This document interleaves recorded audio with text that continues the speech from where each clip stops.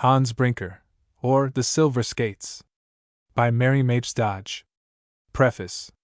This little work aims to combine the instructive features of a book of travels with the interest of a domestic tale. Throughout its pages, the descriptions of Dutch localities, customs, and general characteristics have been given with scrupulous care.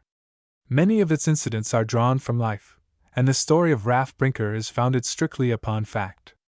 While acknowledging my obligations to many well-known writers on Dutch history, literature, and art, I turn with especial gratitude to those kind Holland friends who, with generous zeal, have taken many a backward glance at their country for my sake, seeing it as it looked 20 years ago, when the Brinker home stood unnoticed in sunlight and shadow. Should this simple narrative serve to give my young readers a just idea of Holland and its resources, or present true pictures of its inhabitants and their everyday life, or free them from certain current prejudices concerning that noble and enterprising people, the leading desire in writing it will have been satisfied. Should it cause even one heart to feel a deeper trust in God's goodness and love, or aid any in weaving a life, wherein, through knots and entanglements, the golden thread shall never be tarnished or broken, the prayer with which it was begun and ended will have been answered. MMD. A Letter from Holland. Amsterdam, July 30th, 1873. Dear boys and girls at home. If you all could be here with me today, what fine times we might have walking through this beautiful Dutch city. How we should stare at the crooked houses, standing with their gable ends to the street, at the little slanting mirrors fastened outside of the windows, at the wooden shoes and dogcarts nearby, the windmills in the distance, at the great warehouses, at the canals, doing the double duty of streets and rivers, and at the singular mingling of trees and masts to be seen in every direction. Ah, it would be pleasant, indeed. But here I sit in a great hotel looking out upon all these things, knowing quite well that not even the spirit of the Dutch, which seems able to accomplish anything, can bring you at this moment across the moment. There is one comfort, however, in going through these wonderful Holland towns without you. It would be dreadful to have any of the party tumble into the canals. And then these lumbering Dutch wagons, with their heavy wheels, so very far apart, what should I do if a few dozen of you were to fall under them? And perhaps, one of the wildest of my boys might harm a stork, and then all Holland would be against us. No, it is better as it is. You will be coming, one by one, as years go on, to see the whole thing for yourselves. Holland is as wonderful today as it was when, more than 20 years ago, Hans and Gretel skated on the frozen Y. In fact, more wonderful, for every day increases the marvel of its not being washed away by the sea. Its cities have grown, and some of its peculiarities have been washed away by contact with other nations. But it is Holland still, and always will be, full of oddity, courage, and industry, the pluckiest little country on earth. I shall not tell you in this letter of its customs, its cities, its palaces, churches, picture galleries, and museums, for these are described in the story, except to say that they are here still, just the same, in this good year 1873, for I have seen them nearly all within a week. Today an American boy and I, seeing some children enter an old house in the business part of Amsterdam, followed them in. And what do you think we found? An old woman, here in the middle of summer, selling hot water and fire. She makes her living by it. All day long she sits tending her great fires of peat, and keeping the shining copper tanks above them filled with water. The children who come and go carry away in a curious stone pail their kettle of boiling water and their blocks of burning peat. For these they give her a Dutch cent, which is worth less than half of one of ours. In this way persons who cannot afford to keep a fire burning in hot weather may yet have their cup of tea or coffee and bit of boiled fish and potato. After leaving the old firewoman, who nodded a pleasant goodbye to us, and willingly put our stivers in her great outside pocket, we drove through the streets enjoying the singular sights of a public washing day. Yes, in certain quarters of the city, away from the canals, the streets were lively with washerwomen hard at work. Hundreds of them in clumsy wooden shoes, with their tucked-up skirts, bare arms, and close-fitting caps, were bending over tall wooden tubs that reached as high as their waists, gossiping and rubbing and gossiping, with perfect unconcern, in the public thoroughfare, and all washing with cold water instead of using hot, as we do.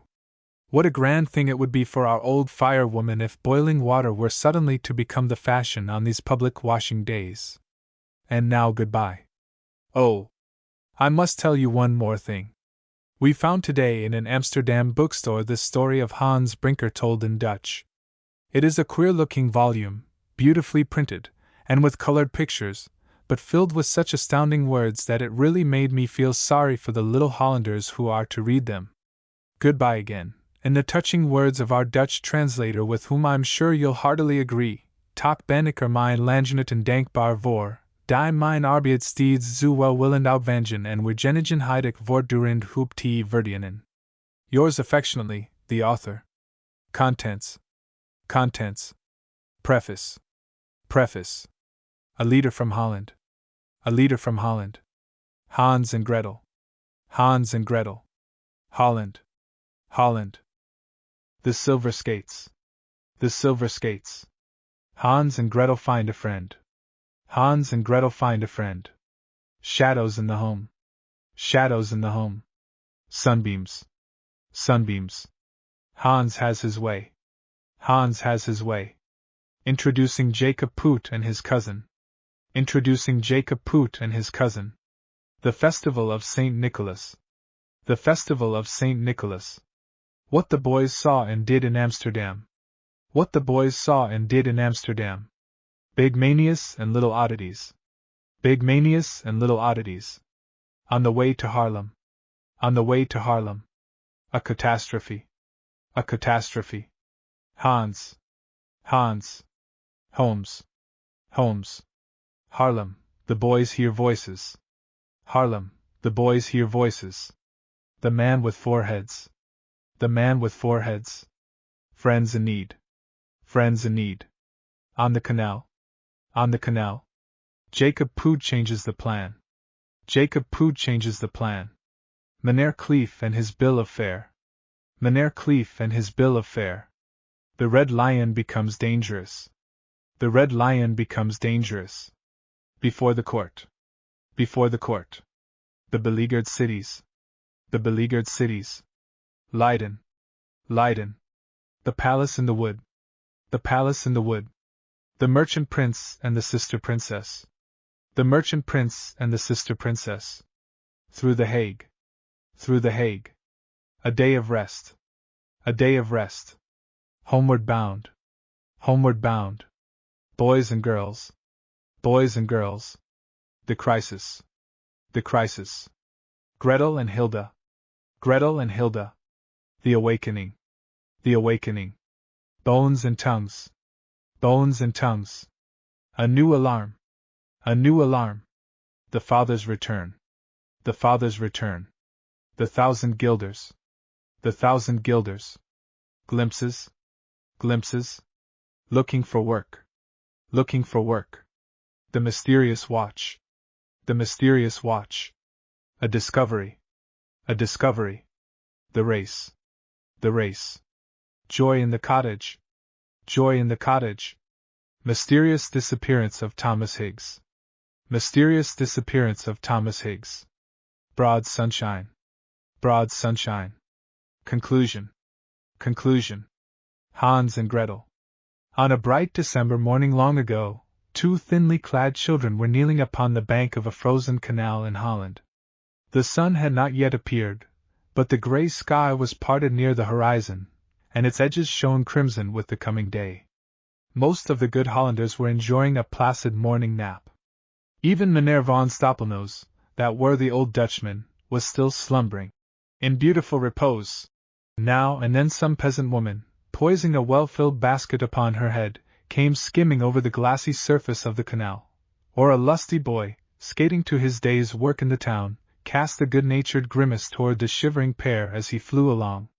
Meanwhile, with many a vigorous puff and pull, the brother and sister, for such they were, seemed to be fastening something to their feet, not skates, certainly, but clumsy pieces of wood narrowed and smoothed at their lower edge, and pierced with holes, through which were threaded strings of rawhide.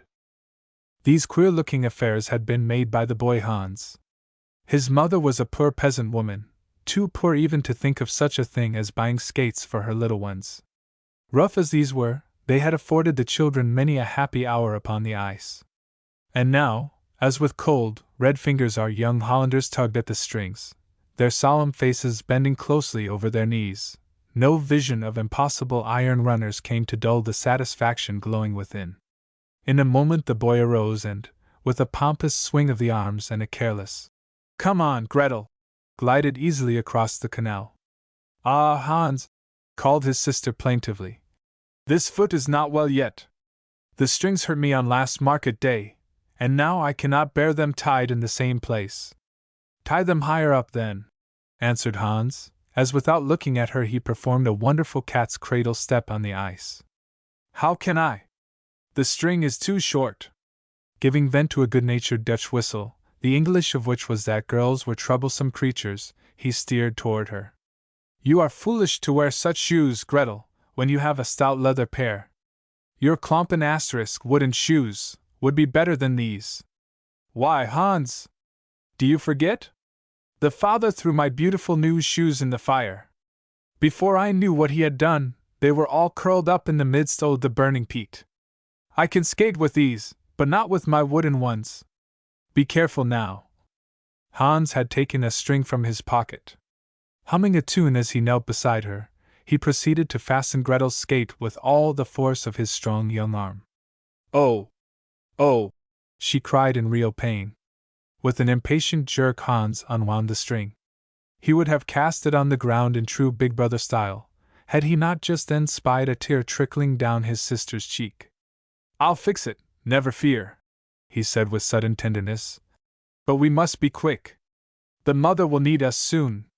Then he glanced inquiringly about him, first at the ground, next at some bare willow branches above his head, and finally at the sky, now gorgeous with streaks of blue, crimson, and gold. Finding nothing in any of these localities to meet his need, his eye suddenly brightened as, with the air of a fellow who knew what he was about, he took off his cap and, removing the tattered lining, adjusted it in a smooth pad over the top of Gretel's worn-out shoe. "Now!" he cried triumphantly, at the same time arranging the strings as briskly as his benumbed fingers would allow. "Can you bear some pulling?" Gretel drew up her lips as if to say, "Hurt away," but made no further response. In another moment they were all laughing together, as hand in hand they flew along the canal, never thinking whether the ice would bear them or not, for in Holland ice is generally an all-winter affair. It settles itself upon the water in a determined kind of way, and so far from growing thin and uncertain every time the sun is a little severe upon it, it gathers its forces day by day and flashes defiance to every beam. Presently squeak! Squeak! Sounded something beneath Hans' feet. Next his strokes grew shorter, ending oft-times with a jerk, and finally, he lay sprawling upon the ice, kicking against the air with many a fantastic flourish. "Ha! Ha!"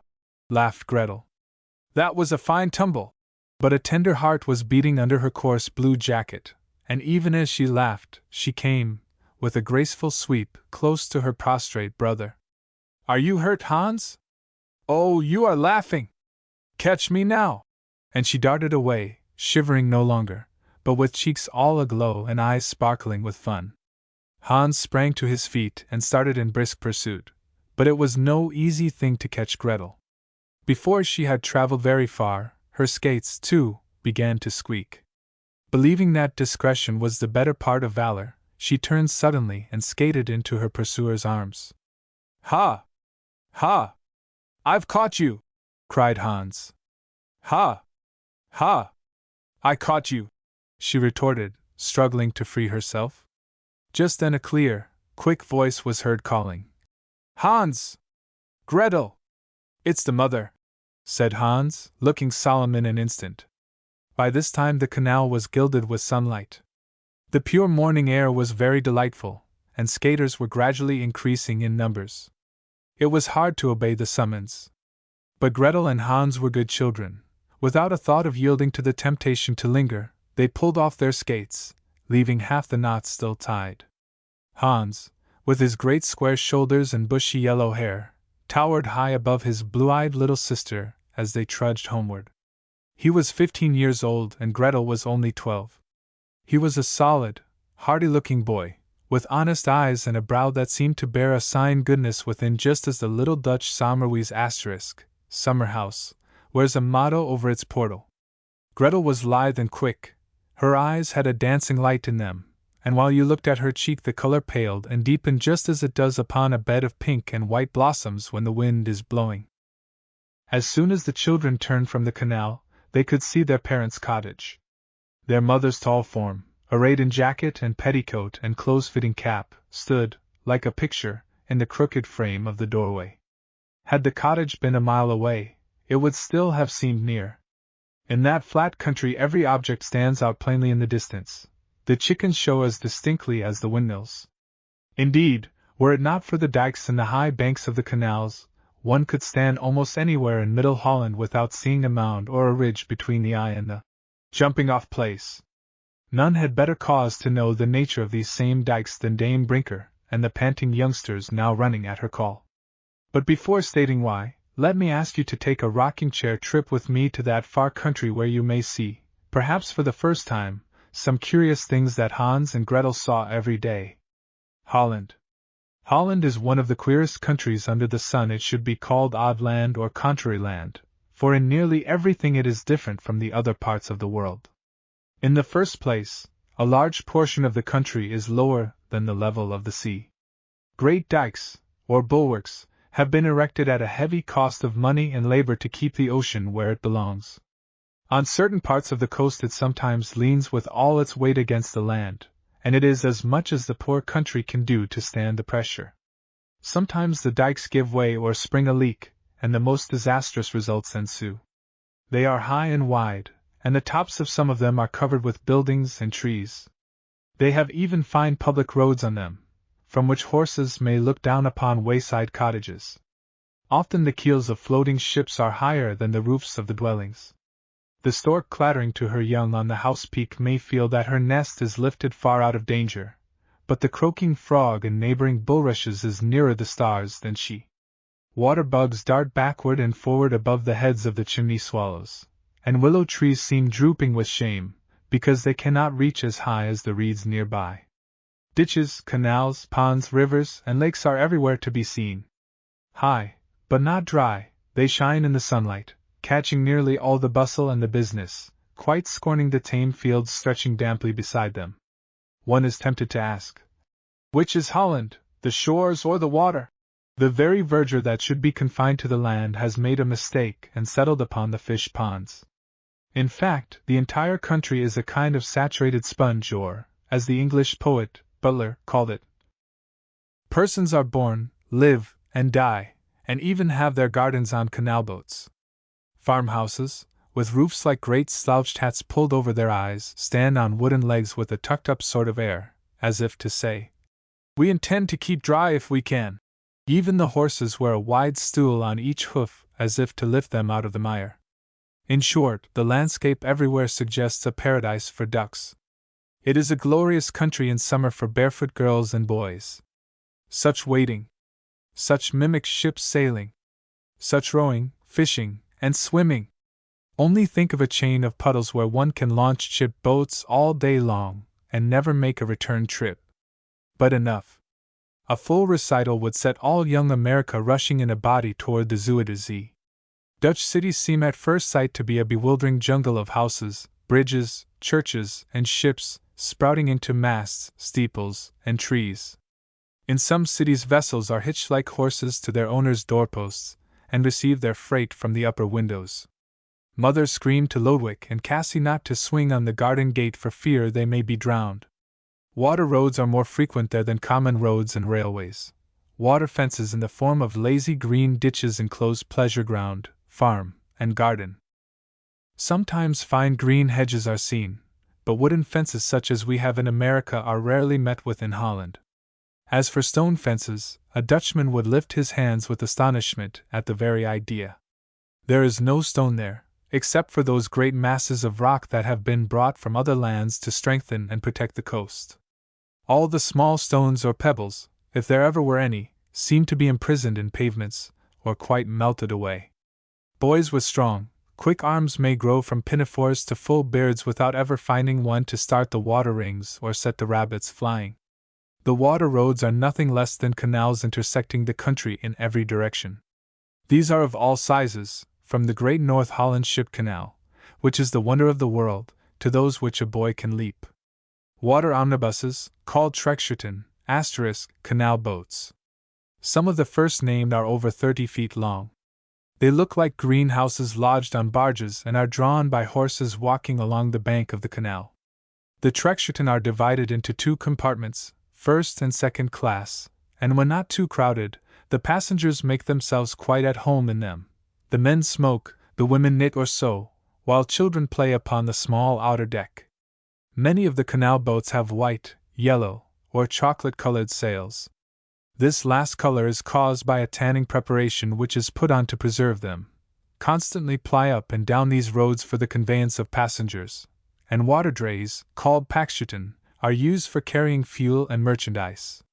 Instead of green country lanes, green canals stretch from field to barn and from barn to garden, and the farms, or polders, as they are termed, are merely great lakes pumped dry. Some of the busiest streets are water, while many of the country roads are paved with brick.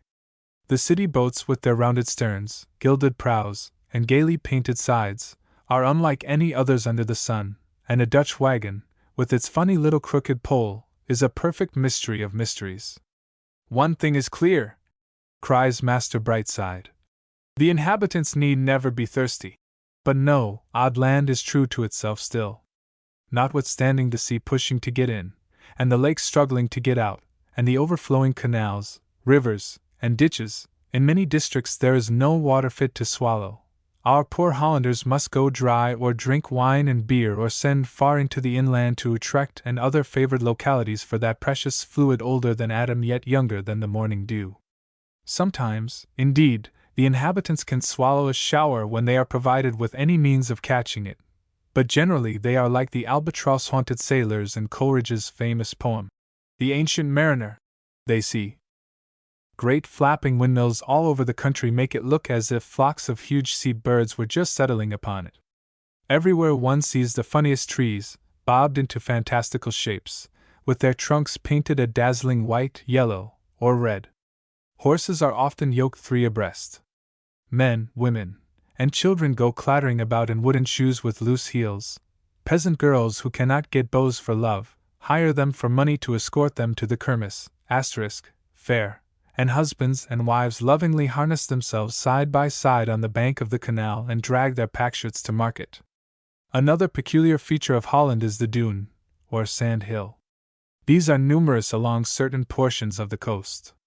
Before they were sown with coarse reed grass and other plants, to hold them down, they used to send great storms of sand over the inland. So, to add to the oddities, the farmers sometimes dig down under the surface to find their soil, and on windy days dry showers of sand often fall upon fields that have grown wet under a week of sunshine. In short, almost the only familiar thing we Yankees can meet with in Holland is a harvest song which is quite popular there, though no linguist could translate it.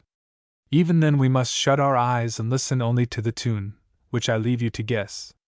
On the other hand, many of the oddities of Holland serve only to prove the thrift and perseverance of the people. There is not a richer or more carefully tilled garden spot in the whole world than this leaky, springy little country. There is not a braver, more heroic race than its quiet, passive-looking inhabitants. Few nations have equaled it in important discoveries and inventions. None has excelled it in commerce, navigation, learning, and science, or set as noble examples in the promotion of education and public charities, and none in proportion to its extent has expended more money or labor upon public works. Holland has its shining annals of noble and illustrious men and women, its grand, historic records of patience, resistance, and victory, its religious freedom, its enlightened enterprise, its art, music, and literature. It has truly been called the battlefield of Europe. As truly may we consider it the asylum of the world, for the oppressed of every nation have there found shelter and encouragement. If we Americans, who after all our homeopathic preparations of Holland stock, can laugh at the Dutch, and call them human beavers and hint that their country may float off any day at high tide, we can also feel proud, and say they have proved themselves heroes and that their country will not float off while there is a Dutchman left to grapple it. There are said to be at least 9,900 large windmills in Holland, with sails ranging from 80 to 120 feet long. They are employed in sawing timber, beating hemp, grinding, and many other kinds of work, but their principal use is for pumping water from the lowlands into the canals, and for guarding against the inland freshets that so often deluge the country. Their yearly cost is said to be nearly $10 million. The large ones are of great power. The huge circular tower, rising sometimes from the midst of factory buildings, is surmounted with a smaller one tapering into a cap-like roof. This upper tower is encircled at its base with a balcony, high above which juts the axis turned by its four prodigious ladder-back sails. Many of the windmills are primitive affairs, seeming sadly in need of Yankee improvements, but some of the new ones are admirable. They are constructed so that by some ingenious contrivance they present their fans, or wings, to the wind in precisely the right direction to work with the requisite power. In other words, the miller may take a nap and feel quite sure that his mill will study the wind and make the most of it, until he wakens. Should there be but a slight current of air, every sail will spread itself to catch the faintest breath, but if a heavy blow should come, they will shrink at its touch, like great mimosa leaves, and only give it half a chance to move them. One of the old prisons of Amsterdam, called the Rasp House, because the thieves and vagrants who were confined there were employed in rasping logwood, had a cell for the punishment of lazy prisoners. In one corner of this cell was a pump, and in another, an opening through which a steady stream of water was admitted. The prisoner could take his choice, either to stand still and be drowned or to work for dear life at the pump and keep the flood down until his jailer chose to relieve him. Now it seems to me that, throughout Holland, nature has introduced this little diversion on a grand scale. The Dutch have always been forced to pump for their very existence, and probably must continue to do so to the end of time. Every year millions of dollars are spent in repairing dikes and regulating water levels. If these important duties were neglected, the country would be uninhabitable. Already dreadful consequences, as I have said, have followed the bursting of these dikes. Hundreds of villages and towns have from time to time been buried beneath the rush of waters, and nearly 1,000,000 persons have been destroyed. One of the most fearful inundations ever known occurred in the autumn of the year 1570. 20 terrible floods had before that time overwhelmed portions of Holland, but this was the most terrible of all. The unhappy country had long been suffering under Spanish tyranny. Now, it seemed, the crowning point was given to its troubles. When we read Motley's history of the rise of the Dutch Republic, we learned to revere the brave people who have endured, suffered, and dared so much. Mr. Motley, in his thrilling account of the great inundation, tells us how a long-continued and violent gale had been sweeping the Atlantic waters into the North Sea, piling them against the coasts of the Dutch provinces, how the dikes, taxed beyond their strength, burst in all directions, how even the handbass, a bulwark formed of oaken piles, braced with iron, moored with heavy anchors, and secured by gravel and granite, was snapped to pieces like thread, how fishing boats and bulky vessels, floating up into the country, became entangled among the trees or beat in the roofs and walls of dwellings, and how, at last, all Friesland was converted into an angry sea. Multitudes of men, women, children, of horses, oxen, sheep, and every domestic animal, were struggling in the waves in every direction. Every boat and every article which could serve as a boat was eagerly seized upon. Every house was inundated, even the graveyards gave up their dead. The living infant in his cradle and the long-buried corpse in his coffin floated side by side. The ancient flood seemed about to be renewed. Everywhere, upon the tops of trees, upon the steeples of churches, human beings were clustered, praying to God for mercy and to their fellow men for assistance. As the storm at last was subsiding, boats began to ply in every direction, saving those who were struggling in the water, picking fugitives from roofs and treetops, and collecting the bodies of those already drowned. No less than 100,000 human beings had perished in a few hours. Thousands upon thousands of dumb creatures lay dead upon the waters, and the damage to property was beyond calculation. Robles, the Spanish governor, was foremost in noble efforts to save life and lessen the horrors of the catastrophe. He had previously been hated by the Dutch because of his Spanish or Portuguese blood, but by his goodness and activity in their hour of disaster, he won all hearts to gratitude. He soon introduced an improved method of constructing the dikes and passed a law that they should in future be kept up by the owners of the soil. There were fewer heavy floods from this time, though within less than 300 years, 6 fearful inundations swept over the land. In the spring there is always great danger of inland freshets, especially in times of thaw, because the rivers, choked with blocks of ice, overflow before they can discharge their rapidly rising waters into the ocean. Adding to this that the sea chafes and presses against the dikes, it is no wonder that Holland is often in a state of alarm. The greatest care is taken to prevent accidents.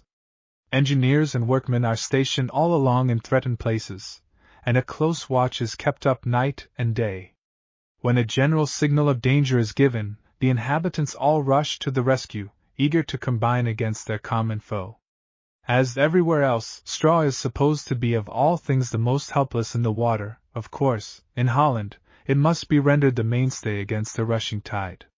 Huge straw mats are pressed against the embankments, fortified with clay and heavy stone, and once adjusted, the ocean dashes against them in vain. Brinker, the father of Gretel and Hans, had for years been employed upon the dikes. It was at the time of a threatened inundation, when in the midst of a terrible storm, in darkness and sleet, the men were laboring at a weak spot near the Veermik sluice, that he fell from the scaffolding and became insensible. From that hour he never worked again, though he lived on, mind and memory were gone.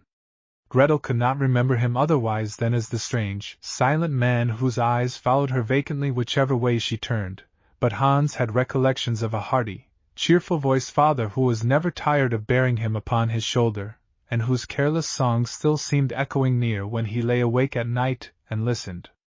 The silver skates. Dame Brinker earned a scant support for her family by raising vegetables, spinning, and knitting. Once she had worked on board the barges plying up and down the canal and had occasionally been harnessed with other women to the towing rope of a packschute plying between Broek and Amsterdam. But when Hans had grown strong and large he had insisted on doing all such drudgery in her place. Besides, her husband had become so very helpless of late that he required her constant care. Although not having as much intelligence as a little child, he was yet strong of arm and very hardy, and Dame Brinker had sometimes great trouble in controlling him. "Ah, children, he was so good and steady," she would sometimes say, "and as wise as a lawyer. Even the burgomaster would stop to ask him a question, and now, alack! He doesn't know his wife and little ones. You remember the father, Hans, when he was himself a great brave man, don't you?"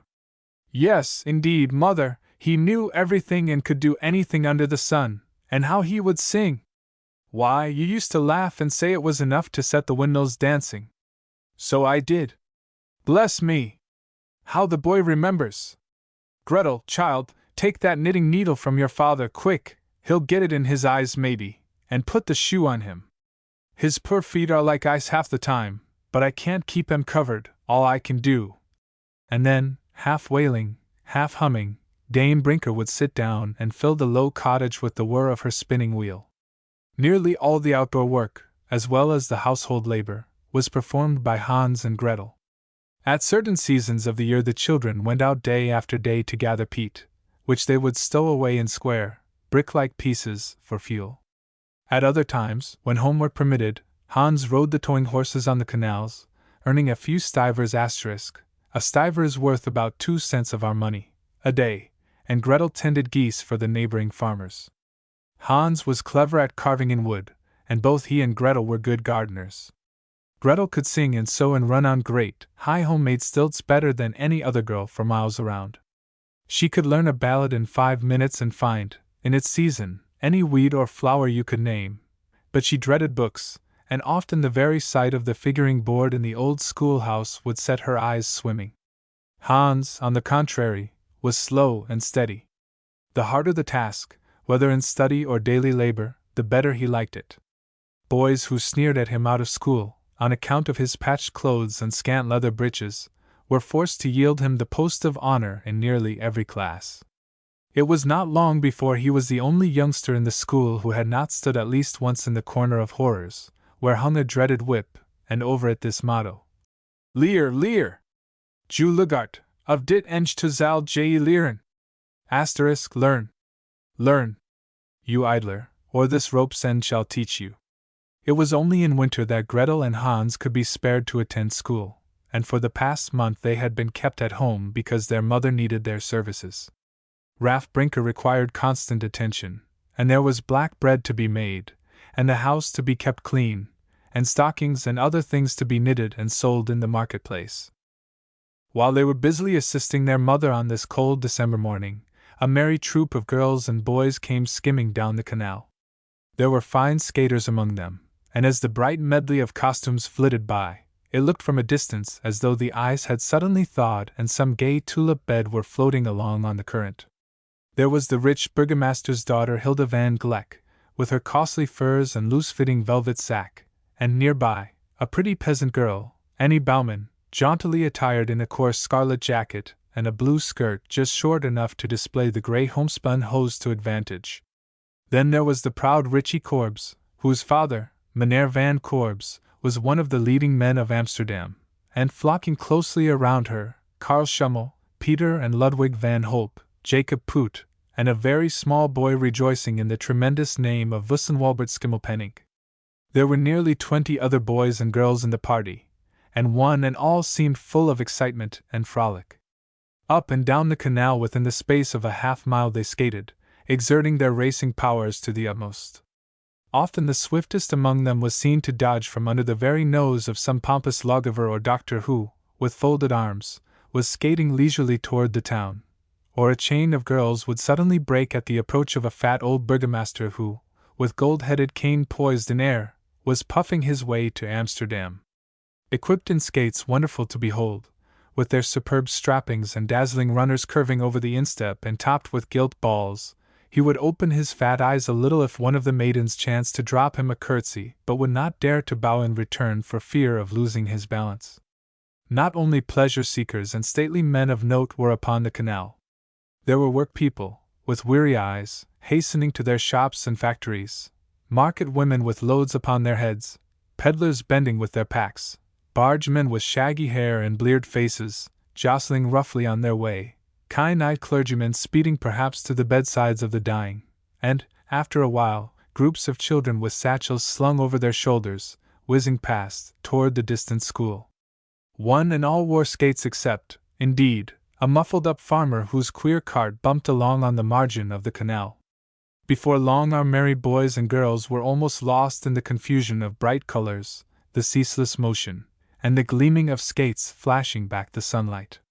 We might have known no more of them had not the whole party suddenly come to a standstill, and grouping themselves out of the way of the passers-by, all talked at once to a pretty little maiden, whom they had drawn from the tide of people flowing toward the town. "Oh, Katrinka!" they cried in one breath. "Have you heard of it? The race, we want you to join." "What race?" asked Katrinka, laughing. "Don't all talk at once, please, I can't understand." Everyone panted and looked at Richie Korbes, who was their acknowledged spokeswoman. "Why," said Richie, "we are to have a grand skating match on the 20th, on Mevrouw van Gleck's birthday. It's all Hilda's work. They are going to give a splendid prize to the best skater." "Yes," chimed in half a dozen voices. "A beautiful pair of silver skates, perfectly magnificent, with, oh, such straps and silver bells and buckles." "Who said they had bells?" put in a small voice of the boy with the big name. "I say so, Master Vust," replied Richie. "So they have." "No, I'm sure they haven't." "Oh, how can you say so? It's an arrow.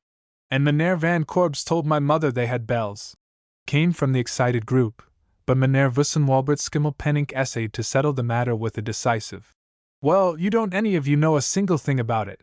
They haven't a sign of a bell on them, they." "Oh! Oh!" and the chorus of conflicting opinions broke forth again. "The girl's pair is to have bells," interposed Hilda quietly. "But there is to be another pair for the boys with an arrow engraved upon the sides." "There! I told you so!" cried nearly all the youngsters in one breath. Katrinka looked at them with bewildered eyes. Who is to try? She asked.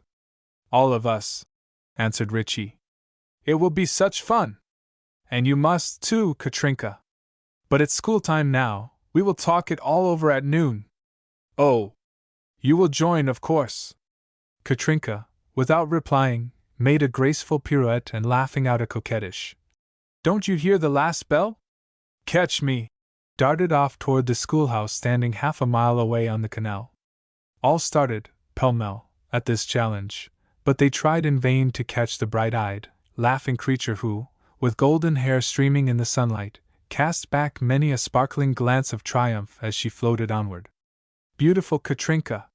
Flushed with youth and health, all life and mirth and motion, what wonder thine image, ever floating in advance, sped through one boy's dreams that night? What wonder that it seemed his darkest hour when, years afterward, thy presence floated away from him forever? Hans and Gretel find a friend. At noon our young friends poured forth from the schoolhouse, intent upon having an hour's practice upon the canal. They had skated but a few moments when Karl Schummel said mockingly to Hilda, There's a pretty pair just coming upon the ice. The little ragpickers! Their skates must have been a present from the king direct. They are patient creatures, said Hilda gently. It must have been hard to learn to skate upon such queer affairs. They are very poor peasants, you see. The boy has probably made the skates himself. Karl was somewhat abashed. Patient they may be, but as for skating, they start off pretty well, only to finish with a jerk. They could move well to your new staccato piece, I think. Hilda laughed pleasantly and left him. After joining a small detachment of the racers and sailing past every one of them, she halted beside Gretel, who, with eager eyes, had been watching the sport. What is your name, little girl? Gretel, my lady, answered the child, somewhat awed by Hilda's rank, though they were nearly of the same age. And my brother is called Hans. Hans is a stout fellow, said Hilda cheerily, and seems to have a warm stove somewhere within him, but you look cold. You should wear more clothing, little one. Gretel, who had nothing else to wear, tried to laugh as she answered, I am not so very little. I am past 12 years old. Oh, I beg your pardon. You see, I am nearly 14, and so large for my age that other girls seem small to me, but that is nothing. Perhaps you will shoot up far above me yet, but not unless you dress more warmly, though. Shivering girls never grow. Hans flushed as he saw tears rising in Gretel's eyes. My sister has not complained of the cold, but this is bitter weather, they all say. And he looked sadly upon Gretel. It is nothing, said Gretel. I am often warm, too warm when I am skating. You are good, Jungfrau, Miss, young lady, pronounced Jungfrau. In studied or polite address it would be Jungfrau, pronounced Jungfrau, to think of it. No, no, answered Hilda, quite angry at herself. I am careless, cruel, but I meant no harm. I wanted to ask you, I mean if… And here Hilda, coming to the point of her errand, faltered before the poorly clad but noble-looking children she wished to serve. What is it, young lady? Exclaimed Hans eagerly. If there is any service I can do, any. Oh, no, no, laughed Hilda, shaking off her embarrassment. I only wish to speak to you about the grand race. Why do you not join it? You both can skate well, and the ranks are free. Anyone may enter for the prize. Gretel looked wistfully at Hans, who, tugging at his cap, answered respectfully. Ah, Jungfrau, even if we could enter, we could skate only a few strokes with the rest. Our skates are hard wood, you see, holding up the sole of his foot. But they soon become damp, and then they stick and trip us. Gretel's eyes twinkled with fun as she thought of Hans's mishap in the morning, but she blushed as she faltered out timidly. Oh, no, we can't join, but may we be there, my lady, on the great day to look on? Certainly, answered Hilda, looking kindly into the two earnest faces and wishing from her heart that she had not spent so much of her monthly allowance for lace and finery. She had but 8 kwartjes asterisk. A kwartje is a small silver coin worth 1/4 of a guilder, or 10 cents in American currency, left, and they would buy but 1 pair of skates, at the furthest. Looking down with a sigh at the two pairs of feet so very different in size, she asked, "Which of you is the better skater?" "Gretel," replied Hans promptly. "Hans," answered Gretel in the same breath. Hilda smiled. "I cannot buy you each a pair of skates, or even one good pair, but here are 8 kwartjes. Decide between you which stands the best chance of winning the race, and buy the skates accordingly. I wish I had enough to buy better ones. Goodbye." And with a nod and a smile, Hilda, after handing the money to the electrified Hans, glided swiftly away to rejoin her companions. "Juffrouw! Juffrouw van Gleck!" called Hans in a loud tone, stumbling after her as well as he could, for one of his skate strings was untied. Hilda turned and, with one hand raised to shield her eyes from the sun, seemed to him to be floating through the air, nearer and nearer. "We cannot take this money," panted Hans, "though we know your goodness in giving it." "Why not, indeed?" asked Hilda, flushing. "Because," replied Hans, bowing like a clown but looking with the eye of a prince at the queenly girl, "we have not earned it." Hilda was quick-witted. She had noticed a pretty wooden chain upon Gretel's neck. "Carve me a chain, Hans, like the one your sister wears." "That I will, lady, with all my heart. We have whitewood in the house, fine as ivory. You shall have one tomorrow." And Hans hastily tried to return the money. "No, no," said Hilda decidedly.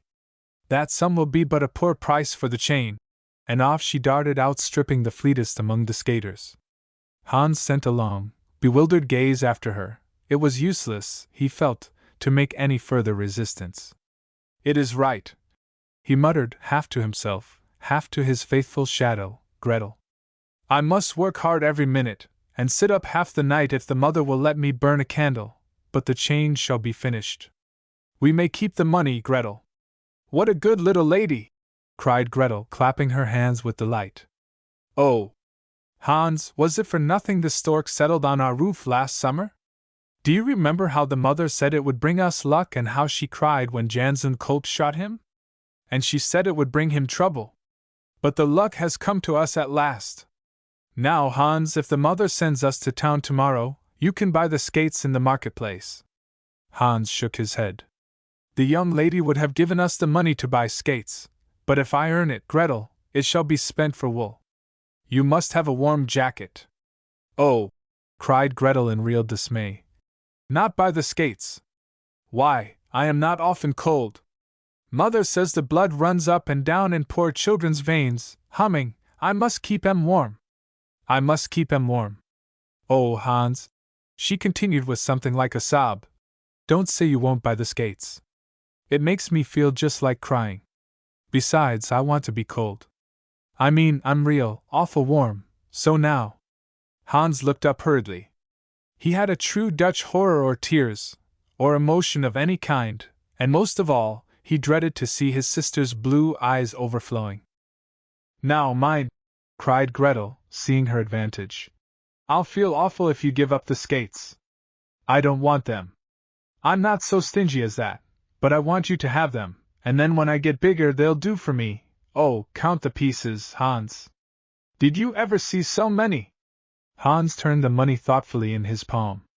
Never in all his life had he longed so intensely for a pair of skates, for he had known of the race and had fairly ached for a chance to test his powers with the other children. He felt confident that with a good pair of steel runners he could readily outdistance most of the boys on the canal. Then, too, Gretel's argument was plausible. On the other hand, he knew that she, with her strong but lithe little frame, needed but a week's practice on good runners to make her a better skater than Richie Korbes or even Katrinka Flack.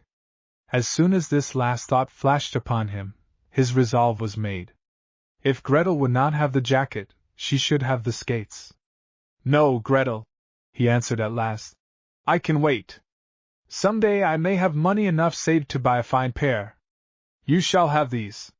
Gretel's eyes sparkled, but in another instant she insisted, rather faintly. "The young lady gave the money to you, Hans. I'd be real bad to take it." Hans shook his head resolutely as he trudged on, causing his sister to half skip and half walk in her effort to keep beside him. By this time they had taken off their wooden rockers, and were hastening home to tell their mother the good news. "Oh, I know!" cried Gretel in a sprightly tone. "You can do this. You can get a pair a little too small for you, and too big for me, and we can take turns and use them. Won't that be fine?" Gretel clapped her hands again. Poor Hans!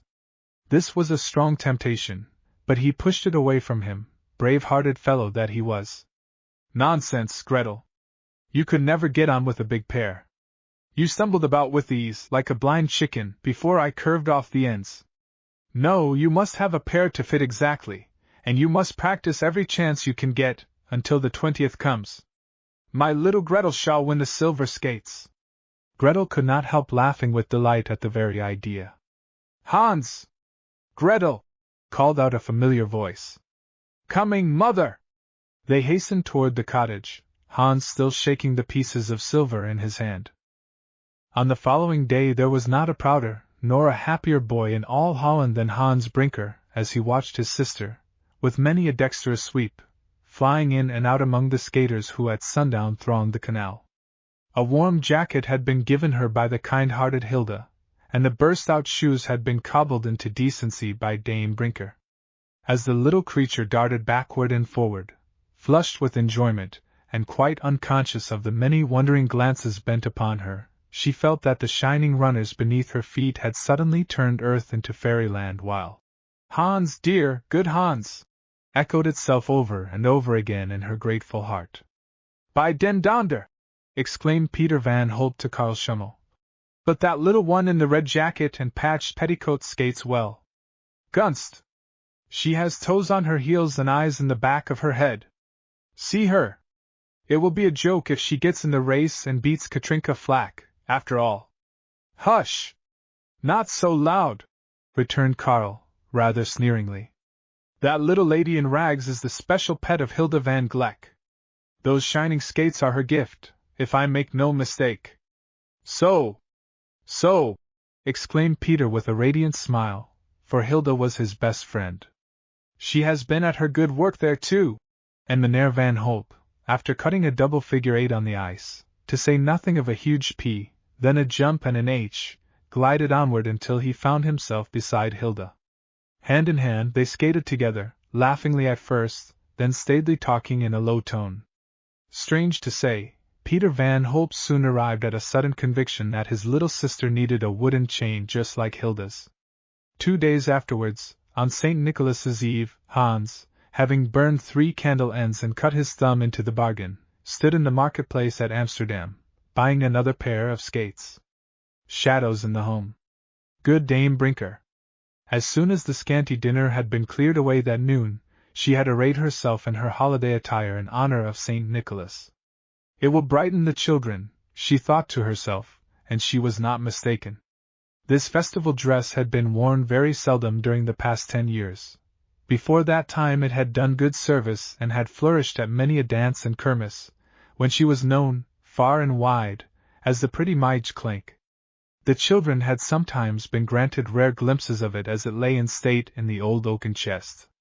Faded and threadbare as it was gorgeous in their eyes, with its white linen tucker, now gathered to her plump throat and vanishing beneath the trim bodice of blue homespun, and its reddish-brown skirt bordered with black. The knitted woolen mitts and the dainty cap showing her hair, which generally was hidden, made her seem almost like a princess to Gretel, while Master Hans grew staid and well-behaved as he gazed. Soon the little maid, while braiding her own golden tresses, fairly danced around her mother in an ecstasy of admiration. "Oh, mother, mother, mother, how pretty you are! Look, Hans! Isn't it just like a picture?" "Just like a picture," assented Hans cheerfully. "Just like a picture, only I don't like those stocking things on the hands. Not like the mitts, brother Hans. Why, they're very important. See, they cover up all the red. Oh, mother, how white your arm is where the mitt leaves off, whiter than mine, oh, ever so much whiter. I declare, mother, the bodice is tight for you. You're growing. You're surely growing." Dame Brinker laughed. "This was made long ago, lovey, when I wasn't much thicker about the waist than a churn dasher." "And how do you like the cap?" she asked, turning her head from side to side. Oh, ever so much, mother. It's beautiful. See, the father is looking. Was the father looking? Alas! Only with a dull stare. His brow turned toward him with a start, something like a blush rising to her cheeks, a questioning sparkle in her eye. The bright look died away in an instant. No, no, she sighed. He sees nothing. Come, Hans. And the smile crept faintly back again. Don't stand gaping at me all day, and the new skates waiting for you at Amsterdam. Ah, mother, he answered, you need so many things. Why should I buy skates? Nonsense, child. The money was given to you on purpose, or the work was, it's all the same thing. Go while the sun is high. Yes, and hurry back, Hans, laughed Gretel. We'll race on the canal tonight, if the mother lets us. At the very threshold he turned to say, Your spinning wheel wants a new treadle, mother. You can make it, Hans. So I can. That will take no money. But you need feathers and wool and meal, and… There! That will do. Your silver cannot buy everything. Ah! Hans, if our stolen money would but come back on this bright St. Nicholas's Eve, how glad we would be! Only last night I prayed to the good saint. Mother! Interrupted Hans in dismay. Why not, Hans? Shame on you to reproach me for that. I'm as true a Protestant, in sooth, as any fine lady that walks into church, but it's no wrong to turn sometimes to the good St. Nicholas. Tut! It's a likely story if one can't do that, without one's children flaring up at it, and he the boys' and girls' own saint. Hoot! Mayhap the colt is a steadier horse than the mare? Hans knew his mother too well to offer a word in opposition when her voice quickened and sharpened as it did now. It was often sharp and quick when she spoke of the missing money, so he said gently, And what did you ask of good St. Nicholas, mother? Why, never to give the thieves a wink of sleep till they brought it back, to be sure, if he has the power to do such things, or else to brighten our wits that we might find it ourselves. Not a sight have I had of it since the day before the dear father was hurt, as you well know, Hans. That I do, mother, he answered sadly, though you have almost pulled down the cottage in searching. Aye, but it was of no use, moaned the dame. Hiders make best finders. Hans started. Do you think the father could tell aught? Aye, indeed, said Dame Brinker, nodding her head. I think so, but that is no sign. I never hold the same belief in the matter 2 days. Mayhap the father paid it off for the great silver watch we have been guarding since that day. But no, I'll never believe it.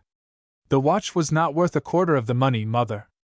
No, indeed, and your father was a shrewd man up to the last moment. He was too steady and thrifty for silly doings. Where did the watch come from, I wonder? Muttered Hans, half to himself. Dame Brinker shook her head and looked sadly toward her husband, who sat staring blankly at the floor. Gretel stood near him, knitting. That we shall never know, Hans. I have shown it to the father many a time, but he does not know it from a potato. When he came in that dreadful night to supper, he handed the watch to me and told me to take good care of it until he asked for it again. Just as he opened his lips to say more, Broom Clatterbus came flying in with word that the dike was in danger. Ah! The waters were terrible that Pinkster week. My man, alack, caught up his tools and ran out. That was the last I ever saw of him in his right mind. He was brought in again by midnight, nearly dead, with his poor head all bruised and cut. The fever passed off in time, but never the dullness, that grew worse every day. We shall never know. Hans had heard all this before.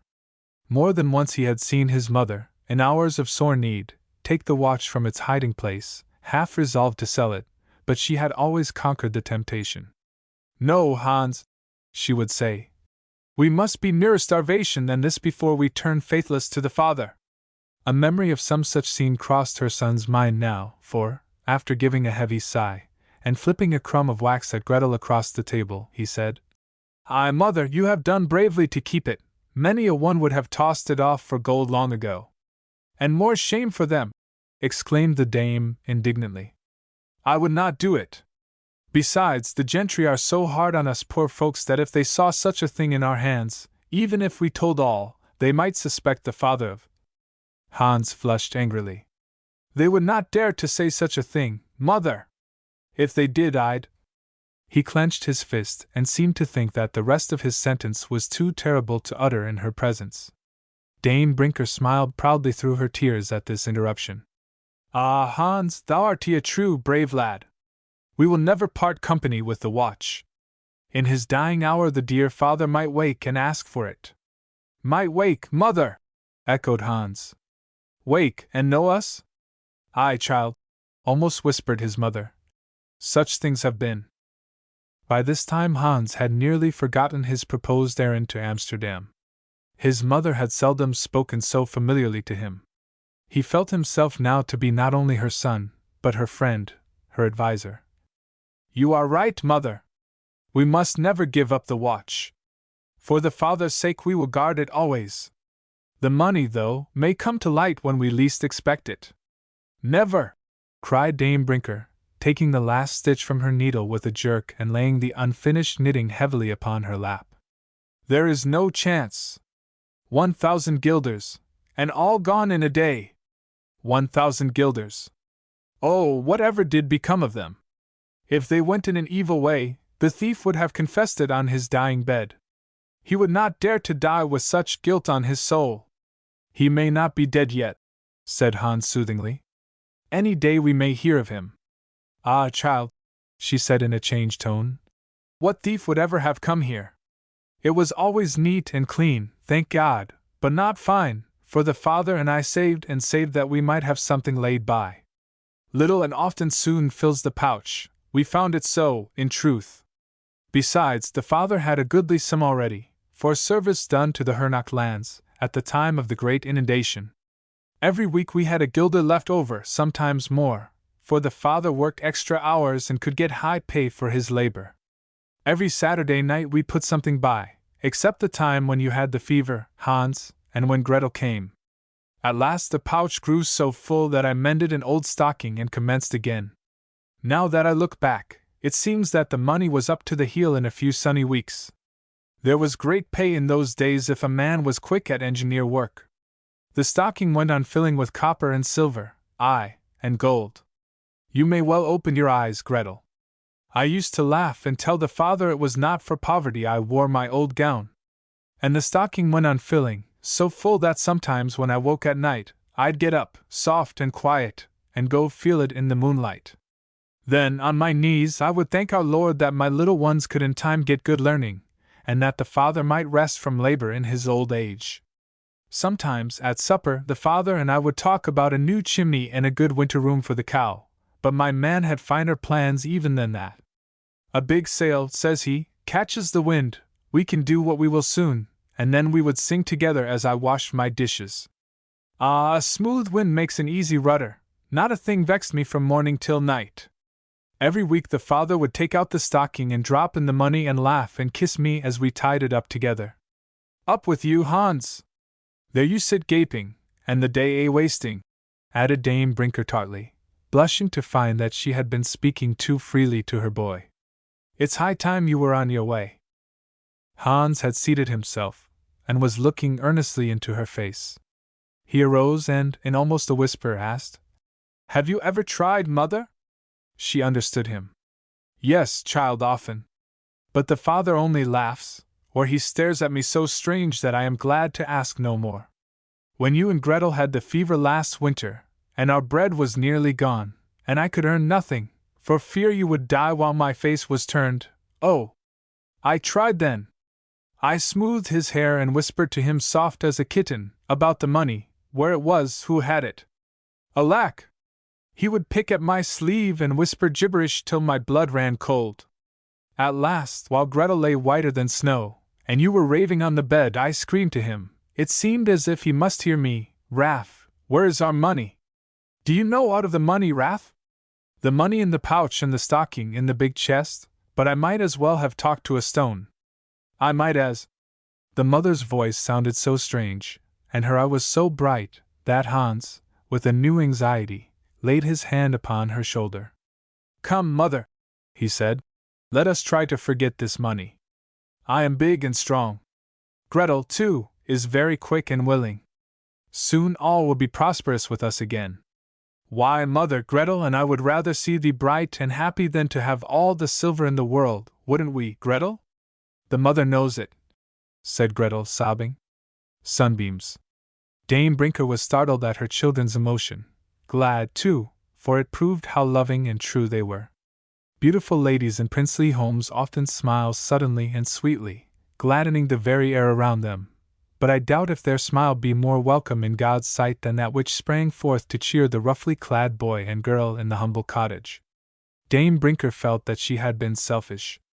Blushing and brightening, she hastily wiped her eyes and looked upon them as only a mother can. Hoity!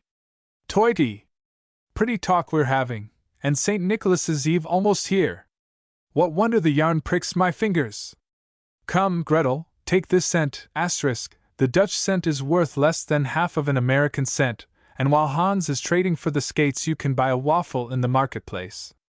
Let me stay home with you, Mother, said Gretel, looking up with eyes that sparkled through their tears. Hans will buy me the cake. As you will, child, and Hans, wait a moment.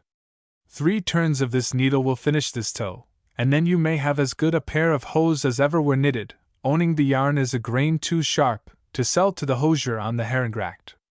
Asterisk, a street in Amsterdam, that will give us 3/4 guilders if you make good trade, and as it's right hungry weather you may buy 4 waffles. We'll keep the feast of St. Nicholas after all. Gretel clapped her hands. That will be fine. Annie Baumann told me what grand times they will have in the big houses tonight. But we will be merry too. Hans will have beautiful new skates, and then there'll be the waffles. Oh! Don't break them, brother Hans. Wrap them well, and button them under your jacket very carefully. Certainly, replied Hans, quite gruff with pleasure and importance. Oh! Mother! Cried Gretel in high glee. Soon you will be busied with the father, and now you are only knitting. Do tell us all about St. Nicholas. Dame Brinker laughed to see Hans hang up his hat and prepared to listen. Nonsense, children, she said. I have told it to you often. Tell us again. Oh, do tell us again, cried Gretel, throwing herself upon the wonderful wooden bench that her brother had made on the mother's last birthday. Hans, not wishing to appear childish, and yet quite willing to hear the story, stood carelessly swinging his skates against the fireplace. Well, children, you shall hear it, but we must never waste the daylight again in this way. Pick up your ball, Gretel, and let your sock grow as I talk. Opening your ears needn't shut your fingers. Saint Nicholas, you must know, is a wonderful saint. He keeps his eye open for the good of sailors, but he cares most of all for boys and girls. Well, once upon a time, when he was living on the earth, a merchant of Asia sent his 3 sons to a great city, called Athens, to get learning. Is Athens in Holland, Mother? Asked Gretel. I don't know, child. Probably it is.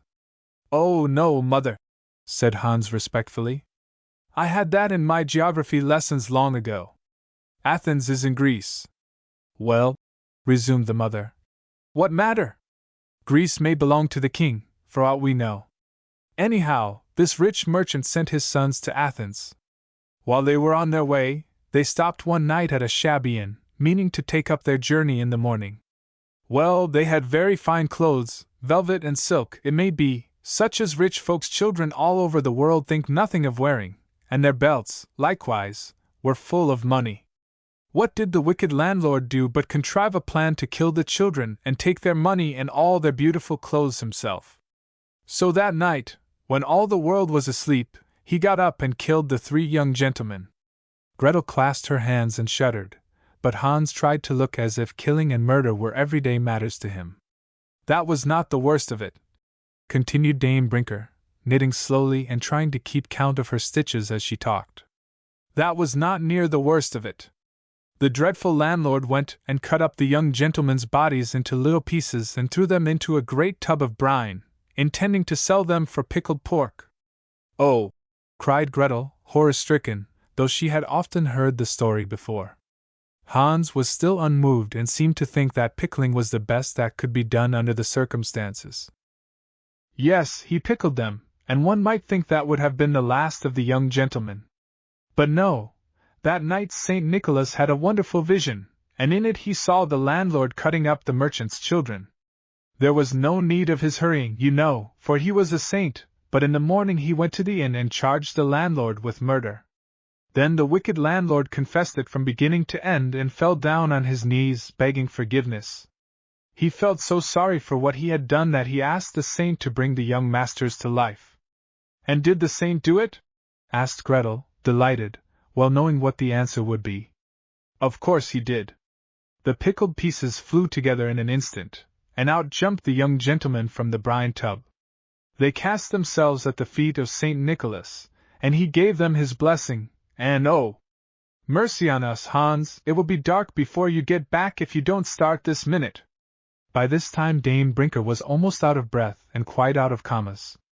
She could not remember when she had seen the children idle away an hour of daylight in this manner, and the thought of such luxury quite appalled her. By way of compensation she now flew about the room in extreme haste, tossing a block of peat upon the fire, blowing invisible fire from the table, and handing the finished hose to Hans, all in an instant. "Comes, Hans," she said as her boy lingered by the door. "What keeps thee?" Hans kissed his mother's plump cheek, rosy and fresh yet, in spite of all her troubles. "My mother is the best in the world, and I would be right glad to have a pair of skates, but—" And as he buttoned his jacket he looked, in a troubled way, toward a strange figure crouching by the hearthstone. "If my money would bring a meester doctor in Dutch, called meester by the lower class, from Amsterdam to see the father, something might yet be done. A meester would not come, Hans, for twice that money, and it would do no good if he did. Ah, how many guilders I once spent for that, but the dear, good father would not waken. It is God's will. Go, Hans, and buy the skates." Hans started with a heavy heart, but since the heart was young and in a boy's bosom, it set him whistling in less than 5 minutes. His mother had said "thee" to him, and that was quite enough to make even a dark day sunny. Hollanders do not address each other, in affectionate intercourse, as the French and Germans do. But Dame Brinker had embroidered for a Heidelberg family in her girlhood, and she had carried its thee and thou into her rude home, to be used in moments of extreme love and tenderness. Therefore, "What keeps thee, Hans?" sang an echo song beneath the boy's whistling and made him feel that his errand was blessed. Hans has his way. Broek, with its quiet, spotless streets, its frozen rivulets, its yellow brick pavements and bright wooden houses, was nearby. It was a village where neatness and show were in full blossom, but the inhabitants seemed to be either asleep or dead. Not a footprint marred the sanded paths where pebbles and seashells lay in fanciful designs. Every window shutter was tightly closed as though air and sunshine were poison, and the massive front doors were never open except on the occasion of a wedding, a christening, or a funeral. Serene clouds of tobacco smoke were floating through hidden corners, and children, who otherwise might have awakened the place, were studying in out-of-the-way corners or skating upon the neighboring canal. A few peacocks and wolves stood in the gardens, but they had never enjoyed the luxury of flesh and blood. They were made out of boxwood hedges and seemed to be guarding the grounds with a sword of green ferocity. Certain lively automata, ducks, women, and sportsmen, were stowed away in summer houses, waiting for the springtime when they could be wound up and rival their owners in animation, and the shining tiled roofs, mosaic courtyards, and polished house trimmings flashed up a silent homage to the sky, where never a speck of dust could dwell. Hans glanced toward the village, as he shook his silver courges and wondered whether it were really true, as he had often heard, that some of the people of Broek were so rich that they used kitchen utensils of solid gold. He had seen Mevrouw van Stoop's sweet cheeses in market, and he knew that the lofty dame earned many a bright silver guilder in selling them. But did she set the cream to rise in golden pans? Did she use a golden skimmer? When her cows were in winter quarters, were their tails really tied up with ribbons? These thoughts ran through his mind as he turned his face toward Amsterdam, not 5 miles away, on the other side of the frozen Y, pronounced I, an arm of the Zuiderzee. The ice upon the canal was perfect, but his wooden runners, so soon to be cast aside, squeaked a dismal farewell as he scraped and skimmed along. When crossing the Y, whom should he see skating toward him but the great Dr. Boekman, the most famous physician and surgeon in Holland. Hans had never met him before, but he had seen his engraved likeness in many of the shop windows in Amsterdam. It was a face that one could never forget. Thin and lank, though a born Dutchman, with stern blue eyes, and queer compressed lips that seemed to say, "No smiling permitted." He certainly was not a very jolly or sociable-looking personage, nor one that a well-trained boy would care to accost unbidden. But Hans was bidden, and that too by a voice he seldom disregarded, his own conscience. "Here comes the greatest doctor in the world," whispered the voice. "God has sent him. You have no right to buy skates when you might, with the same money, purchase such aid for your father." The wooden runners gave an exultant squeak. Hundreds of beautiful skates were gleaming and vanishing in the air above him. He felt the money tingle in his fingers. The old doctor looked fearfully grim and forbidding. Hans's heart was in his throat, but he found voice enough to cry out, just as he was passing, "Meneer Boekman!" The great man halted and, sticking out his thin underlip, looked scowling about him. Hans was in for it now. "Meneer," he panted, drawing close to the fierce-looking doctor, "I knew you could be none other than the famous Boekman. I have to ask a great favor." "Hump!" muttered the doctor, preparing to skate past the intruder. "Get out of the way. I've no money, never give to beggars." "I am no beggar, meneer," retorted Hans proudly, at the same time producing his mite of silver with a grand air. "I wish to consult you about my father. He is a living man but sits like one dead. He cannot think. His words mean nothing, but he is not sick. He fell on the dikes." "Hey? What?" cried the doctor, beginning to listen.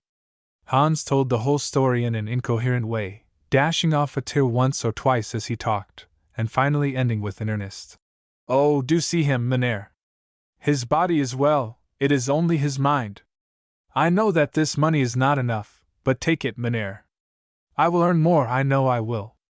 Oh, I will toil for you all my life, if you will but cure my father." What was the matter with the old doctor? A brightness like sunlight beamed from his face. His eyes were kind and moist. The hand that had lately clutched his cane, as if preparing to strike, was laid gently upon Hans's shoulder. "Put up your money, boy, I do not want it. We will see your father. It's hopeless, I fear. How long did you say?" 10 years, meneer," sobbed Hans, radiant with sudden hope. "Ah, a bad case, but I shall see him. Let me think. Today I start for Leiden, to return in a week, then you may expect me. Where is it?" "A mile south of Broek, meneer, near the canal. It is only a poor, broken-down hut. Any of the children thereabout can point it out to your honor," added Hans with a heavy sigh. "They are all half afraid of the place. They call it the idiot's cottage." "That will do," said the doctor, hurrying on with a bright backward nod at Hans. "I shall be there. A hopeless case," he muttered to himself. "But the boy pleases me. His eye is like my poor Lorenz's. Confound it, shall I never forget that young scoundrel?" And scowling more darkly than ever, the doctor pursued his silent way. Again Hans was skating toward Amsterdam on the squeaking wooden runners. Again his fingers tingled against the money in his pocket. Again the boyish whistle rose unconsciously to his lips. "Shall I hurry home," he was thinking, "to tell the good news, or shall I get the waffles and the new skates first? Phew! I think I'll go on." And so Hans bought the skates. Introducing Jacob Poot and his cousin. Hans and Gretel had a fine frolic early on that St. Nicholas's Eve. There was a bright moon, and their mother, though she believed herself to be without any hope of her husband's improvement, had been made so happy at the prospect of the meester's visit, that she yielded to the children's entreaties for an hour's skating before bedtime. Hans was delighted with his new skates, and, in his eagerness to show Gretel how perfectly they worked, did many things upon the ice that caused the little maid to clasp her hands in solemn admiration.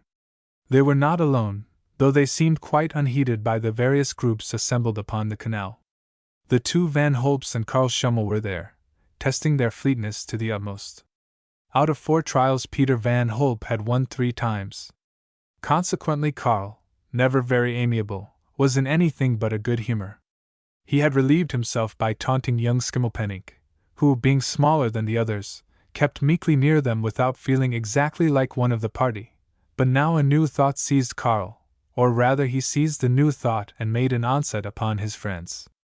"I say, boys, let's put a stop to those young ragpickers from the idiot's cottage joining the race. Hilda must be crazy to think of it. Katrinka Flack and Richie Korbes are furious at the very idea of racing with the girl, and for my part, I don't blame them.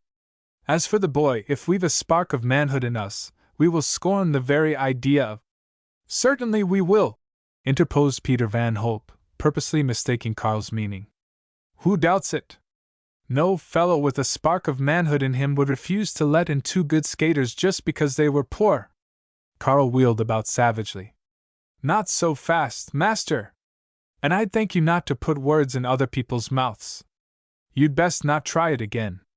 "Ha ha!"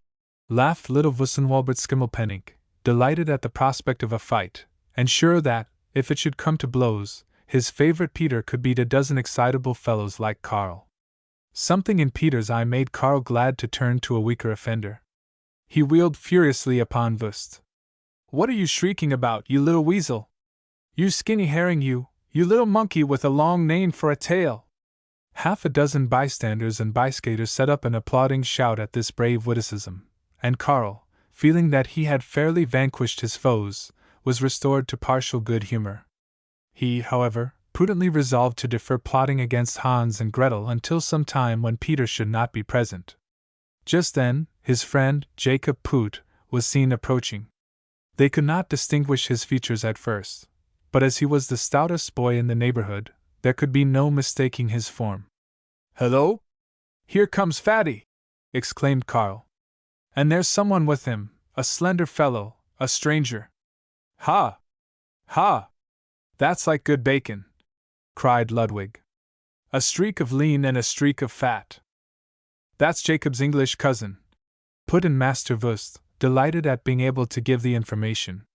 "That's his English cousin, and oh, he's got such a funny little name, Ben Dobbs. He's going to stay with him until after the grand race."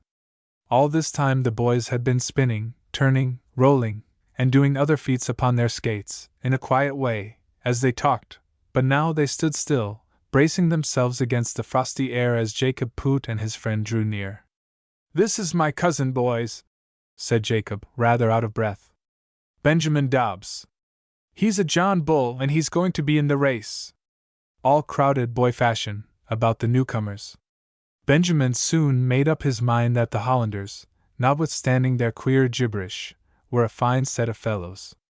If the truth must be told, Jacob had announced his cousin as Benjamin Dobbs, and called his a Jean Pull, but as I translate every word of the conversation of our young friends, it is no more than fair to mend their little attempts at English.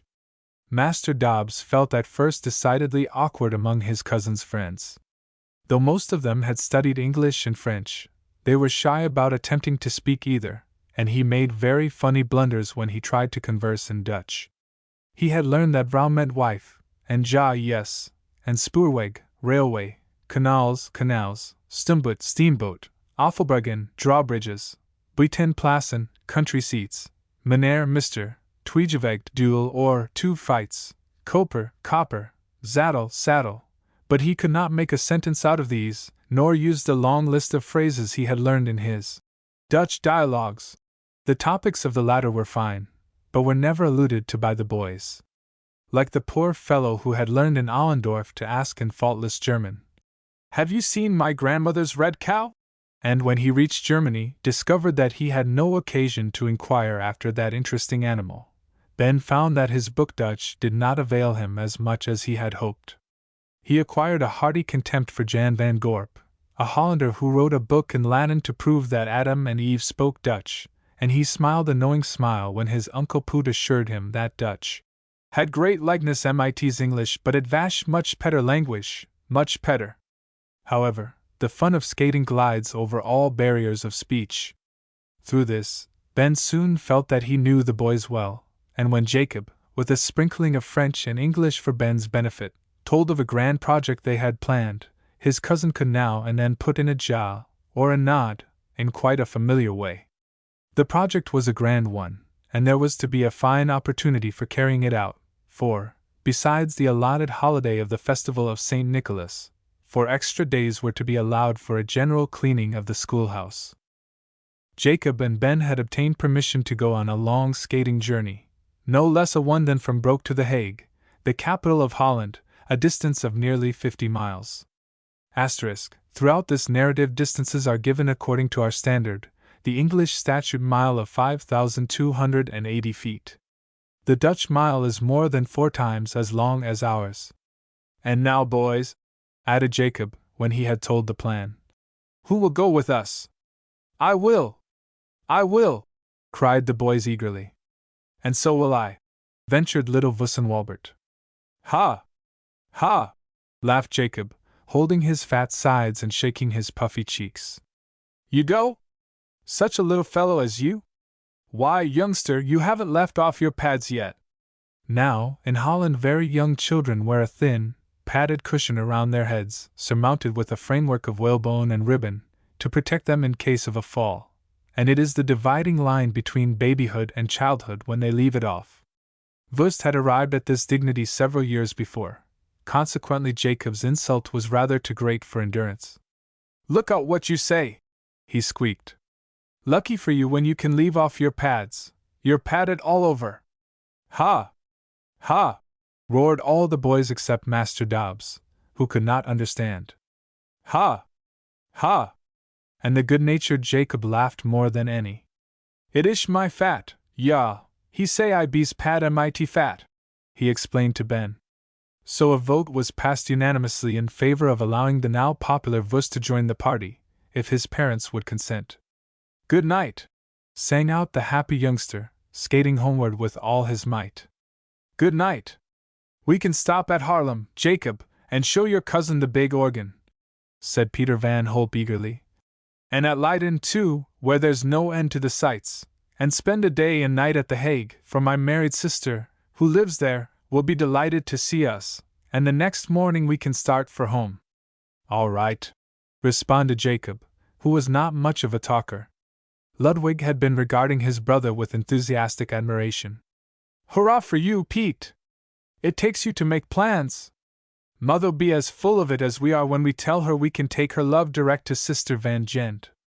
My, but it's cold, he added. Cold enough to take a fellow's head off his shoulders. We'd better go home. What if it is cold, old tender skin? Cried Carl, who was busily practicing a step he called the double edge. Great skating we should have by this time, if it was as warm as it was last December. Don't you know that if it wasn't an extra cold winter, and an early one into the bargain, we couldn't go? I know it's an extra cold night anyhow, said Ludwig. Phew! I'm going home. Peter Van Holp took out a bulgy gold watch and, holding it toward the moonlight as well as his benumbed fingers would permit, called out, Halloo! It's nearly 8 o'clock. St. Nicholas is about by this time, and I, for one, want to see the little ones stare. Good night. Good night, cried one and all, and off they started, shouting, singing, and laughing as they flew along. Where were Gretel and Hans? Ah, how suddenly joy sometimes comes to an end! They had skated about an hour, keeping aloof from the others, quite contented with each other, and Gretel had exclaimed, Ah, Hans, how beautiful! How fine! To think that we both have skates! I tell you, the stork brought us good luck! When they heard something. It was a scream, a very faint scream. No one else upon the canal observed it, but Hans knew its meaning too well. Gretel saw him turn white in the moonlight as he busily tore off his skates. The father! He cried. He has frightened our mother! And Gretel ran after him toward the house as rapidly as she could. The festival of St. Nicholas. We all know how, before the Christmas tree began to flourish in the home life of our country, a certain right jolly old elf, with 8 tiny reindeer, used to drive his sleigh load of toys up to our housetops, and then bounded down the chimney to fill the stockings so hopefully hung by the fireplace.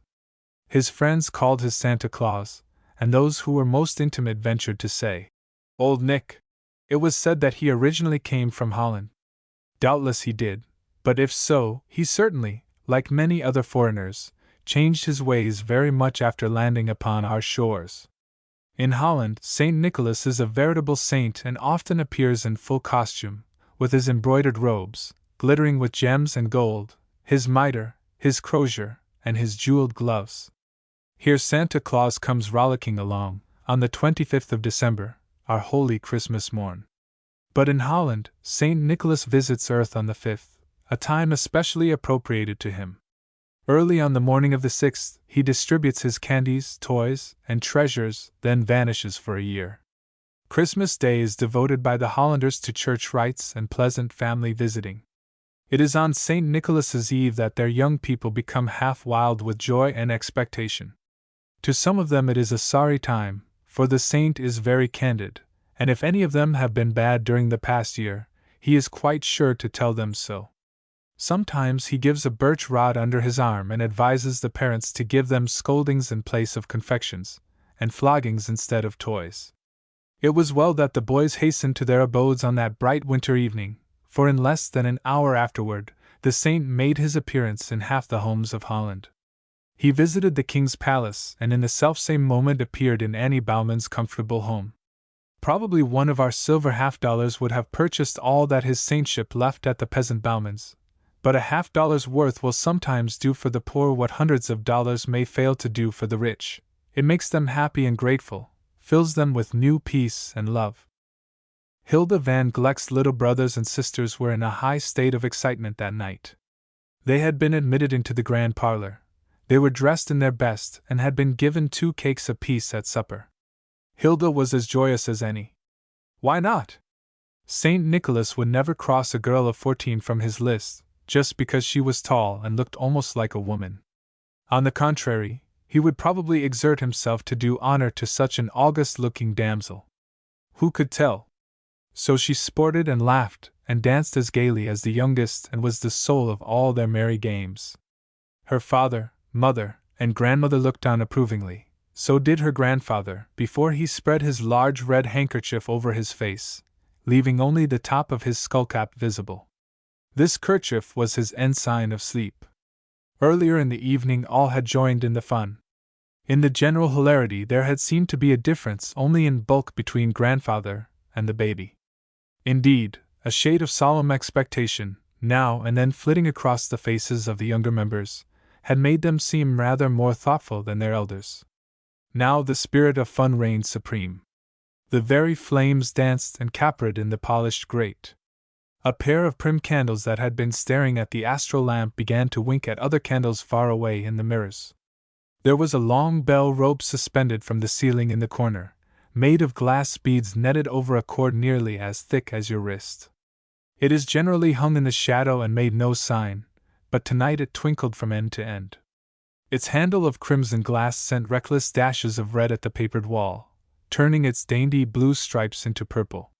Passers-by halted to catch the merry laughter floating, through curtain and sash, into the street, then skipped on their way with a startled consciousness that the village was wide awake.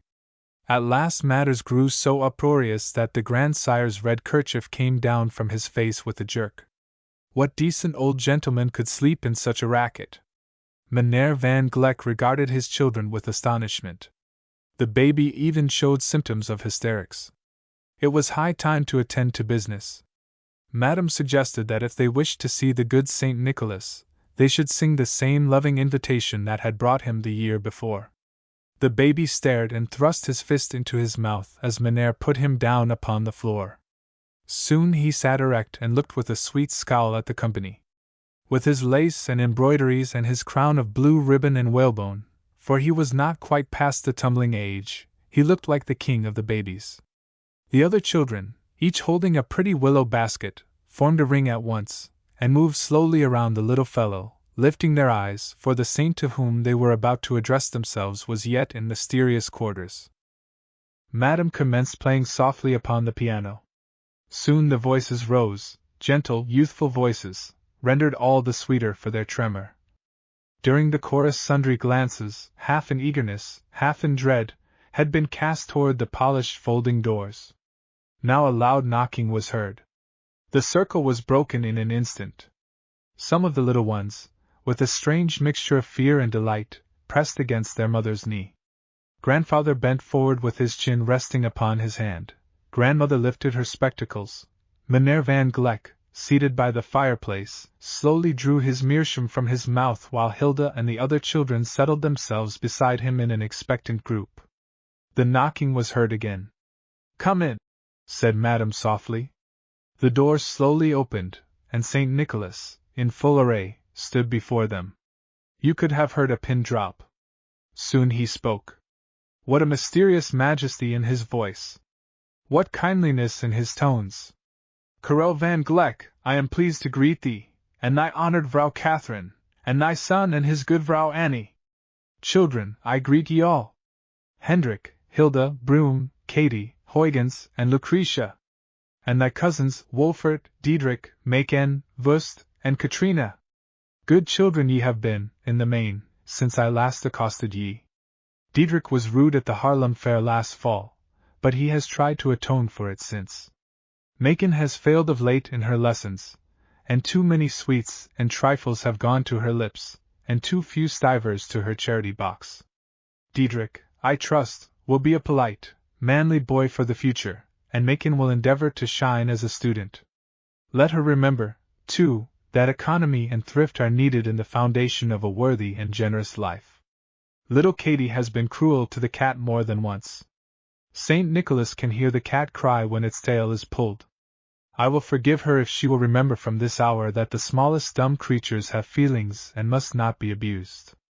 As Katy burst into a frightened cry, the saint graciously remained silent until she was soothed.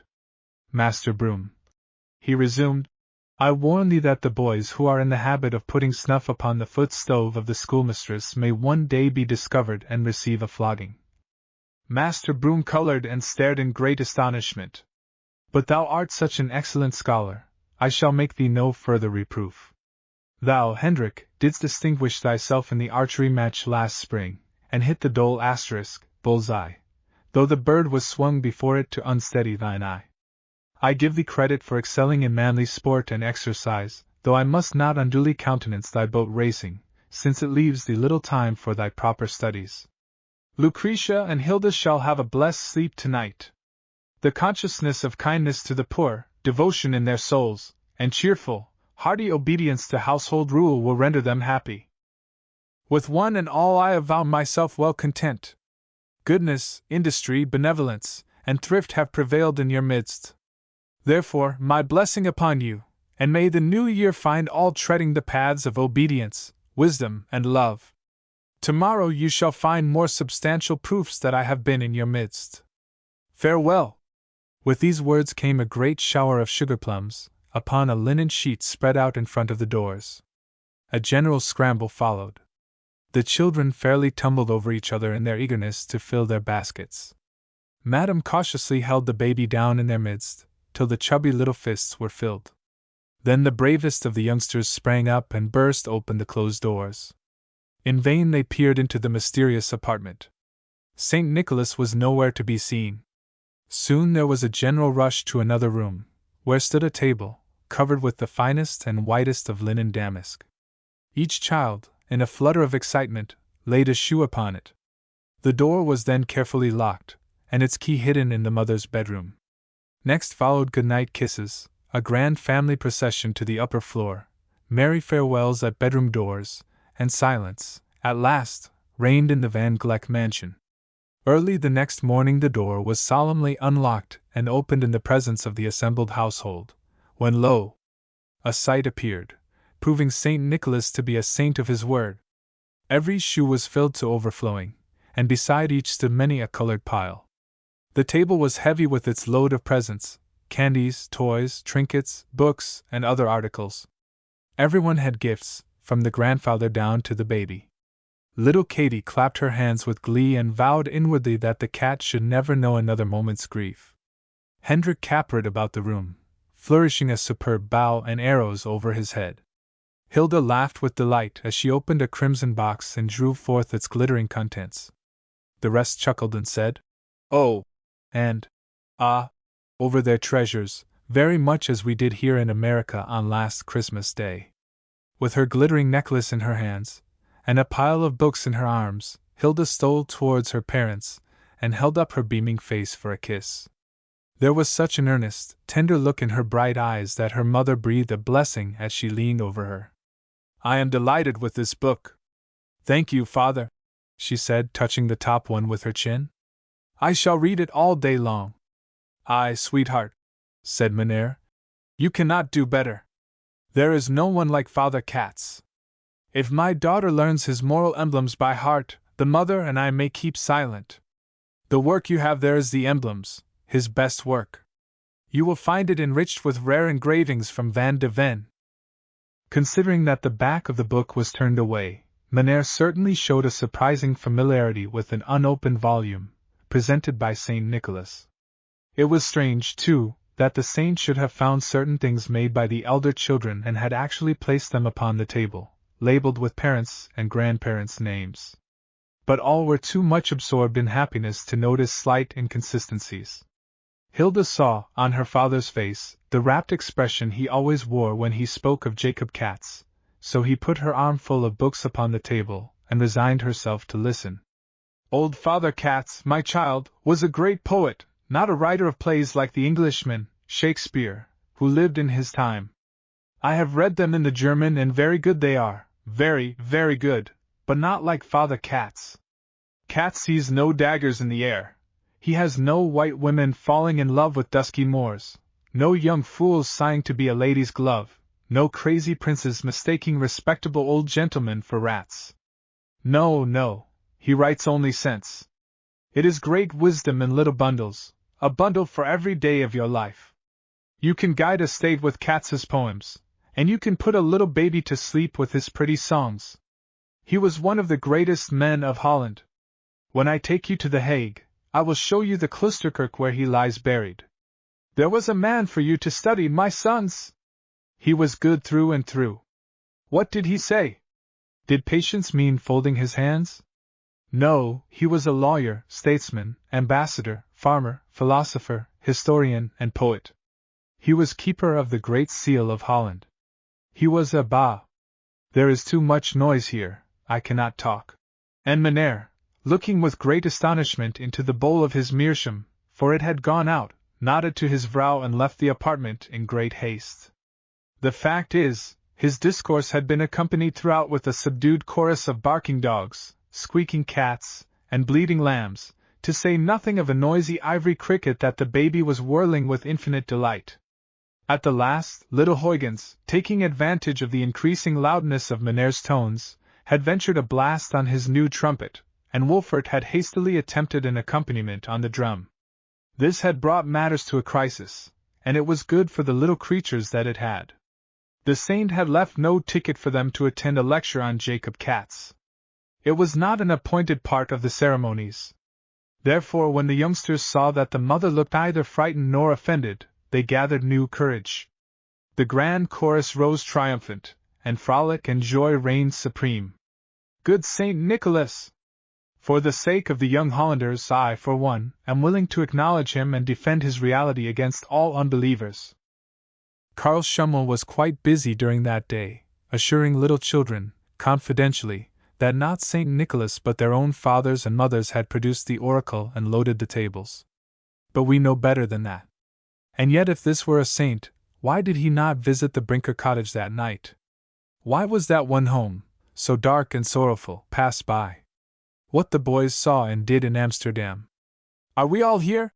cried Peter, in high glee, as the party assembled upon the canal early the next morning, equipped for their skating journey. "Let me see. As Jacob has made me captain, I must call the roll. Karl Schummel, you hear? Ja. Jacob Poot. Ja. Benjamin Dobbs. Yea. Lambert van Maunen. Ja. That's lucky. Couldn't get on without you, as you're the only one who can speak English. Ludwig van Holp. Ja. Wussenwalbert Schimmelpenninck. No answer. Ah, the little rogue has been kept at home. Now, boys, it's just 8 o'clock, glorious weather, and the Y is as firm as a rock. We'll be at Amsterdam in 30 minutes. 1, 2, 3, start. True enough, in less than half an hour they had crossed a dike of solid masonry and were in the very heart of the great metropolis of the Netherlands, a walled city of 95 islands and nearly 200 bridges. Although Ben had been there twice since his arrival in Holland, he saw much to excite wonder, but his Dutch comrades, having lived nearby all their lives, considered it the most matter-of-course place in the world.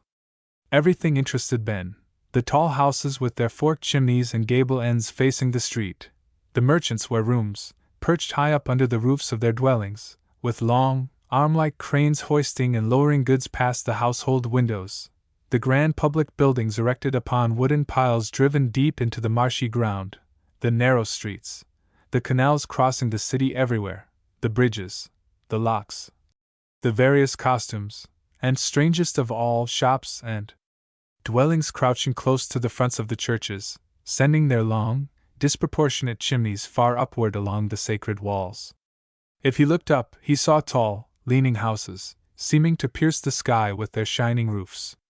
If he looked down, there was the queer street, without crossing or curb, nothing to separate the cobblestone pavement from the footpath of brick, and if he rested his eyes halfway, he saw complicated little mirrors spying in, fastened upon the outside of nearly every window, so arranged that the inmates of the houses could observe all that was going on in the street or inspect whoever might be knocking at the door, without being seen themselves.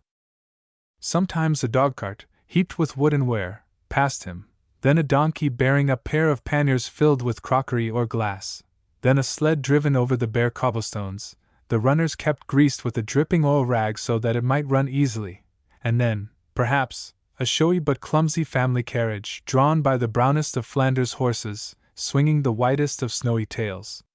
The city was in full festival array.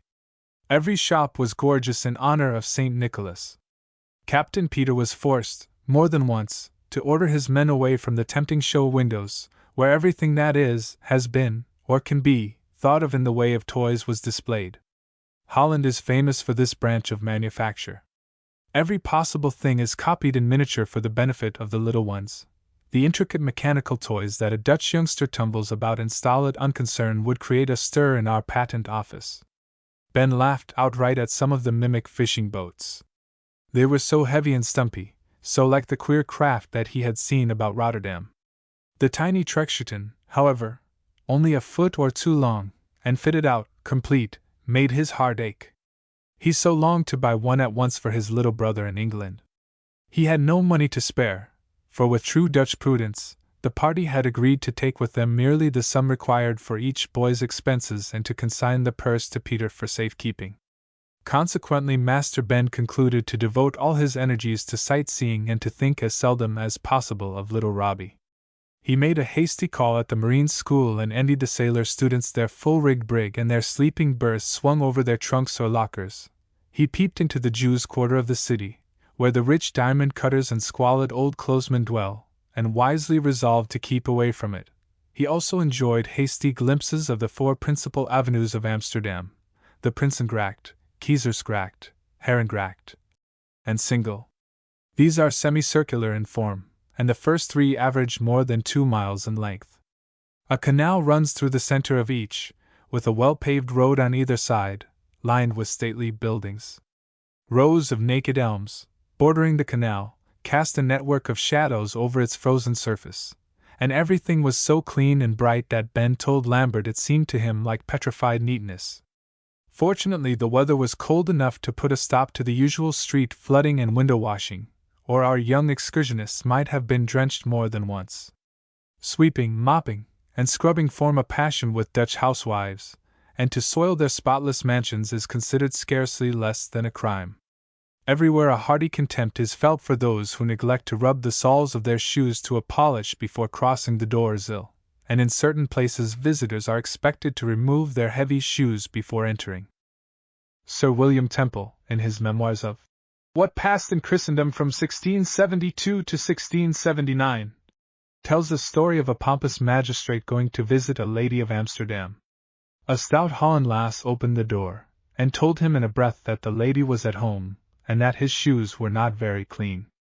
Without another word she took the astonished man up by both arms, threw him across her back, carried him through 2 rooms, set him down at the bottom of the stairs, seized a pair of slippers that stood there, and put them upon his feet. Then, and not until then, she spoke, telling him that his mistress was on the floor above, and that he might go up. While Ben was skating with his friends upon the crowded canals of the city, he found it difficult to believe that the sleepy Dutchmen he saw around him, smoking their pipes so leisurely and looking as though their hats might be knocked off their heads without their making any resistance, were capable of those outbreaks that had taken place in Holland, that they were really fellow countrymen of the brave, devoted heroes of whom he had read in Dutch history. As his party skimmed lightly along, he told Van Mounen of a burial riot which in 1696 had occurred in that very city, where the women and children turned out, as well as the men, and formed mock funeral processions through the town, to show the burgomasters that certain new regulations, with regard to burying the dead, would not be acceded to. How at last they grew so unmanageable and threatened so much damage to the city that the burgomasters were glad to recall the offensive law. "There's the corner," said Jacob, pointing to some large buildings, where, about 15 years ago, the great corn houses sank down in the mud. They were strong affairs and set up on good piles, but they had over 7 million pounds of corn in them, and that was too much. It was a long story for Jacob to tell, and he stopped to rest. "How do you know there were 7 million pounds in them?" asked Karl sharply. "You were in your swaddling clothes then." "My father knows all about it," was Jacob's suggestive reply. Rousing himself with an effort, he continued, "Ben likes pictures. Show him some." "All right," said the captain. "If we had time, Benjamin," said Lambert Van Mounen in English, "I should like to take you to the City Hall, or Stadhuis. There are building piles for you. It is built on nearly 14,000 of them, driven 70 feet into the ground. But what I wish you to see there is the big picture of Van Speyk blowing up his ship. Great picture." "Van who?" asked Ben. "Van Speyk. Don't you remember? He was in the height of an engagement with the Belgians, and when he found that they had the better of him and would capture his ship, he blew it up, and himself, too, rather than yield to the enemy." "Wasn't that Van Tromp?" "Oh, no. Van Tromp was another brave fellow. They've a monument to him down at Delfshaven, the place where the Pilgrims took ship for America." "Well, what about Van Tromp? He was a great Dutch admiral, wasn't he?" "Yes, he was in more than 30 sea fights. He beat the Spanish fleet and an English one, and then fastened a broom to his masthead to show that he had swept the English from the sea. Takes the Dutch to beat, my boy." "Hold up!" cried Ben. "Broom or no broom, the English conquered him at last. I remember all about it now. He was killed somewhere on the Dutch coast in an engagement in which the English fleet was victorious. Too bad," he added maliciously. "Wasn't it? Ahem! Where are we?" exclaimed Lambert, changing the subject.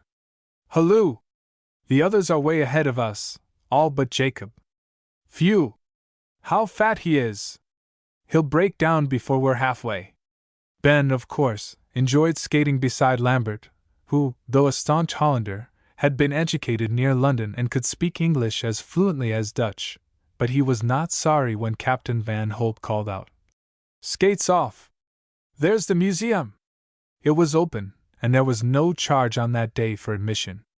In they went, shuffling, as boys will when they have a chance, just to hear the sound of their shoes on the polished floor.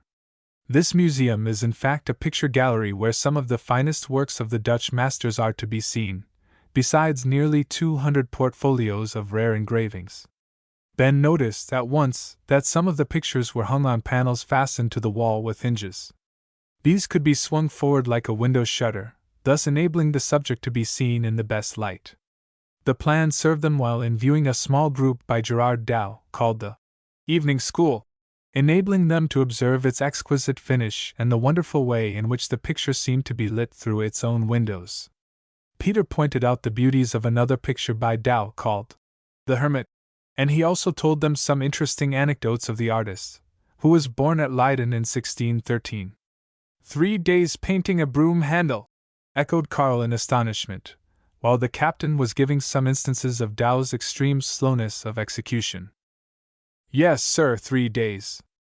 And it is said that he spent 5 in finishing one hand in a lady's portrait. You see how very bright and minute everything is in this picture.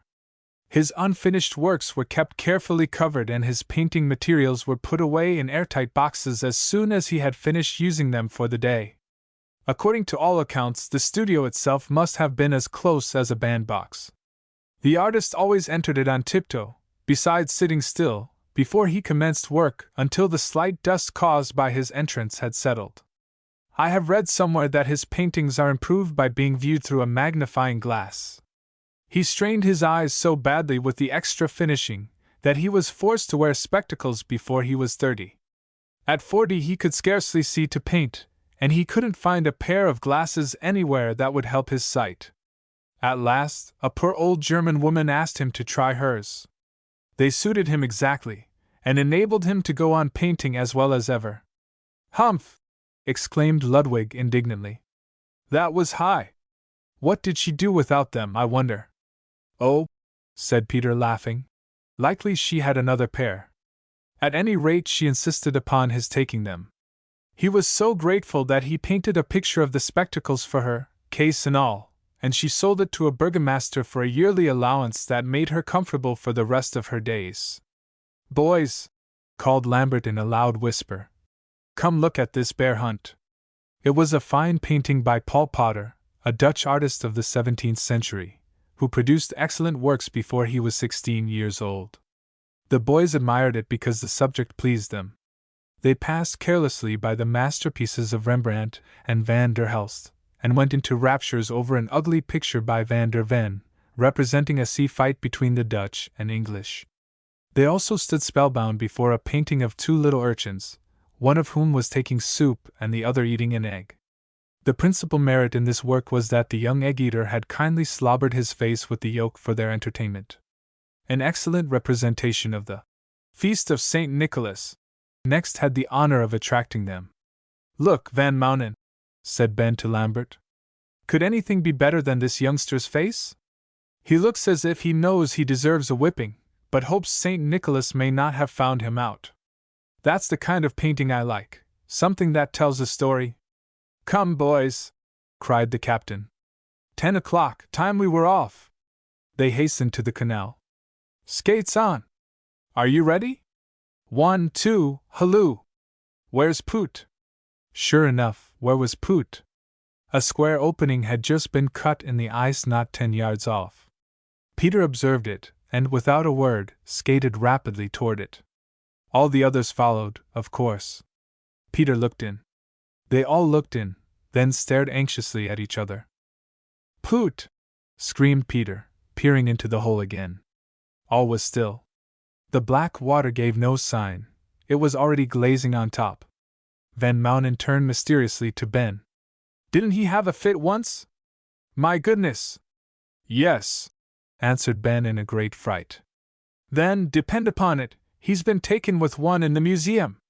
The boys caught his meaning. Every skate was off in a twinkling. Peter had the presence of mind to scoop up a capful of water from the hole, and off they scampered to the rescue. Alas! They did indeed find poor Jacob in a fit, but it was a fit of sleepiness. There he lay in a recess of the gallery, snoring like a trooper. The chorus of laughter that followed this discovery brought an angry official to the spot. What now? None of this racket! Here, you beer barrel, wake up! And Master Jacob received a very unceremonious shaking. As soon as Peter saw that Jacob's condition was not serious, he hastened to the street to empty his unfortunate cap. While he was stuffing in his handkerchief to prevent the already frozen crown from touching his head, the rest of the boys came down, dragging the bewildered and indignant Jacob in their midst. The order to start was again given. Master Poot was wide awake at last. The ice was a little rough and broken just there, but every boy was in high spirits. Shall we go on by the canal or the river? Asked Peter. Oh, the river by all means, said Karl. It will be such fun. They say it is perfect skating all the way, but it's much farther. Jacob Poot instantly became interested. I vote for the canal, he cried. Well, the canal it shall be, responded the captain, if all are agreed. Agreed, they echoed, in rather a disappointed tone, and Captain Peter led the way. All right, come on. We can reach Haarlem in an hour. Big manias and little oddities. While skating along at full speed, they heard the cars from Amsterdam coming close behind them. Halloo! Cried Ludwig, glancing toward the rail track. Who can't beat a locomotive? Let's give it a race. The whistle screamed at the very idea, so did the boys, and at it they went. For an instant the boys were ahead, hurrahing with all their might, only for an instant, but even that was something. This excitement over, they began to travel more leisurely and indulge in conversation and frolic. Sometimes they stopped to exchange a word with the guards who were stationed at certain distances along the canal. These men, in winter, attend to keeping the surface free from obstruction and garbage. After a snowstorm, they are expected to sweep the feathery covering away before it hardens into a marble pretty to look at but very unwelcome to skaters. Now and then the boys so far forgot their dignity as to clamber among the ice-bound canal boats crowded together in a widened harbor off the canal, but the watchful guards would soon spy them out and order them down with a growl. Nothing could be straighter than the canal upon which our party were skating, and nothing straighter than the long rows of willow trees that stood, bare and wispy, along the bank. On the opposite side, lifted high above the surrounding country, lay the carriage road on top of the great dike built to keep the Haarlem Lake within bounds, stretching out far in the distance, until it became lost in a point, was the glassy canal with its many skaters, its brown-winged iceboats, its pushchairs, and its queer little sleds, light as cork, flying over the ice by means of iron-pronged sticks in the hands of the riders. Ben was in ecstasy with the scene. Ludwig van Holp had been thinking how strange it was that the English boy should know so much of Holland. According to Lambert's account, he knew more about it than the Dutch did. This did not quite please our young Hollander. Suddenly he thought of something that he believed would make the Jean Paul open his eyes. He drew near Lambert with a triumphant, "Tell him about the tulips." Ben caught the word tulpen. "Oh, yes," said he eagerly in English. "The tulip mania, are you speaking of that? I have often heard it mentioned but know very little about it. It reached its height in Amsterdam, didn't it?" Ludwig moaned. The words were hard to understand, but there was no mistaking the enlightened expression on Ben's face. Lambert, happily, was quite unconscious of his young countryman's distress as he replied, "Yes, here and in Haarlem, principally, but the excitement ran high all over Holland, and in England too for that matter." "Hardly in England, I think," said Ben, "but I am not sure, as I was not there at the time." "Ha! Ha! That's true, unless you are over 200 years old. Well, I tell you, sir, there never was anything like it before nor since. Why, persons were so crazy after tulip bulbs in those days that they paid their weight in gold for them." "What, the weight of a man?" cried Ben, showing such astonishment in his eyes that Ludwig fairly capered. No, the weight of a bulb. The first tulip was sent here from Constantinople about the year 1560. It was so much admired that the rich people of Amsterdam sent to Turkey for more. From that time they grew to be the rage, and it lasted for years. Single roots brought from 1 to 4,000 florins, and one bulb, the Semper Augustus, brought 5,500. "That's more than 400 guineas of our money," interposed Ben. "Yes, and I know I'm right, for I read it in a translation from Beckman, only day before yesterday. Well, sir, it was great. Everyone speculated in tulips, even barge men and rag women and chimney sweeps. The richest merchants were not ashamed to share the excitement. People bought bulbs and sold them again at a tremendous profit without ever seeing them. It grew into a kind of gambling. Some became rich by it in a few days, and some lost everything they had. Land, houses, cattle, and even clothing went for tulips when people had no ready money. Ladies sold their jewels and finery to enable them to join in the fun. Nothing else was thought of. At last the States General interfered. People began to see what dunces they were making of themselves, and down went the price of tulips. Old tulip debts couldn't be collected. Creditors went to law, and the law turned its back upon them. Debts made in gambling were not binding, it said. Then there was a time. Thousands of rich speculators were reduced to beggary in an hour. As old Beckman says, the bubble was burst at last. Yes, and a big bubble it was, said Ben, who had listened with great interest. By the way, did you know that the name tulip came from a Turkish word, signifying turban? I had forgotten that, answered Lambert. But it's a capital idea. Just fancy a party of Turks in full headgear squatted upon a lawn, perfect tulip bed. Ha! Ha! Capital idea! There, groaned Ludwig to himself. He's been telling Lambert something wonderful about tulips. I knew it. The fact is, continued Lambert, you can conjure up quite a human picture of a tulip bed in bloom, especially when it is nodding and bobbing in the wind. Did you ever notice it? Not I. It strikes me, Van Mounen, that you Hollanders are prodigiously fond of the flower to this day. Certainly. You can't have a garden without them. Prettiest flower that grows, I think. My uncle has a magnificent bed of the finest varieties at his summer house on the other side of Amsterdam. I thought your uncle lived in the city? So he does, but his summer house, or pavilion, is a few miles off. He has another one built out over the river. We passed near it when we entered the city.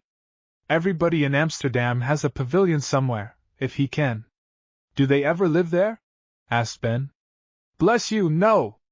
They are small affairs, suitable only to spend a few hours in on summer afternoons. There are some beautiful ones on the southern end of the Haarlem Lake. Now that they've commenced to drain it into polders, it will spoil that fun. By the way, we've passed some red-roofed ones since we left home. You noticed them, I suppose, with their little bridges and ponds and gardens, and their mottos over the doorway. Ben nodded. They make but little show now, continued Lambert, but in warm weather they are delightful. After the willows sprout, Uncle goes to his summer house every afternoon. He dozes and smokes, and knits, with her feet perched upon a foot stove, never mind how hot the day. My cousin Rika and the other girls fish in the lake from the windows or chat with their friends rowing by, and the youngsters tumble about or hang upon the little bridges over the ditch. Then they have coffee and cakes, beside a great bunch of water lilies on the table. It's very fine, I can tell you, only between ourselves, though I was born here, I shall never fancy the odor of stagnant water that hangs about most of the summer houses. Nearly every one you see is built over a ditch. Probably I feel it more, from having lived so long in England. Perhaps I shall notice it too, said Ben, if a thaw comes. The early winter has covered up the fragrant waters for my benefit, much obliged to it. Holland without this glorious skating wouldn't be the same thing at all. How very different you are from the Poots! Exclaimed Lambert, who had been listening in a sort of brown study. And yet you are cousins, I cannot understand it. We are cousins, or rather we have always considered ourselves such, but the relationship is not very close. Our grandmothers were half-sisters. My side of the family is entirely English, while he is entirely Dutch. Old great-grandfather Poot married twice, you see, and I am a descendant of his English wife. I like Jacob, though, better than half of my English cousins put together. He is the truest-hearted, best-natured boy I ever knew. Strange as you may think it, my father became accidentally acquainted with Jacob's father while on a business visit to Rotterdam. They soon talked over their relationship, in French, by the way, and they have corresponded in the language ever since. Queer things come about in this world. My sister Jenny would open her eyes at some of Aunt Poot's ways. Aunt is a thorough lady, but so different from Mother, and the house, too, and furniture, and way of living, everything is different. Of course, assented Lambert, complacently, as if to say you could scarcely expect such general perfection anywhere else than in Holland. But you will have all the more to tell Jenny when you go back. Yes, indeed. I can say one thing, if cleanliness is, as they claim, next to godliness, Broek is safe. It is the cleanest place I ever saw in my life. Why, my Aunt Poot, rich as she is, scrubs half the time, and her house looks as if it were varnished all over. I wrote to Mother yesterday that I could see my double always with me, feet to feet, in the polished floor of the dining room. "You're double! That word puzzles me. What do you mean?" "Oh, my reflection, my apparition. Ben Dobbs number 2. "Ah, I see," exclaimed Van Mounen. "Have you ever been in your Aunt Poot's grand parlor?" Ben laughed. "Only once, and that was on the day of my arrival. Jacob says I shall have no chance of entering it again until the time of his sister Canal's wedding, the week after Christmas. Father has consented that I shall remain to witness the great event. Every Saturday Aunt Poot and her fat Kate go into that parlor and sweep and polish and scrub, then it is darkened and closed until Saturday comes again. Not a soul enters it in the meantime, but the schoonmaken, as she calls it, must be done just the same. That is nothing. Every parlor in Broke meets with the same treatment," said Lambert. "What do you think of those moving figures in her neighbor's garden? Oh, they're well enough. The swans must seem really alive gliding about the pond in summer. But that nodding mandarin in the corner, under the chestnut trees, is ridiculous, only fit for children to laugh at. And then the stiff garden patches, and the trees all trimmed and painted. Excuse me, Van Mounen, but I shall never learn to admire Dutch taste." "It will take time," answered Lambert condescendingly. "But you are sure to agree with it at last. I saw much to admire in England, and I hope I shall be sent back with you to study at Oxford, but take everything together, I like Holland best." "Of course you do," said Ben in a tone of hearty approval. "You wouldn't be a good Hollander if you didn't. Nothing like loving one's country. It is strange, though, to have such a warm feeling for such a cold place. If we were not exercising all the time, we should freeze outright." Lambert laughed. "That's your English blood, Benjamin. I'm not cold. And look at the skaters here on the canal. They're red as roses and happy as lords." "Halloo, good Captain Van Holp," called out Lambert in Dutch. "What say you to stopping at yonder farmhouse and warming our toes?" "Who is cold?" asked Peter, turning around. "Benjamin Dobbs. Benjamin Dobbs shall be warmed." And the party was brought to a halt on the way to Haarlem. On approaching the door of the farmhouse, the boys suddenly found themselves in the midst of a lively domestic scene. A burly Dutchman came rushing out, closely followed by his dear vrouw, and she was beating him smartly with her long-handled warming pan. The expression on her face gave our boys so little promise of a kind reception that they prudently resolved to carry their toes elsewhere to be warmed.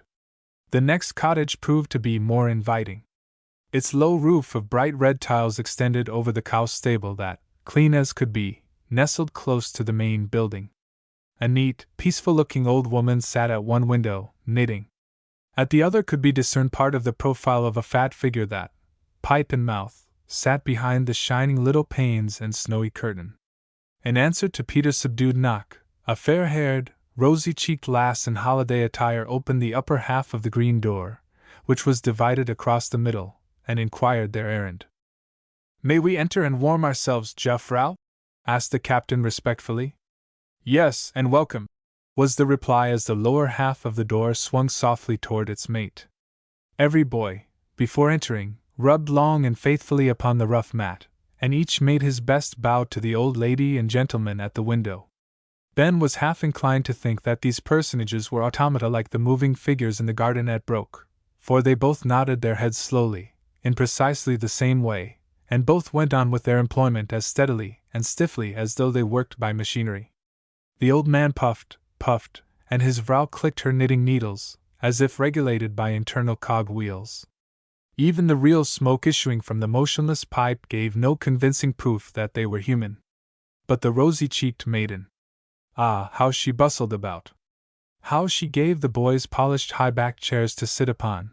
How she made the fire blaze as if it were inspired! How she made Jacob Poot almost weep for joy by bringing forth a great square of gingerbread and a stone jug of sour wine! How she laughed and nodded as the boys ate like wild animals on good behavior! And how blank she looked when Ben politely but firmly refused to take any black bread and sauerkraut! How she pulled off Jacob's mitten, which was torn at the thumb, and mended it before his eyes, biting off the thread with her wet teeth, and saying, "Now it will be warmer," as she bit, and finally, how she shook hands with every boy in turn and, throwing a deprecating glance at the female automaton, insisted upon filling their pockets with gingerbread. All this time the knitting needles clicked on, and the pipe never missed a puff. When the boys were fairly on their way again, they came in sight of the Zwanenburg castle with its massive stone front, and its gateway towers, each surmounted with a sculptured swan. Halfway, boys, said Peter. Off with your skates. You see, explained Lambert to his companions, the Y and the Haarlem Lake meeting here make it rather troublesome. The river is 5 feet higher than the land, so we must have everything strong in the way of dikes and sluice gates, or there would be wet work at once. The sluice arrangements are supposed to be something extra. We will walk over them, and you shall see enough to make you open your eyes. The spring water of the lake, they say, has the most wonderful bleaching powers of any in the world. All the great Haarlem bleacheries use it. I can't say much upon that subject, but I can tell you one thing from personal experience. What is that? Why, the lake is full of the biggest eels you ever saw. I've caught them here, often, perfectly prodigious. I tell you they're sometimes a match for a fellow. They'd almost wriggle your arm from the socket if you were not on your guard. But you're not interested in eels, I perceive. The castle's a big affair, isn't it? Yes. What do those swans mean? Anything? Asked Ben, looking up at the stone gate towers. The swan is held almost in reverence by us Hollanders. These give the building its name, Zwanenburg, Swan Castle. That is all I know. This is a very important spot, for it is here that the wise ones hold counsel with regard to dike matters. The castle was once the residence of the celebrated Christian Brunings. What about him? Asked Ben. Peter could answer you better than I, said Lambert, if you could only understand each other, or were not such cowards about leaving your mother tongues. But I have often heard my grandfather speak of Brunings. He is never tired of telling us of the great engineer, how good he was and how learned, and how, when he died, the whole country seemed to mourn as for a friend. He belonged to a great many learned societies and was at the head of the State Department entrusted with the care of the dikes and other defenses against the sea. There's no counting the improvements he made in dikes and sluices and water mills and all that kind of thing. We Hollanders, you know, consider our great engineers as the highest of public benefactors. Brunings died years ago. They've a monument to his memory in the Cathedral of Haarlem. I have seen his portrait, and I tell you, Ben, he was right noble looking. No wonder the castle looks so stiff and proud. It is something to have given shelter to such a man. Yes, indeed, said Ben. I wonder, Van Mounen, whether you or I will ever give any old building a right to feel so proud. Hi-oh! There's a great deal to be done yet in this world, and some of us, who are boys now, will have to do it. Look to your shoe latchet, Van. It's unfastened. A catastrophe. It was nearly 1 o'clock when Captain Van Holp and his command entered the grand old city of Haarlem. They had skated nearly 17 miles since morning and were still as fresh as young eagles. From the youngest, Ludwig Van Holp, who was just 14, to the eldest, no less a personage than the captain himself, a veteran of 17, there was but one opinion, that this was the greatest frolic of their lives. To be sure, Jacob Poot had become rather short of breath during the last mile of 2, and perhaps he felt ready for another nap, but there was enough jollity in him yet for a dozen. Even Karl Schummel, who had become very intimate with Ludwig during the excursion, forgot to be ill-natured.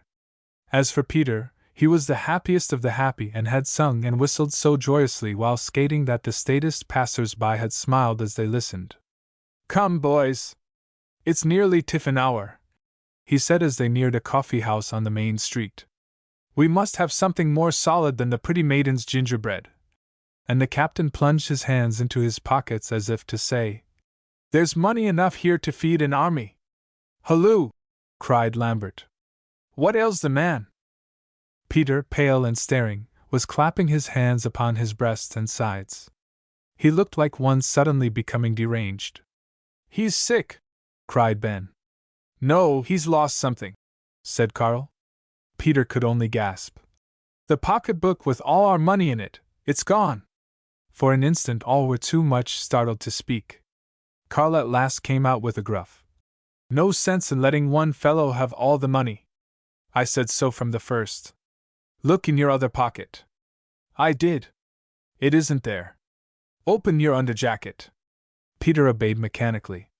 He even took off his hat and looked into it, then thrust his hand desperately into every pocket. It's gone, boys, he said at last in a hopeless tone. No tiffin for us, nor dinner either. What is to be done? We can't get on without money. If we were in Amsterdam, I could get as much as we want, but there is not a man in Haarlem from whom I can borrow a stiver. Doesn't one of you know anyone here who would lend us a few guilders? Each boy looked into 5 blank faces. Then something like a smile passed around the circle, but it got sadly knotted up when it reached Carl. That wouldn't do, he said crossly.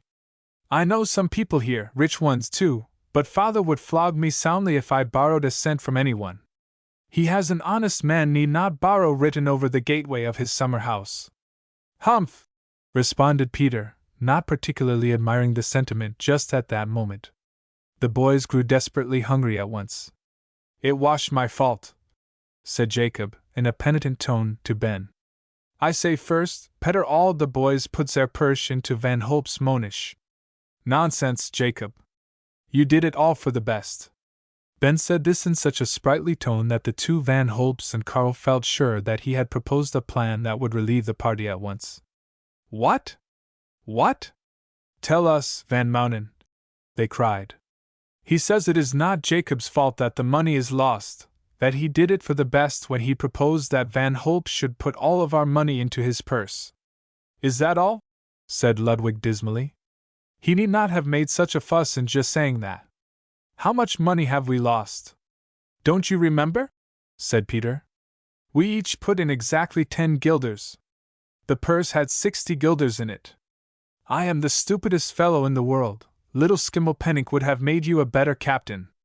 I could pummel myself for bringing such a disappointment upon you. Do it then, growled Carl. Pooh, he added. We all know that it was an accident, but that doesn't help matters.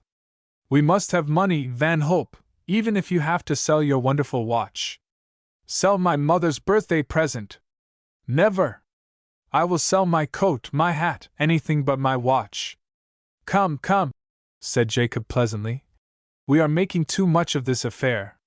We can go home and start again in a day or 2. You may be able to get another 10 guilder piece, said Carl, but the rest of us will not find it so easy. If we go home, we stay home, you may depend. Our captain, whose good nature had not yet forsaken him for a moment, grew indignant. Do you think that I will let you suffer for my carelessness? He exclaimed. I have 3 times 60 guilders in my strong box at home. Oh, I beg your pardon, said Carl hastily, adding in a surlier tone.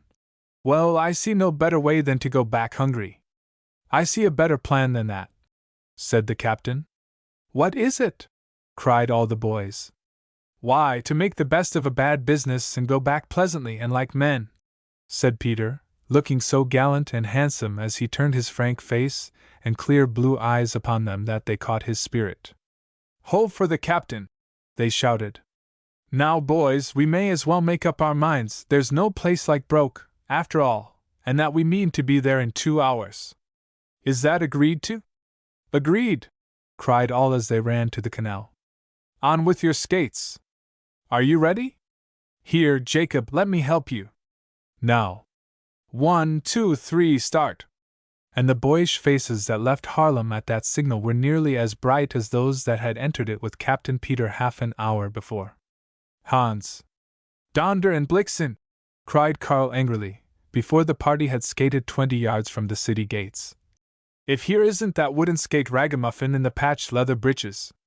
That fellow is everywhere, confound him!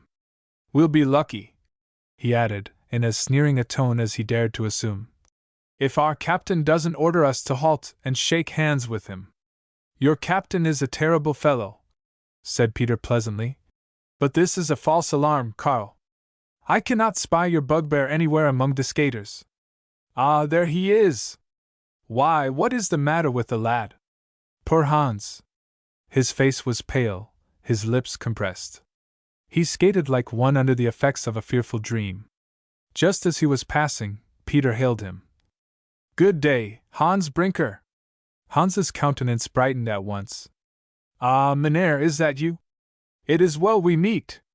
"Just like his impertinence," hissed Karl Schummel, darting scornfully past his companions, who seemed inclined to linger with their captain. "I am glad to see you, Hans," responded Peter cheerfully. "But you look troubled.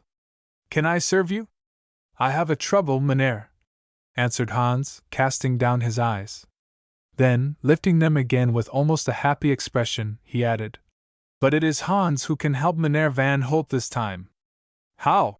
asked Peter, making, in his blunt Dutch way, no attempt to conceal his surprise. "By giving you this, Mynheer," and Hans held forth the missing purse. "Hurrah!" shouted the boys, taking their cold hands from their pockets to wave them joyfully in the air. But Peter said, "Thank you, Hans Brinker," in a tone that made Hans feel as if the king had knelt to him. The shout of the delighted boys had reached the muffled ears of the fine young gentleman who, under a full pressure of pent-up wrath, was skating toward Amsterdam. A Yankee boy would have wheeled about at once and hastened to satisfy his curiosity. But Karl only halted, and with his back toward his party, wondered what on earth had happened. There he stood, immovable, until, feeling sure that nothing but the prospect of something to eat could have made them hurrah so heartily, he turned and skated slowly toward his excited comrades. In the meantime Peter had drawn Hans aside from the rest. "How did you know it was my purse?" he asked. "You paid me 3 guilders yesterday, Mynheer, for making the whitewood chain, telling me that I must buy skates." "Yes, I remember. I saw your purse then. It was of yellow leather. And where did you find it today?" "I left my home this morning, Mynheer, in great trouble, and as I skated, I took no heed until I stumbled against some lumber, and while I was rubbing my knee I saw your purse nearly hidden under a log." "That place! Ah, I remember now. Just as we were passing it I pulled my tippet from my pocket and probably flipped out the purse at the same time. It would have been gone but for you, Hans. Here, pouring out the contents. You must give us the pleasure of dividing the money with you." "No, Mynheer," answered Hans. He spoke quietly, without pretense or any grace of manner, but Peter, somehow, felt rebuked, and put the silver back without a word. "I like that boy, rich or poor," he thought to himself, then added aloud. "May I ask about this trouble of yours, Hans?" "Ah, Mynheer, it is a sad case, but I have waited here too long. I am going to Leyden to see the great Dr. Boekman." "Dr. Boekman!" exclaimed Peter in astonishment. "Yes, Mynheer, and I have not a moment to lose. Good day. Stay, I am going that way. Come, my lads! Shall we return to Haarlem?" "Yes," cried the boys, eagerly, and off they started. "Now," said Peter, drawing near Hans, both skimming the ice so easily and lightly as they skated on together that they seemed scarcely conscious of moving. "We are going to stop at Leyden, and if you are going there only with a message to Dr. Boekman, cannot I do the errand for you? The boys may be too tired to skate so far today, but I will promise to see him early tomorrow if he is to be found in the city." "Ah, Mynheer, that would be serving me indeed. It is not the distance I dread but leaving my mother so long." "Is she ill?" "No, Mynheer. It is the father. You may have heard it, how he has been without wit for many a year, ever since the great Schlossen mill was built, but his body has been well and strong. Last night the mother knelt upon the hearth to blow the peat. It is his only delight to sit and watch the live embers, and she will blow them into a blaze every hour of the day to please him.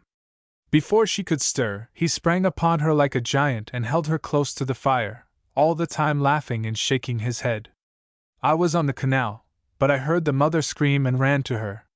The father had never loosened his hold, and her gown was smoking.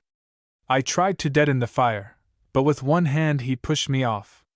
There was no water in the cottage or I could have done better, and all that time he laughed, such a terrible laugh, Mynheer, hardly a sound, but all in his face. I tried to pull her away, but that only made it worse. Then, it was dreadful, but could I see the mother burn? I beat him with a stool. He tossed me away. The gown was on fire. I would put it out. I can't remember well after that. I found myself upon the floor, and the mother was praying. It seemed to me that she was in a blaze, and all the while I could hear that laugh. Gretel flew to the closet and filled a porringer with the food he liked and put it upon the floor. Then, Mynheer, he left the mother and crawled to it like a little child. She was not burned, only a part of her clothing. Ah, how kind she was to him all night, watching and tending him. He slept in a high fever, with his hands pressed to his head. The mother says he has done that so much of late, as though he felt pain there. Ah, Mynheer, I did not mean to tell you. If the father was himself, he would not harm even a kitten. For a moment the two boys moved on in silence. It is terrible, said Peter at last. How is he today? Very sick, Mynheer. Why go for Dr. Boekman, Hans? There are others in Amsterdam who could help him, perhaps.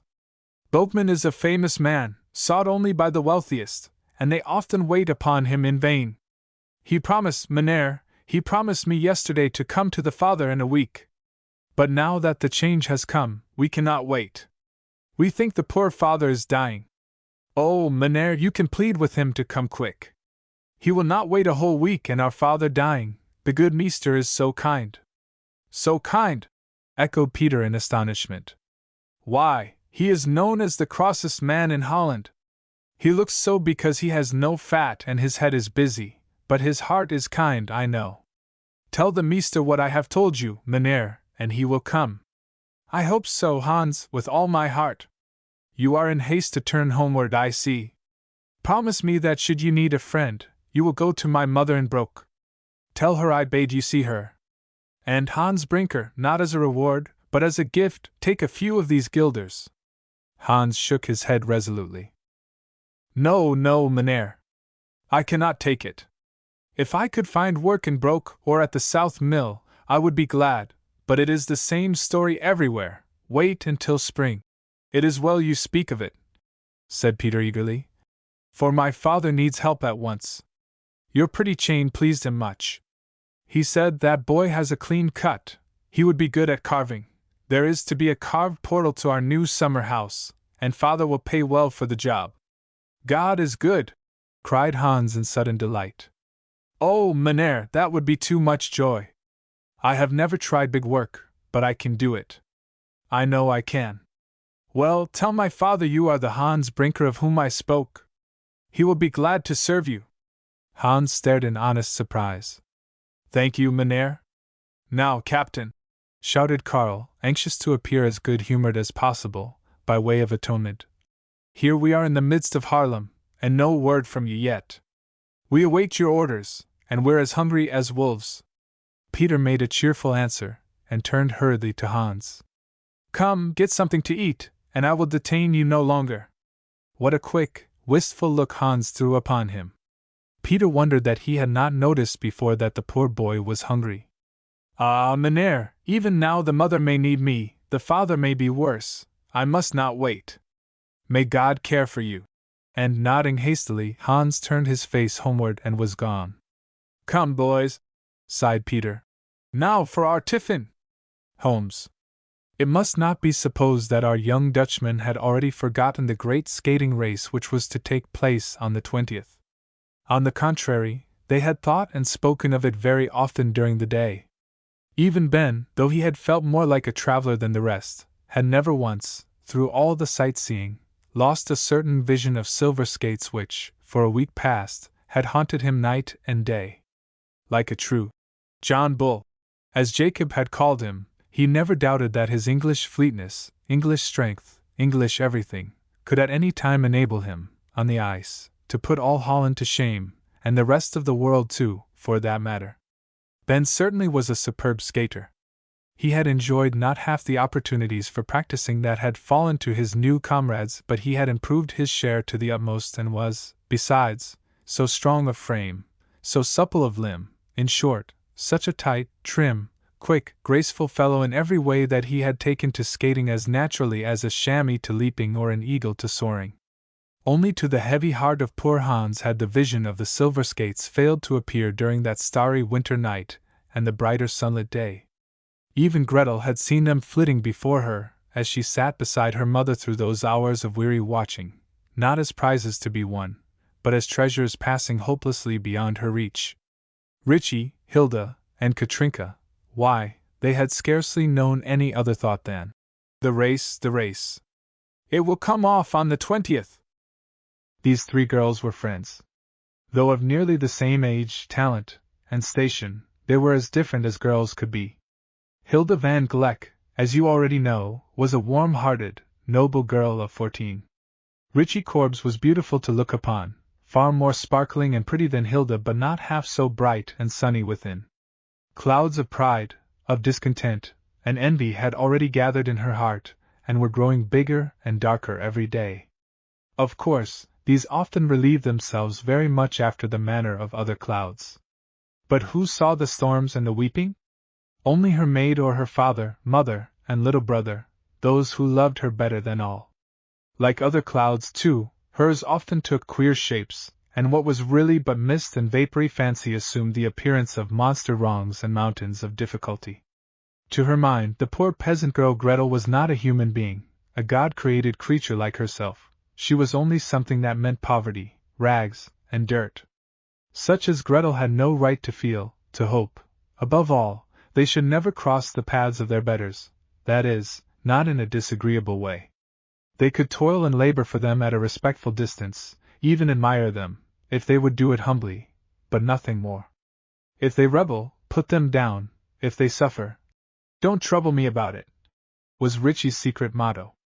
And yet how witty she was, how tastefully she dressed, how charmingly she sang, how much feeling she displayed, for pet kittens and rabbits, and how completely she could bewitch sensible, honest-minded lads like Lambert van Mounen and Ludwig van Holp.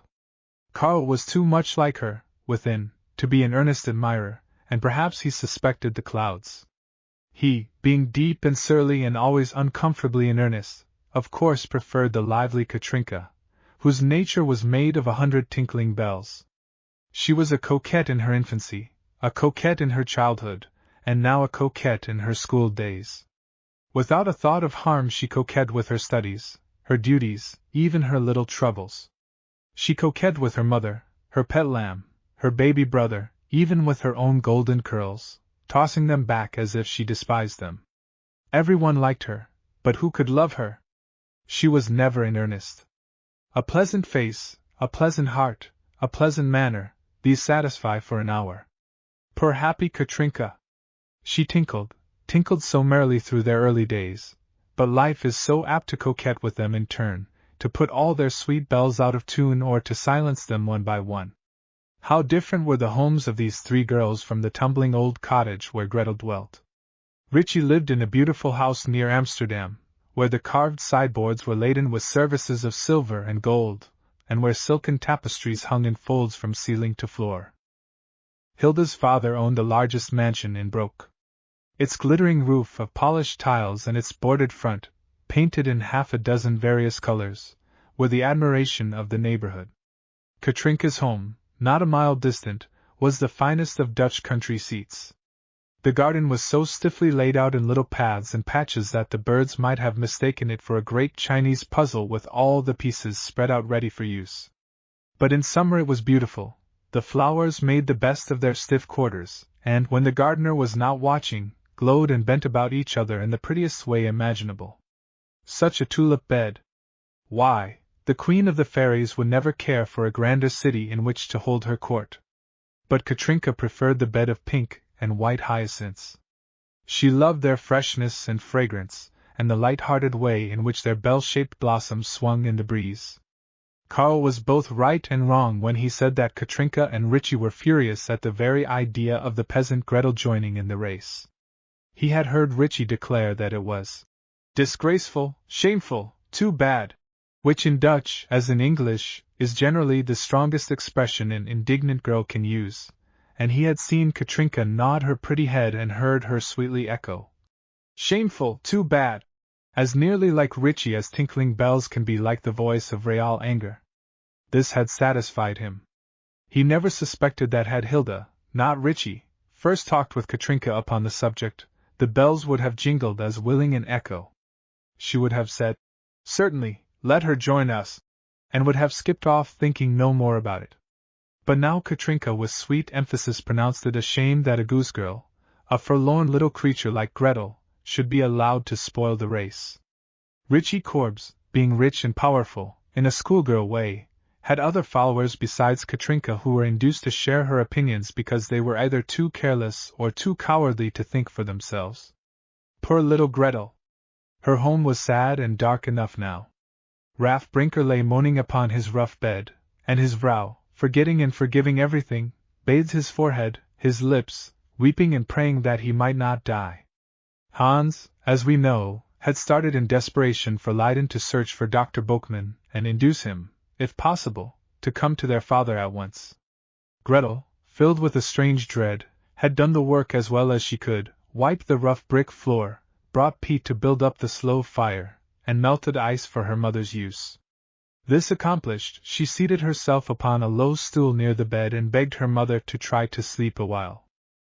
"You are so tired," she whispered. "Not once have you closed your eyes since that dreadful hour last night.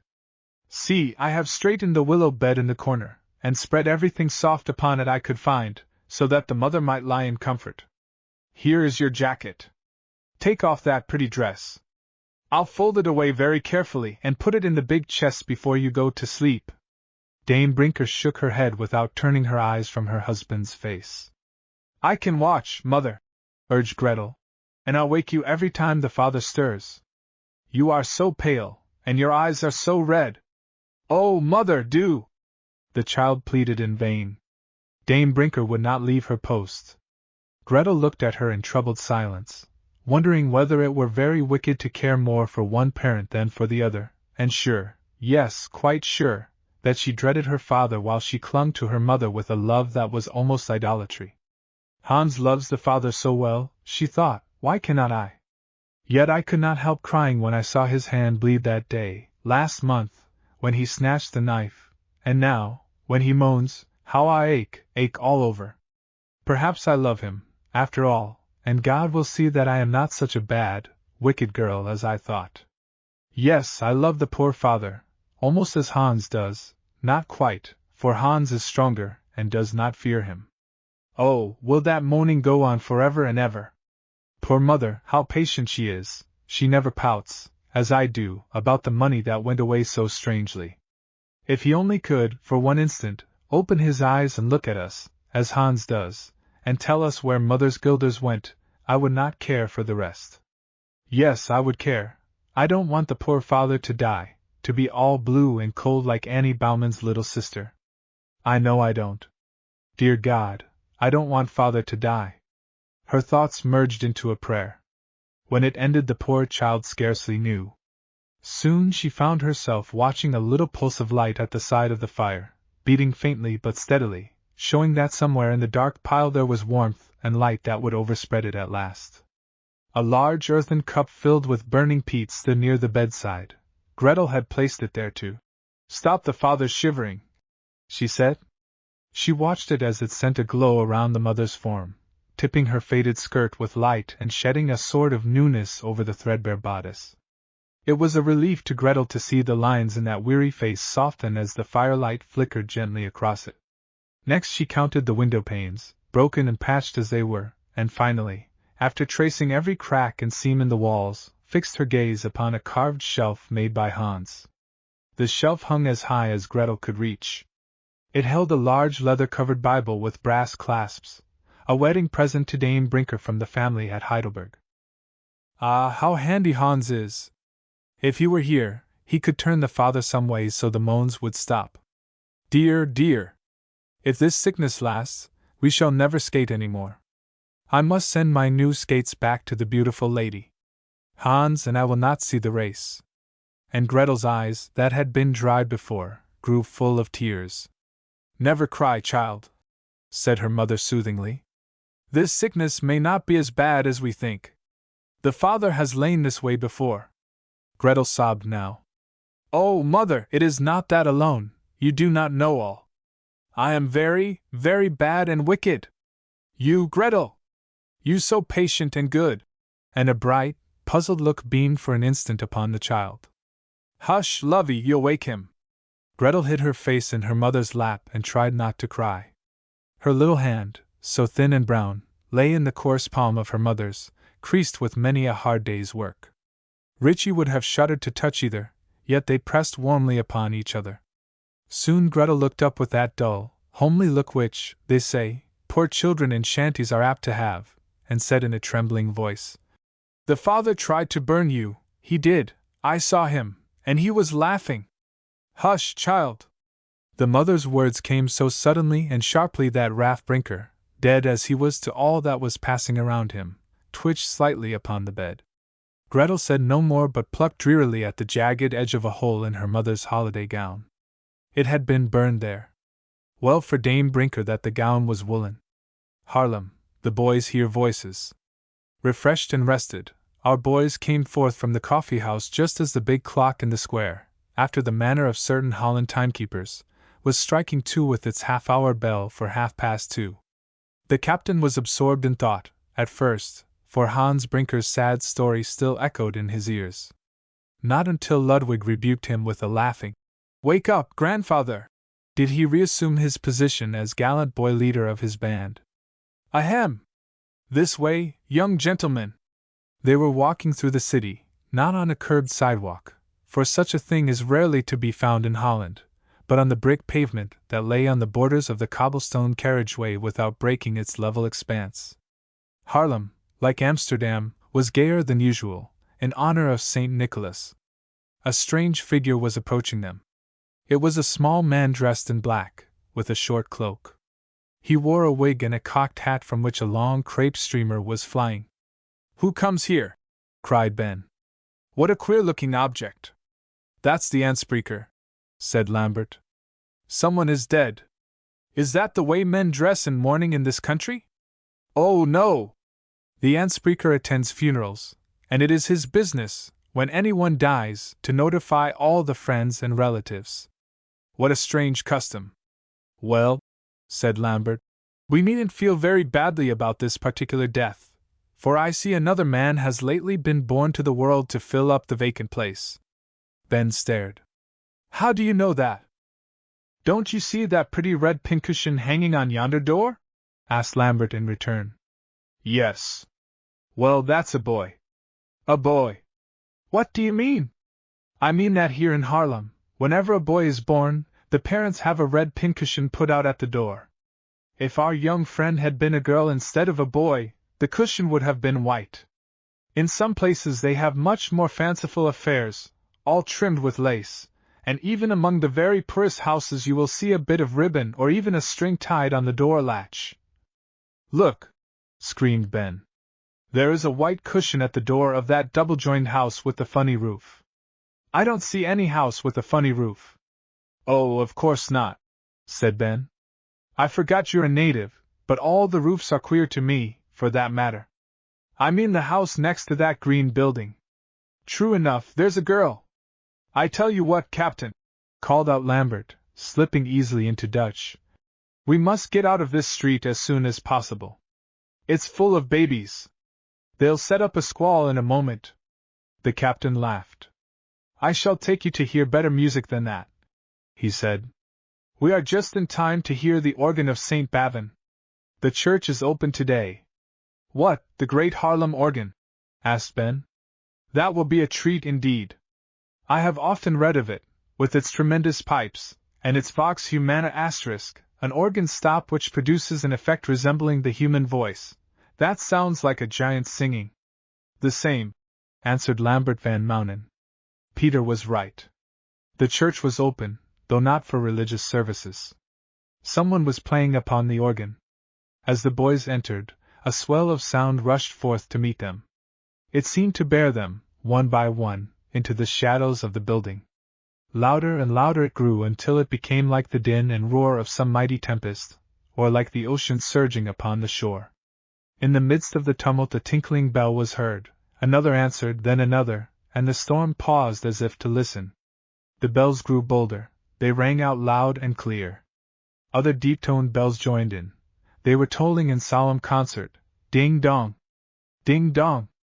The storm broke forth with redoubled fury, gathering its distant thunder. The boys looked at each other but did not speak. It was growing serious. What was that? Who screamed? What screamed, that terrible, musical scream? Was it man or demon?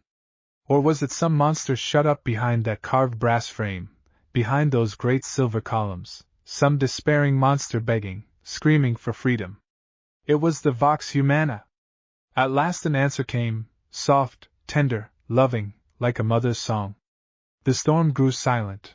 Hidden birds sprang forth, filling the air with glad, ecstatic music, rising higher and higher until the last faint note was lost in the distance. The Vox Humana was stilled, but in the glorious hymn of thanksgiving that now arose, one could almost hear the throbbing of a human heart. What did it mean? That man's imploring cry should in time be met with a deep content? That gratitude would give us freedom? To Peter and Ben it seemed that the angels were singing. Their eyes grew dim, and their souls dizzy with a strange joy. At last, as if borne upward by invisible hands, they were floating away on the music, all fatigue forgotten, and with no wish but to hear forever those beautiful sounds, when suddenly Van Hope's sleeve was pulled impatiently and a gruff voice beside him asked, "How long are you going to stay here, Captain, blinking at the ceiling like a sick rabbit? It's high time we started." "Hush!" whispered Peter, only half aroused. "Come, man! Let's go," said Carl, giving the sleeve a second pull. Peter turned reluctantly. He would not detain the boys against their will. All but Ben were casting rather reproachful glances upon him. "Well, boys," he whispered, "we will go. Softly now.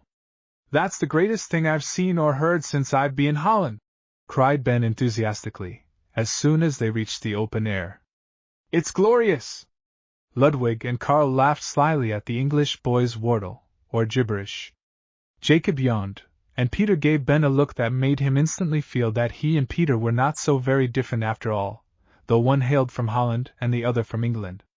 And Lambert, the interpreter, responded with a brisk, "You may well say so. I believe there are one or two organs nowadays that are said to be as fine, but for years and years this organ of St. Bavon was the grandest in the world." "Do you know how large it is?" asked Ben. "I noticed that the church itself was prodigiously high, and that the organ filled the end of the great aisle almost from floor to roof." "That's true," said Lambert. "And how superb the pipes looked, just like grand columns of silver. They're only for show, you know. The real pipes are behind them, some big enough for a man to crawl through, and some smaller than a baby's whistle. Well, sir, for size, the church is higher than Westminster Abbey, to begin with, and, as you say, the organ makes a tremendous show even then. Father told me last night that it is 108 feet high, 50 feet wide, and has over 5,000 pipes. It has 64 stops, if you know what they are, I don't, and 3 keyboards." "Good for you," said Ben. "You have a fine memory. My head is a perfect colander for figures. They slip through as fast as they're poured in. But other facts and historical events stay behind, that's some consolation." "There we differ," returned Van Mounen. "I'm great on names and figures, but history, take it all together, seems to me to be the most hopeless kind of jumble." Meantime Carl and Ludwig were having a discussion concerning some square wooden monuments they had observed in the interior of the church. Ludwig declared that each bore the name of the person buried beneath, and Carl insisted that they had no names but only the heraldic arms of the deceased painted on a black ground, with the date of the death in gilt letters. "I ought to know," said Carl, "for I walked across to the east side, to look for the cannonball Mother told me was embedded there. It was fired into the church, in the year 1500 and something, by those rascally Spaniards, while the services were going on. There it was in the wall, sure enough, and while I was walking back, I noticed the monuments.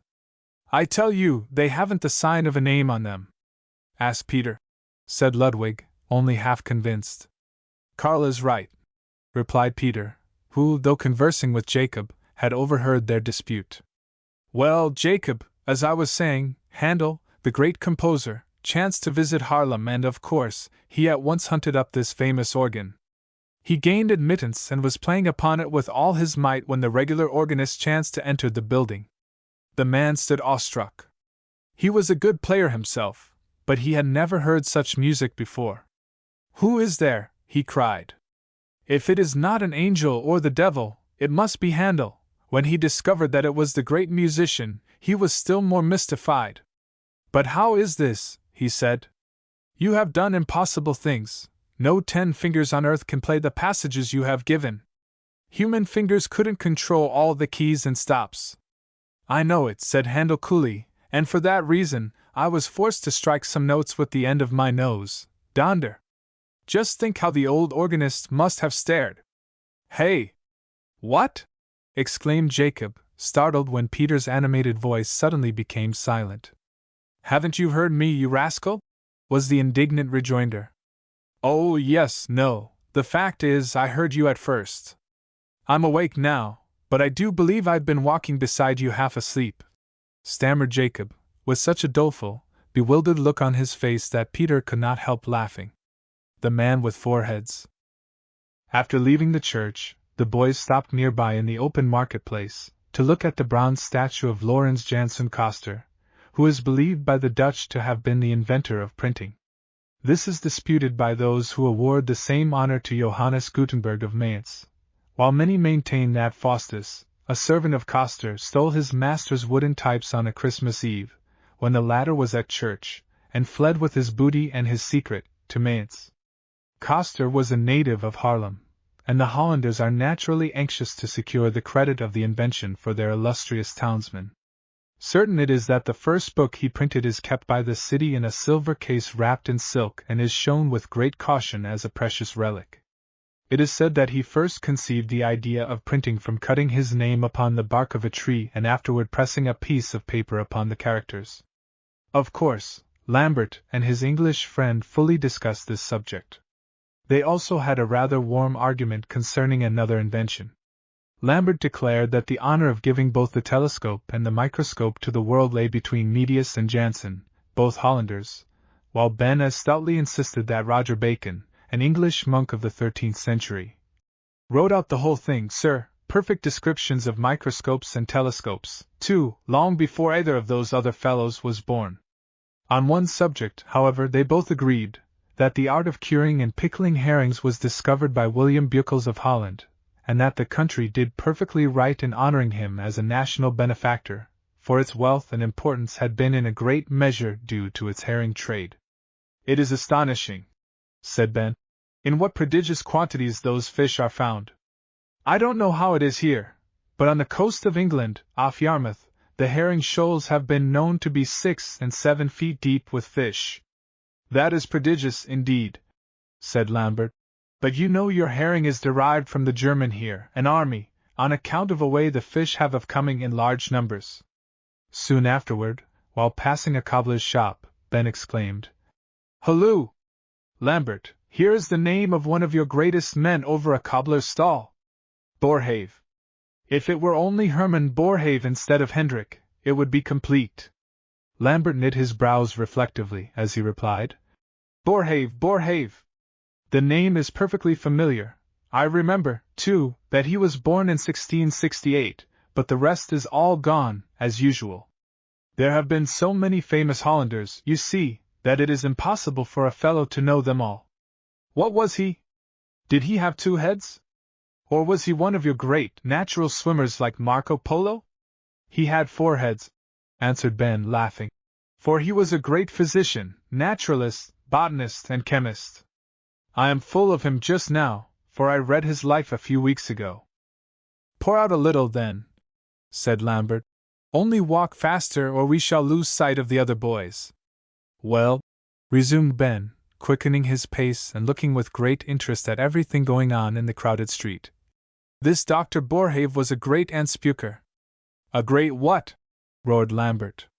"Oh, I beg pardon. I was thinking of that man over there with the cocked hat. He's an Anspuker, isn't he?" "Yes.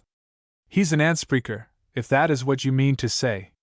But what about your friend with the 4 heads? Well, as I was going to say, the doctor was left a penniless orphan at 16 without education or friends. Jolly beginning, interposed Lambert. Now don't interrupt.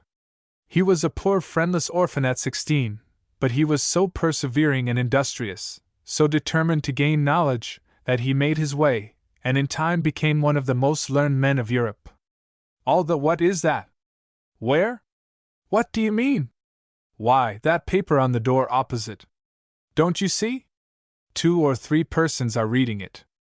I have noticed several of these papers since I've been here. Oh, that's only a health bulletin. Somebody in the house is ill, and to prevent a steady knocking at the door, the family write an account of the patient's condition on a placard and hang it outside the door, for the benefit of inquiring friends. A very sensible custom, I'm sure.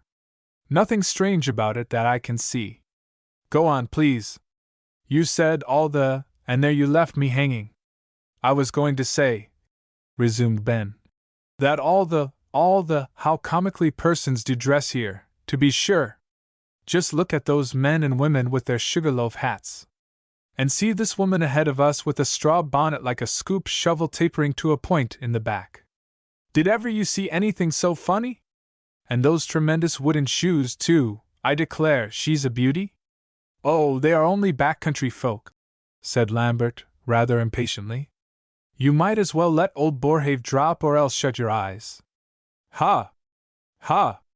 Well, I was going to say, all the big men of his day sought out this great professor.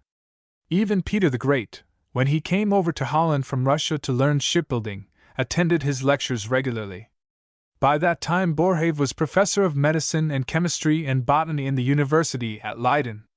He had grown to be very wealthy as a practicing physician, but he used to say that the poor were his best patients because God would be their paymaster. All Europe learned to love and honor him. In short, he became so famous that a certain Mandarin of China addressed a letter to the illustrious Borhave, physician in Europe, and the letter found its way to him without any difficulty. My goodness! That is what I call being a public character. The boys have stopped. How now, Captain Van Hope, where next? We propose to move on, said Van Hope. There is nothing to see at this season in the Bosch. The Bosch is a noble wood, Benjamin, a grand park where they have most magnificent trees, protected by law. Do you understand? Yeah, nodded Ben as the captain proceeded. Unless you all desire to visit the Museum of Natural History, we may go on the Grand Canal again. If we had more time it would be pleasant to take Benjamin up the Blue Stairs. What are the Blue Stairs, Lambert? Asked Ben. They are the highest point of the dunes. You have a grand view of the ocean from there, besides a fine chance to see how wonderful these dunes are. One can hardly believe that the wind could ever heap up sand in so remarkable a way. But we have to go through Bloemendel to get there, not a very pretty village, and some distance from here. What do you say? Oh, I am ready for anything. For my part, I would rather steer direct for Leiden, but we'll do as the captain says, hey, Jacob?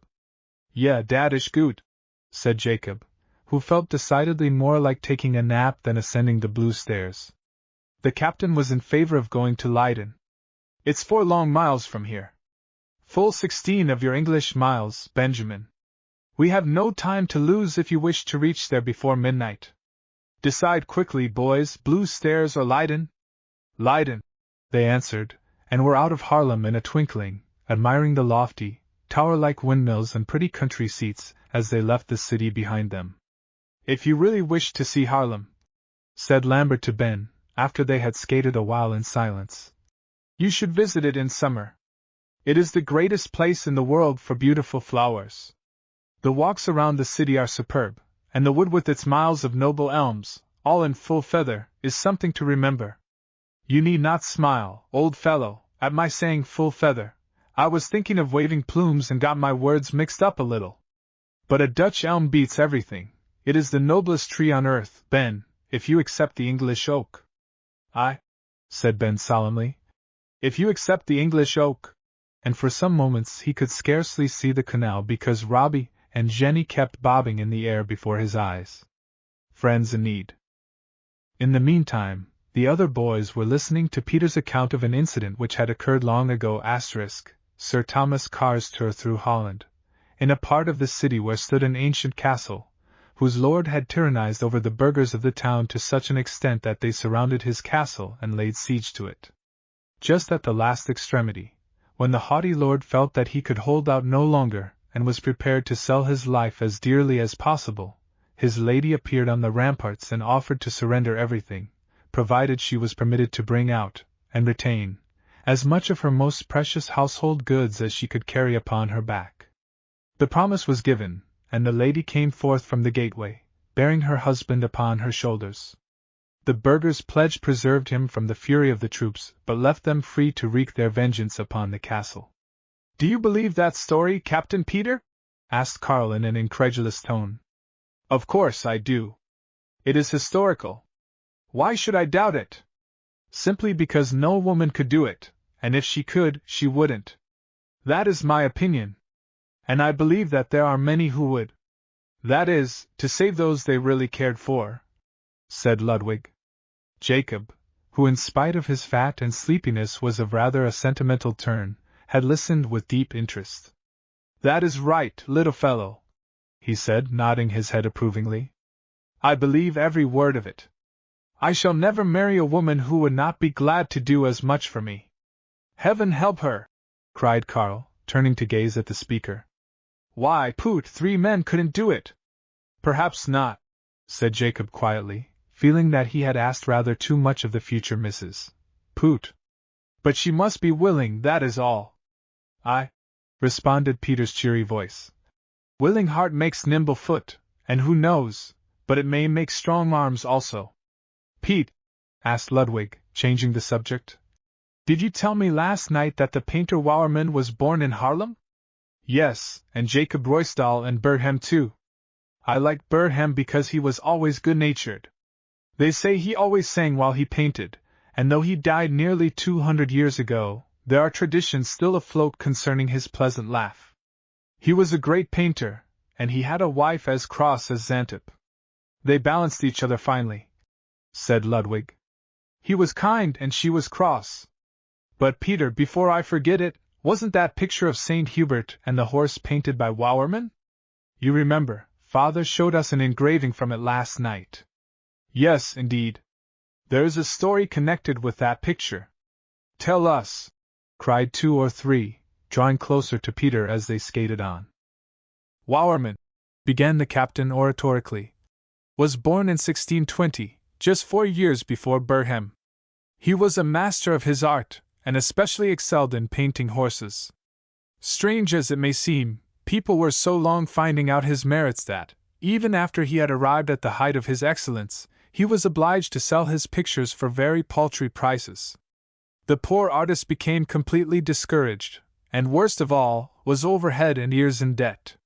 One day he was talking over his troubles with his father confessor, who was one of the few who recognized his genius. The priest determined to assist him and accordingly lent him 600 guilders, advising him at the same time to demand a better price for his pictures. Wouwerman did so, and in the meantime paid his debts. Matters brightened with him at once. Everybody appreciated the great artist who painted such costly pictures. He grew rich. The 600 guilders were returned, and in gratitude Wouwerman sent also a work which he had painted, representing his benefactor as St. Hubert kneeling before his horse, the very picture, Ludwig, of which we were speaking last night. So, exclaimed Ludwig, with deep interest. "I must take another look at the engraving as soon as we get home." At that same hour, while Ben was skating with his companions beside the Holland Dyke, Robbie and Jenny stood in their pretty English schoolhouse, ready to join in the duties of their reading class.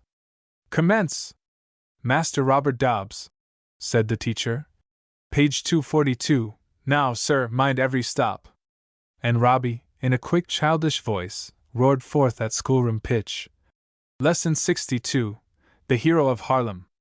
Many years ago, there lived in Haarlem, one of the principal cities of Holland, a sunny-haired boy of gentle disposition. His father was a sluicer, that is, a man whose business it was to open and close the sluices, or large oaken gates, that are placed at regular distances across the entrances of the canals, to regulate the amount of water that shall flow into them. The sluicer raises the gates more or less according to the quantity of water required, and closes them carefully at night, in order to avoid all possible danger of an oversupply running into the canal, or the water would soon overflow it and inundate the surrounding country.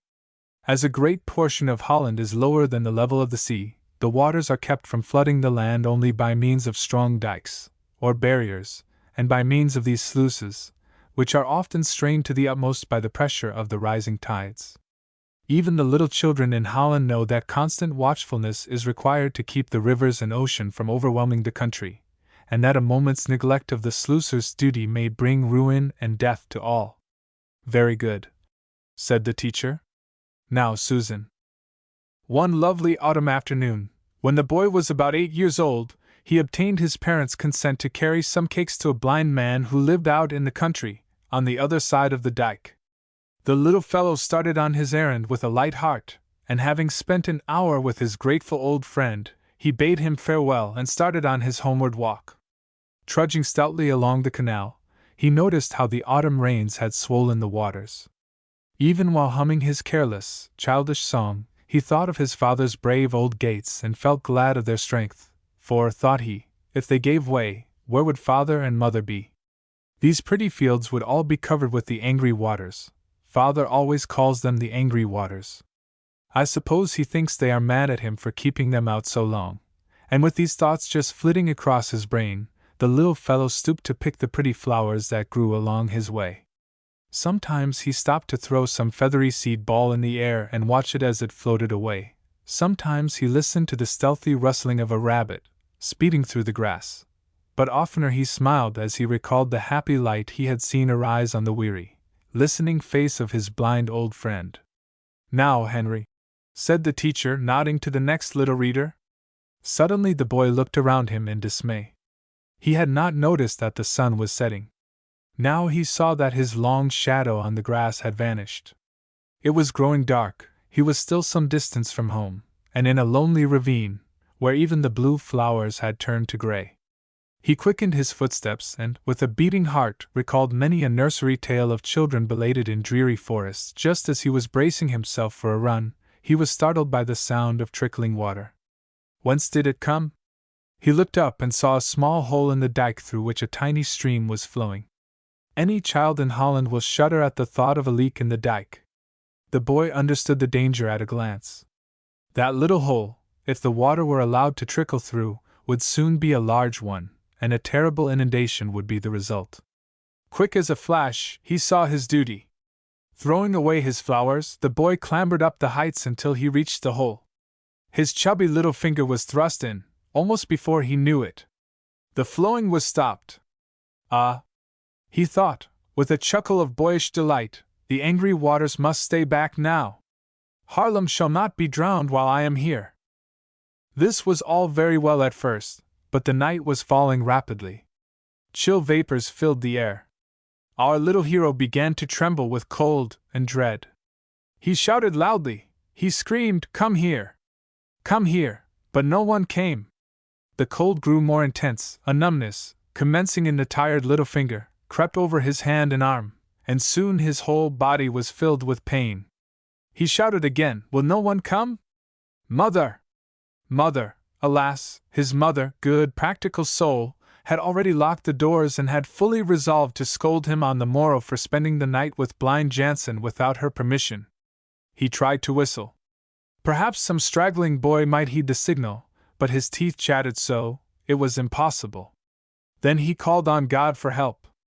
And the answer came, through a holy resolution, "I will stay here till morning." "Now, Jenny Dobbs," said the teacher. Jenny's eyes were glistening, but she took a long breath and commenced. The midnight moon looked down upon that small, solitary form, sitting upon a stone, halfway up the dike. His head was bent, but he was not asleep, for every now and then one restless hand rubbed feebly the outstretched arm that seemed fastened to the dike, and often the pale, tearful face turned quickly at some real or fancied sounds. How can we know the sufferings of that long and fearful watch, what falterings of purpose, what childish terrors came over the boy as he thought of the warm little bed at home, of his parents, his brothers and sisters, then looked into the cold, dreary night. If he drew away that tiny finger, the angry waters, grown angrier still, would rush forth, and never stop until they had swept over the town. No, he would hold it there till daylight, if he lived. He was not very sure of living. What did this strange buzzing mean? And then the knives that seemed pricking and piercing him from head to foot? He was not certain now that he could draw his finger away, even if he wished to. At daybreak a clergyman, returning from the bedside of a sick parishioner, thought he heard groans as he walked along on the top of the dike. Bending, he saw, far down on the side, a child apparently writhing with pain. "In the name of wonder, boy," he exclaimed, "what are you doing there?" "I am keeping the water from running out," was the simple answer of the little hero. "Tell them to come quick." It is needless to add that they did come quickly, and that. "Jenny Dobbs," said the teacher, rather impatiently, "if you cannot control your feelings so as to read distinctly, we will wait until you recover yourself." "Yes, sir," said Jenny, quite startled. It was strange, but at that very moment Ben, far over the sea, was saying to Lambert, "The noble little fellow. I have frequently met with an account of the incident, but I never knew, till now, that it was really true." "True? Of course it is," said Lambert. "I have given you the story just as Mother told it to me years ago. Why, there is not a child in Holland who does not know it. And Ben, you may not think so, but that little boy represents the spirit of the whole country. Not a leak can show itself anywhere, either in its politics, honor, or public safety, that a million fingers are not ready to stop it, at any cost." "Phew!" cried Master Ben. "Big talking that."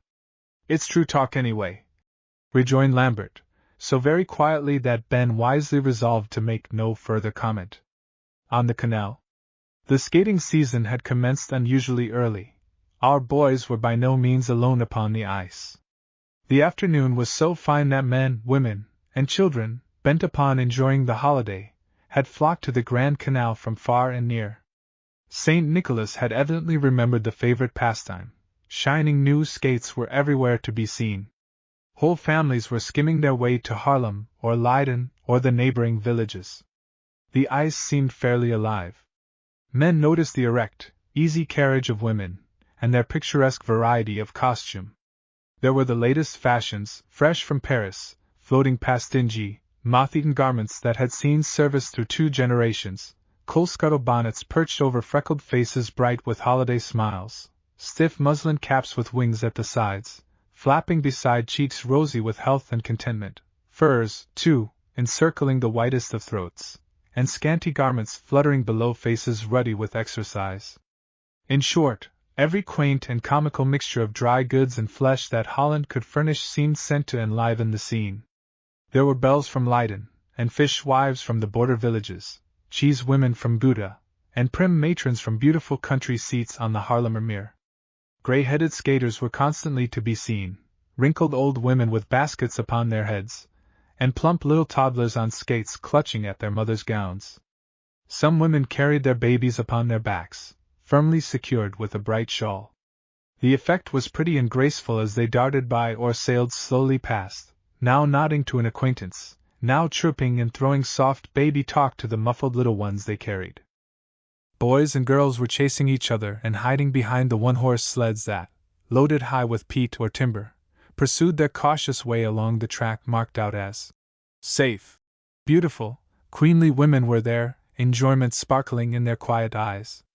Sometimes a long file of young men, each grasping the coat of the one before him, flew by with electric speed, and sometimes the eye squeaked under the chair of some gorgeous old dowager, or rich burgomaster's lady, who, very red in the nose and sharp in the eyes, looked like a scarethaw invented by old Father Winter for the protection of his skating grounds. The chair would be heavy with footstoves and cushions, to say nothing of the old lady. Mounted upon shining runners, it slid along, pushed by the sleepiest of servants, who, looking neither to the right nor the left, bent himself to his task while she cast direful glances upon the screaming little rowdies who invariably acted as bodyguard. As for the men, they were pictures of placid enjoyment. Some were attired in ordinary citizen's dress, but many looked out enough with their short woolen coats, wide breeches, and big silver buckles. These seemed to Ben like little boys who had, by a miracle, sprung suddenly into manhood and were forced to wear garments that their astonished mothers had altered in a hurry. He noticed, too, that nearly all the men had pipes as they passed him, whizzing and smoking like so many locomotives.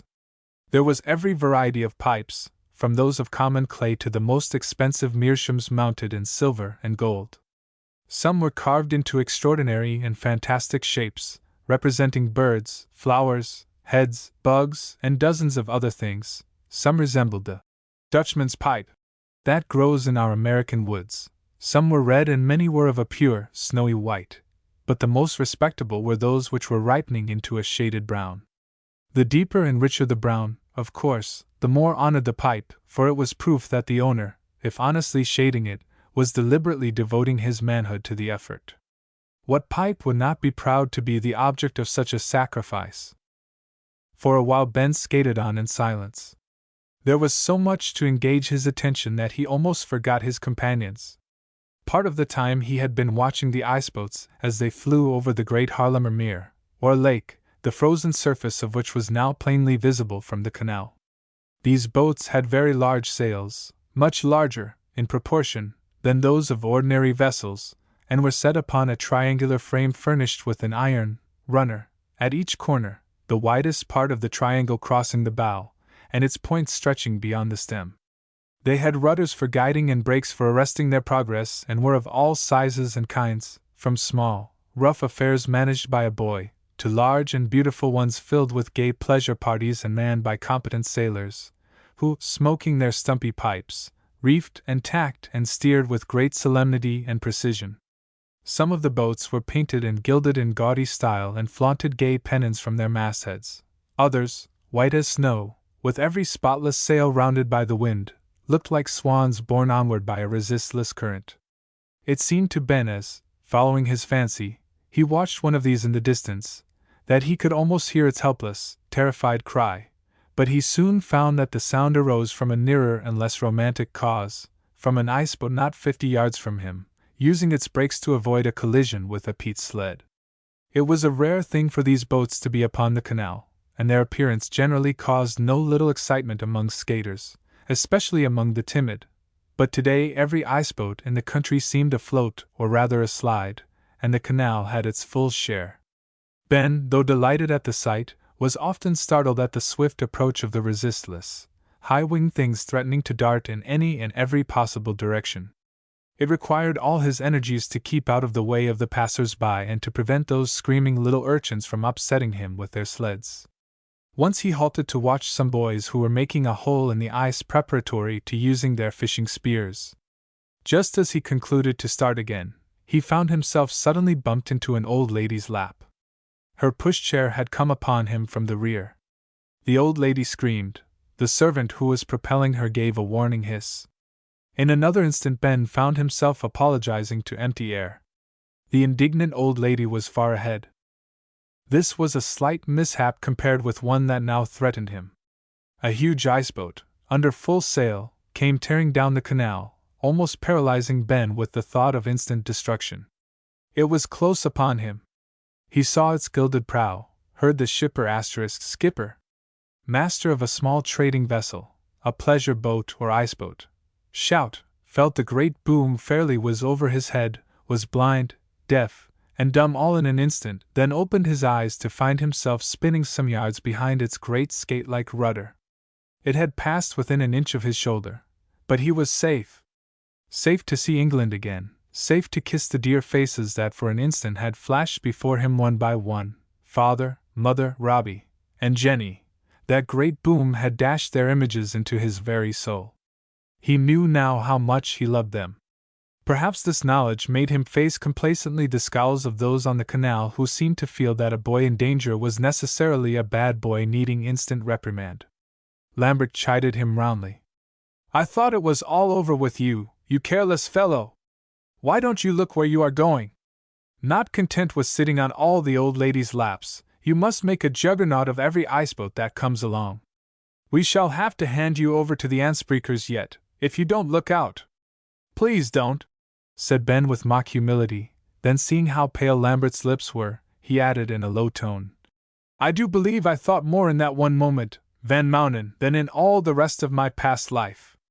There was no reply, and for a while the two boys skated on in silence. Soon a faint sound of distant bells reached their ears. "Hark!" said Ben. "What is that?" "The carillons," replied Lambert. "They are trying the bells in the chapel of yonder village." "Ah! Ben, you should hear the chimes of the new church at Delft. They are superb, nearly 500 sweet-toned bells, and on of the best carillonneurs of Holland to play upon them. Hard work, though. They say the fellow often has to go to bed from positive exhaustion, after his performances. You see, the bells are attached to a kind of keyboard, something like they have on pianofortes. There is also a set of pedals for the feet. When a brisk tune is going on, the player looks like a kicking frog fastened to his seat with a skewer." "For shame," said Ben indignantly.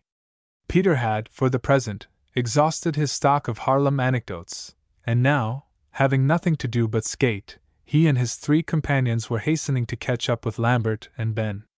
"That English lad is fleet enough," said Peter. "If he were a born Hollander, he could do no better. Generally these John Bulls make but a sorry figure on skates. Halloo! Here you are, Van Mounen. Why, we hardly hoped for the honor of meeting you again. Whom were you flying from in such haste?" "Snails," retorted Lambert. "What kept you?" "We have been talking, and besides, we halted once to give Poot a chance to rest." "He begins to look rather worn out," said Lambert in a low voice. Just then a beautiful iceboat with reefed sail and flying streamers swept leisurely by. Its deck was filled with children muffled up to their chins. Looking at them from the ice you could see only smiling little faces embedded in bright-colored woolen wrappings. They were singing a chorus in honor of St. Nicholas. The music, starting in the discord of 100 childish voices, floated, as it rose, into exquisite harmony. "While through wintry air we're rushing, as our voices blend, are you near us? Do you hear us, Nicholas, our friend? Sunny sparkles, bright before us, chase away the cold. Hearts where sunny thoughts are welcome, never can grow old. Pretty gift and loving lesson, festival and glee, bid us thank thee as we're sailing o'er the frozen sea." Jacob Poot changes the plan. The last note died away in the distance. Our boys, who in their vain efforts to keep up with the boat had felt that they were skating backward, turned to look at one another. "How beautiful that was!" exclaimed Van Mounen. "Just like a dream!" Jacob drew close to Ben, giving his usual approving nod, as he spoke. "Dat ish gut. Dat ish te pest way. I shay petter to take to Leiden mit a poot." "Take a boat!" exclaimed Ben in dismay. "Why, man, our plan was to skate, not to be carried like little children." "Tweefels," retorted Jacob. "Dat ish no little, no poppies, to go for poat." The boys laughed but exchanged uneasy glances. It would be great fun to jump on an iceboat, if they had a chance, but to abandon so shamefully their grand undertaking, who could think of such a thing? An animated discussion arose at once. Captain Peter brought his party to a halt. "Boys," said he, "it strikes me that we should consult Jacob's wishes in this matter. He started the excursion, you know." "Pooh!" sneered Carl, throwing a contemptuous glance at Jacob. "Who's tired? We can rest all night in Leiden." Ludwig and Lambert looked anxious and disappointed. It was no slight thing to lose the credit of having skated all the way from Broek to The Hague and back again, but both agreed that Jacob should decide the question. Good-natured, tired Jacob. He read the popular sentiment at a glance. "Oh no," he said in Dutch. "I was joking. We will skate, of course." The boys gave a delighted shout and started on again with renewed vigor. All but Jacob. He tried his best not to seem fatigued and, by not saying a word, saved his breath and energy for the great business of skating. But in vain. Before long, the stout body grew heavier and heavier, the tottering limbs weaker and weaker. Worse than all, the blood, anxious to get as far as possible from the ice, mounted to the puffy, good-natured cheeks, and made the roots of his thin yellow hair glow into a fiery red. This kind of work is apt to summon vertigo, of whom good Hans Andersen writes, the same who hurls daring young hunters from the mountains or spins them from the sharpest heights of the glaciers or catches them as they tread the stepping stones of the mountain torrent. Vertigo came, unseen, to Jacob. After tormenting him a while, with one touch sending a chill from head to foot, with the next scorching every vein with fever, she made the canal rock and tremble beneath him, the white sails bow and spin as they passed, then cast him heavily upon the ice. "Halloo!" cried Van Mounen. "There goes Poot!" Ben sprang hastily forward. "Jacob! Jacob, are you hurt?" Peter and Carl were lifting him. The face was white enough now. It seemed like a dead face, even the good-natured look was gone. A crowd collected. Peter unbuttoned the poor boy's jacket, loosened his red tippet, and blew between the parted lips. "Stand off, good people!" he cried. "Give him air!" "Lay him down!" called out a woman from the crowd. "Stand him upon his feet!" shouted another. "Give him wine!" growled a stout fellow who was driving a loaded sled. "Yes! Yes, give him wine!" echoed everybody. Ludwig and Lambert shouted in concert. "Wine! Wine! Who has wine?" A sleepy-headed Dutchman began to fumble mysteriously under the heaviest of blue jackets, saying as he did so, "Not so much noise, young masters, not so much noise! The boy was a fool to faint like a girl." "Wine, quick!" cried Peter, who, with Ben's help, was rubbing Jacob from head to foot. Ludwig stretched forth his hand imploringly toward the Dutchman, who, with an air of great importance, was still fumbling beneath the jacket. "Do hurry! He will die! Has anyone else any wine?" "He is dead," said an awful voice from among the bystanders. This startled the Dutchman. "Have a care," he said, reluctantly drawing forth a small blue flask. "This is schnapps. A little is enough." A little was enough. The paleness gave way to a faint flush. Jacob opened his eyes, and, half bewildered, half ashamed, feebly tried to free himself from those who were supporting him. There was no alternative, now, for our party but to have their exhausted comrade carried, in some way, to Leiden. As for expecting him to skate any more that day, the thing was impossible. In truth, by this time each boy began to entertain secret yearnings toward iceboats, and to avow a Spartan resolve not to desert Jacob. Fortunately, a gentle, steady breeze was setting southward. If some accommodating shipper would but come along, matters would not be quite so bad after all. Peter hailed the first sail that appeared. The men in the stern would not even look at him. 3 drays on runners came along, but they were already loaded to the utmost. Then an iceboat, a beautiful, tempting little one, whizzed past like an arrow. The boys had just time to stare eagerly at it when it was gone. In despair, they resolved to prop up Jacob with their strong arms, as well as they could, and take him to the nearest village. At that moment a very shabby iceboat came in sight. With but little hope of success, Peter hailed at it, at the same time taking off his hat and flourishing it in the air. The sail was lowered, then came the scraping sound of the brake, and a pleasant voice called from the deck. "What now? Will you take us on?" cried Peter, hurrying with his companions as fast as he could, for the boat was bringing to some distance ahead. "Will you take us on?" "We'll pay for the ride!" shouted Carl. The man on board scarcely noticed him except to mutter something about its not being a trekschuit. Still looking toward Peter, he asked, "How many?" "6. Well, it's Nicholas's day, up with you. Young gentleman sick?" He nodded toward Jacob. "Yes, broken down. Skated all the way from Broek," answered Peter. "Do you go to Leiden?" "That's as the wind says. It's blowing that way now." "Scramble up." Poor Jacob!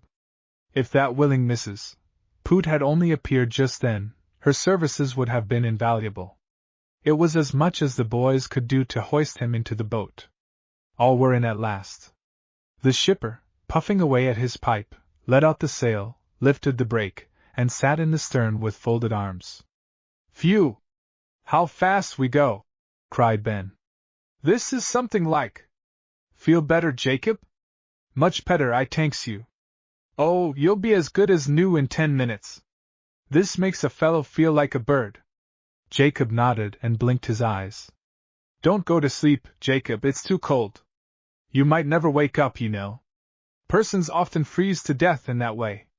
I no sleep, said Jacob confidently, and in 2 minutes he was snoring. Carl and Ludwig laughed. We must wake him, cried Ben. It is dangerous, I tell you, Jacob. Jossie. Captain Peter interfered, for 3 of the boys were helping Ben for the fun of the thing. Nonsense! Don't shake him. Let him alone, boys. One never snores like that when one's freezing. Cover him up with something. Here, this cloak will do. Hey, shipper? And he looked toward the stern for permission to use it. The man nodded. There, said Peter, tenderly adjusting the garment. Let him sleep. He will be as frisky as a lamb when he wakes. How far are we from Leiden, shipper? Not more'n a couple of pipes, replied a voice, rising from smoke like the genii in fairy tales. Puff. Puff. Likely not more'n 1.5. Puff. Puff. If this wind holds. Puff. Puff. Puff. What is the man saying, Lambert? Asked Ben, who was holding his mittened hands against his cheeks to ward off the cutting air. He says we're about 2 pipes from Leiden. Half the burrs here on the canal measure distance by the time it takes them to finish a pipe. How ridiculous! See here, Benjamin Dobbs, retorted Lambert, growing unaccountably indignant at Ben's quiet smile. See here, you've a way of calling every other thing you see on this side of the German Ocean ridiculous. It may suit you, this word, but it doesn't suit me. When you want anything ridiculous, just remember your English custom of making the Lord Mayor of London, at his installation, count the nails in a horseshoe to prove his learning. Who told you we had any such custom as that? Cried Ben, looking grave in an instant. Why, I know it, no use of anyone telling me. It's in all the books, and it's true. It strikes me, continued Lambert, laughing in spite of himself, that you have been kept in happy ignorance of a good many ridiculous things on your side of the map. Humph! Exclaimed Ben, trying not to smile. I'll inquire into that Lord Mayor business when I get home. There must be some mistake. Brrrroo! How fast we're going! This is glorious! It was a grand sail, or ride, I scarcely know which to call it. Perhaps fly would be the best word, for the boys felt very much as Sinbad did when, tied to the roc's leg, he darted through the clouds, or as Bellerophon felt when he shot through the air on the back of his winged horse Pegasus. Sailing, riding, or flying, whichever it was, everything was rushing past, backward, and before they had time to draw a deep breath, Leiden itself, with its high peaked roofs, flew halfway to meet them. When the city came in sight, it was high time to waken the sleeper. That feat accomplished, Peter's prophecy came to pass. Master Jacob was quite restored and in excellent spirits. The shipper made a feeble remonstrance when Peter, with hearty thanks, endeavored to slip some silver pieces into his tough brown palm. "You see, young master," said he, drawing away his hand, "the regular line o' trade's one thing, and a favor's another." "I know it," said Peter, "but those boys and girls of yours will want sweets when you get home. Buy them some in the name of St. Nicholas." The man grinned. "Aye, true enough, I've young UNS in plenty, a clean boatload of them. You are a sharp young master at guessing." This time the knotty hand hitched forward again, quite carelessly it seemed, but its palm was upward. Peter hastily dropped in the money and moved away. The sail came tumbling down. Scrape, scrape went the brake, scattering an ice shower round the boat. "Goodbye, shipper!" shouted the boys, seizing their skates and leaping from the deck one by one. "Many thanks to you. Goodbye. Goodby, hold! Here! Stop! I want my coat." Ben was carefully assisting his cousin over the side of the boat. "What is the man shouting about?" "Oh, I know, you have his wrapper round your shoulders." "That is true," answered Jacob, half jumping, half tumbling down upon the framework. "Dat ish vot make him so heavy." "Made you so heavy, you mean, Poot?" "Yeah, made you so heavy, dat is true," said Jacob innocently as he worked himself free of the big wrapper. Dear, now you hands it mit him, straightway, and tells him I vas much tanks for dat. Ho! For an inn! Cried Peter as they stepped into the city. Be brisk, my fine fellows! Mynheer Kleef and his bill of fare. The boys soon found an unpretending establishment near the Breedstraat, Broad Street, with a funnily painted lion over the door.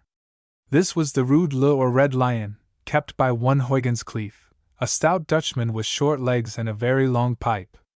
By this time they were in a ravenous condition. The tiffin, taken at Haarlem, had served only to give them an appetite, and this had been heightened by their exercise and swift sail upon the canal. Come, mine host! Give us what you can! Cried Peter rather pompously. I can give you anything, everything, answered Mynheer Kleef, performing a difficult bow. Well, give us sausage and pudding. Ah, Mynheer, the sausage is all gone. There is no pudding. Salmagundy, then, and plenty of it. That is out also, young master. Eggs, and be quick. Winter eggs are very poor eating, answered the innkeeper, puckering his lips and lifting his eyebrows. No eggs? Well, caviar. The Dutchman raised his fat hands. Caviar! That is made of gold. Who has caviar to sell? Peter had sometimes eaten it at home. He knew that it was made of the roes of the sturgeon and certain other large fish, but he had no idea of its cost. Well, mine host, what have you? What have I? Everything. I have rye bread, sauerkraut, potato salad, and the fattest herring in Leiden. What do you say, boys? Asked the captain. Will that do? Yes, cried the famished youths. If he'll only be quick. Mynheer moved off like one walking in his sleep, but soon opened his eyes wide at the miraculous manner in which his herring were made to disappear. Next came, or rather went, potato salad, rye bread, and coffee, then Utrecht water flavored with orange, and finally, slices of dry gingerbread. This last delicacy was not on the regular bill of fare, but Mynheer Kleef, driven to extremes, solemnly produced it from his own private stores and gave only a placid blink when his voracious young travelers started up, declaring they had eaten enough. I should think so, he exclaimed internally, but his smooth face gave no sign. Softly rubbing his hands, he asked, Will your worships have beds? Will your worships have beds? Mocked Karl. What do you mean? Do we look sleepy? Not at all, master. But I would cause them to be warmed and aired. None sleep under damp sheets at the Red Lion. Ah, I understand. Shall we come back here to sleep, Captain? Peter was accustomed to finer lodgings, but this was a frolic. Why not? He replied. We can fare excellently here. Your worship speaks only the truth, said Mynheer with great deference. How fine to be called your worship, laughed Ludwig aside to Lambert, while Peter replied, Well, mine host, you may get the rooms ready by 9. I have one beautiful chamber, with 3 beds, that will hold all of your worships, said Mynheer Kleef coaxingly. That will do. Phew, whistled Karl when they reached the street. Ludwig startled. What now? Nothing, only Mynheer Kleef of the Red Lion little thinks how we shall make things spin in that same room tonight. We'll set the bolsters flying. Order! Cried the captain. Now, boys, I must seek this great Dr. Boekman before I sleep. If he is in Leiden, it will be no great task to find him, for he always puts up at the Golden Eagle when he comes here. I wonder that you did not all go to bed at once. Still, as you are awake, what say you to walking with Ben up by the museum or the Stadhuis? Agreed, said Ludwig and Lambert, but Jacob preferred to go with Peter. In vain Ben tried to persuade him to remain at the inn and rest. He declared that he never felt better, and wished of all things to take a look at the city, for it was his first stop at Leiden.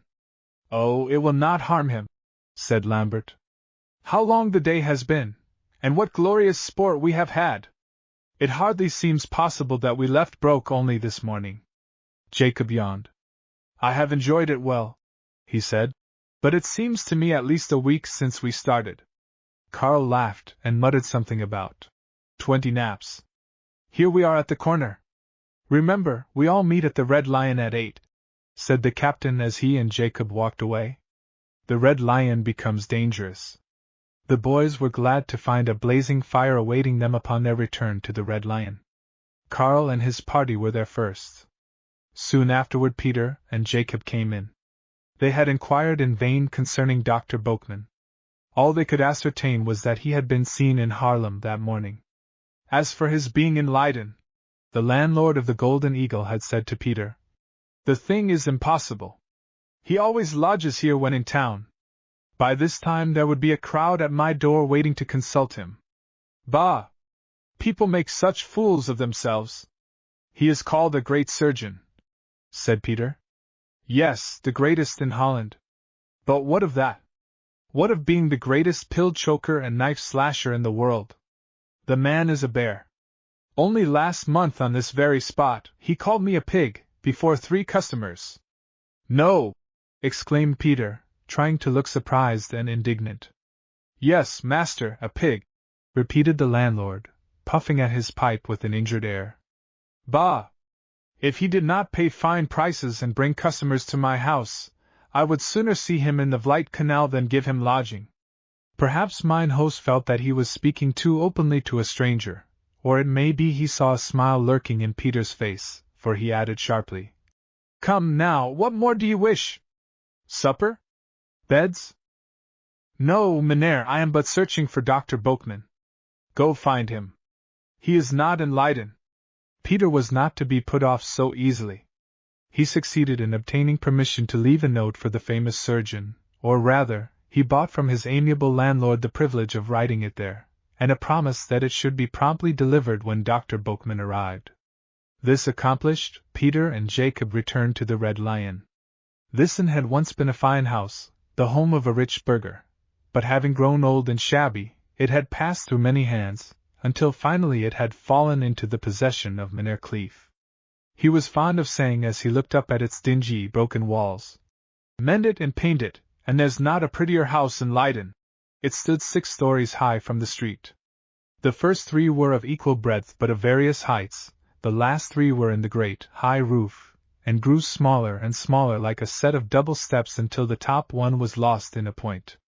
The roof was built of short, shining tiles, and the windows, with their little panes, seemed to be scattered irregularly over the face of the building, without the slightest attention to outward effect.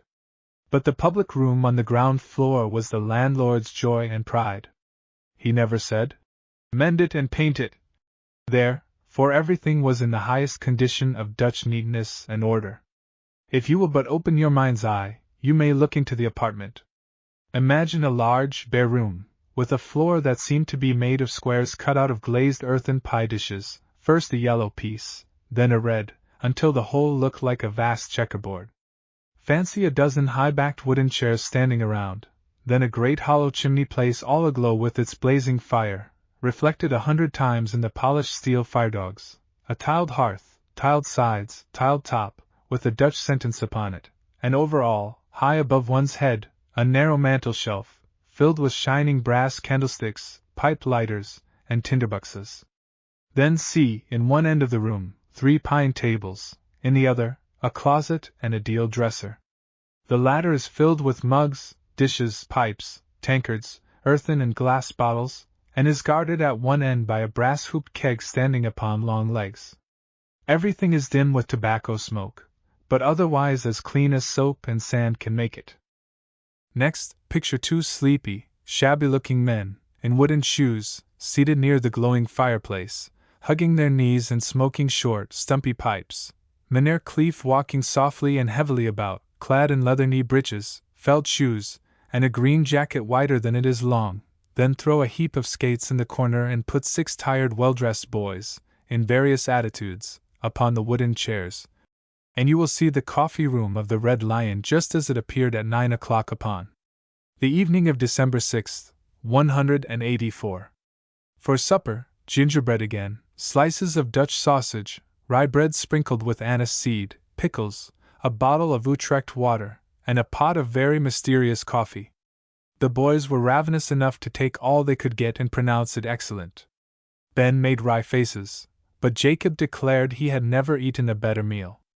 After they had laughed and talked a while, and counted their money by way of settling a discussion that arose concerning their expenses, the captain marched his company off to bed, led on by a greasy pioneer boy who carried skates and a candlestick instead of an axe.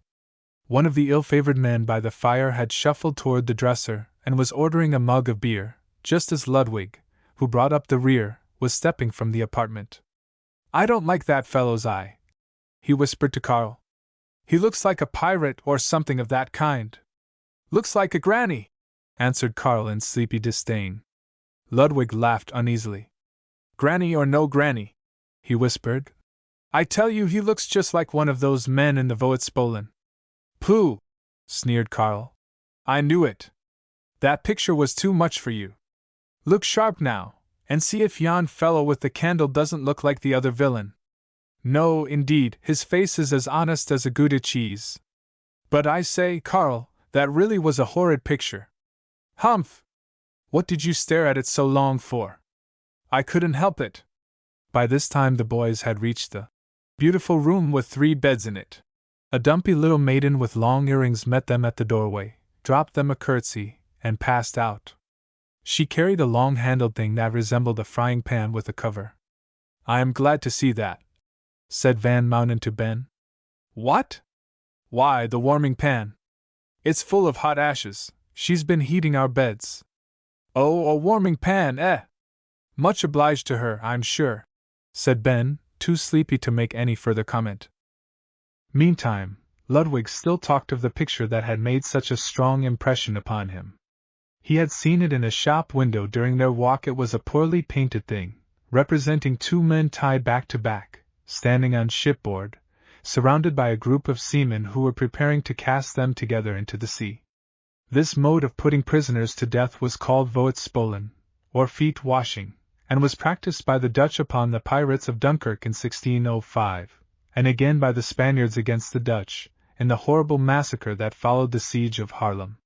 Bad as the painting was, the expression upon the pirates' faces was well given. Sullen and despairing as they seemed, they wore such a cruel, malignant aspect that Ludwig had felt a secret satisfaction in contemplating their helpless condition. He might have forgotten the scene by this time but for that ill-looking man by the fire. Now, while he capered about, boy-like, and threw himself with an antic into his bed, he inwardly hoped that the Voetspolen would not haunt his dreams. It was a cold, cheerless room. A fire had been newly kindled in the burnished stove and seemed to shiver even while it was trying to burn. The windows, with their funny little panes, were bare and shiny, and the cold waxed floor looked like a sheet of yellow ice. 3 rush-bottomed chairs stood stiffly against the wall, alternating with 3 narrow wooden bedsteads that made the room look like the deserted ward of a hospital. At any other time the boys would have found it quite impossible to sleep in pairs, especially in such narrow quarters. But tonight they lost all fear of being crowded and longed only to lay their weary bodies upon the feather beds that lay lightly upon each cot. Had the boys been in Germany instead of Holland, they might have been covered, also, by a bed of down or feathers. This peculiar form of luxury was at that time adopted only by wealthy or eccentric Hollanders. Ludwig, as we have seen, had not quite lost his friskiness, but the other boys, after 1 or 2 feeble attempts at pillow firing, composed themselves for the night with the greatest dignity. Nothing like fatigue for making boys behave themselves. "Good night, boys," said Peter's voice from under the covers. "Good night," called back everybody but Jacob, who already lay snoring beside the captain. "I say," shouted Carl after a moment, "don't sneeze, anybody. Ludwig's in a fright." "No such thing," retorted Ludwig in a smothered voice. Then there was a little whispered dispute, which was ended by Carl saying, "For my part, I don't know what fear is. But you really are a timid fellow, Ludwig." Ludwig grunted sleepily, but made no further reply. It was the middle of the night. The fire had shivered itself to death, and in place of its gleams, little squares of moonlight lay upon the floor, slowly shifting their way across the room. Something else was moving also, but the boys did not see it. Sleeping boys keep but a poor lookout. During the early hours of the night, Jacob Poot had been gradually but surely winding himself with all the bed covers. He now lay like a monster chrysalis beside the half-frozen Peter, who, accordingly, was skating with all his might over the coldest, bleakest of dreamland icebergs. Something else, I say, besides the moonlight, was moving across the bare, polished floor, moving not quite so slowly, but quite as stealthily. Wake up, Ludwig! The Voetspolen is growing real. No, Ludwig does not waken, but he moans in his sleep. Does not Karl hear it, Karl the brave, the fearless? No, Karl is dreaming of the race. And Jacob? Van Maunen? Then? Not they. They, too, are dreaming of the race, and Katrinka is singing through their dreams, laughing, flitting past them. Now and then a wave from the great organ surges through their midst. Still the thing moves, slowly, slowly. Peter! Captain Peter, there is danger! Peter heard no call, but in his dream, he slid a few thousand feet from one iceberg to another, and the shock awoke him. Phew! How cold he was! He gave a hopeless, desperate tug at the chrysalis in vain. Sheet, blanket, and spread were firmly wound around Jacob's inanimate form. Clear moonlight, he thought. We shall have pleasant weather tomorrow. Halloo! What's that? He saw the moving thing, or rather something black crouching upon the floor, for it had halted as Peter stirred. He watched in silence. Soon it moved again, nearer and nearer. It was a man crawling upon hands and feet. The captain's first impulse was to call out, but he took an instant to consider matters. The creeper had a shining knife in one hand. This was ugly, but Peter was naturally self-possessed. When the head turned, Peter's eyes were closed as if in sleep, but at other times, nothing could be keener, sharper than the captain's gaze. Closer, closer crept the robber. His back was very near Peter now. The knife was laid softly upon the floor. One careful arm reached forth stealthily to drag the clothes from the chair by the captain's bed. The robbery was commenced. Now was Peter's time. Holding his breath, he sprang up and leaped with all his strength upon the robber's back, stunning the rascal with the force of the blow. To seize the knife was but a second's work. The robber began to struggle, but Peter sat like a giant astride the prostrate form. If you stir, said the brave boy in as terrible a voice as he could command. Stir but 1 inch, I will plunge this knife into your neck. Boys! Boys! Wake up! He shouted, still pressing down the black head and holding the knife at pricking distance. Give us a hand! I've got him! The chrysalis rolled over, but made no other sign. Up, boys! Cried Peter, never budging. Ludwig! Lambert! Donder! Are you all dead? Dead? Not they. Van Maunen and Ben were on their feet in an instant. Hey! What now? They shouted. I've got a robber here, said Peter coolly. Lie still, you scoundrel, or I'll slice your head off. Now, boys, cut out your bed cord, plenty of time. He's a dead man if he stirs. Peter felt that he weighed 1,000 pounds. So he did, with that knife in his hand. The man growled and swore but dared not move. Ludwig was up by this time. He had a great jackknife, the pride of his heart, in his breeches pocket. It could do good service now. They bared the bedstead in a moment. It was laced backward and forward with a rope. I'll cut it, cried Ludwig, sawing away at the knot. Hold him tight, Peter! Never fear, answered the captain, giving the robber a warning prick. The boys were soon pulling at the rope like good fellows. It was out at last, a long, stout piece. Now, boys, commanded the captain, lift up his rascally arms. Cross his hands over his back. That's right, excuse me for being in the way, tie them tight. Yes, and his feet too, the villain, cried the boys in great excitement, tying knot after knot with Herculean jerks. The prisoner changed his tone. Oh, he moaned. Spare a poor sick man, I was but walking in my sleep. Ugh, grunted Lambert, still tugging away at the rope. Asleep, were you? Well, we'll wake you up. The man muttered fierce oaths between his teeth, then cried in a piteous voice. Unbind me, good young masters. I have 5 little children at home. By St. Bavon I swear to give you each a 10 guilder piece if you will but free me. Ha! Ha! Laughed Peter. Ha! Ha! Laughed the other boys. Then came threats that made Ludwig fairly shudder, though he continued to bind and tie with redoubled energy. Hold up, Mynheer Housebreaker, said Van Mounen in a warning voice. That knife is very near your throat. If you make the captain nervous, there's no telling what may happen. The robber took the hint, and fell into a sullen silence. Just at this moment the chrysalis upon the bed stirred and sat erect. What's the matter? He asked, without opening his eyes. Matter? Echoed Ludwig, half trembling, half laughing. Get up, Jacob. Here's work for you. Come sit on this fellow's back while we get into our clothes, we're half perished. What fellow? Donder! Hurrah for Poot! Cried all the boys as Jacob, sliding quickly to the floor, bedclothes and all, took in the state of affairs at a glance and sat heavily beside Peter on the robber's back. Oh, didn't the fellow groan then?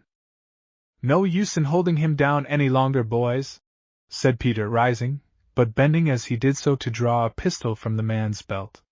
You see, I've been keeping a guard over this pretty little weapon for the last 10 minutes. It's cocked, and the least wriggle might have set it off. No danger now. I must dress myself. You and I, Lambert, will go for the police. I'd no idea it was so cold. Where is Carl? Asked one of the boys. They looked at one another. Carl certainly was not among them. Oh! Cried Ludwig, frightened at last. Where is he? Perhaps he's had a fight with the robber and got killed. Not a bit of it, said Peter quietly as he buttoned his stout jacket. Look under the beds.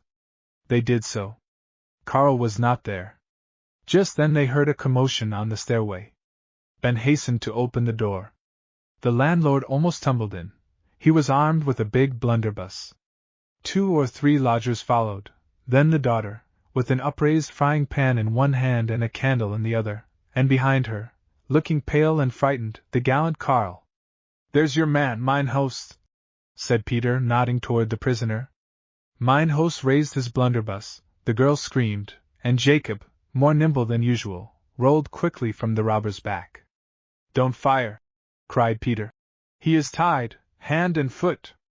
Let's roll him over and see what he looks like. Carl stepped briskly forward, with a bluster. Yes. We'll turn him over in a way he won't like. Lucky we've caught him. Ha! Ha! Laughed Ludwig. Where were you, Master Carl? Where was I? Retorted Carl angrily. Why, I went to give the alarm, to be sure. All the boys exchanged glances, but they were too happy and elated to say anything ill-natured. Carl certainly was bold enough now. He took the lead while 3 others aided him in turning the helpless man. While the robber lay face up, scowling and muttering, Ludwig took the candlestick from the girl's hand. I must have a good look at the beauty, he said, drawing closer, but the words were no sooner spoken than he turned pale and started so violently that he almost dropped the candle. The Voetspolen! He cried. Why, boys, it's the man who sat by the fire. Of course it is, answered Peter. We counted out money before him like simpletons. But what have we to do with Voetspolen, brother Ludwig? A month in jail is punishment enough. The landlord's daughter had left the room. She now ran in, holding up a pair of huge wooden shoes. See, father, she cried. Here are his great ugly boats. It's the man that we put in the next room after the young masters went to bed. Ah! It was wrong to send the poor young gentleman up here so far out of sight and sound. The scoundrel! Hissed the landlord. He has disgraced my house. I go for the police at once. In less than 15 minutes 2 drowsy-looking officers were in the room.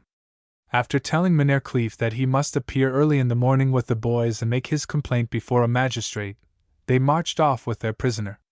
One would think the captain and his band could have slept no more that night, but the mooring has not yet been found that can prevent youth and an easy conscience from drifting down the river of dreams. The boys were much too fatigued to let so slight a thing as capturing a robber bind them to wakefulness. They were soon in bed again, floating away to strange scenes made of familiar things. Ludwig and Carl had spread their bedding upon the floor. One had already forgotten the Voetspolen, the race, everything, but Karl was wide awake. He heard the carillons ringing out their solemn nightly music and the watchman's noisy clapper putting in discord at the quarter hours. He saw the moonshine glide away from the window and the red morning light come pouring in, and all the while he kept thinking, "Pooh! What a goose I have made of myself." Karl Schummel, alone, with none to look or to listen, was not quite so grand a fellow as Karl Schummel strutting about in his boots before the court. You may believe that the landlord's daughter bestirred herself to prepare a good meal for the boys next morning. Mynheer had a Chinese gong that could make more noise than a dozen breakfast bells. Its hideous reveille, clanging through the house, generally startled the drowsiest lodgers into activity, but the maiden would not allow it to be sounded this morning. "Let the brave young gentlemen sleep," she said to the greasy kitchen boy. "They shall be warmly fed when they awaken." It was 10 o'clock when Captain Peter and his band came straggling down one by one. "A pretty hour," said mine host gruffly. "It is high time we were before the court. Fine business, this, for a respectable inn. You will testify truly, young masters, that you found most excellent fare and lodging at the Red Lion?" "Of course we will," answered Karl saucily. "And pleasant company, too, though they visit at rather unseasonable hours." A stare and a "Humph!" was all the answer Mynheer made to this, but the daughter was more communicative. Shaking her earrings at Karl, she said sharply, "Not so very pleasant, either, master traveler, if you could judge by the way you ran away from it." "Impertinent creature!" hissed Karl under his breath, as he began busily to examine his skate straps. Meantime the kitchen boy, listening outside at the crack of the door, doubled himself with silent laughter. After breakfast the boys went to the police court, accompanied by Huygens Kleef and his daughter. Mynheer's testimony was principally to the effect that such a thing as a robber at the Red Lion had been unheard of until last night, and as for the Red Lion, it was a most respectable inn, as respectable as any house in Leiden. Each boy, in turn, told all that he knew of the affair and identified the prisoner in the box as the same man who entered their room in the dead of night. Ludwig was surprised to find that the prisoner in the box was a man of ordinary size, especially after he had described him, under oath, to the court as a tremendous fellow with great, square shoulders and legs of prodigious weight. Jacob swore that he was awakened by the robber kicking and thrashing upon the floor, and immediately afterward, Peter and the rest, feeling sorry that they had not explained the matter to their sleepy comrade, testified that the man had not moved a muscle from the moment the point of the dagger touched his throat, until, bound from head to foot, he was rolled over for inspection. The landlord's daughter made one boy blush, and all the court smile, by declaring, "If it hadn't been for that handsome young gentleman there," pointing to Peter, "they might have all been murdered in their beds, for the dreadful man had a great, shining knife most as long as your honor's arm." And she believed. The handsome young gentleman had struggled hard enough to get it away from him, but he was too modest, bless him, to say so. Finally, after a little questioning, and cross-questioning from the public prosecutor, the witnesses were dismissed, and the robber was handed over to the consideration of the criminal court. "The scoundrel!" said Karl savagely when the boys reached the street. "He ought to be sent to jail at once. If I had been in your place, Peter, I certainly should have killed him outright." "He was fortunate, then, in falling into gentler hands," was Peter's quiet reply. "It appears he has been arrested before under a charge of housebreaking. He did not succeed in robbing this time, but he broke the door fastenings, and that I believe constitutes a burglary in the eyes of the law. He was armed with a knife, too, and that makes it worse for him, poor fellow." "Poor fellow!" mimicked Karl. "One would think he was your brother." "So he is my brother, and yours too, Karl Schummel, for that matter," answered Peter, looking into Karl's eye. "We cannot say what we might have become under other circumstances. We have been bolstered up from evil, since the hour we were born. A happy home and good parents might have made that man a fine fellow instead of what he is. God grant that the law may cure and not crush him." "Amen to that," said Lambert heartily, while Ludwig van Hope looked at his brother in such a bright, proud way that Jacob Poot, who was an only son, wished from his heart that the little form buried in the old church at home had lived to grow up beside him. "Humph!" said Karl. "It's all very well to be saintly and forgiving, and all that sort of thing, but I'm naturally hard. All these fine ideas seem to rattle off me like hailstones, and it's nobody's business either if they do." Peter recognized a touch of good feeling in this clumsy concession. Holding out his hand, he said in a frank, hearty tone, "Come, lad, shake hands, and let us be good friends, even if we don't exactly agree on all questions." "We do agree better than you think," sulked Karl as he returned Peter's grasp. "All right," responded Peter briskly. "Now, Van Mounen, we await Benjamin's wishes. Where would he like to go?" "To the Egyptian Museum?" answered Lambert after holding a brief consultation with Ben. "That is on the Breedstraat. To the museum let it be. Come, boys." "The beleaguered cities. This open square before us," said Lambert, as he and Ben walked on together, "is pretty in summer, with its shady trees. They call it the Ruin. Years ago it was covered with houses, and the Rapenburg Canal, here, ran through the street. Well, one day a barge loaded with 40,000 pounds of gunpowder, bound for Delft, was lying alongside, and the bargemen took a notion to cook their dinner on the deck, and before anyone knew it, sir, the whole thing blew up, killing lots of persons and scattering about 300 houses to the winds." "What?" exclaimed Ben. "Did the explosion destroy 300 houses?" "Yes, sir, my father was in Leiden at the time. He says it was terrible. The explosion occurred just at noon, and it was like a volcano.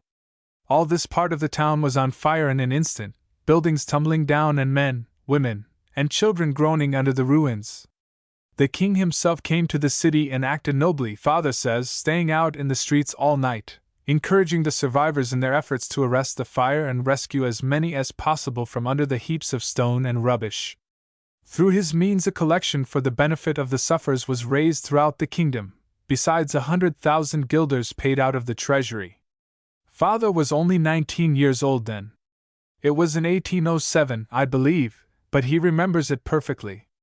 A friend of his, Professor Lozac, was among the killed.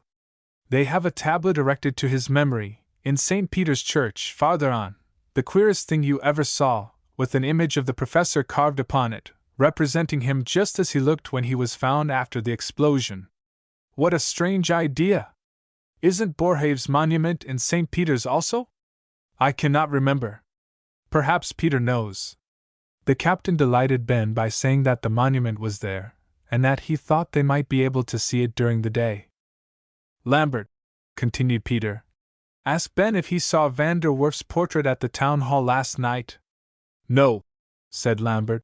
"I can answer for him. It was too late to go in. I say, boys, it is really wonderful how much Ben knows. Why, he has told me a volume of Dutch history already. I'll wager he has the siege of Leiden at his tongue's end." "His tongue must burn, then," interposed Ludwig. "For if Bilderdyk's account is true, it was a pretty hot affair." Ben was looking at them with an inquiring smile.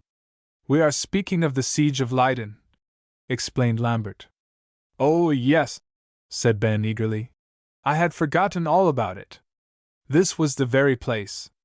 Let's give old Van der Werf 3 cheers. Her."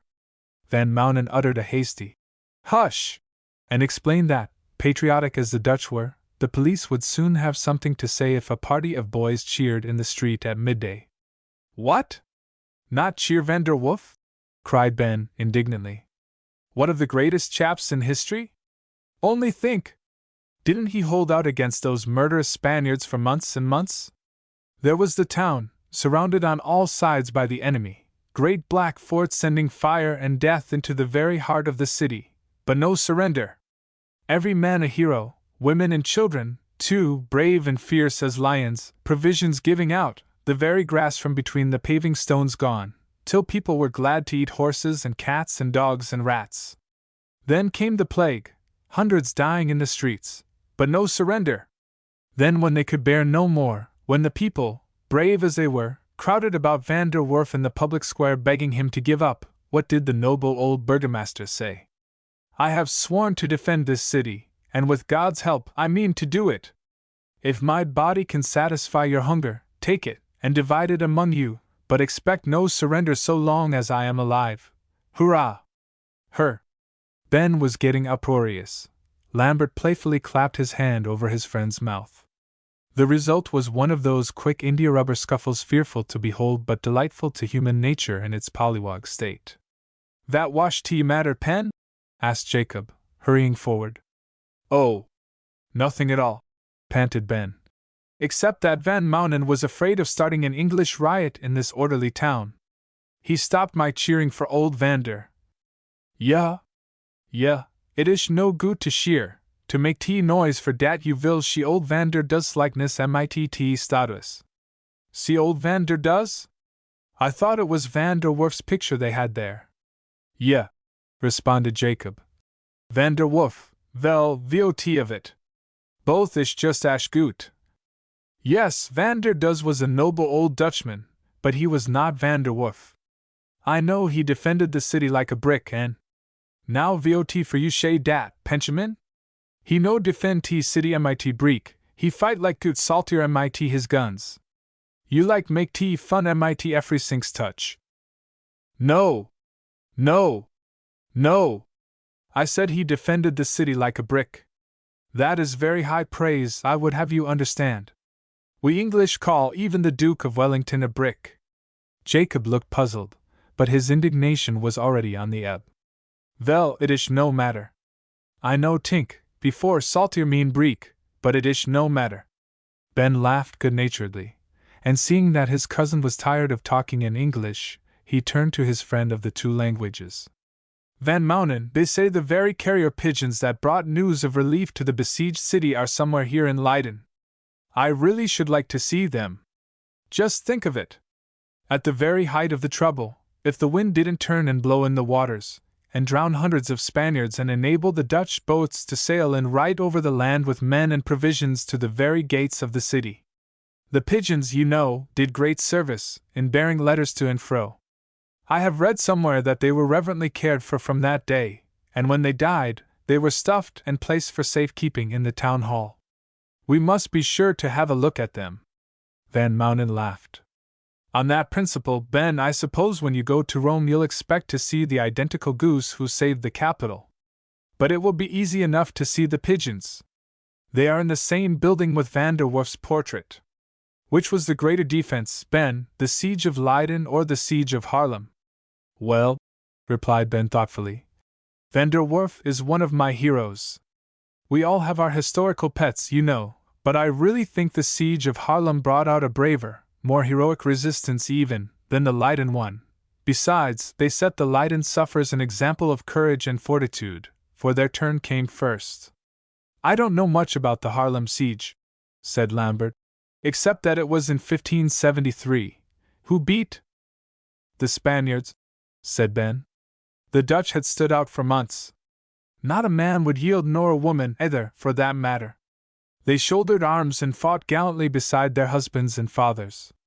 300 of them did duty under Canal Hesselaer, a great woman, and brave as Joan of Arc. All this time the city was surrounded by the Spaniards under Frederick of Toledo, son of that beauty, the Duke of Alva. Cut off from all possible help from without, there seemed to be no hope for the inhabitants, but they shouted defiance over the city walls. They even threw bread into the enemy's camps to show that they were not afraid of starvation. Up to the last they held out bravely, waiting for the help that never could come, growing bolder and bolder until their provisions were exhausted. Then it was terrible. In time, hundreds of famished creatures fell dead in the streets, and the living had scarcely strength to bury them. At last they made the desperate resolution that, rather than perish by lingering torture, the strongest would form a square, placing the weakest in the center, and rush in a body to their death, with the faint chance of being able to fight their way through the enemy. The Spaniards received a hint of this, and believing that there was nothing the Dutch would not dare to do, they concluded to offer terms. High time, I should think. Yes, with falsehood and treachery they soon obtained an entrance into the city, promising protection and forgiveness to all except those whom the citizens themselves would acknowledge as deserving of death. "You don't say so," said Lambert, quite interested. "That ended the business, I suppose?" Not a bit of it, returned Ben. For the Duke of Alva had already given his son orders to show mercy to none. Ah, that was where the great Haarlem massacre came in. I remember now. You can't wonder that the Hollanders disliked Spain when you read of the way they were butchered by Alva and his hosts, though I admit that our side sometimes retaliated terribly. But as I have told you before, I have a very indistinct idea of historical matters. Everything is confusion, from the flood to the Battle of Waterloo. One thing is plain, however, the Duke of Alva was about the worst specimen of a man that ever lived. That gives only a faint idea of him, said Ben. But I hate to think of such a wretch. What if he had brains and military skill, and all that sort of thing? Give me such men as Van der Werf, and what now? Why, said Van Mounen, who was looking up and down the street in a bewildered way. We've walked right past the museum, and I don't see the boys. Let us go back. Leiden. The boys met at the museum and were soon engaged in examining its extensive collection of curiosities, receiving a new insight into Egyptian life, ancient and modern. Ben and Lambert had often visited the British Museum, but that did not prevent them from being surprised at the richness of the Leiden collection. There were household utensils, wearing apparel, weapons, musical instruments, sarcophagi, and mummies of men, women, and cats, ibexes, and other creatures. They saw a massive gold armlet that had been worn by an Egyptian king at a time when some of these same mummies, perhaps, were nimbly treading the streets of Thebes, and jewels and trinkets such as Pharaoh's daughter wore, and the children of Israel borrowed when they departed out of Egypt. There were other interesting relics, from Rome and Greece, and some curious Roman pottery which had been discovered in digging near The Hague, relics of the days when the countrymen of Julius Caesar had settled there. Where have they not settled? I for one would hardly be astonished if relics of the ancient Romans should someday be found deep under the grass growing around the Bunker Hill monument. When the boys left this museum, they went to another and saw a wonderful collection of fossil animals, skeletons, birds, minerals, precious stones, and other natural specimens, but as they were not learned men, they could only walk about and stare, enjoy the little knowledge of natural history they possessed, and wish with all their hearts they had acquired more. Even the skeleton of the mouse puzzled Jacob. What wonder? He was not used to seeing the cat-fearing little creatures running about in their bones, and how could he ever have imagined their necks to be so queer? Besides the Museum of Natural History, there was St. Peter's Church to be visited, containing Professor Luzak's memorial, and Borhave's monument of white and black marble, with its urn and carved symbols of the 4 ages of life, and its medallion of Borhave, adorned with his favorite motto, Simplex Sigillum Veri. They also obtained admittance to a tea garden, which in summer was a favorite resort of the citizens, and, passing naked oaks and fruit trees, ascended to a high mound which stood in the center. This was the site of a round tower now in ruins, said by some to have been built by Hengist the Anglo-Saxon king, and by others to have been the castle of one of the ancient counts of Holland. As the boys walked about on the top of its stone wall, they could get but a poor view of the surrounding city. The tower stood higher when, more than 2 centuries ago, the inhabitants of beleaguered Leiden shouted to the watcher on its top their wild, despairing cries. "Is there any help? Are the waters rising? What do you see?" And for months he could only answer, "No help. I see around us nothing but the enemy." Ben pushed these thoughts away and, resolutely looking down into the bare tea garden, filled it in imagination with gay summer groups. He tried to forget old battle clouds, and picture only curling wreaths of tobacco smoke rising from among men, women, and children enjoying their tea and coffee in the open air. But a tragedy came in spite of him. Poot was bending over the edge of the high wall. It would be just like him to grow dizzy and tumble off. Ben turned impatiently away. If the fellow, with his weak head, knew no better than to be venturesome, why let him tumble? Horror! What mean that heavy, crashing sound? Ben could not stir. He could only gasp. "Jacob! Jacob!"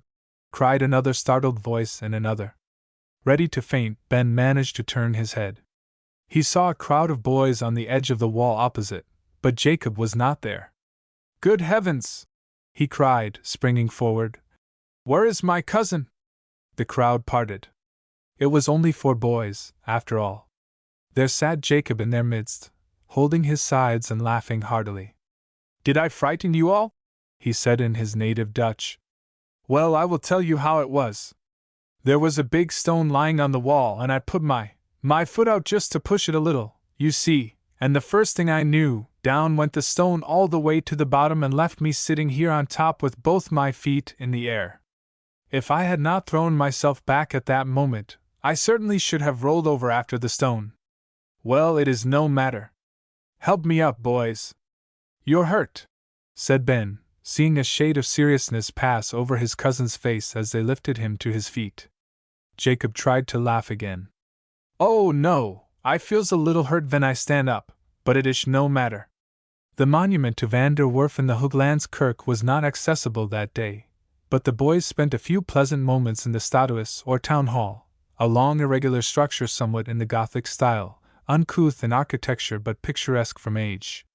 Its little steeple, tuneful with bells, seemed to have been borrowed from some other building and hastily clapped on as a finishing touch.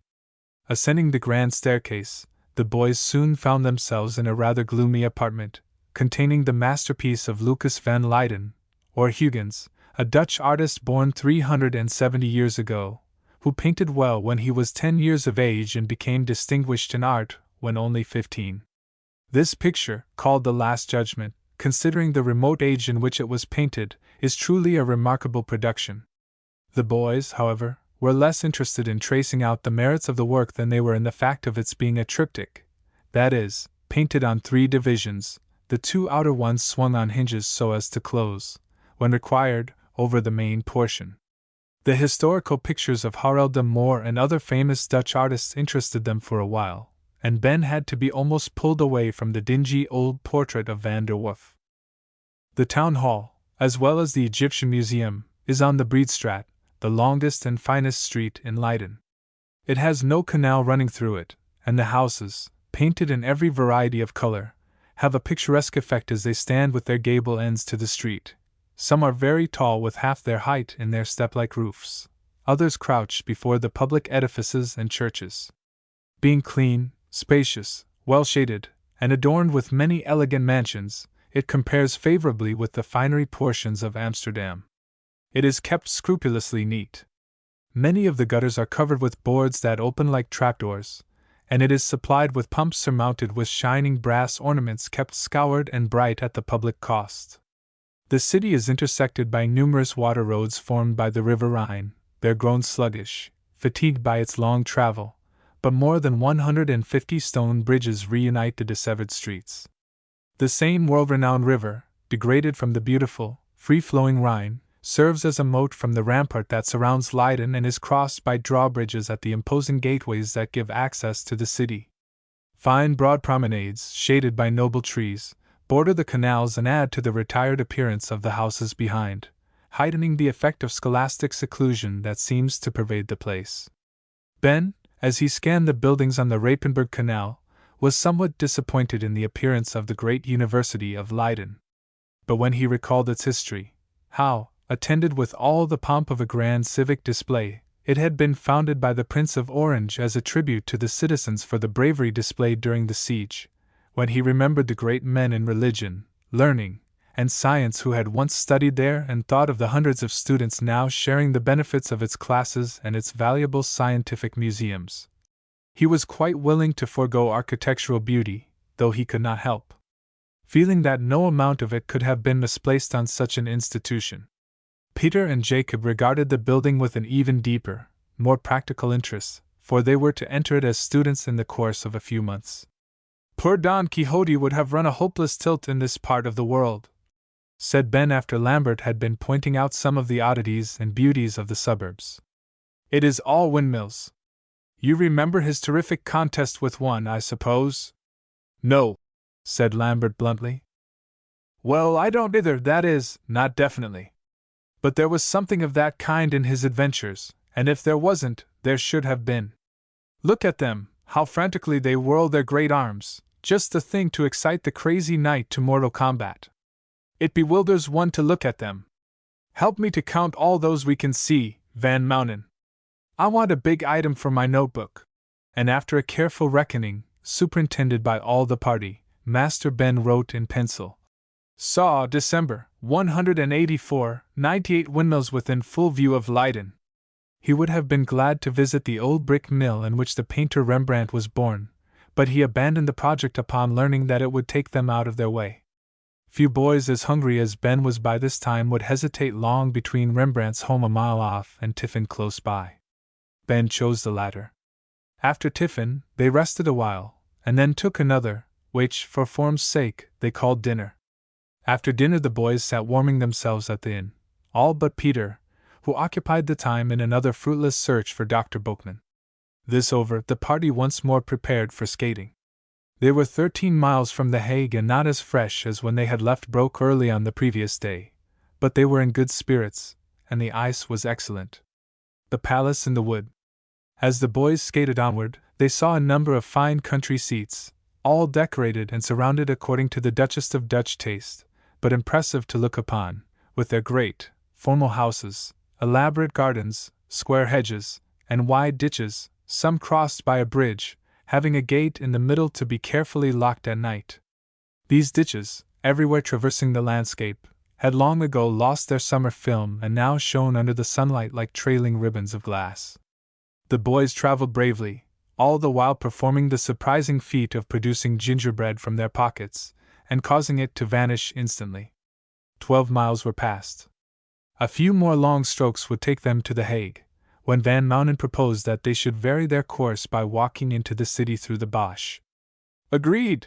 cried one and all, and their skates were off in a twinkling.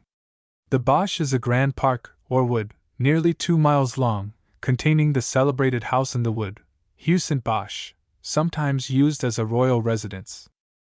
The building, though plain outside for a palace, is elegantly furnished within and finely frescoed, that is, the walls and ceiling are covered with groups and designs painted directly upon them while the plaster was fresh. Some of the rooms are tapestried with Chinese silks, beautifully embroidered. One contains a number of family portraits, among them a group of royal children who in time were orphaned by a certain axe, which figures very frequently in European history.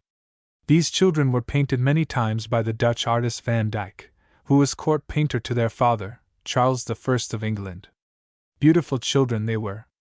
What a deal of trouble the English nation would have been spared had they been as perfect in heart and soul as they were in form. The park surrounding the palace is charming, especially in summer, for flowers and birds make it bright as fairyland. Long rows of magnificent oaks rear their proud heads, conscious that no profaning hand will ever bring them low.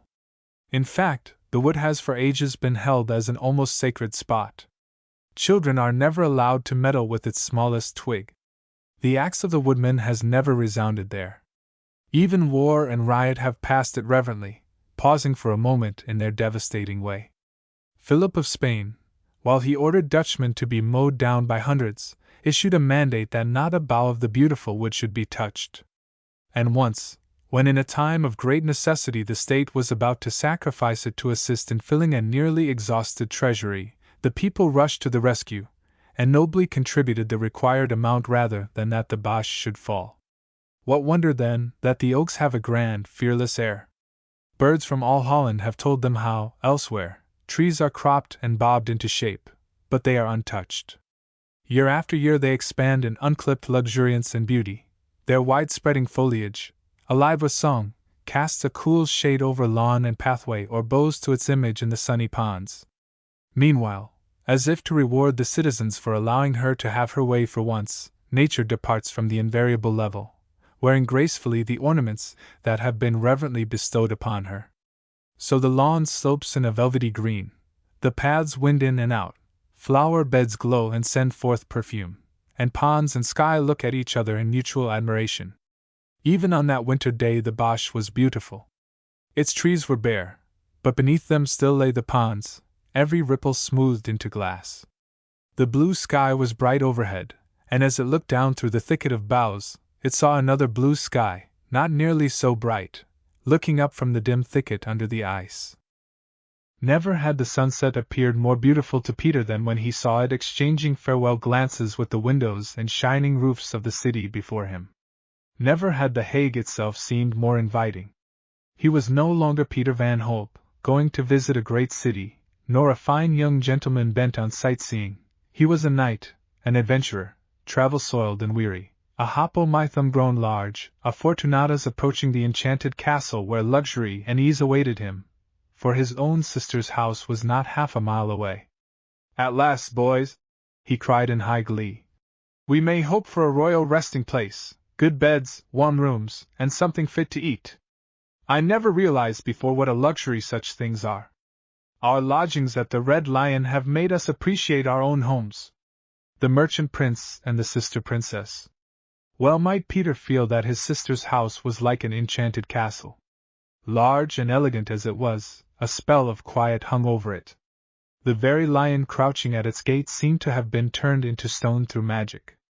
Within, it was guarded by genii, in the shape of red-faced servants, who sprang silently forth at the summons of bell or knocker.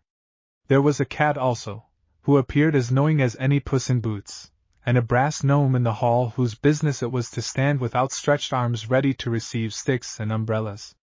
Safe within the walls bloomed a garden of delight, where the flowers firmly believed it was summer, and a sparkling fountain was laughing merrily to itself because Jack Frost could not find it. There was a sleeping beauty, too, just at the time of the boy's arrival, but when Peter, like a true prince, flew lightly up the stairs and kissed her eyelids, the enchantment was broken. The princess became his own good sister, and the fairy castle just one of the finest, most comfortable houses of The Hague. As may well be believed, the boys received the heartiest of welcomes. After they had conversed a while with their lively hostess, one of the genii summoned them to a grand repast in a red-curtained room, where floor and ceiling shone like polished ivory, and the mirrors suddenly blossomed into rosy-cheeked boys as far as the eye could reach. They had caviar now, and salmagundy, and sausage and cheese, besides salad and fruit and biscuit and cake. How the boys could partake of such a medley was a mystery to Ben, for the salad was sour, and the cake was sweet, the fruit was dainty, and the salmagundy heavy with onions and fish. But while he was wondering, he made a hearty meal, and was soon absorbed in deciding which he really preferred, the coffee or the anisette cordial. It was delightful, too, this taking one's food from dishes of frosted silver and liqueur glasses from which Titania herself might have sipped. The young gentleman afterward wrote to his mother that, pretty and choice as things were at home, he had never known what cut glass, china, and silver services were until he visited The Hague. Of course, Peter's sisters soon heard all of the boys' adventures. How they had skated over 40 miles and seen rare sights on the way, how they had lost their purse and found it again. How one of the party had fallen and given them an excuse for a grand sail in an ice boat. How, above all, they had caught a robber and so, for a second time, saved their slippery purse. "And now, Peter," said the lady when the story was finished, "you must write at once to tell the good people of Broke that your adventures have reached their height, that you and your fellow travelers have all been taken prisoners." The boys looked startled. "Indeed, I shall do no such thing," laughed Peter. "We must leave tomorrow at noon." But the sister had already decided differently, and a Holland lady is not to be easily turned from her purpose. In short, she held forth such strong temptations and was so bright and cheerful and said so many coaxing and unanswerable things, both in English and Dutch, that the boys were all delighted when it was settled that they should remain at The Hague for at least 2 days. Next, the grand skating race was talked over. Mevrouw van Gent gladly promised to be present on the occasion. "I shall witness your triumph, Peter," she said, "for you are the fastest skater I ever knew." Peter blushed and gave a slight cough as Carl answered for him. "Ah, Mevrouw, he is swift, but all the Broke boys are fine skaters, even the rag pickers." And he thought bitterly of poor Hans. The lady laughed. "That will make the race all the more exciting," she said. "But I shall wish each of you to be the winner." At this moment her husband Meneer van Gent came in, and the enchantment falling upon the boys was complete. The invisible fairies of the household at once clustered about them, whispering that Jasper van Gent had a heart as young and fresh as their own, and if he loved anything in this world more than industry, it was sunshine and frolic. They hinted also something about his having a heart full of love and a head full of wisdom, and finally gave the boys to understand that when Mynheer said a thing, he meant it. Therefore his frank, "Well, now, this is pleasant," as he shook hands with them all, made the boys feel quite at home and as happy as squirrels. There were fine paintings in the drawing room and exquisite statuary, and portfolios filled with rare Dutch engravings, besides many beautiful and curious things from China and Japan. The boys felt that it would require a month to examine all the treasures of the apartment. Ben noticed with pleasure English books lying upon the table.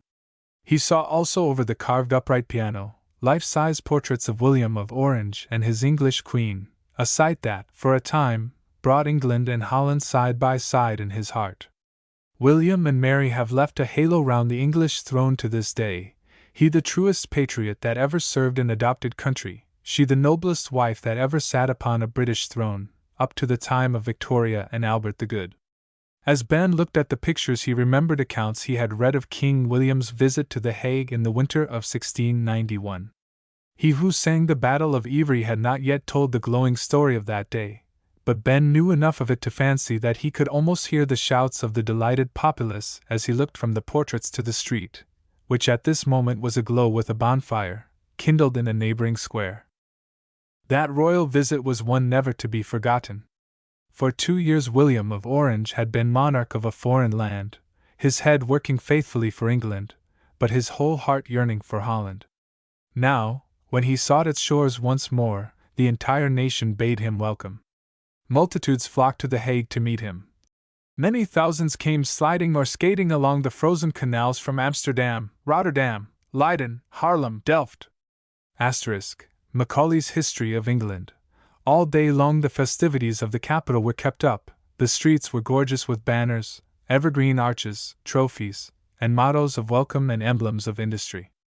William saw the deeds of his ancestors and scenes of his own past life depicted on banners and tapestries along the streets. At night superb fireworks were displayed upon the ice. Its glassy surface was like a mirror. Sparkling fountains of light sprang up from below to meet the glittering cascades leaping upon it. Then a feathery fire of crimson and green shook millions of rubies and emeralds into the ruddy depths of the ice, and all this time the people were shouting, "God bless William of Orange! Long live the King!" They were half mad with joy and enthusiasm. William, their own prince, their stadtholder, had become the ruler of 3 kingdoms. He had been victorious in council and in war, and now, in his hour of greatest triumph, had come as a simple guest to visit them. The king heard their shouts with a beating heart. It is a great thing to be beloved by one's country. His English courtiers complimented him upon his reception. "Yes," said he, "but the shouting is nothing to what it would have been if Mary had been with me." While Ben was looking at the portraits, Mynheer Van Gend was giving the boys an account of a recent visit to Antwerp. As it was the birthplace of Quentin Matsys, the blacksmith who for love of an artist's daughter studied until he became a great painter, the boys asked their host if he had seen any of Matsys' works. "Yes, indeed," he replied, "and excellent they are. His famous triptych in the chapel of the Antwerp Cathedral, with the Descent from the Cross on the center panel, is especially fine, but I confess I was more interested in his well." "What well, Mynheer?" asked Ludwig. "One in the heart of the city, near this same cathedral, whose lofty steeple is of such delicate workmanship that the French emperor said it reminded him of Mechlin lace. The well is covered with a Gothic canopy surmounted by the figure of a knight in full armor. It is all of metal and proves that Matsys was an artist at the forge as well as at the easel. Indeed, his great fame is mainly derived from his miraculous skill as an artificer in iron."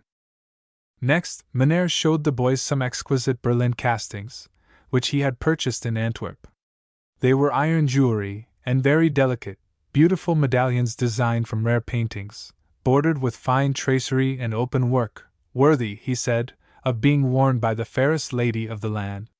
Consequently the necklace was handed with a bow and a smile to the blushing Mevrouw Van Gend. Something in the lady's aspect, as she bent her bright young face over the gift, caused Mynheer to say earnestly, "I can read your thoughts, sweetheart." She looked up in playful defiance. "Ah, now I am sure of them. You were thinking of those noble-hearted women, but for whom Prussia might have fallen. I know it by that proud light in your eye. The proud light in my eye plays me false, then, she answered. I had no such grand matter in my mind. To confess the simple truth, I was only thinking how lovely this necklace would be with my blue brocade. So, exclaimed the rather crestfallen spouse. But I can think of the other, Jasper, and it will add a deeper value to your gift. You remember the incident, do you not, Peter? How when the French were invading Prussia and for lack of means the country was unable to defend itself against the enemy, the women turned the scale by pouring their plate and jewels into the public treasury. Aha! Thought Mynheer as he met his vrouw's kindling glance. The proud light is there now, in earnest. Peter remarked maliciously that the women had still proved true to their vanity on that occasion, for jewelry they would have. If gold or silver were wanted by the kingdom, they would relinquish it and use iron, but they could not do without their ornaments. What of that? Said the vrouw, kindling again. It is no sin to love beautiful things if you adapt your material to circumstances. All I have to say is, the women saved their country and, indirectly, introduced a very important branch of manufacture. Is not that so, Jasper? Of course it is, sweetheart, said Mynheer. But Peter needs no word of mine to convince him that all the world over women have never been found wanting in their country's hour of trial, though, bowing to Mevrouw, his own country women stand foremost in the records of female patriotism and devotion. Then, turning to Ben, the host talked with him in English of the fine old Belgian city. Among other things he told the origin of its name. Ben had been taught that Antwerp was derived from Antwerp, on the wharf, but Mynheer van Gen gave him a far more interesting derivation. It appears that about 3,000 years ago, a great giant, named Antigonus, lived on the river Schelde, on the site of the present city of Antwerp. This giant claimed half the merchandise of all navigators who passed his castle. Of course, some were inclined to oppose this simple regulation. In such cases, Antigonus, by way of teaching them to practice better manners next time, cut off and threw into the river the right hands of the merchants. Thus Handwerpen, or hand-throwing, changed to Antwerp, came to be the name of the place. The escutcheon or arms of the city has two hands upon it. What better proof than this could one have of the truth of the story, especially when one wishes to believe it? When Mynheer van Gen had related in two languages this story of Antwerp, he was tempted to tell other legends, some in English, some in Dutch, and so the moments, borne upon the swift shoulders of gnomes and giants, glided rapidly away toward bedtime. It was hard to break up so pleasant a party, but the Van Gen household moved with the regularity of clockwork. There was no lingering at the threshold when the cordial "Good night" was spoken.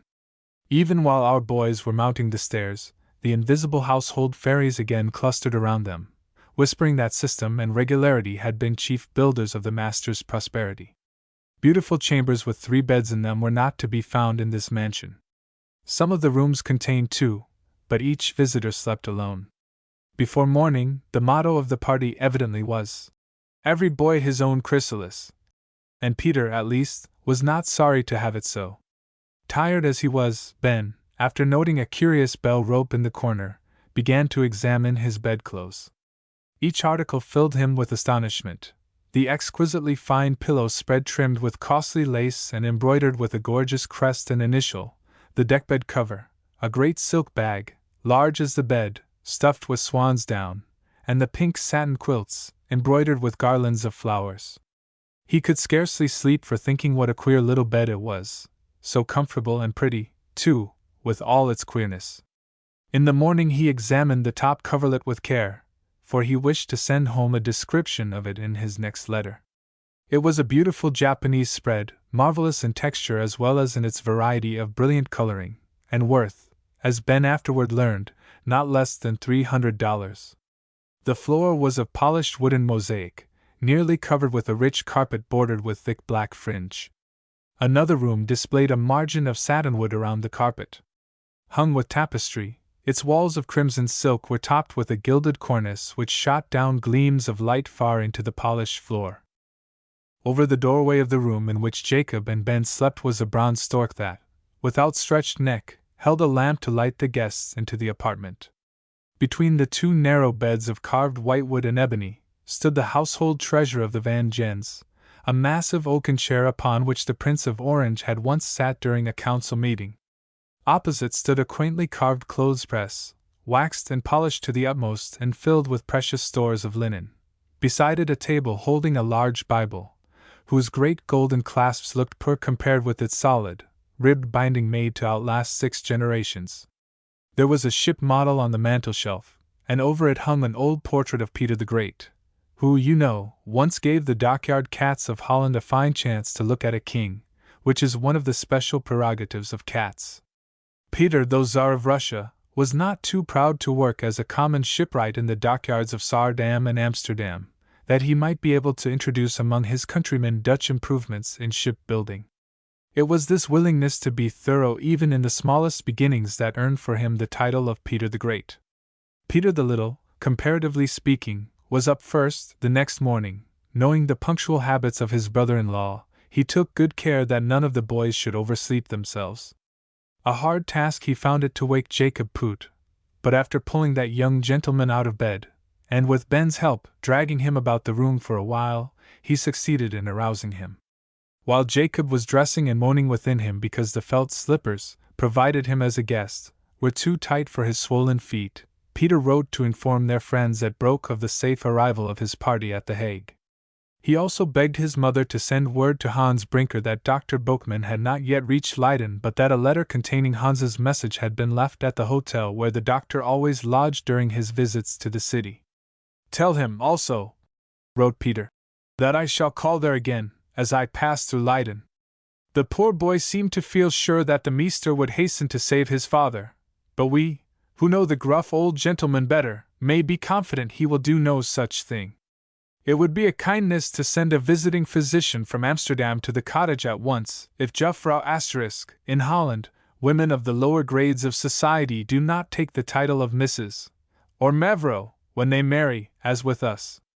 They assume their husbands' names but are still called Miss, Juffrouw, pronounced Juffrouw. Brinker will consent to receive any but the great king of the meesters, as Dr. Boekman certainly is.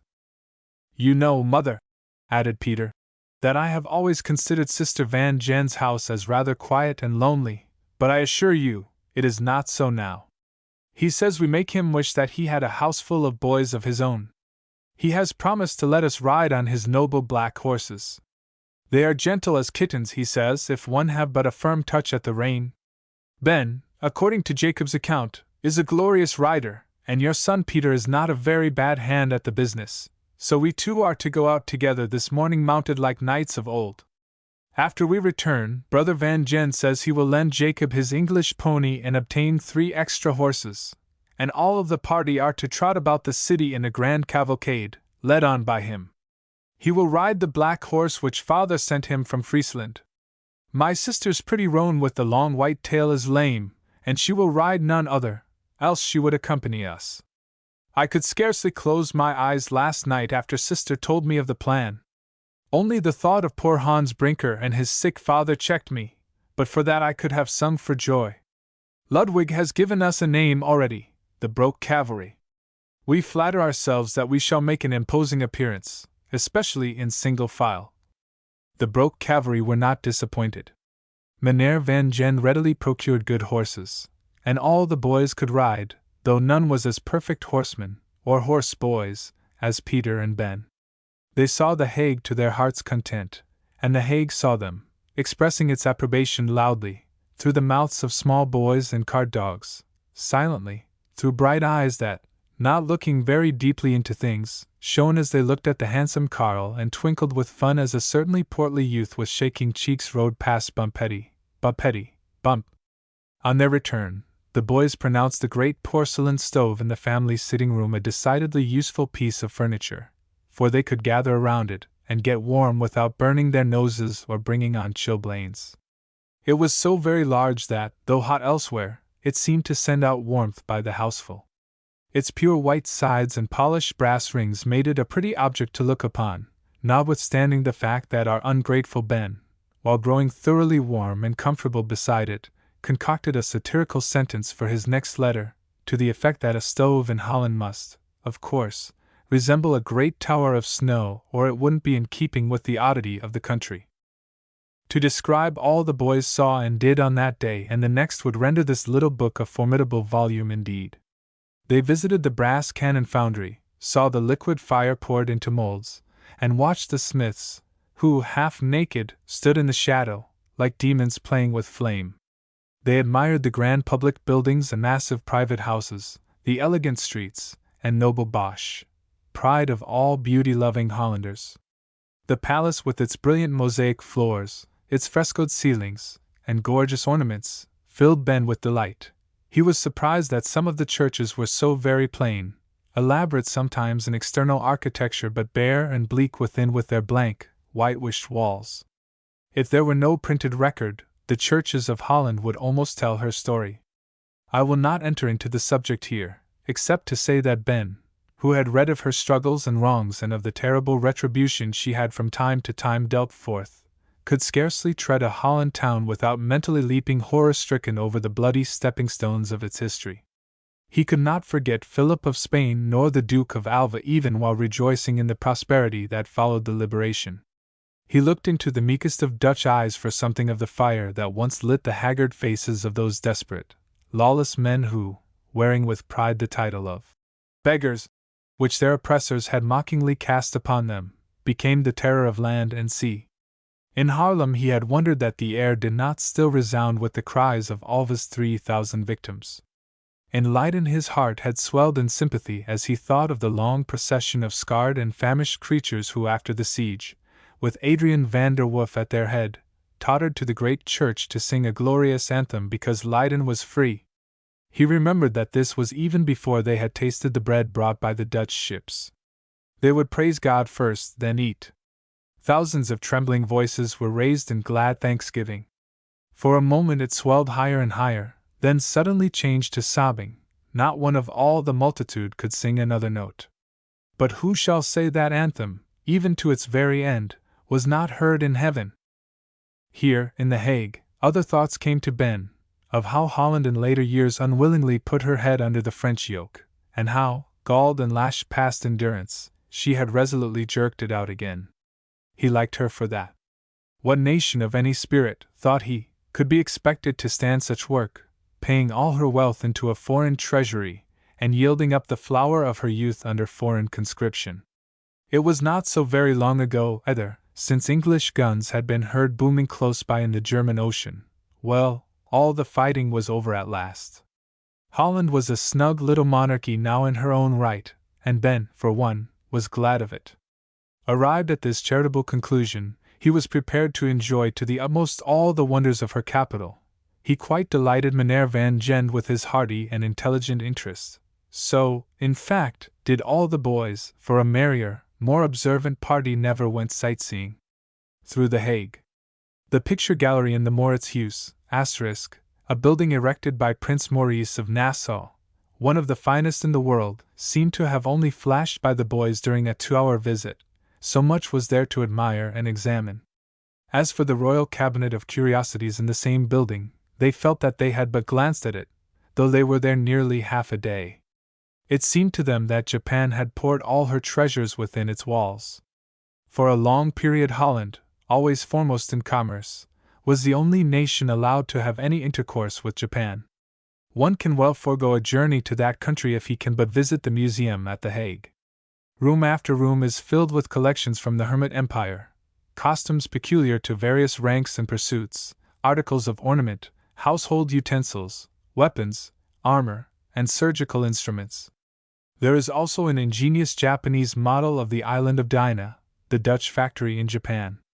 It appears almost as the island itself would if seen through a reversed opera glass and makes one feel like a Gulliver coming unexpectedly upon a Japanese Lilliput.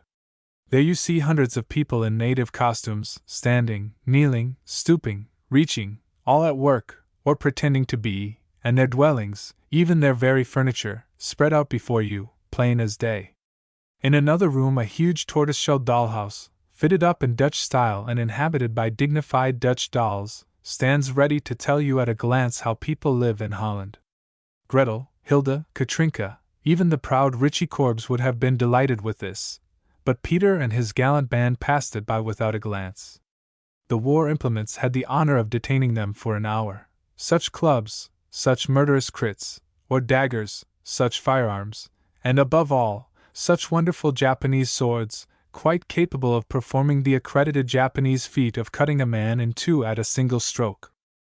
There were Chinese and other Oriental curiosities in the collection. Native historical relics, too, upon which our young Dutchmen gazed very soberly, though they were secretly proud to show them to Ben. There was a model of the cabin at Saardam in which Peter the Great lived during his short career as shipbuilder.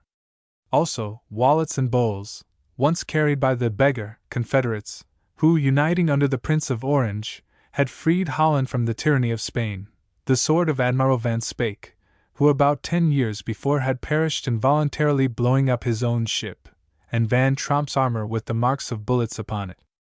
Jacob looked around, hoping to see the broom which the plucky admiral fastened to his masthead, but it was not there.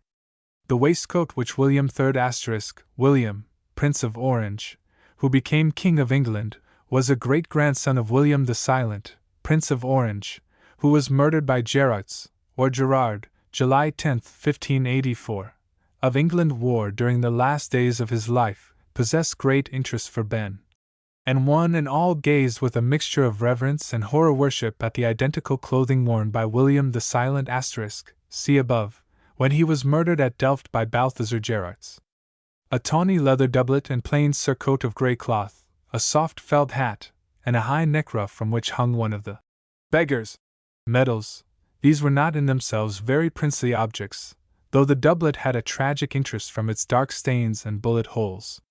Ben could readily believe, as he looked upon the garments, that the silent prince, true to his greatness of character, had been exceedingly simple in his attire.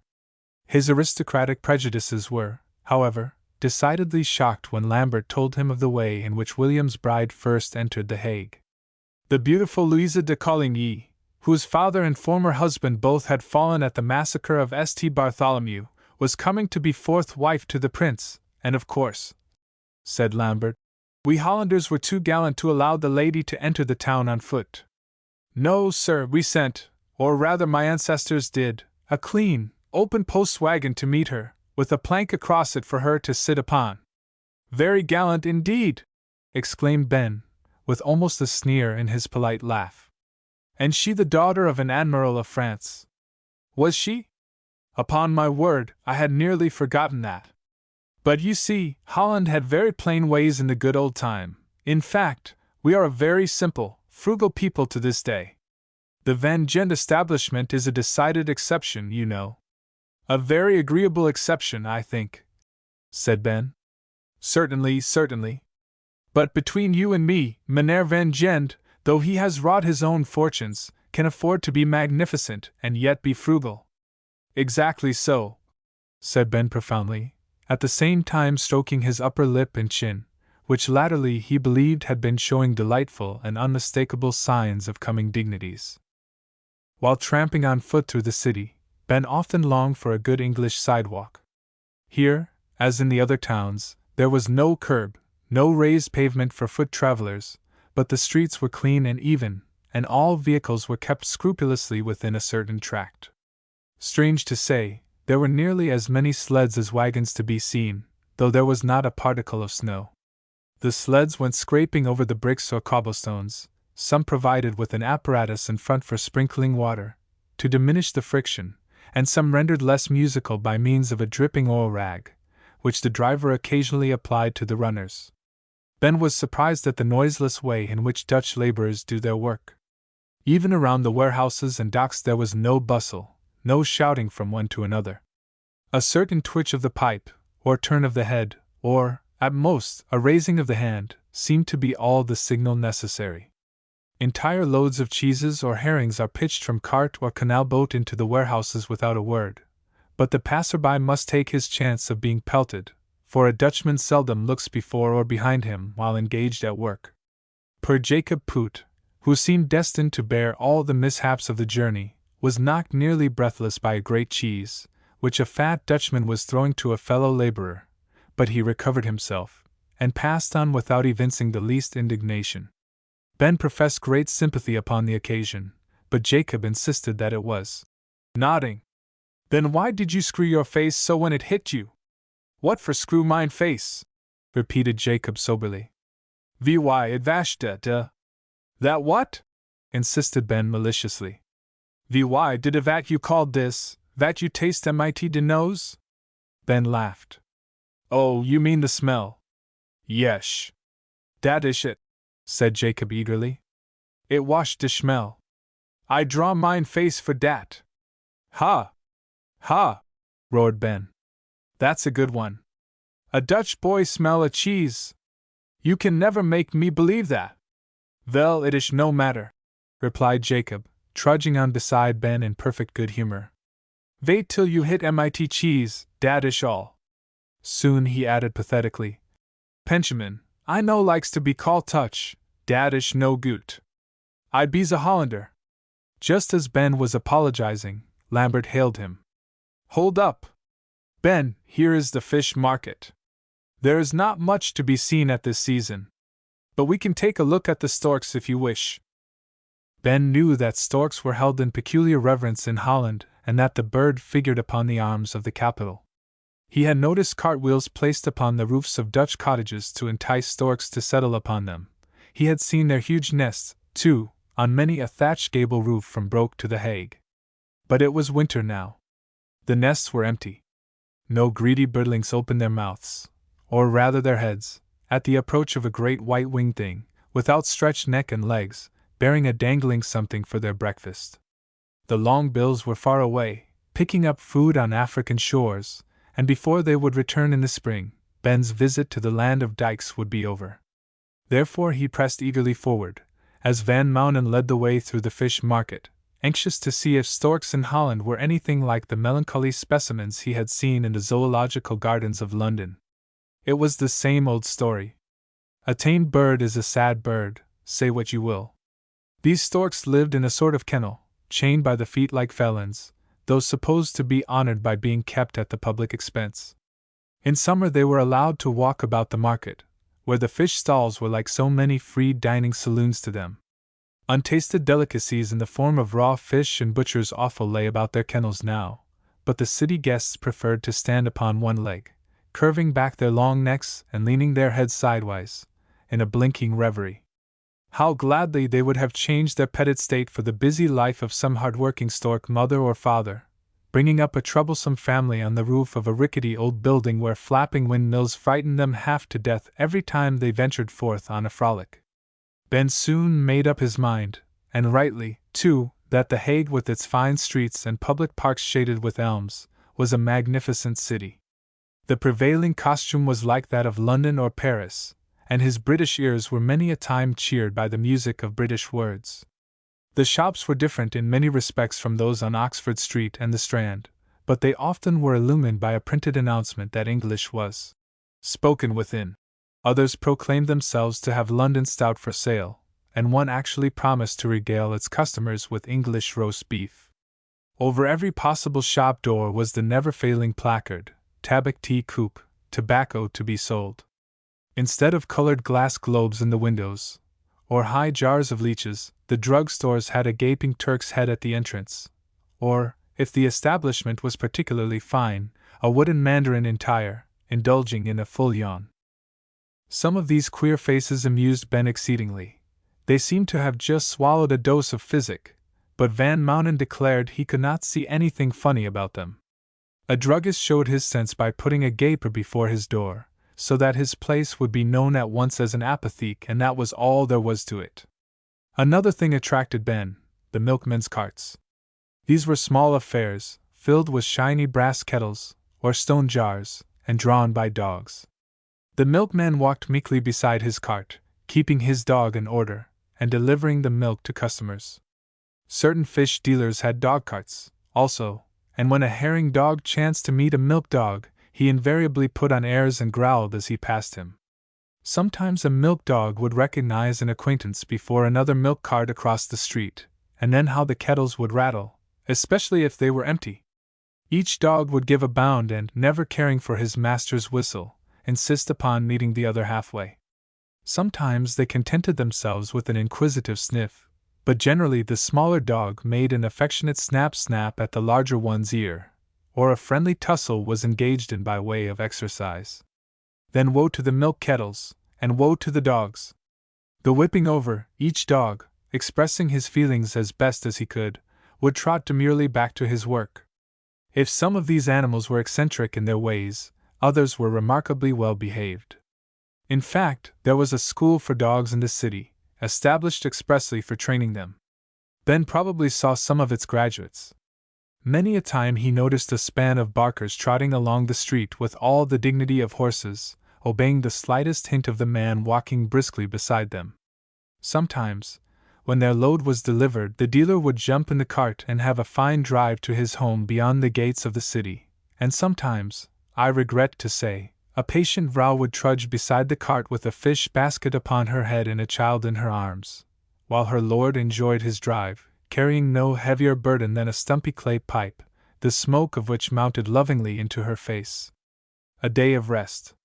The sightseeing came to an end at last, and so did our boys' visit to The Hague. They had spent 3 happy days and nights with the Van Gens, and, strange to say, had not once, in all that time, put on skates. The 3rd day had indeed been one of rest.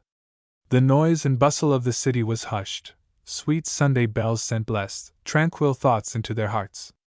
Ben felt, as he listened to their familiar music, that the Christian world is one, after all, however divided by sects and differences it may be.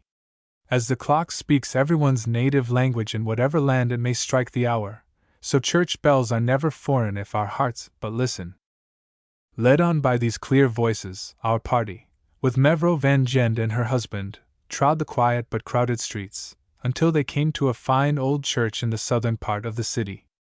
The interior was large and, notwithstanding its great stained windows, seemed dimly lighted, though the walls were white and dashes of red and purple sunshine lay brightly upon pillar and pew. Ben saw a few old women moving softly through the aisles, each bearing a high pile of foot stoves which she distributed among the congregation by skillfully slipping out the under one, until none were left. It puzzled him that Meneer should settle himself with the boys in a comfortable side pew, after seating his vrouw in the body of the church, which was filled with chairs exclusively appropriated to the women. But Ben was learning only a common custom of the country. The pews of the nobility and the dignitaries of the city were circular in form, each surrounding a column. Elaborately carved, they formed a massive base to their great pillars standing out in bold relief against the blank, white walls beyond. These columns, lofty and well-proportioned, were nicked and defaced from violence done to them long ago, yet it seemed quite fitting that, before they were lost in the deep arches overhead, their softened outlines should leaf out as they did into richness and beauty. Soon Ben lowered his gaze to the marble floor. It was a pavement of gravestones. Nearly all the large slabs, of which it was composed, marked the resting places of the dead.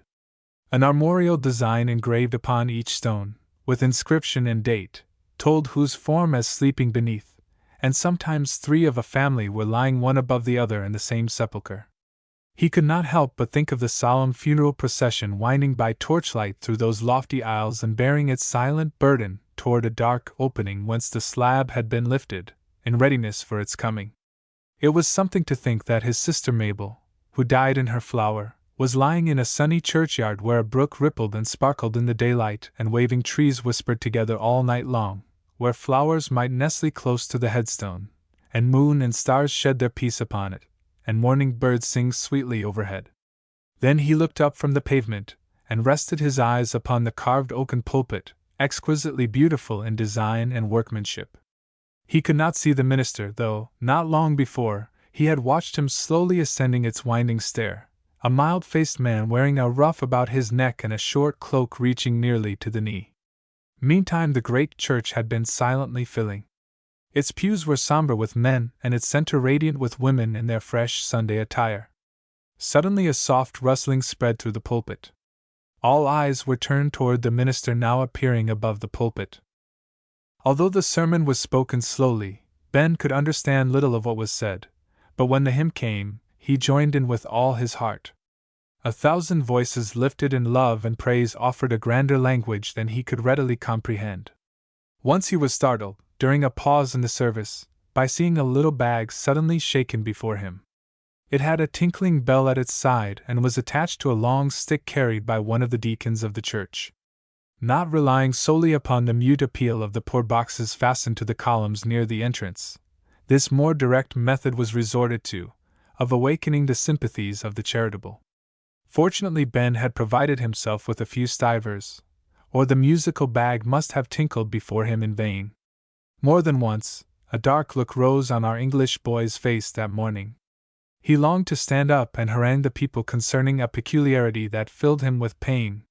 Some of the men wore their hats during the service or took them off whenever the humor prompted, and many put theirs on in the church as soon as they arose to leave. No wonder Ben's sense of propriety was wounded, and yet a higher sense would have been exercised had he tried to feel willing that Hollanders should follow the customs of their country. But his English heart said over and over again, "It is outrageous! It is sinful!" There is an angel called Charity who would often save our hearts a great deal of trouble if we would but let her in. Homeward bound. On Monday morning, bright and early, our boys bade farewell to their kind entertainers and started on their homeward journey. Peter lingered a while at the lion-guarded door, for he and his sister had many parting words to say. As Ben saw them bidding each other goodbye, he could not help feeling that kisses as well as clocks were wonderfully alike everywhere.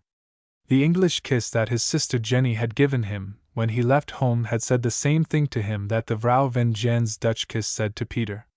Ludwig had taken his share of the farewell in the most matter-of-fact manner possible, and though he loved his sister well, had winced a little at her making such a child of him as to put an extra kiss, for mother, upon his forehead. He was already upon the canal with Karl and Jacob. Were they thinking about sisters or kisses? Not a bit of it. They were so happy to be on skates once more, so impatient to dart at once into the very heart of Broek, that they spun and wheeled about like crazy fellows, relieving themselves, meantime, by muttering something about Peter and Donder, not worth translating. Even Lambert and Ben, who had been waiting at the street corner, began to grow impatient. The captain joined them at last, and they were soon on the canal with the rest. "Hurry up, Peter," growled Ludwig. "We're freezing by inches there. I knew you'd be the last after all to get on your skates." "Did you?" said his brother, looking up with an air of deep interest. "Clever boy!" Ludwig laughed but tried to look cross, as he said, "I'm in earnest. We must get home sometime this year." "Now, boys," cried Peter, springing up as he fastened the last buckle. "There's a clear way before us. We will imagine it's the grand race. Ready? 1, 2, 3, start!" I assure you that very little was said for the first half hour. They were 6 mercuries skimming the ice. In plain English, they were lightning. No, that is imaginary too. The fact is, one cannot decide what to say when half a dozen boys are whizzing past at such a rate. I can only tell you that each did his best, flying, with bent body and eager eyes, in and out among the placid skates on the canal, until the very guard shouted to them to hold up. This only served to send them onward with a two-boy power that startled all beholders. But the laws of inertia are stronger even than canal guards. After a while Jacob slackened his speed, then Ludwig, then Lambert, then Karl. They soon halted to take a long breath and finally found themselves standing in a group gazing after Peter and Ben, who were still racing in the distance, as if their lives were at stake. "It is very evident," said Lambert as he and his 3 companions started up again, "that neither of them will give up until he can help it." "What foolishness," growled Karl, "to tire themselves at the beginning of the journey. But they're racing in earnest, that's certain. Halloo! Peter's flagging." "Not so," cried Ludwig. "Catch him being beaten." "Ha! Ha!" sneered Karl. "I tell you, boy, Benjamin is ahead." Now, if Ludwig disliked anything in this world, it was to be called a boy, probably because he was nothing else. He grew indignant at once. "Humph, what are you, I wonder?" "There, sir! Now look and see if Peter isn't ahead." "I think he is," interposed Lambert, but I can't quite tell at this distance. I think he isn't, retorted Carl. Jacob was growing anxious. He always abhorred an argument, so he said in a coaxing tone, Don't quarrel, don't quarrel, don't quarrel, mocked Carl, looking back at Jacob as he skated. Who's quarreling? Poot, you're a goose. I can't help that, was Jacob's meek reply. See! They are nearing the turn of the canal. Now we can see! Cried Ludwig in great excitement. Peter will make it first, I know. He can't, for Ben is ahead, insisted Carl. Gunst! That iceboat will run over him. No! He is clear! They're a couple of geese, anyhow. Hurrah! They're at the turn. Who's ahead? Peter! Cried Ludwig joyfully. Good for the captain! Shouted Lambert and Jacob. And Carl condescended to mutter, It is Peter after all. I thought, all the time, that head fellow was Ben. This turn in the canal had evidently been their goal, for the two racers came to a sudden halt after passing it. Carl said something about being glad that they had sense enough to stop and rest, and the four boys skated on in silence to overtake their companions. All the while Carl was secretly wishing that he had kept on with Peter and Ben, as he felt sure he could easily have come out winner. He was a very rapid, though by no means a graceful, skater. Ben was looking at Peter with mingled vexation, admiration, and surprise as the boys drew near. They heard him saying in English, You're a perfect bird on the ice, Peter Van Hope. The first fellow that ever beat me in a fair race, I can tell you. Peter, who understood the language better than he could speak it, returned a laughing bow at Ben's compliment but made no further reply. Possibly he was scant of breath at the time. Now, Benjamin, that you do MIT yourself? Get so hot as a fire brick, daddish no goot, was Jacob's plaintive comment. Nonsense, answered Ben. This frosty air will cool me soon enough. I am not tired. You are beaten though, my boy, said Lambert in English. And fairly too. How will it be, I wonder, on the day of the grand race? Ben flushed and gave a proud, defiant laugh, as if to say, This was mere pastime. I'm determined to beat then, come what will. Boys and girls. By the time the boys reached the village of Voorhout, which stands near the Grand Canal, about halfway between The Hague and Haarlem, they were forced to hold a council. The wind, though moderate at first, had grown stronger and stronger, until at last they could hardly skate against it. The weather vanes throughout the country had evidently entered into a conspiracy. No use trying to face such a blow as this, said Ludwig. It cuts its way down a man's throat like a knife. Keep your mouth shut then, grunted the affable Carl, who was as strong-chested as a young ox. I'm for keeping on. In this case, interposed Peter, we must counsel the weakest of the party rather than the strongest. The captain's principle was all right, but its application was not flattering to Master Ludwig. Shrugging his shoulders, he retorted, Who's weak? Not I, for one, but the wind's stronger than any of us. I hope you'll condescend to admit that. Ha ha! Laughed Van Mounen, who could barely keep his feet. So it is. Just then the weather vanes telegraphed to each other by a peculiar twitch, and in an instant the gust came. It nearly threw the strong-chested Carl. It almost strangled Jacob and quite upset Ludwig. This settles the question, shouted Peter. Off with your skates. We'll go into Voorhout. At Voorhout they found a little inn with a big yard.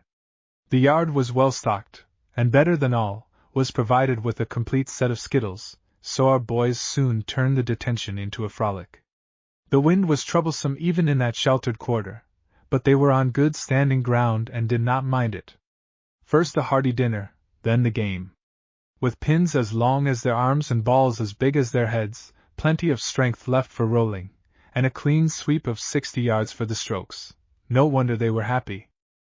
That night Captain Peter and his men slept soundly. No prowling robber came to disturb them, and, as they were distributed in separate rooms, they did not even have a bolster battle in the morning. Such a breakfast as they ate! The landlord looked frightened. When he had asked them where they belonged, he made up his mind that the broke people starved their children. It was a shame. Such fine young gentlemen, too! Fortunately, the wind had tired itself out and fallen asleep in the great sea cradle beyond the dunes. There were signs of snow, otherwise the weather was fine. It was mere child's play for the well-rested boys to skate to Leiden. Here they halted a while, for Peter had an errand at the Golden Eagle. He left the city with a lightened heart. Dr. Boekman had been at the hotel, read the note containing Hans's message, and departed for Broek.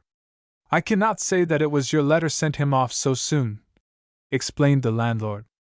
"Some rich lady in Broek was taken bad very sudden, and he was sent for in haste." Peter turned pale. "What was the name?" he asked. "Indeed, it went in one ear and out of the other, for all I hindered it. Plague on people who can't see a traveler in comfortable lodgings, but they must whisk him off before one can breathe." "A lady in Broek, did you say?" "Yes," very gruffly. "Any other business, young master?" "No, mine host, except that I and my comrades here would like a bite of something and a drink of hot coffee." "Ah," said the landlord sweetly, "a bite you shall have, and coffee, too, the finest in Leiden. Walk up to the stove, my masters. Now I think again, that was a widow lady from Rotterdam, I think they said, visiting at one Van Stoppel's if I mistake not." "Ah," said Peter, greatly relieved. "They live in the White House by the Schlossen Mill. Now, Meneer, the coffee, please." What a goose I was, thought he, as the party left the Golden Eagle, to feel so sure that it was my mother. But she may be somebody's mother, poor woman, for all that. Who can she be, I wonder? There were not many upon the canal that day, between Leiden and Haarlem.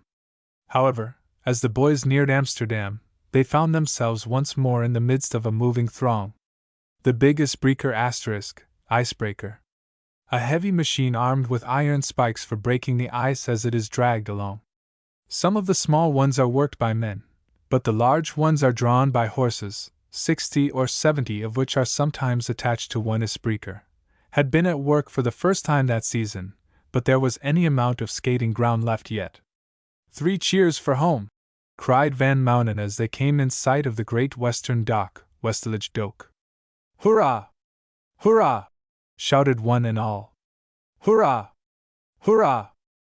This trick of cheering was an importation among our party. Lambert Van Mounen had brought it from England. As they always gave it in English, it was considered quite an exploit and, when circumstances permitted, always enthusiastically performed, to the sore dismay of their quiet-loving countrymen.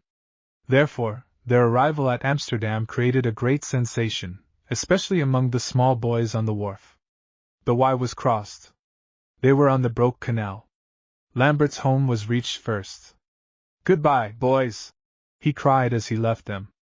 "We've had the greatest frolic ever known in Holland." "So we have." "Goodbye, Van Mounen," answered the boys. "Goodbye." Peter hailed him. "I say, Van Mounen, the classes begin tomorrow." "I know it. Our holiday is over." "Goodbye again."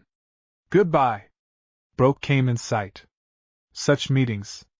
Katrinka was upon the canal. Karl was delighted. Hilda was there. Peter felt rested in an instant. Richie was there.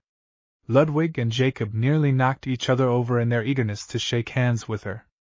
Dutch girls are modest and generally quiet, but they have very glad eyes. For a few moments it was hard to decide whether Hilda, Richie, or Katrinka felt the most happy. Annie Bouwman was also on the canal, looking even prettier than the other maidens in her graceful peasant's costume. But she did not mingle with Richie's party, either did she look unusually happy. The one she liked most to see was not among the newcomers. Indeed, he was not upon the canal at all. She had not been near Broek before, since the eve of St. Nicholas, for she was staying with her sick grandmother in Amsterdam, and had been granted a brief resting spell, as the grandmother called it, because she had been such a faithful little nurse night and day. Annie had devoted her resting spell to skating with all her might toward Broek and back again, in the hope of meeting her mother on the canal, or, it might be, Gretel Brinker. Not one of them had she seen, and she must hurry back without even catching a glimpse of her mother's cottage, for the poor helpless grandmother, she knew, was by this time moaning for someone to turn her upon her cot. Where can Gretel be? Thought Annie as she flew over the ice. She can almost always steal a few moments from her work at this time of day. Poor Gretel! What a dreadful thing it must be to have a dull father! I should be woefully afraid of him, I know, so strong, and yet so strange. Annie had not heard of his illness. Dame Brinker and her affairs received but little notice from the people of the place. If Gretel had not been known as a goose girl, she might have had more friends among the peasantry of the neighborhood. As it was, Annie Baumann was the only one who did not feel ashamed to avow herself by word and deed the companion of Gretel and Hans.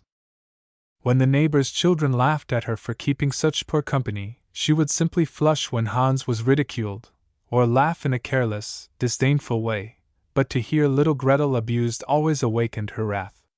"Goose girl, indeed," she would say. "I can tell you that any of you are fitter for the work than she. My father often said last summer that it troubled him to see such a bright-eyed, patient little maiden tending geese. Humph! She would not harm them, as you would, Jans and Culp, and she would not tread upon them, as you might, Kate Wouters."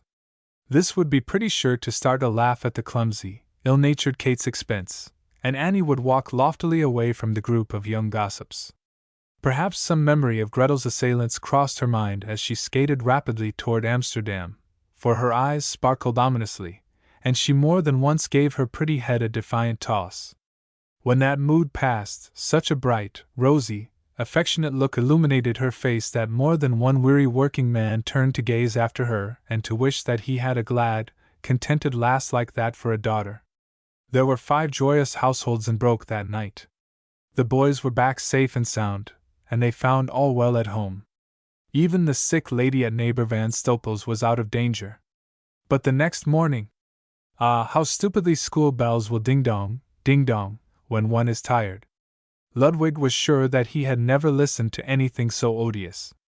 Even Peter felt pathetic on the occasion. Karl said it was a shameful thing for a fellow to have to turn out when his bones were splitting. And Jacob soberly bade Ben "Good pie," and walked off with his satchel as if it weighed 100 pounds. The crisis. While the boys are nursing their fatigue, we will take a peep into the Brinker cottage. Can it be that Gretel and her mother have not stirred since we saw them last? That the sick man upon the bed has not even turned over? It was 4 days ago, and there is the sad group just as it was before. No, not precisely the same, for Raff Brinker is paler, his fever is gone, though he knows nothing of what is passing. Then they were alone in the bare, clean room. Now there is another group in an opposite corner. Dr. Boekman is there, talking in a low tone with a stout young man who listens intently. The stout young man is his student and assistant. Hans is there also. He stands near the window, respectfully waiting until he shall be accosted. "You see, Vollenhoven," said Dr. Boekman, "it is a clear case of—" and here the doctor went off into a queer jumble of Latin and Dutch that I cannot conveniently translate. After a while, as Vollenhoven looked at him rather blankly, the learned man condescended to speak to him in simpler phrase. "It is probably like Rip Donderdank's case," he exclaimed in a low, mumbling tone. "He fell from the top of Voppelplit's windmill. After the accident the man was stupid and finally became idiotic. In time he lay helpless like yon fellow on the bed, moaned too, like him, and kept constantly lifting his hand to his head.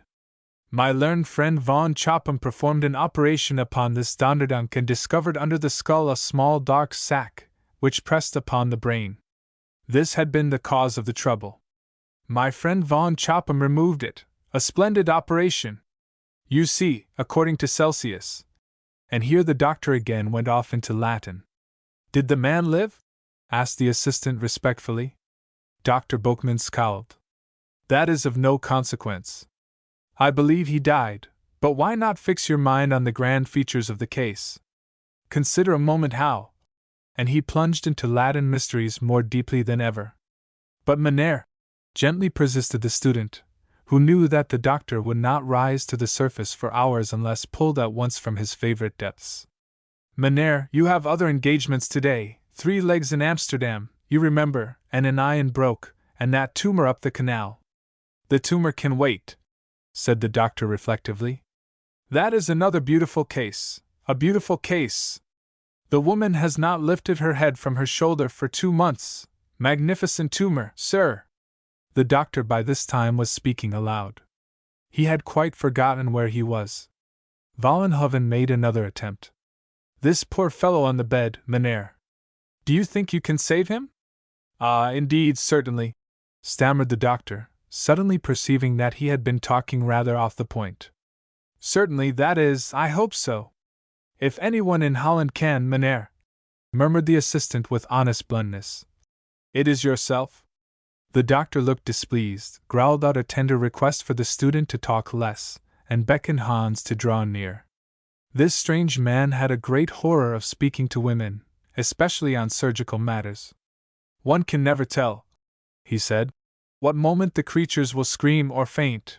Therefore he explained Raff Brinker's case to Hans, and told him what he believed should be done to save the patient. Hans listened attentively, growing red and pale by turns and throwing quick, anxious glances toward the bed. It may kill the father, did you say, Mynheer? He exclaimed at last in a trembling whisper. It may, my boy. But I have a strong belief that it will cure and not kill. Ah! If boys were not such dunces, I could lay the whole matter before you, but it would be of no use. Hans looked blank at this compliment. It would be of no use, repeated Dr. Boekman indignantly. A great operation is proposed, but one might as well do it with a hatchet. The only question asked is, will it kill? The question is everything to us, Mynheer, said Hans with tearful dignity. Dr. Boekman looked at him in sudden dismay. Ah, exactly so. You are right, boy, I am a fool. Good boy. One does not wish one's father killed. Of course I am a fool. Will he die, Mynheer, if this sickness goes on? Humph! This is no new illness. The same thing growing worse every instant, pressure on the brain, will take him off soon like that, said the doctor, snapping his fingers. And the operation may save him, pursued Hans. How soon, Mynheer, can we know? Dr. Boekman grew impatient. In a day, perhaps an hour. Talk with your mother, boy, and let her decide. My time is short. Hans approached his mother. At first, when she looked up at him, he could not utter a syllable. Then, turning his eyes away, he said in a firm voice, I must speak with the mother alone. Quick little Gretel, who could not quite understand what was passing, threw rather an indignant look at Hans and walked away. Come back, Gretel, and sit down, said Hans sorrowfully. She obeyed. Dame Brinker and her boy stood by the window while the doctor and his assistant, bending over the bedside, conversed together in a low tone. There was no danger of disturbing the patient. He appeared like one blind and deaf. Only his faint, piteous moans showed him to be a living man.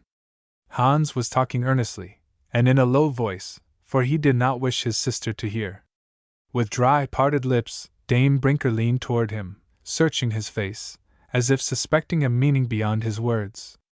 Once she gave a quick, frightened sob that made Gretel start, but, after that, she listened calmly. When Hans ceased to speak, his mother turned, gave one long, agonized look at her husband, lying there so pale and unconscious, and threw herself on her knees beside the bed. Poor little Gretel! What did all this mean? She looked with questioning eyes at Hans. He was standing, but his head was bent as if in prayer, at the doctor. He was gently feeling her father's head and looked like one examining some curious stone, at the assistant. The man coughed and turned away, at her mother. Ah, little Gretel, that was the best you could do, to kneel beside her and twine your warm, young arms about her neck, to weep and implore God to listen. When the mother arose, Dr. Boekman, with a show of trouble in his eyes, asked gruffly, Well, Juffrouw, shall it be done? Will it pain him, Mynheer? She asked in a trembling voice. I cannot say. Probably not. Shall it be done? It may cure him, you said, and Mynheer, did you tell my boy that, perhaps, She could not finish. Yes, Juffrouw, I said the patient might sink under the operation, but we hope it may prove otherwise. He looked at his watch. The assistant moved impatiently toward the window. Come, Jufvrouw, time presses. Yes or no? Hans wound his arm about his mother. It was not his usual way. He even leaned his head against her shoulder. The meester awaits an answer, he whispered. Dame Brinker had long been head of her house in every sense. Many a time she had been very stern with Hans, ruling him with a strong hand and rejoicing in her motherly discipline. Now she felt so weak, so helpless. It was something to feel that firm embrace. There was strength even in the touch of that yellow hair. She turned to her boy imploringly. "Oh, Hans! What shall I say?" "Say what God tells thee, mother," answered Hans, bowing his head. One quick, questioning prayer to heaven rose from the mother's heart. The answer came. She turned toward Dr. Boekman. "It is right, Mynheer. I consent." "Humph!" grunted the doctor, as if to say, "You've been long enough about it." Then he conferred a moment with his assistant, who listened with great outward deference, but was inwardly rejoicing at the grand joke he would have to tell his fellow students. He had actually seen a tear in old Boekman's eye. Meanwhile Gretel looked on in trembling silence, but when she saw the doctor open a leather case and take out one sharp, gleaming instrument after another, she sprang forward. "Oh, mother! The poor father meant no wrong. Are they going to murder him?" "I do not know, child," screamed Dame Brinker, looking fiercely at Gretel. "I do not know." "This will not do, Jufvrouw," said Dr. Boekman sternly, and at the same time he cast a quick, penetrating look at Hans. "You and the girl must leave the room. The boy may stay." Dame Brinker drew herself up in an instant. Her eyes flashed. Her whole countenance was changed. She looked like one who had never wept, never felt a moment's weakness. Her voice was low but decided. "I stay with my husband, Mynheer." Dr. Boekman looked astonished. His orders were seldom disregarded in this style. For an instant his eye met hers. "You may remain, Jufvrouw," he said in an altered voice. Gretel had already disappeared. In one corner of the cottage was a small closet where her rough, box-like bed was fastened against the wall. None would think of the trembling little creature crouching there in the dark.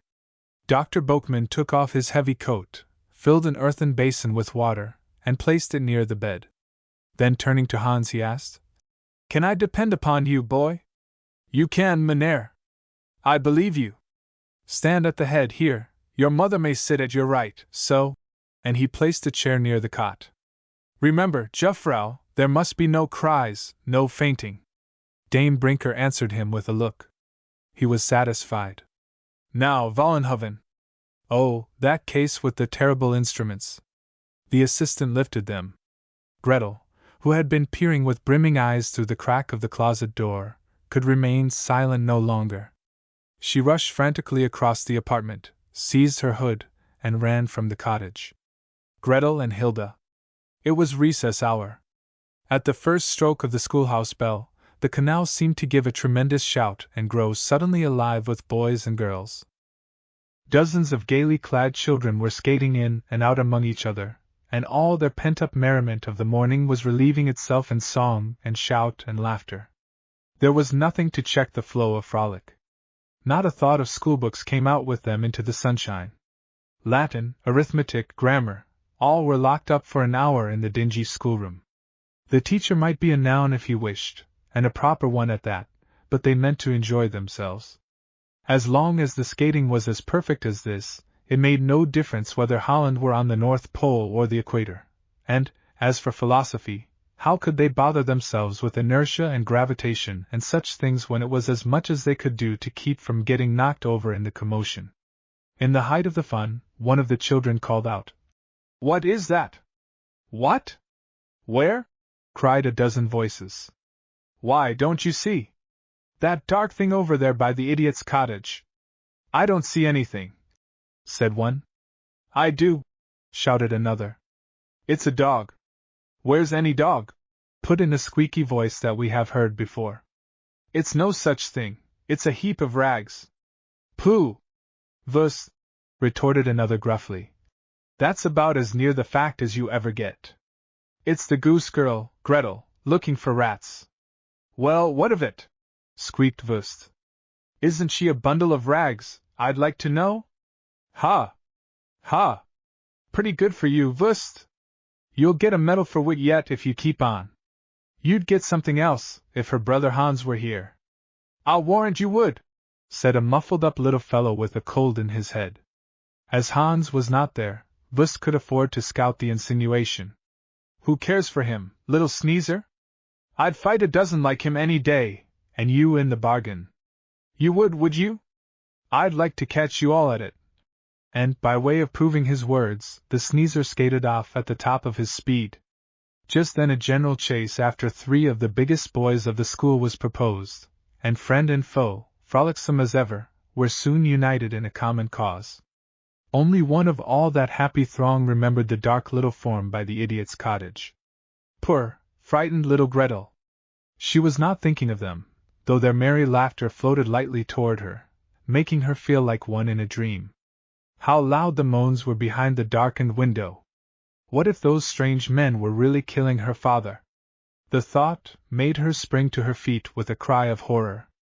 Ah, no! She sobbed, sinking upon the frozen mound of earth where she had been sitting. Mother is there, and Hans. They will care for him. But how pale they were! And even Hans was crying. Why did the cross old meester keep him and send me away? She thought. I could have clung to the mother and kissed her. That always makes her stroke my hair and speak gently, even after she has scolded me. How quiet it is now! Oh, if the father should die, and Hans, and the mother, what would I do? And Gretel, shivering with cold, buried her face in her arms and cried as if her heart would break. The poor child had been tasked beyond her strength during the past 4 days. Through all, she had been her mother's willing little handmaiden, soothing, helping, and cheering the half-widowed woman by day and watching and praying beside her all the long night. She knew that something terrible and mysterious was taking place at this moment, something that had been too terrible and mysterious for even kind, good Hans to tell. Then new thoughts came. Why had not Hans told her? It was a shame. It was her father as well as his. She was no baby. She had once taken a sharp knife from the father's hand. She had even drawn him away from the mother on that awful night when Hans, as big as he was, could not help her. Why, then, must she be treated like one who could do nothing? Oh, how very still it was, how bitter, bitter cold! If Annie Baumann had only stayed home instead of going to Amsterdam, it wouldn't be so lonely. How cold her feet were growing! Was it the moaning that made her feel as if she were floating in the air? This would not do, the mother might need her help at any moment. Rousing herself with an effort, Gretel sat upright, rubbing her eyes and wondering that the sky was so bright and blue, wondering at the stillness in the cottage, more than all, at the laughter rising and falling in the distance. Soon she sank down again, the strange medley of thought growing more and more confused in her bewildered brain. What a strange lip the meester had! How the stork's nest upon the roof seemed to rustle and whisper down to her! How bright those knives were in the leather case, brighter perhaps than the silver skates! If she had but worn her new jacket, she would not shiver so. The new jacket was pretty, the only pretty thing she had ever worn. God had taken care of her father so long. He would do it still, if those 2 men would but go away. Ah, now the meesters were on the roof, they were clambering to the top. No, it was her mother and Hans, or the storks. It was so dark, who could tell? And the mound rocking, swinging in that strange way. How sweetly the birds were singing. They must be winter birds, for the air was thick with icicles, not one bird but 20. Oh! Hear them, mother. Wake me, mother, for the race. I am so tired with crying, and crying. A firm hand was laid upon her shoulder. Get up, little girl, cried a kind voice. This will not do, for you to lie here and freeze. Gretel slowly raised her head. She was so sleepy that it seemed nothing strange to her that Hilda van Gleck should be leaning over her, looking with kind, beautiful eyes into her face. She had often dreamed it before. But she had never dreamed that Hilda was shaking her roughly, almost dragging her by main force. Never dreamed that she heard her saying, Gretel! Gretel Brinker! You must wake! This was real. Gretel looked up. Still the lovely, delicate young lady was shaking, rubbing, fairly pounding her. It must be a dream. No, there was the cottage, and the stork's nest and the meester's coach by the canal. She could see them now quite plainly. Her hands were tingling, her feet throbbing. Hilda was forcing her to walk. At last Gretel began to feel like herself again.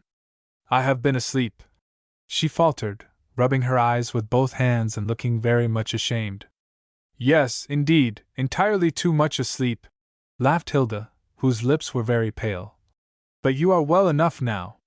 Lean upon me, Gretel. There, keep moving, you will soon be warm enough to go by the fire. Now let me take you into the cottage. Oh, no! No! No! Juffrouw, not in there! The meester is there. He sent me away! Hilda was puzzled, but she wisely forbore to ask at present for an explanation. Very well, Gretel, try to walk faster. I saw you upon the mound some time ago, but I thought you were playing. That is right, keep moving. All this time the kind-hearted girl had been forcing Gretel to walk up and down, supporting her with one arm and, with the other, striving as well as she could to take off her own warm sacque. Suddenly Gretel suspected her intention. Oh, Juffrouw! Juffrouw! She cried imploringly. Please never think of such a thing as that. Oh! Please keep it on, I am burning all over, Juffrouw! I really am burning. Not burning exactly, but pins and needles pricking all over me. Oh, Juffrouw, don't! The poor child's dismay was so genuine that Hilda hastened to reassure her. Very well, Gretel, move your arms then, so. Why, your cheeks are as pink as roses already. I think the meester would let you in now, he certainly would. Is your father so very ill? Ah, Juffrouw, cried Gretel, weeping afresh. He is dying, I think. There are 2 meesters in with him at this moment, and the mother has scarcely spoken today. Can you hear him moan, Juffrouw? She added with sudden terror. The air buzzes so I cannot hear. He may be dead. Oh, I do wish I could hear him. Hilda listened. The cottage was very near, but not a sound could be heard. Something told her that Gretel was right. She ran to the window. You cannot see there, my lady, sobbed Gretel eagerly. The mother has oiled paper hanging inside. But at the other one, in the south end of the cottage, you can look in where the paper is torn. Hilda, in her anxiety, ran around, past the corner where the low roof was fringed with its loosened thatch. A sudden thought checked her. It is not right for me to peep into another's house in this way, she said to herself. Then, softly calling to Gretel, she added in a whisper, You may look, perhaps he is only sleeping. Gretel tried to walk briskly toward the spot, but her limbs were trembling. Hilda hastened to her support. You are sick yourself, I fear, she said kindly. No, not sick, Juffrouw, but my heart cries all the time now, even when my eyes are as dry as yours. Why, Juffrouw, your eyes are not dry. Are you crying for us? Oh, Juffrouw, if God sees you! Oh! I know father will get better now. And the little creature, even while reaching to look through the tiny window, kissed Hilda's hand again and again. The sash was sadly patched and broken, a torn piece of paper hung halfway down across it. Gretel's face was pressed to the window. Can you see anything? Whispered Hilda at last. Yes, the father lies very still, his head is bandaged, and all their eyes are fastened upon him. Oh, Juffrouw! Almost screamed Gretel, as she started back and, by a quick, dexterous movement, shook off her heavy wooden shoes. I must go into my mother! Will you come with me? Not now, the bell is ringing. I shall come again soon. Goodbye. Gretel scarcely heard the words. She remembered for many a day afterward the bright, pitying smile on Hilda's face as she turned away. The awakening. An angel could not have entered the cottage more noiselessly. Gretel, not daring to look at anyone, slid softly to her mother's side. The room was very still. She could hear the old doctor breathe. She could almost hear the sparks as they fell into the ashes on the hearth. The mother's hand was very cold, but a burning spot glowed on her cheek, and her eyes were like a deer's, so bright, so sad, so eager. At last there was a movement upon the bed, very slight, but enough to cause them all to start. Dr. Boekman leaned eagerly forward. Another movement. The large hands, so white and soft for a poor man's hand, twitched, then raised itself steadily toward the forehead. It felt the bandage, not in a restless, crazy way but with a questioning movement that caused even Dr. Boekman to hold his breath. "Steady! Steady!" said a voice that sounded very strange to Gretel. "Shift that mat higher, boys. Now throw on the clay. The waters are rising fast, no time to." Dame Brinker sprang forward like a young panther. She seized his hands and, leaning over him, cried, "Raff! Raff, boy, speak to me! Is it you, Mike?" he asked faintly. "I have been asleep, hurt, I think. Where is little Hans?" "Here I am, father!" shouted Hans, half mad with joy. But the doctor held him back. "He knows us!" screamed Dame Brinker. "Great God! He knows us! Gretel! Gretel! Come, see your father!" In vain Dr. Boekman commanded, "Silence!" and tried to force them from the bedside. He could not keep them off. Hans and the mother laughed and cried together as they hung over the newly awakened man. Gretel made no sound but gazed at them all with glad, startled eyes. Her father was speaking in a faint voice. "Is the baby asleep, Mike?" "The baby!" echoed Dame Brinker. "Oh, Gretel, that is you! And he calls Hans little Hans, 10 years asleep! Oh, Mynheer, you have saved us all! He has known nothing for 10 years! Children, why don't you thank the meester?" The good woman was beside herself with joy. Dr. Boekman said nothing, but as his eye met hers, he pointed upward. She understood. So did Hans and Gretel. With one accord they knelt by the cot side by side. Dame Brinker felt for her husband's hand even while she was praying.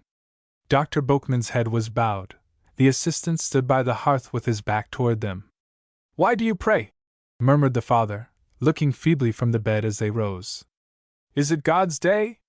It was not Sunday, but his vrouw bowed her head, she could not speak. "Then we should have a chapter," said Raff Brinker, speaking slowly and with difficulty. "I do not know how it is. I am very, very weak. Mayhap the minister will read it to us." Gretel lifted the big Dutch Bible from its carved shelf. Dr. Boekman, rather dismayed at being called a minister, coughed and handed the volume to his assistant. "Read," he murmured. "These people must be kept quiet or the man will die yet."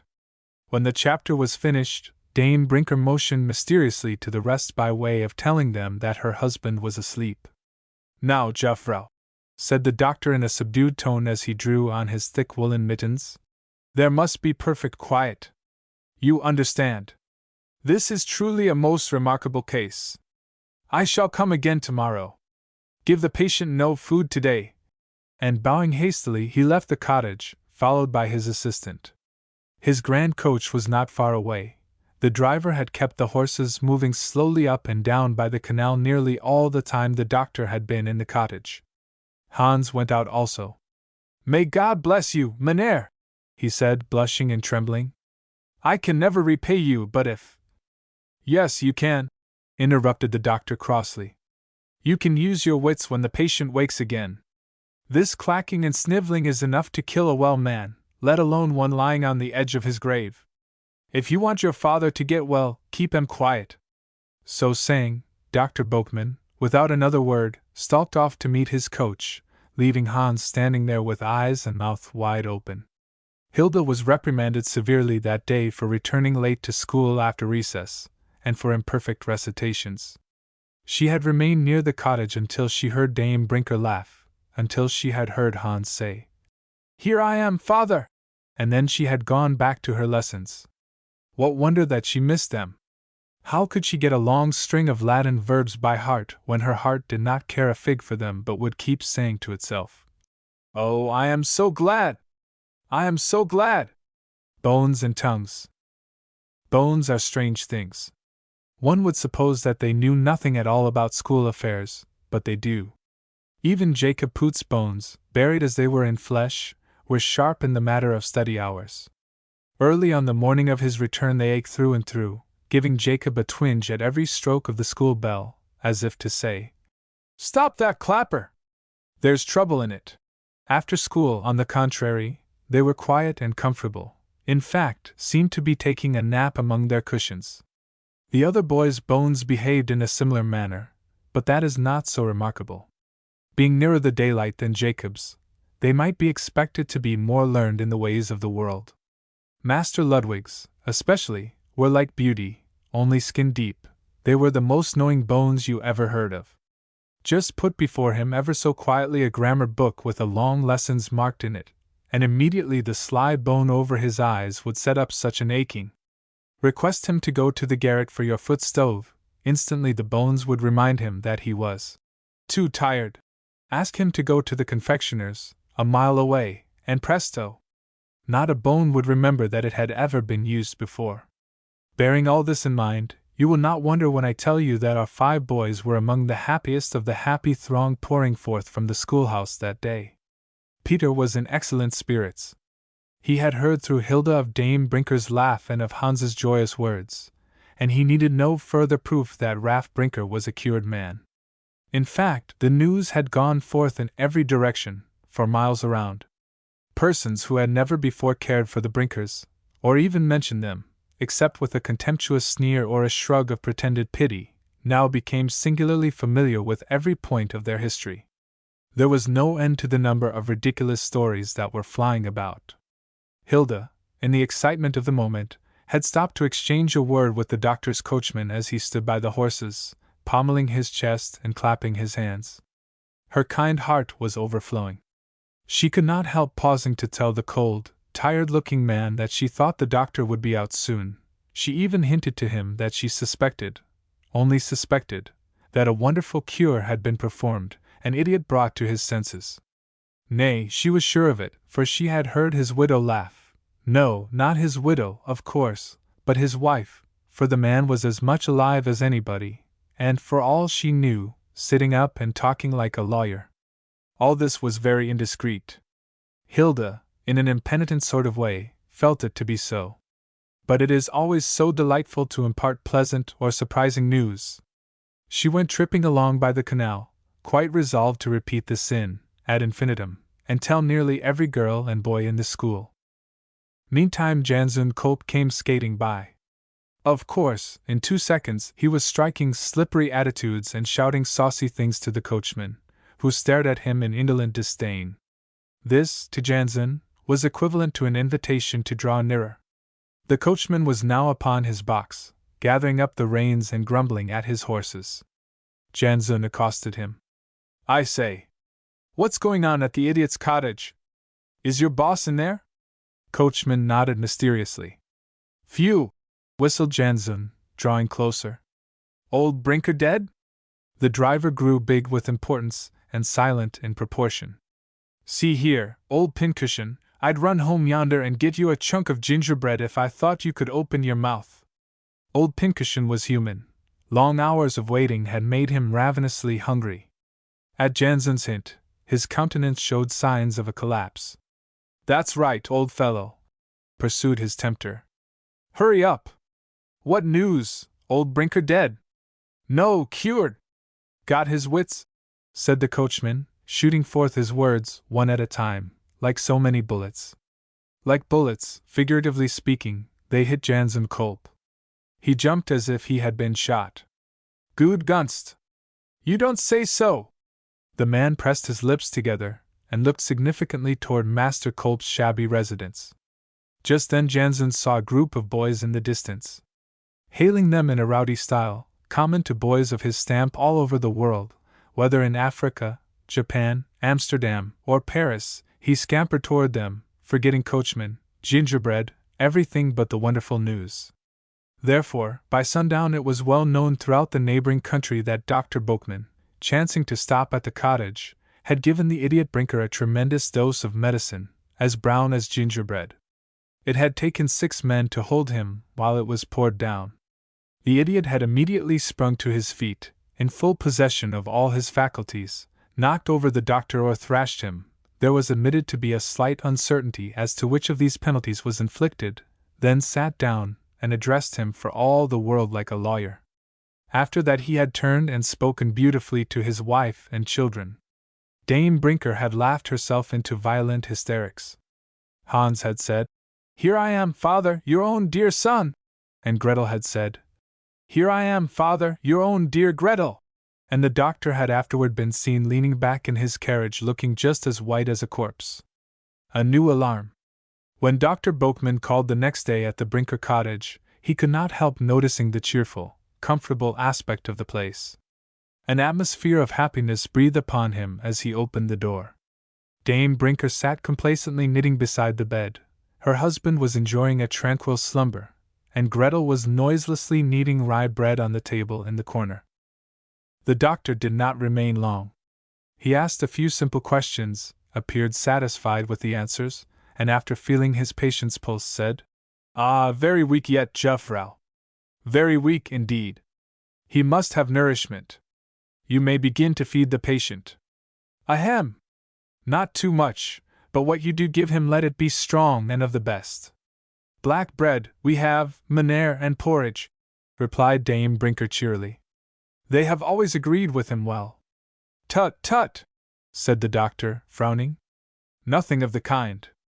He must have the juice of fresh meat, white bread, dried and toasted, good Malaga wine, and ahem! The man looks cold. Give him more covering, something light and warm. Where is the boy?" "Hans, meneer, has gone into Broek to look for work. He will be back soon. Will the meester please be seated?" Whether the hard polished stool offered by Dame Brinker did not look particularly tempting, or whether the dame herself frightened him, partly because she was a woman, and partly because an anxious, distressed look had suddenly appeared in her face, I cannot say. Certain it is that our eccentric doctor looked hurriedly about him, muttered something about an extraordinary case, bowed, and disappeared before Dame Brinker had time to say another word. Strange that the visit of their good benefactors should have left a cloud, yet so it was. Gretel frowned, an anxious, childish frown, and kneaded the bread dough violently without looking up. Dame Brinker hurried to her husband's bedside, leaned over him, and fell into silent but passionate weeping. In a moment Hans entered. "Why, mother," he whispered in alarm. "What ails thee? Is the father worse?" She turned her quivering face toward him, making no attempt to conceal her distress. "Yes. He is starving, perishing. A meester said it." Hans turned pale. "What does this mean, mother? We must feed him at once. Here, Gretel, give me the porridge." "Nay!" cried his mother, distractedly, yet without raising her voice. "It may kill him. Our poor fare is too heavy for him. Oh, Hans, he will die, the father will die, if we use him this way. He must have meat and sweet wine and a deckbed. Oh, what shall I do, what shall I do?" she sobbed, wringing her hands. "There is not a stiver in the house." Gretel pouted. It was the only way she could express sympathy just then. Her tears fell one by one into the dough. "Did the meester say he must have these things, mother?" asked Hans. "Yes, he did." "Well, mother, don't cry, he shall have them. I shall bring meat and wine before night. Take the cover from my bed. I can sleep in the straw." "Yes, Hans, but it is heavy, scant as it is. The meester said he must have something light and warm. He will perish. Our peat is giving out, Hans. The father has wasted it sorely, throwing it on when I was not looking, dear man." "Never mind, mother," whispered Hans cheerfully. "We can cut down the willow tree and burn it, if need be, but I'll bring home something tonight. There must be work in Amsterdam, though there's none in Broek. Never fear, mother, the worst trouble of all is past.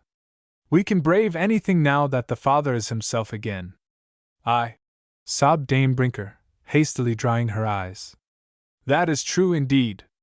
Of course it is. Look at him, mother, how softly he sleeps. Do you think God would let him starve, just after giving him back to us? Why, mother, I'm as sure of getting all the father needs as if my pocket were bursting with gold. There, now, don't fret." And hurriedly kissing her, Hans caught up his skates and slipped from the cottage. Poor Hans! Disappointed in his morning's errand, half sickened with this new trouble, he wore a brave look and tried to whistle as he tramped resolutely off with the firm intention of mending matters. Want had never before pressed so sorely upon the Brinker family. Their stock of peat was nearly exhausted, and all the flour in the cottage was in Gretel's dough. They had scarcely cared to eat during the past few days, scarcely realized their condition. Dame Brinker had felt so sure that she and the children could earn money before the worst came that she had given herself up to the joy of her husband's recovery. She had not even told Hans that the few pieces of silver in the old mitten were quite gone. Hans reproached himself, now, that he had not hailed the doctor when he saw him enter his coach and drive rapidly away in the direction of Amsterdam. Perhaps there is some mistake, he thought. The meesters surely would have known that meat and sweet wine were not at our command, and yet the father looks very weak. He certainly does. I must get work. If Meneer Van Hope were back from Rotterdam, I could get plenty to do. But Master Peter told me to let him know if he could do aught to serve us. I shall go to him at once. Oh, if it were but summer! All this time Hans was hastening toward the canal. Soon his skates were on, and he was skimming rapidly toward the residence of Meneer Van Hope. The father must have meat and wine at once, he muttered. But how can I earn the money in time to buy them today? There is no other way but to go, as I promised, to Master Peter. What would a gift of meat and wine be to him? When the father is once fed, I can rush down to Amsterdam and earn the morrow's supply. Then came other thoughts, thoughts that made his heart thump heavily and his cheeks burn with a new shame. It is begging, to say the least. Not one of the Brinkers has ever been a beggar. Shall I be the first? Shall my poor father just coming back into life learn that his family has asked for charity, he, always so wise and thrifty? No, cried Hans aloud. Better 1,000 times to part with the watch. I can at least borrow money on it, in Amsterdam, he thought, turning around. That will be no disgrace. I can find work at once and get it back again. Nay, perhaps I can even speak to the father about it. This last thought made the lad dance for joy. Why not, indeed, speak to the father? He was a rational being now. He may wake, thought Hans, quite bright and rested, may tell us the watch is of no consequence, to sell it of course. And Hans almost flew over the ice.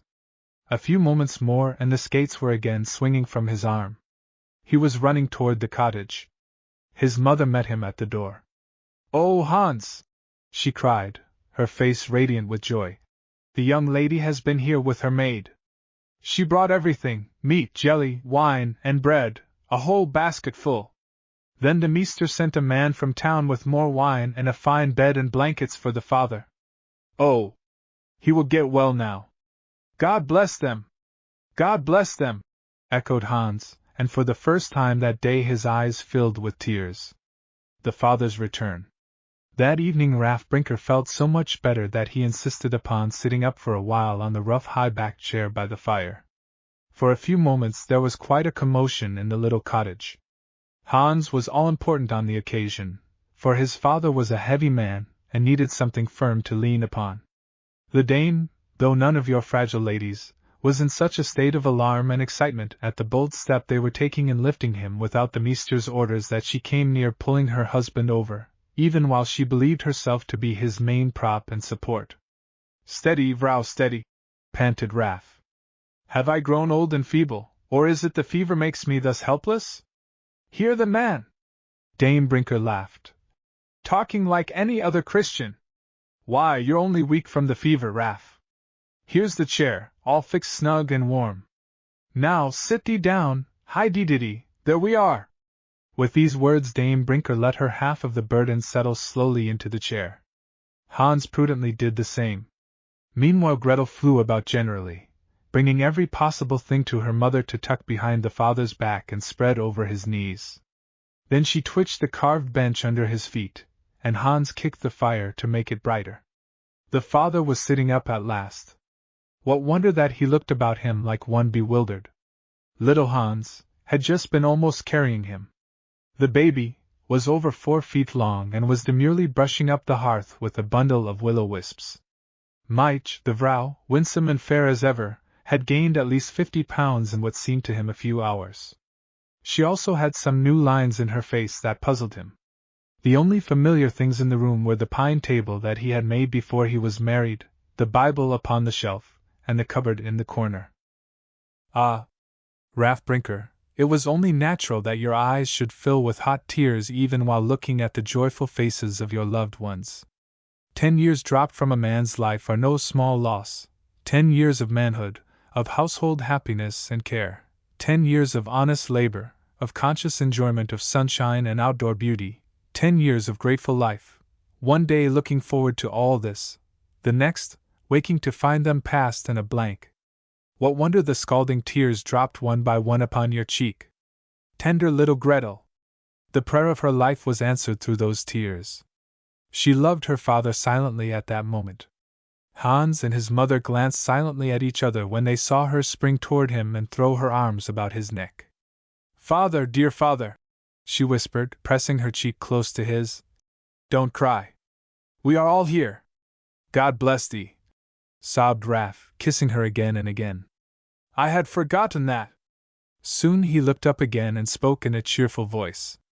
"I should know her, vrouw," he said, holding the sweet young face between his hands and gazing at it as though he were watching it grow. "I should know her. The same blue eyes and the lips, and me, the little song she could sing almost before she could stand, but that was long ago," he added, with a sigh, still looking at her dreamily. "Long ago, it's all gone now." "Not so, indeed," cried Dame Brinker eagerly. "Do you think I would let her forget it? Gretel, child, sing the old song thou hast known so long." Ralph Brinker's hand fell wearily and his eyes closed, but it was something to see the smile playing about his mouth as Gretel's voice floated about him like incense. It was a simple air, she had never known the words. With loving instinct she softened every note, until Ralph almost fancied that his 2-year-old baby was once more beside him. As soon as the song was finished, Hans mounted a wooden stool and began to rummage in the cupboard. "Have a care, Hans," said Dame Brinker, who through all her poverty was ever a tidy housewife. "Have a care, the wine is there at your right and the white bread beyond it." "Never fear, mother," answered Hans, reaching far back on an upper shelf. "I shall do no mischief." Jumping down, he walked toward his father and placed an oblong block of pine wood in his hands. One of its ends was rounded off, and some deep cuts had been made on the top. "Do you know what that is, father?" asked Hans. Ralph Brinker's face brightened. "Indeed I do, boy. It is the boat I was making you alack, not yesterday, but years ago. I have kept it ever since, father. It can be finished when your hand grows strong again." "Yes, but not for you, my lad. I must wait for the grandchildren." "Why, you are nearly a man. Have you helped your mother through all these years?" "Aye, and bravely," put in Dame Brinker. "Let me see," muttered the father, looking in a puzzled way at them all. "How long is it since the night when the waters were coming in?" "'Tis the last I remember." "We have told thee true, Ralph. It was 10 years last Pinkster week." 10 years, and I fell then, you say? Has the fever been on me ever since?" Dame Brinker scarcely knew how to reply. Should she tell him all? Tell him that he had been an idiot, almost a lunatic? The doctor had charged her on no account to worry or excite his patient. Hans and Gretel looked astonished. "Like enough, Ralph," she said, nodding her head and raising her eyebrows. "When a heavy man like thee falls on his head, it's hard to say what will come, but thou art well now, Ralph. Thank the good Lord." The newly awakened man bowed his head. "Aye, well enough, mein vrouw," he said after a moment's silence. "But my brain turns somehow like a spinning wheel. It will not be right till I get on the dikes again. When shall I be at work, think you?" "Hear the man!" cried Dame Brinker, delighted yet frightened, too, for that matter. "We must get him on the bed, Hans." "Work indeed!" They tried to raise him from the chair, but he was not ready yet. "Be off with ye," he said with something like his old smile. Gretel had never seen it before. "Does a man want to be lifted about like a log?" I tell you before 3 suns I shall be on the dikes again. Ah! There'll be some stout fellows to greet me. Jan Kamphuisen and young Hoogsvliet. They have been good friends to thee, Hans, I'll warrant. Hans looked at his mother. Young Hoogsvliet had been dead 5 years. Jan Kamphuisen was in the jail at Amsterdam. Aye, they'd have done their share no doubt, said Dame Brinker, parrying the inquiry. Had we asked them? But what with working and studying, Hans has been busy enough without seeking comrades. Working and studying, echoed Raff, in a musing tone. Can the youngsters read and cipher, Mich? You should hear them, she answered proudly. They can run through a book while I mop the floor. Hans there is as happy over a page of big words as a rabbit in a cabbage patch. As for ciphering. Here, lad, help a bit, interrupted Raff Brinker. I must get me on the bed again. The 1,000 guilders. None seeing the humble supper eaten in the Brinker cottage that night would have dreamed of the dainty repast hidden away nearby. Hans and Gretel looked rather wistfully toward the cupboard as they drank their cupful of water and ate their scanty share of black bread, but even in thought they did not rob their father. He relished his supper well, said Dame Brinker, nodding sidewise toward the bed, and fell asleep the next moment. Ah, the dear man will be feeble for many a day. He wanted sore to sit up again, but while I made show of humoring him and getting ready, he dropped off. Remember that, my girl, when you have a man of your own, and many a day may it be before that comes to pass, remember that you can never rule by differing. Humble wife is husband's boss. Tut! Tut! Never swallow such a mouthful as that again, child. Why, I could make a meal off 2 such pieces. What's in thee, Hans? One would think there were cobwebs on the walls. Oh, no, mother, I was only thinking. Thinking about what? Ah, no use asking, she added in a changed tone. I was thinking of the same a while ago. Well, it's no blame if we did look to hear something by this time about the 1,000 guilders, but not a word. No, it's plain enough he knows naught about them. Hans looked up anxiously, dreading lest his mother should grow agitated, as usual, when speaking of the lost money, but she was silently nibbling her bread and looking with a doleful stare toward the window. 1,000 guilders, echoed a faint voice from the bed. Ah, I am sure they have been of good use to you, Vrouw, through the long years when your man was idle. The poor woman started up. These words quite destroyed the hope that of late had been glowing within her. Are you awake, Raff? She faltered. Yes, Mich, and I feel much better. Our money was well saved, Vrouw, I was saying. Did it last through all those 10 years? I have not got it, Raff, She was going to tell him the whole truth when Hans lifted his finger warningly and whispered. Remember what the meester told us. The father must not be worried. Speak to him, child, she answered, trembling. Hans hurried to the bedside. I am glad you are feeling better, he said, leaning over his father. Another day will see you quite strong again. Aye, like enough. How long did the money last, Hans? I could not hear your mother. What did she say? I said, Raff, stammered Dame Brinker in great distress. That it was all gone. Well, well, wife, do not fret at that. 1,000 guilders is not so very much for 10 years and with children to bring up, but it has helped to make you all comfortable. Have you had much sickness to bear? No, no, sobbed Dame Brinker, lifting her apron to her eyes. Tut, tut, woman, why do you cry? Said Raff kindly. We will soon fill another pouch when I am on my feet again. Lucky I told you all about it before I fell.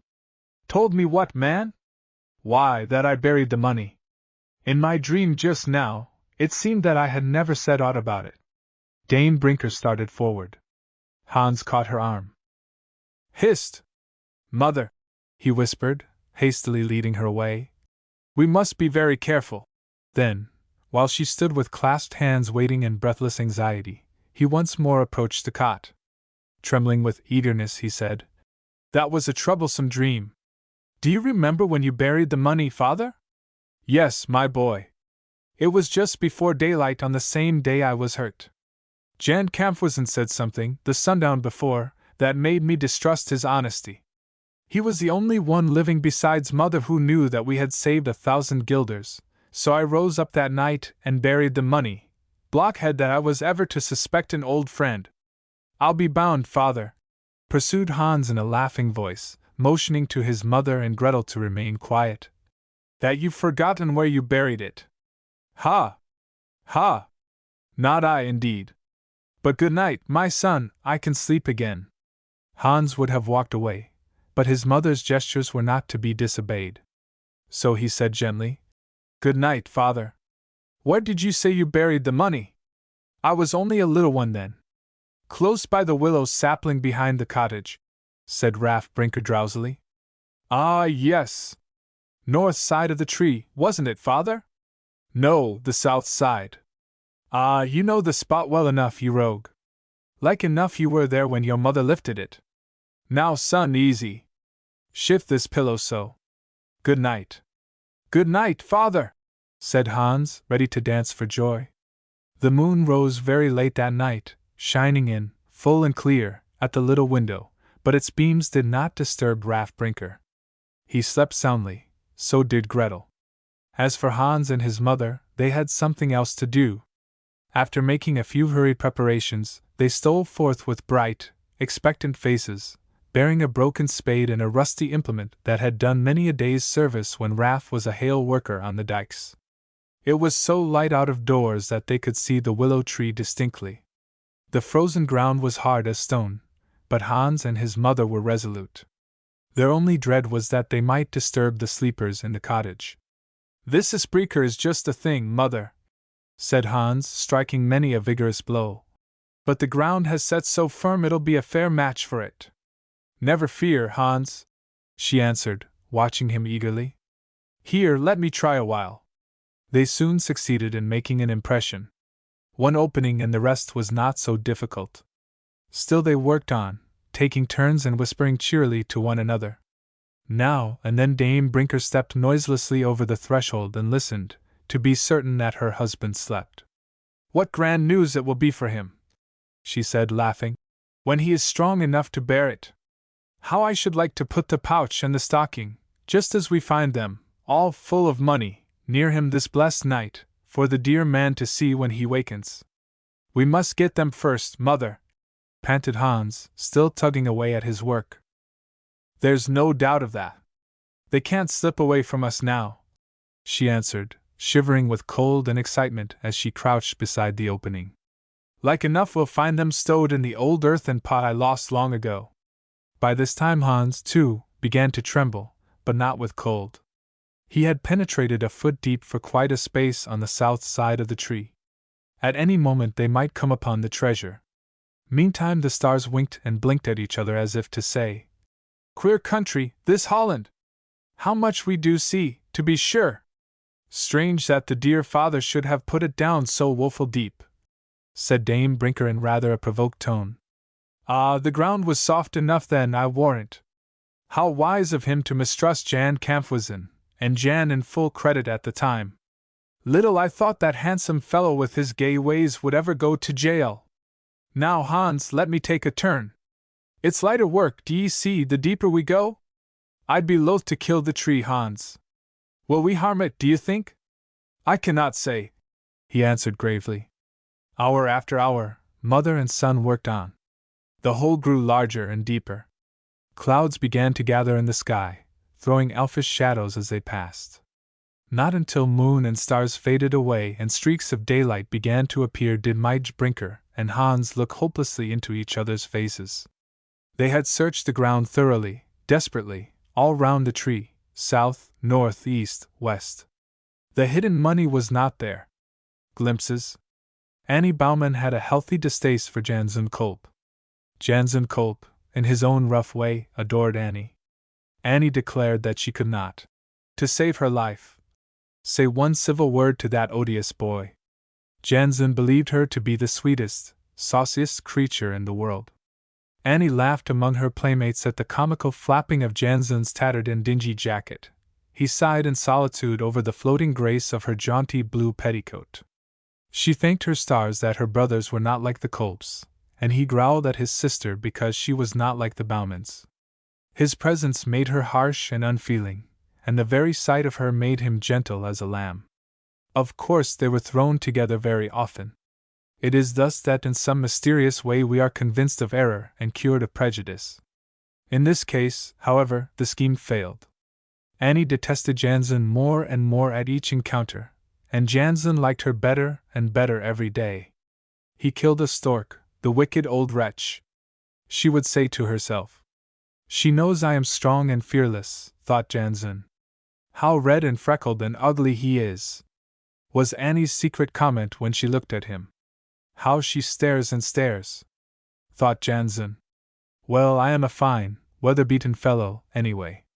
Jansen Culp, you impudent boy, go right away from me, Annie often said. I don't want any of your company. Ha! Ha!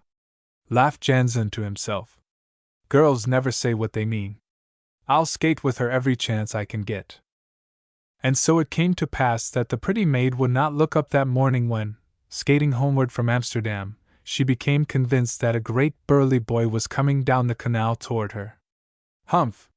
If I look at him, thought Annie, I'll. Good morrow, Annie Bauman, said a pleasant voice. How a smile brightens a girl's face. Good morrow, Master Hans, I am right glad to meet you. How a smile brightens a boy's face. Good morrow again, Annie. There has been a great change at our house since you left. How so? She exclaimed, opening her eyes very wide. Hans, who had been in a great hurry and rather moody, grew talkative and quite at leisure in Annie's sunshine. Turning about, and skating slowly with her toward Broek, he told the good news of his father. Annie was so true a friend that he told her even of their present distress, of how money was needed and how everything depended upon his obtaining work, and he could find nothing to do in the neighborhood. All this was not said as a complaint, but just because she was looking at him and really wished to know. He could not speak of last night's bitter disappointment, for that secret was not wholly his own. Goodbye, Annie, he said at last. The morning is going fast, and I must haste to Amsterdam and sell these skates. Mother must have money at once. Before nightfall I shall certainly find a job somewhere. Sell your new skates, Hans? Cried Annie. You, the best skater around Broek. Why, the race is coming off in 5 days. I know it, he answered resolutely. Goodbye. I shall skate home again on the old wooden ones. Such a bright glance. So different from Jansen's ugly grin, and Hans was off like an arrow. Hans, come back, she called. Her voice changed the arrow into a top. Spinning around, he darted, in one long, leaning sweep, toward her. Then you really are going to sell your new skates if you can find a customer? Well, Hans, if you are going to sell your skates, said Annie, quite confused. I mean if you, well, I know somebody who would like to buy them, that's all. Not Jansen Culp? Asked Hans, flushing. Oh, no, she said, pouting. He is not one of my friends. But you know him, persisted Hans. Annie laughed. Yes, I know him, and it's all the worse for him that I do. Now, please, Hans, don't ever talk any more to me about Jansen. I hate him. Hate him. You hate anybody, Annie? She shook her head saucily. Yes, and I'll hate you too if you persist in calling him one of my friends. You boys may like him because he caught the grease goose at the kermiss last summer and climbed the pole with his great, ugly body tied up in a sack, but I don't care for such things. I've disliked him ever since I saw him try to push his little sister out of the merry-go-round at Amsterdam, and it's no secret up our way who killed the stork on your mother's roof. But we mustn't talk about such a bad, wicked fellow. Really, Hans, I know somebody who would be glad to buy your skates. You won't get half a price for them in Amsterdam. Please give them to me. I'll take you the money this very afternoon. If Annie was charming even when she said hate, there was no withstanding her when she said please. At least Hans found it to be so. Annie, he said, taking off the skates and rubbing them carefully with a snarl of twine before handing them to her. I am sorry to be so particular, but if your friend should not want them, will you bring them back to me today? I must buy peat and meal for the mother early tomorrow morning. My friend will want them. Annie laughed, nodding gaily, and skated off at the top of her speed. As Hans drew forth the wooden runners from his capricious pockets and fastened them on as best he could, he did not hear Annie murmur, "I wish I had not been so rude. Poor, brave Hans! What a noble boy he is!" And as Annie skated homeward, filled with pleasant thoughts, she did not hear Hans say, "I grumbled like a bear. But bless her! Some girls are like angels." Perhaps it was all for the best. One cannot be expected to know everything that is going on around the world. Looking for work. Luxuries unfit us for returning to hardships easily endured before. The wooden runners squeaked more than ever. It was as much as Hans could do to get on with the clumsy old things. Still, he did not regret that he had parted with his beautiful skates, but resolutely pushed back the boyish trouble that he had not been able to keep them just a little longer, at least until after the race. Mother surely will not be angry with me, he thought, for selling them without her leave. She has had care enough already. It will be full time to speak of it when I take home the money. Hans went up and down the streets of Amsterdam that day, looking for work.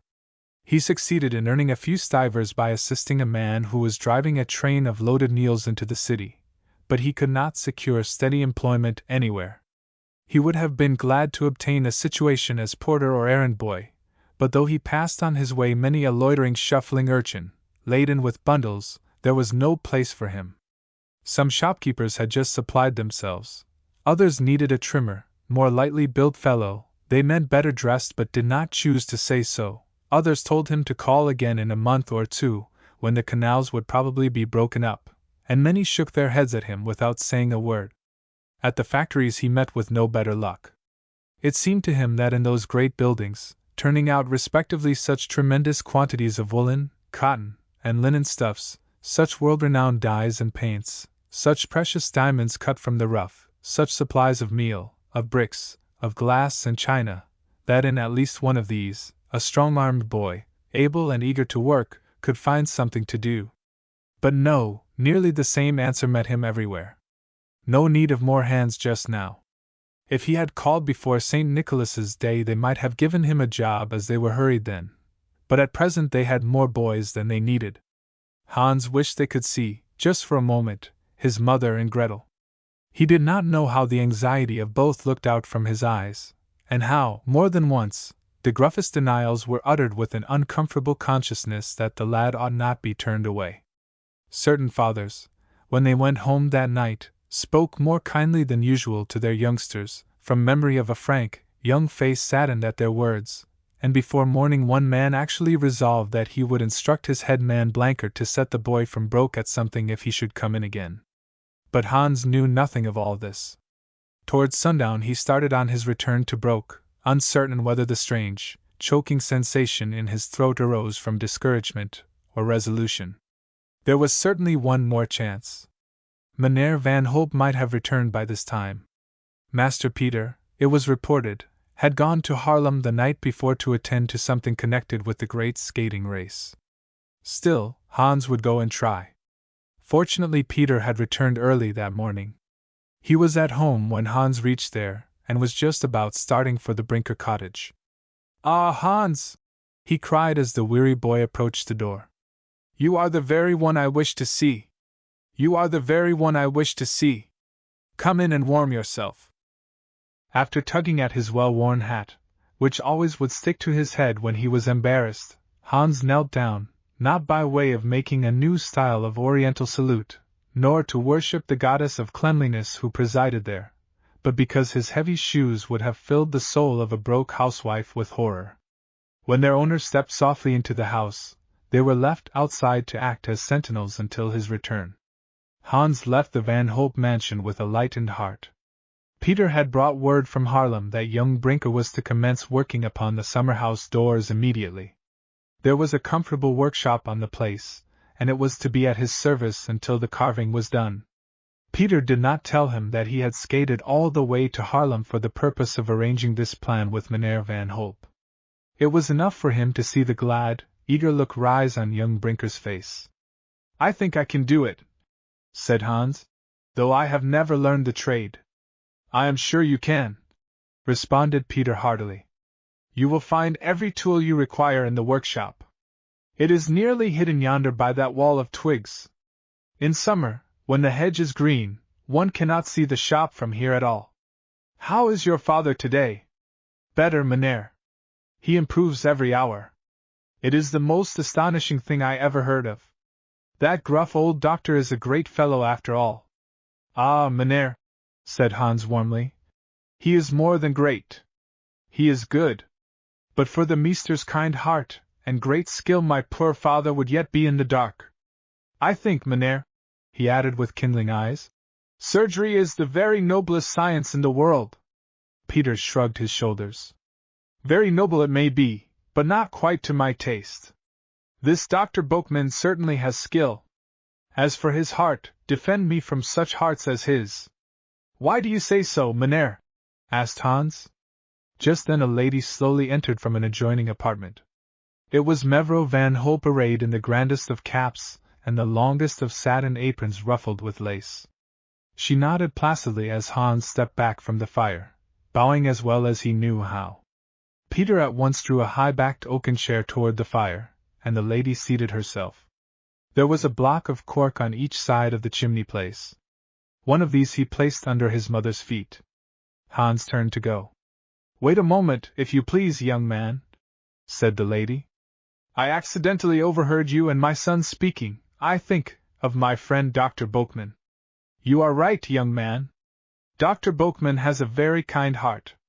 You perceive, Peter, that we may be quite mistaken in judging a person solely by his manners, though a courteous deportment is by no means to be despised.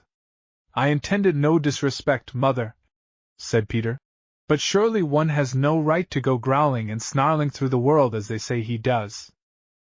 They say. Ah, Peter, they means everybody or nobody. Surgeon Boekman has had a great sorrow. Many years ago he lost his only child under very painful circumstances. A fine lad, except that he was a thought too hasty and high-spirited. Before then Gerard Boekman was one of the most agreeable gentlemen I ever knew. So saying, Mevrouw van Hulp, looking kindly upon the two boys, rose, and left the room with the same dignity with which she had entered. Peter, only half convinced, muttered something about the sin of allowing sorrow to turn all one's honey into gall, as he conducted his visitor to the narrow side door. Before they parted, he advised Hans to keep himself in good skating order. For, he added, now that your father is all right, you will be in fine spirits for the race. That will be the prettiest skating show ever seen in this part of the world. Everybody is talking of it. You are to try for the prize, remember. I shall not be in the race, Mynheer, said Hans, looking down. Not in the race? Why not, indeed? And immediately Peter's thoughts swept on a full tide of suspicion toward Karl Schummel. Because I cannot, Mynheer, answered Hans as he bent to slip his feet into his big shoes. Something in the boy's manner warned Peter that it would be no kindness to press the matter further. He bade Hans good-bye, and stood thoughtfully watching him as he walked away. In a minute Peter called out, Hans Brinker! Yes, Mynheer. I'll take back all I said about Dr. Boekman. Yes, Mynheer. Both were laughing. But Peter's smile changed to a look of puzzled surprise when he saw Hans kneel down by the canal and put on the wooden skates. Very queer, muttered Peter, shaking his head as he turned to go into the house. Why in the world doesn't the boy wear his new ones? The fairy godmother. The sun had gone down quite out of sight when our hero, with a happy heart but with something like a sneer on his countenance, as he jerked off the wooden runners, trudged hopefully toward the tiny hut-like building known of old as the idiot's cottage. Duller eyes than his would have discerned two slight figures moving near the doorway. That gray well-patched jacket, and the dull blue skirt covered with an apron of still duller blue, that faded close-fitting cap, and those quick little feet in their great boat-like shoes, they were Gretel's of course.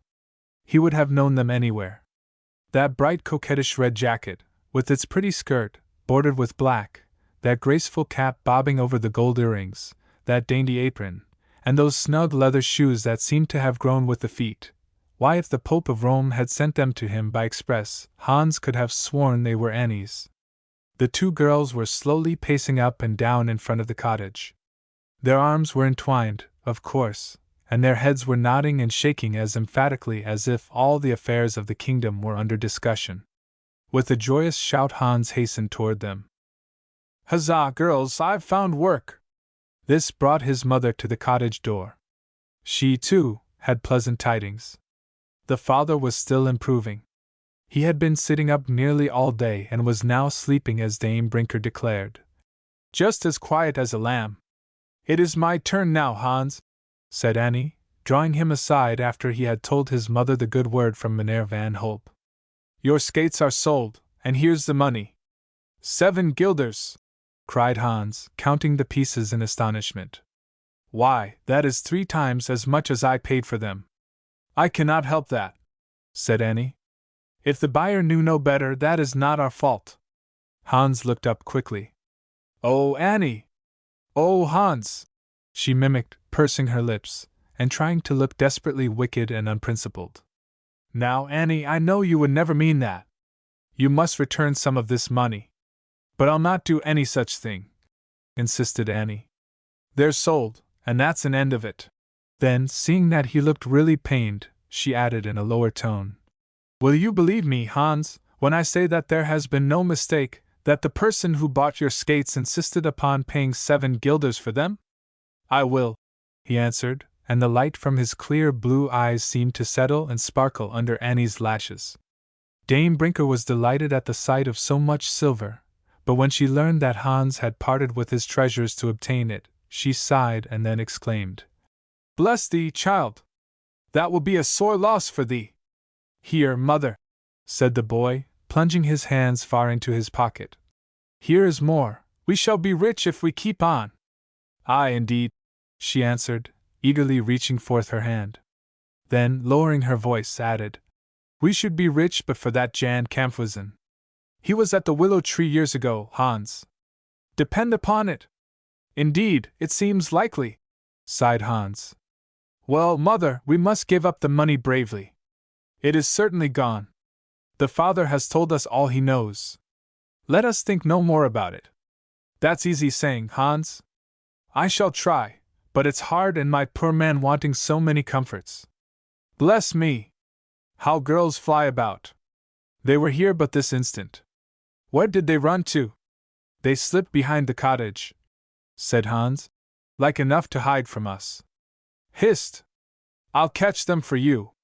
They both can move quicker and softer than yonder rabbit, but I'll give them a good start first. Why, there is a rabbit, sure enough. Hold, Hans, the poor thing must have been in sore need to venture from its burrow in this bitter weather. I'll get a few crumbs for it within." So saying, the good woman bustled into the cottage. She soon came out again, but Hans had forgotten to wait, and the rabbit, after taking a cool survey of the premises, had scampered off to unknown quarters.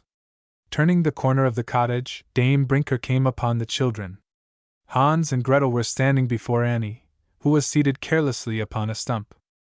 "That is as good as a picture!" cried Dame Brinker, halting in admiration of the group.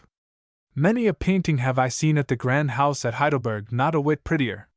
My 2 are rough chubs, Annie, but you look like a fairy." "Do I?" laughed Annie, sparkling with animation. "Well, then, Gretel and Hans, imagine I'm your godmother just paying you a visit. Now I'll grant you each a wish. What will you have, Master Hans?" A shade of earnestness passed over Annie's face as she looked up at him. Perhaps it was because she wished from the depths of her heart that for once she could have a fairy's power. Something whispered to Hans that, for a moment, she was more than mortal. "I wish," said he solemnly, "that I could find something I was searching for last night." Gretel laughed merrily. Dame Brinker moaned, "Shame on you, Hans!" and she went wearily into the cottage. The fairy godmother sprang up and stamped her foot 3 times. "Thou shalt have thy wish," said she. "Let them say what they will." Then, with playful solemnity, she put her hand in her apron pocket and drew forth a large glass bead. "Bury this," said she, giving it to Hans, "where I have stamped, and ere moonrise thy wish shall be granted." Gretel laughed more merrily than ever. The godmother pretended great displeasure. Naughty child, said she, scowling terribly. In punishment for laughing at a fairy, thy wish shall not be granted. Ha! Cried Gretel in high glee. Better wait till you're asked, godmother. I haven't made any wish. Annie acted her part well. Never smiling through all their merry laughter, she stalked away, the embodiment of offended dignity. Good night, fairy! They cried again and again. Good night, mortals! She called out at last as she sprang over a frozen ditch and ran quickly homeward. Oh, isn't she just like flowers, so sweet and lovely? Cried Gretel, looking after her in great admiration. And to think how many days she stays in that dark room with her grandmother. Why, brother Hans! What is the matter? What are you going to do? Wait and see, answered Hans as he plunged into the cottage and came out again, all in an instant, bearing the spade and his Brinker in his hands. I'm going to bury my magic bead! Raff Brinker still slept soundly. His wife took a small block of peat from her nearly exhausted store and put it upon the embers. Then opening the door, she called gently. Come in, children! Mother! Mother! See here! Shouted Hans. Holy Saint Bavon! Exclaimed the dame, springing over the doorstep. What ails the boy? Come quick, mother! He cried in great excitement, working with all his might and driving in the Brinker at each word. Don't you see? This is the spot, right here on the south side of the stump. Why didn't we think of it last night? The stump is the old willow tree, the one you cut down last spring because it shaded the potatoes. That little tree wasn't here when father, huzzah! Dame Brinker could not speak. She dropped on her knees beside Hans just in time to see him drag forth the old stone pot. He thrust in his hand and took out a piece of brick, then another, then the stocking and the pouch, black and moldy, but filled with the long-lost treasure. Such a time! Such laughing! Such crying! Such counting after they went into the cottage! It was a wonder that Raff did not waken. His dreams were pleasant, however, for he smiled in his sleep. Dame Brinker and her children had a fine supper, I can assure you. No need of saving the delicacies now. We'll get father some nice fresh things tomorrow, Dame Brinker said as she brought forth cold meat, wine, bread, and jelly, and placed them on the clean pine table. Sit by, children, sit by. That night Annie fell asleep wondering whether it was a knife Hans had lost and thinking how funny it would be if he should find it, after all. Hans had scarcely closed his eyes before he found himself trudging along a thicket. Pots of gold were lying all around, and watches and skates, and glittering beads were swinging from every branch. Strange to say, each tree, as he approached it, changed into a stump, and on the stump sat the prettiest fairy imaginable, clad in a scarlet jacket and a blue petticoat. The mysterious watch. Something else than the missing guilders was brought to light on the day of the fairy godmother's visit. This was the story of the watch that for 10 long years had been so jealously guarded by Raff's faithful vrouw. Through many an hour of sore temptation she had dreaded almost to look upon it, lest she might be tempted to disobey her husband's request. It had been hard to see her children hungry and to know that the watch, if sold, would enable the roses to bloom in their cheeks again. But nay, she would exclaim, my Brinker is not one to forget her man's last bidding, come what may. Take good care of this, mein vrouw, he had said as he handed it to her, that was all. No explanation followed, for the words were scarcely spoken when one of his fellow workmen rushed into the cottage, crying, Come, man! The waters are rising! You're wanted on the dikes. Raff had started at once, and that was the last Dame Brinker saw of him in his right mind. On the day when Hans was in Amsterdam looking for work, and Gretel, after performing her household labors, was wandering in search of chips, twigs, anything that could be burned, Dame Brinker with suppressed excitement had laid the watch in her husband's hand. It wasn't in reason, as she afterwards said to Hans, to wait any longer, when a word from the father would settle all. No woman living but would want to know how he came by that watch. Raff Brinker turned the bright polished thing over and over in his hand, then he examined the bit of smoothly ironed black ribbon fastened to it. He seemed hardly to recognize it. At last he said, Ah, I remember this. Why, you've been rubbing it, vrouw, till it shines like a new gilder. I, said Dame Brinker, nodding her head complacently. Raff looked at it again. Poor boy, he murmured, then fell into a brown study. This was too much for the dame. Poor boy, she echoed, somewhat tartly. What do you think I'm standing here for, Raff Brinker, and my spinning awaiting, if not to hear more than that? I told ye all long since, said Raff positively as he looked up in surprise. Indeed, and you never did, retorted the vrouw. Well, if not, since it's no affair of ours, we'll say no more about it, said Raff, shaking his head sadly. Like enough while I've been dead on the earth, all this time, the poor boy's died and been in heaven. He looked near enough to it, poor lad. Raff Brinker, if you're going to treat me this way, and I nursing you and bearing with you since I was 22 years old, it's a shame. Aye, and a disgrace, cried the vrouw, growing quite red and scant of breath. Raff's voice was feeble yet. Treat you what way, Mike? What way? Said Dame Brinker, mimicking his voice and manner. What way? Why, just as every woman in the world is treated after she's stood by a man through the worst, like a Mike. Raff was leaning forward with outstretched arms. His eyes were full of tears. In an instant Dame Brinker was at his feet, clasping his hands in hers. Oh, what have I done? Made my good man cry, and he not back with me 4 days. Look up, Raff. Nay, Raff, my own boy, I'm sorry I hurt thee. It's hard not to be told about the watch after waiting 10 years to know, but I'll ask thee no more, Raff.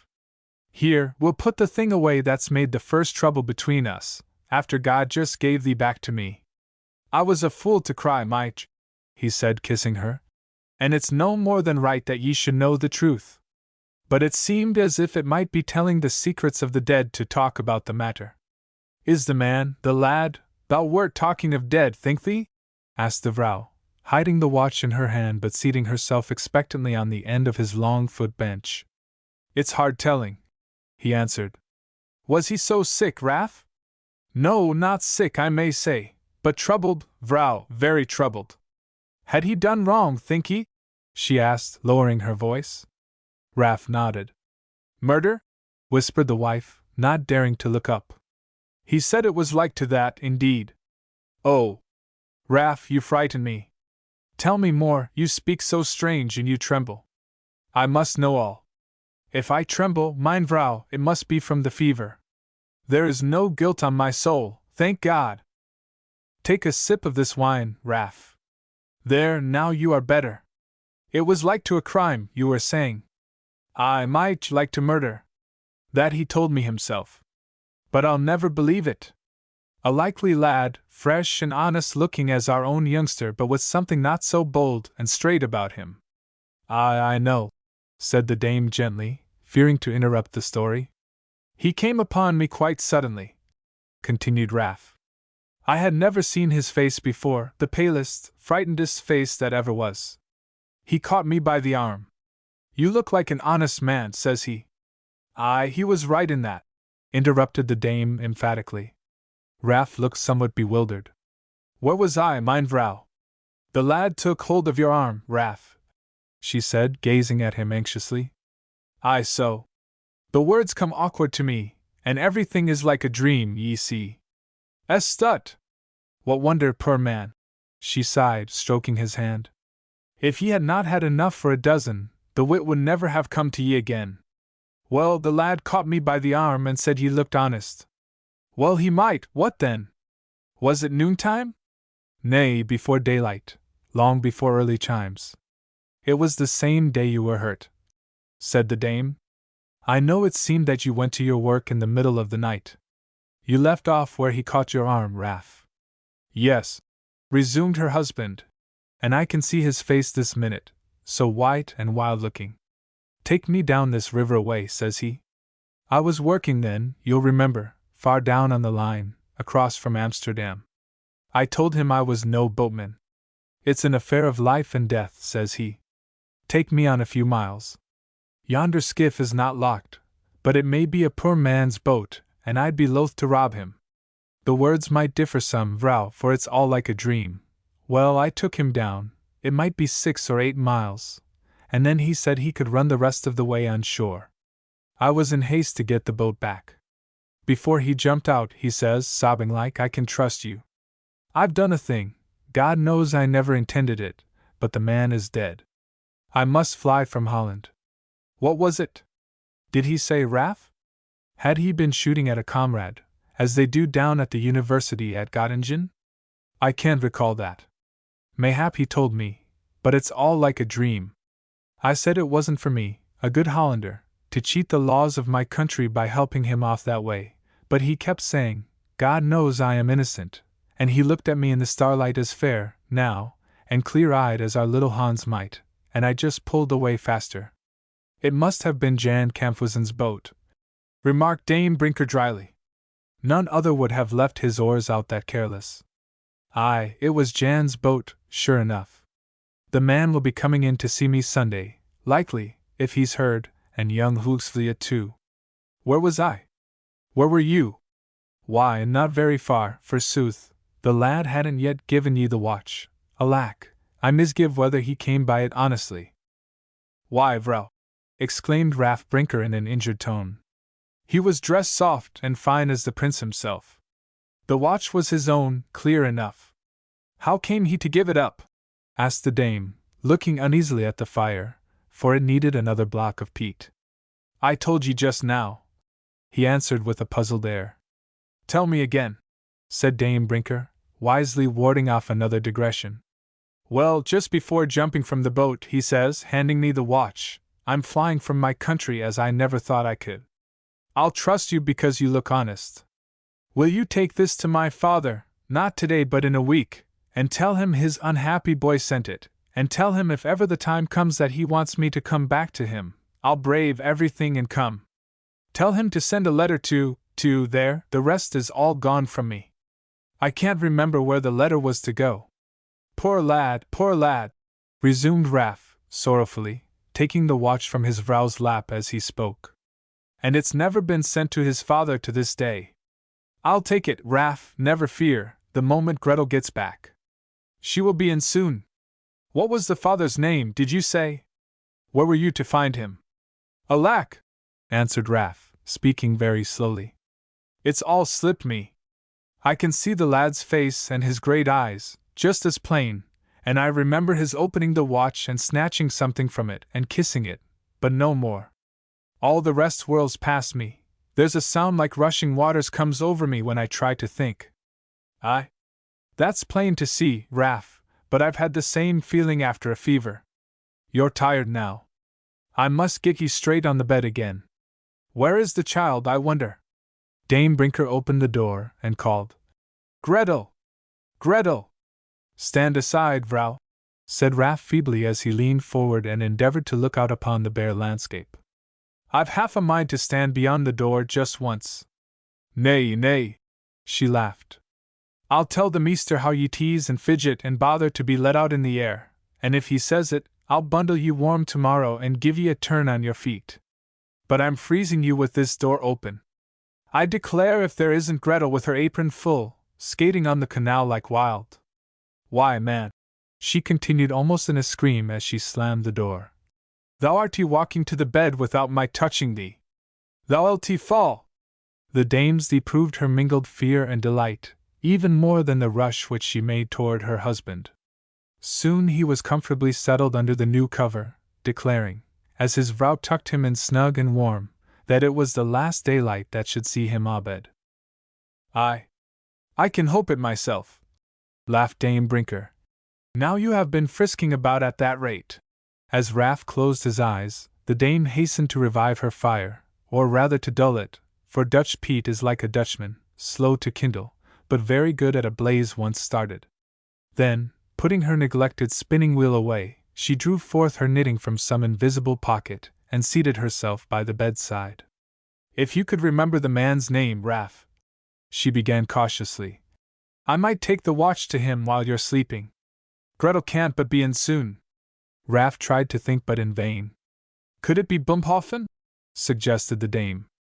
I've heard how they've had 2 sons turn out bad, Gerard and Lambert. It might be, said Raff. Look if there's letters on the watch, that'll guide us some.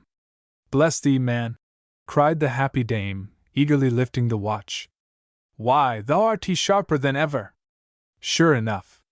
Here's letters. LJB, that's Lambert Bumpoffen, you may depend. What the J is for I can't say, but they used to be grand kind o' people, high-feathered as fancy fowl. Just the kind to give their children all double names, which isn't scripture, anyway. I don't know about that, Vrow. Seems to me there's long mixed names in the Holy Book, hard enough to make out. But you've got the right guess at a jump. It was your way always, said Raff, closing his eyes. Take the watch to Bumkinks and try. Not Bumkinks. I know no such name, it's Bumpoffen. Aye, take it there. Take it there, man. Why, the whole brood of them's been gone to America these 4 years. But go to sleep, Raff, you look pale and out of strength. It'll all come to you, what's best to do, in the morning. So, Mistress Gretel. Here you are at last. Before Raff awoke that evening, the fairy godmother, as we know, had been in the cottage, the Gilders were once more safely locked in the big chest, and Dame Brinker and the children were faring sumptuously on meat and white bread and wine. So the mother, in the joy of her heart, told them the story of the watch as far as she deemed it prudent to divulge it. It was no more than fair, she thought, that the poor things should know after keeping the secret so safe ever since they had been old enough to know anything. A discovery. The next sun brought a busy day to the Brinkers. In the first place, the news of the 1,000 guilders had, of course, to be told to the father. Such tidings as that surely could not harm him. Then, while Gretel was diligently obeying her mother's injunction to clean the place fresh as a new brewing, Hans and the dame sallied forth to revel in the purchasing of peat and provisions. Hans was careless and contented. The dame was filled with delightful anxieties caused by the unreasonable demands of 10,000 guilders' worth of new wants that had sprung up like mushrooms in a single night. The happy woman talked so largely to Hans on their way to Amsterdam, and brought back such little bundles after all that he scratched his bewildered head as he leaned against the chimney-piece, wondering whether bigger the pouch, tighter the string, was in Jacob Cats, and therefore true, or whether he had dreamed it when he lay in a fever. What thinking on, Big Eyes? Chirped his mother, half reading his thoughts as she bustled about, preparing the dinner. What thinking on? Why, Raff, would ye believe it, the child thought to carry half Amsterdam back on his head. Bless us! He would have bought us as much coffee as would have filled this fire pot. No, no, my lad, says I, no time for leaks when the ship is rich laden. And then how he stared, aye, just as he stares this minute. Hoot, lad, fly around a mite. You'll grow to the chimney place with your staring and wondering. Now, Raff, here's your chair at the head of the table, where it should be, for there's a man to the house now, I'd say it to the king's face. Aye, that's the way, lean on Hans. There's a strong staff for you. Growing like a weed, too, and it seems only yesterday since he was toddling. Sit by, my man, sit by. Can you call to mind, Vrow? Said Raff, settling himself cautiously in the big chair. The wonderful music box that cheered your working in the big house at Heidelberg? Aye, that I can, answered the dame. 3 turns of a brass key and the witchy thing would send the music fairly running up and down one's back. I remember it well. But, Raff, growing solemn in an instant, you would never throw our guilders away for a thing like that?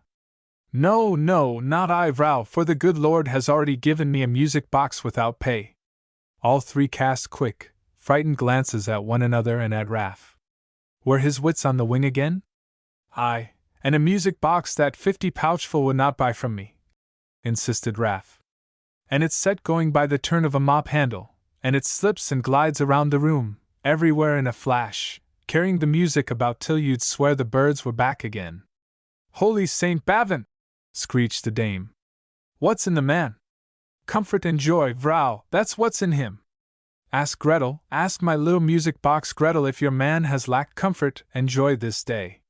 Not he, mother, laughed Gretel. He's been my music box, too. We sang together half the time you were gone. Aye, so, said the dame, greatly relieved. Now, Hans, you'll never get through with a piece like that, But never mind, chick, thou'st had a long fasting. Here, Gretel, take another slice of the sausage. It'll put blood in your cheeks.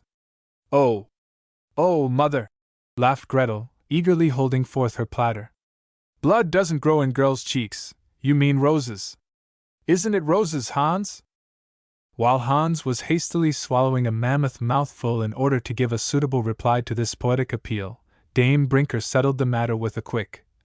Well, roses or blood, it's all one to me, so the red finds its way on your sunny face. It's enough for mother to get pale and weary-looking without. Hoot, vrouw, spoke up Raff hastily.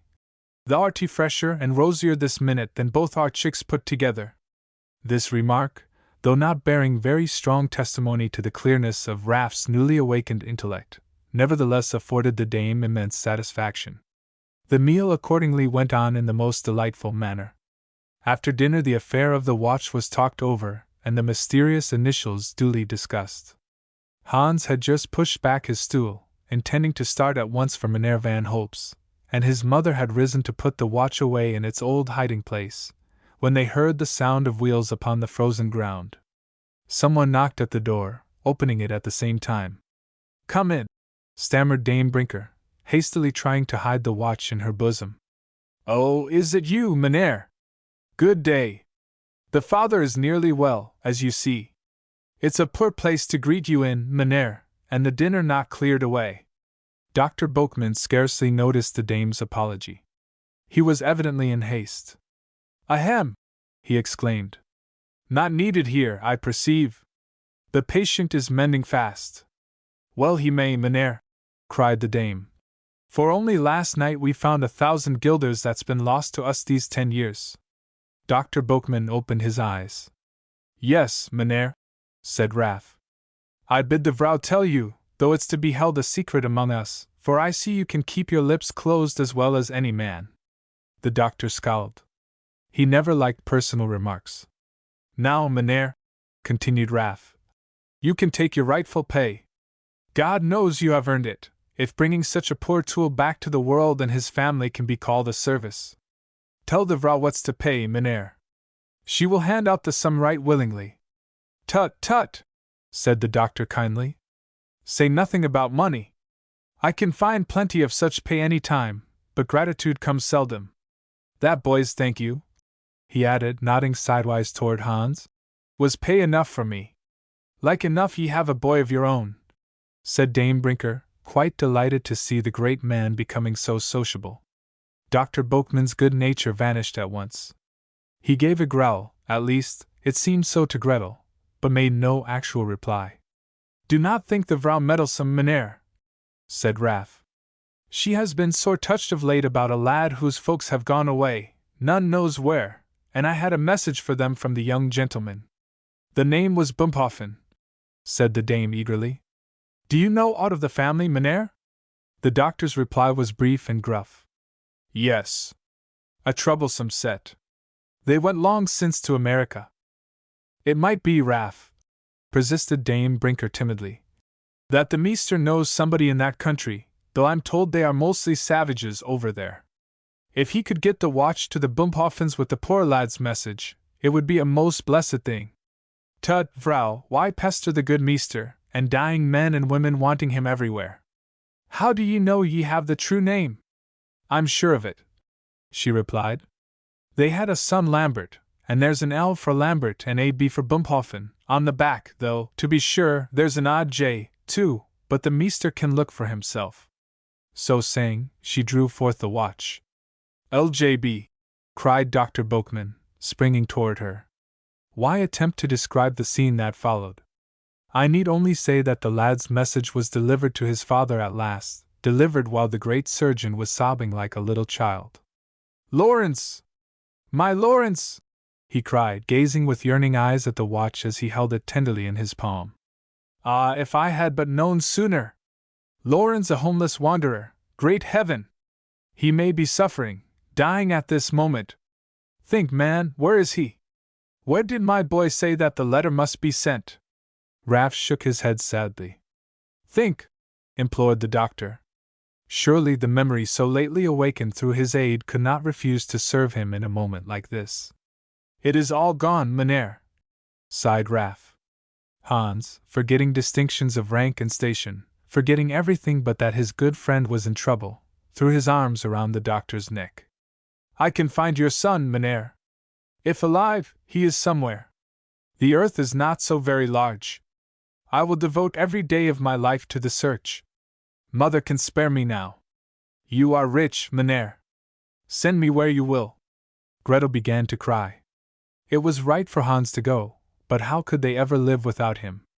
Dr. Boekman made no reply, either did he push Hans away. His eyes were fixed anxiously upon Raff Brinker. Suddenly he lifted the watch, and, with trembling eagerness, attempted to open it. Its stiffened spring yielded at last. The case flew open, disclosing a watch paper in the back bearing a group of blue forget-me-nots. Raff, seeing a shade of intense disappointment pass over the doctor's face, hastened to say, There was something else in it, Mynheer, but the young gentleman tore it out before he handed it to me. I saw him kiss it as he put it away. It was his mother's picture, moaned the doctor. She died when he was 10 years old. Thank God! The boy had not forgotten. Both dead? It is impossible, he cried, starting up. My boy is alive. You shall hear his story. Lorenz acted as my assistant. By mistake he portioned out the wrong medicine for one of my patients, a deadly poison, but it was never administered, for I discovered the error in time. The man died that day. I was detained with other bad cases until the next evening. When I reached home my boy was gone. Poor Lorenz! Sobbed the doctor, breaking down completely. Never to hear from me through all these years. His message disregarded. Oh, what he must have suffered! Dame Brinker ventured to speak. Anything was better than to see the meester cry.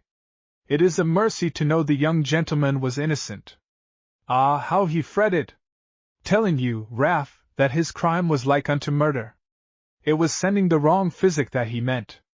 Crime indeed! Why, our own Gretel might have done that. Like enough the poor young gentleman heard that the man was dead, that's why he ran, Mynheer. He said, you know, Raff, that he never could come back to Holland again, unless... She hesitated. Ah, your honor, 10 years is a dreary time to be waiting to hear from. Hiss, vrouw, said Raff sharply. Waiting to hear. The doctor groaned. And I, like a fool, sitting stubbornly at home, thinking that he had abandoned me. I never dreamed, Brinker, that the boy had discovered the mistake. I believed it was youthful folly, ingratitude, love of adventure that sent him away. My poor Lorenz! But you know all now, Mynheer, whispered Hans. You know he was innocent of wrong, that he loved you and his dead mother. We will find him. You shall see him again, dear meester. God bless you, said Dr. Boekman, seizing the boy's hand. It may be as you say. I shall try, and Brinker, if ever the faintest gleam of recollection concerning him should come to you, you will send me word at once? Indeed we will, cried all but Hans, whose silent promise would have satisfied the doctor even had the others not spoken. Your boy's eyes, he said, turning to Dame Brinker, are strangely like my son's. The first time I met him it seemed that Lorenz himself was looking at me. Aye, Mynheer, replied the mother proudly. I have marked that you were much drawn to the child. For a few moments the meester seemed lost in thought, then, arousing himself, he spoke in a new voice. Forgive me, Raff Brinker, for this tumult. Do not feel distressed on my account. I leave your house today a happier man than I have been for many a long year. Shall I take the watch? Certainly you must, Mynheer. It was your son's wish. Even so, responded the doctor, regarding his treasure with a queer frown, for his face could not throw off its bad habits in an hour. Even so. And now I must be gone. No medicine is needed by my patient, only peace and cheerfulness, and both are here in plenty. Heaven bless you, my good friends. I shall ever be grateful to you. May heaven bless you, too, Mynheer, and may you soon find the young gentleman, said Dame Brinker earnestly, after hurriedly wiping her eyes upon the corner of her apron. Raff uttered a hearty Amen, and Gretel threw such a wistful, eager glance at the doctor that he patted her head as he turned to leave the cottage. Hans went out also. "When I can serve you, Mynheer, I am ready." "Very well, boy," replied Dr. Boekman with peculiar mildness. "Tell them, within, to say nothing of what has just happened. Meantime, Hans, when you are with his father, watch his mood. You have tact. At any moment he may suddenly be able to tell us more. Trust me for that, Mynheer." "Good day, my boy," cried the doctor as he sprang into his stately coach. "Aha!" thought Hans as it rolled away, "the meester has more life in him than I thought." The race. The 20th of December came at last, bringing with it the perfection of winter weather. All over the level landscape lay the warm sunlight. It tried its power on lake, canal, and river, but the ice flashed defiance and showed no sign of melting. The very weathercocks stood still to enjoy the sight. This gave the windmills a holiday. Nearly all the past week they had been whirling briskly. Now, being rather out of breath, they rocked lazily in the clear, still air. Catch a windmill working when the weathercocks have nothing to do. There was an end to grinding, crushing, and sawing for that day. It was a good thing for the millers near Broek. Long before noon they concluded to take in their sails and go to the race. Everybody would be there. Already the north side of the frozen Y was bordered with eager spectators. The news of the great skating match had traveled far and wide. Men, women, and children in holiday attire were flocking toward the spot.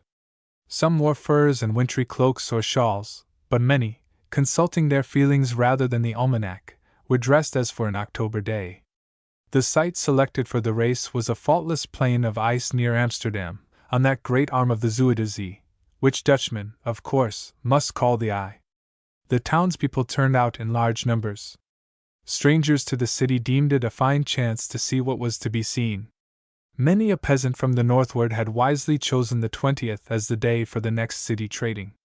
It seemed that everybody, young and old, who had wheels, skates, or feet at command had hastened to the scene. There were the gentry in their coaches, dressed like Parisians, fresh from the boulevards, Amsterdam children in charity uniforms, girls from the Roman Catholic orphan house, in sable gowns and white headbands, boys from the Burger Asylum, with their black tights and short-skirted, harlequin coats. This is not said in derision. Both the boys and girls of this institution wear garments quartered in red and black, alternately. By making the dress thus conspicuous, the children are, in a measure, deterred from wrongdoing while going about the city. The Burger Orphan Asylum affords a comfortable home to several hundred boys and girls. Holland is famous for its charitable institutions. There were old-fashioned gentlemen in cocked hats and velvet knee breeches, old-fashioned ladies, too, in stiff quilted skirts and bodices of dazzling brocade. These were accompanied by servants bearing foot stoves and cloaks. There were the peasant folk arrayed in every possible Dutch costume, shy young rustics in brazen buckles, simple village maidens concealing their flaxen hair under fillets of gold, women whose long, narrow aprons were stiff with embroidery, women with short corkscrew curls hanging over their foreheads, women with shaved heads and close-fitting caps, and women in striped skirts and windmill bonnets. Men in leather, in homespun, in velvet, and in broadcloth, burghers in model European attire, and burghers in short jackets, wide trousers, and steeple-crowned hats. There were beautiful Friesland girls in wooden shoes and coarse petticoats, with solid gold crescents encircling their heads, finished at each temple with a golden rosette and hung with lace a century old. Some wore necklaces, pendants, and earrings of the purest gold. Many were content with gilt, or even with brass, but it is not an uncommon thing for a Friesland woman to have all the family treasure in her headgear. More than one rustic lass displayed the value of 2,000 guilders upon her head that day. Scattered throughout the crowd were peasants from the island or Marken, with sabots, black stockings, and the widest of breeches, also women from Marken with short blue petticoats, and black jackets, gaily figured in front. They wore red sleeves, white aprons, and a cap like a bishop's mitre over their golden hair. The children often were as quaint and odd-looking as their elders. In short, 1/3 of the crowd seemed to have stepped bodily from a collection of Dutch paintings. Everywhere could be seen tall women and stumpy men, lively-faced girls, and youths whose expression never changed from sunrise to sunset. There seemed to be at least one specimen from every known town in Holland. There were Utrecht water-bearers, Gouda cheese-makers, Delft pottery-men, Schiedam distillers, Amsterdam diamond-cutters, Rotterdam merchants, dried-up herring-packers, and 2 sleepy-eyed shepherds from Texel. Every man of them had his pipe and tobacco pouch. Some carried what might be called the smoker's complete outfit: a pipe, tobacco, a pricker with which to clean the tube, a silver net for protecting the bowl, and a box of the strongest brimstone matches. A true Dutchman, you must remember, is rarely without his pipe on any possible occasion. He may for a moment neglect to breathe, but when the pipe is forgotten, he must be dying indeed. There were no such sad cases here. Wreaths of smoke were rising from every possible quarter. The more fantastic the smoke wreath, the more placid and solemn the smoker. Look at those boys and girls on stilts. That is a good idea. They can see over the heads of the tallest. It is strange to see those little bodies high in the air, carried about on mysterious legs. They have such a resolute look on their round faces. What wonder that nervous old gentlemen with tender feet wince and tremble, while the long-legged little monsters stride past them. You will read in certain books that the Dutch are a quiet people, so they are generally. But listen! Did you ever hear such a din? All made up of human voices. No, the horses are helping somewhat, and the fiddles are squeaking pitifully. How it must pain fiddles to be tuned, but the mass of the sound comes from the great vox humana that belongs to a crowd. That queer little dwarf going about with a heavy basket, winding in and out among the people, helps not a little. You can hear his shrill cry above all the other sounds: "Pipin' and tobac! Pipin' and tobac!" Another, his big brother, though evidently some years younger, is selling doughnuts and bonbons. He is calling on all pretty children far and near to come quickly or the cakes will be gone. You know quite a number among the spectators. High up in yonder pavilion, erected upon the border of the ice, are some persons whom you have seen very lately. In the center is Madame Van Gleck. It is her birthday, you remember. She has the post of honor. There is Meneer Van Gleck, whose meerschaum has not really grown fast to his lips, it only appears so. There are grandfather and grandmother, whom you met at the St. Nicholas fete. All the children are with them.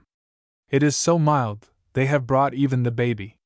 The poor little creature is swathed very much after the manner of an Egyptian mummy, but it can crow with delight, and, when the band is playing, open and shut its animated middens in perfect time to the music. Grandfather, with his pipe and spectacles and fur cap, makes quite a picture as he holds baby upon his knee. Perched high upon their canopied platforms, the party can see all that is going on. No wonder the ladies look complacently at the glassy ice. With a stove for a footstool one might sit cozily beside the North Pole. There is a gentleman with them who somewhat resembles St. Nicholas as he appeared to the young Van Glecks on the 5th of December. But the saint had a flowing white beard, and his face is as smooth as a pippin. His saintship was larger around the body, too, and, between ourselves, he had a pair of thimbles in his mouth, which this gentleman certain has not. It cannot be St. Nicholas after all. Nearby, in the next pavilion, sit the Van Hopes with their son and daughter, the Van Gens, from The Hague. Peter's sister is not one to forget her promises. She has brought bouquets of exquisite hothouse flowers for the winners. These pavilions, and there are others besides, have all been erected since daylight. That semicircular one, containing Meneer Korbes's family, is very pretty and proves that the Hollanders are quite skilled at tent-making, but I like the Van Glecks best, the center one, striped red and white and hung with evergreens. The one with the blue flags contains the musicians. Those pagoda-like affairs, decked with seashells and streamers of every possible hue, are the judges' stands, and those columns and flagstaffs upon the ice mark the limit of the race course. The 2 white columns twined with green, connected at the top by that long, floating strip of drapery, form the starting point. Those flagstaffs, half a mile off, stand at each end of the boundary line, which is cut sufficiently deep to be distinct to the skaters, though not deep enough to trip them when they turn to come back to the starting point. The air is so clear that it seems scarcely possible that the columns and the flagstaffs are so far apart. Of course, the judges' stands are but little nearer together. Half a mile on the ice, when the atmosphere is like this, is but a short distance after all, especially when fenced with a living chain of spectators. The music has commenced. How melody seems to enjoy itself in the open air! The fiddles have forgotten their agony, and everything is harmonious. Until you look at the blue tent, it seems that the music springs from the sunshine. It is so boundless, so joyous. Only when you see the staid-faced musicians do you realize the truth. Where are the racers?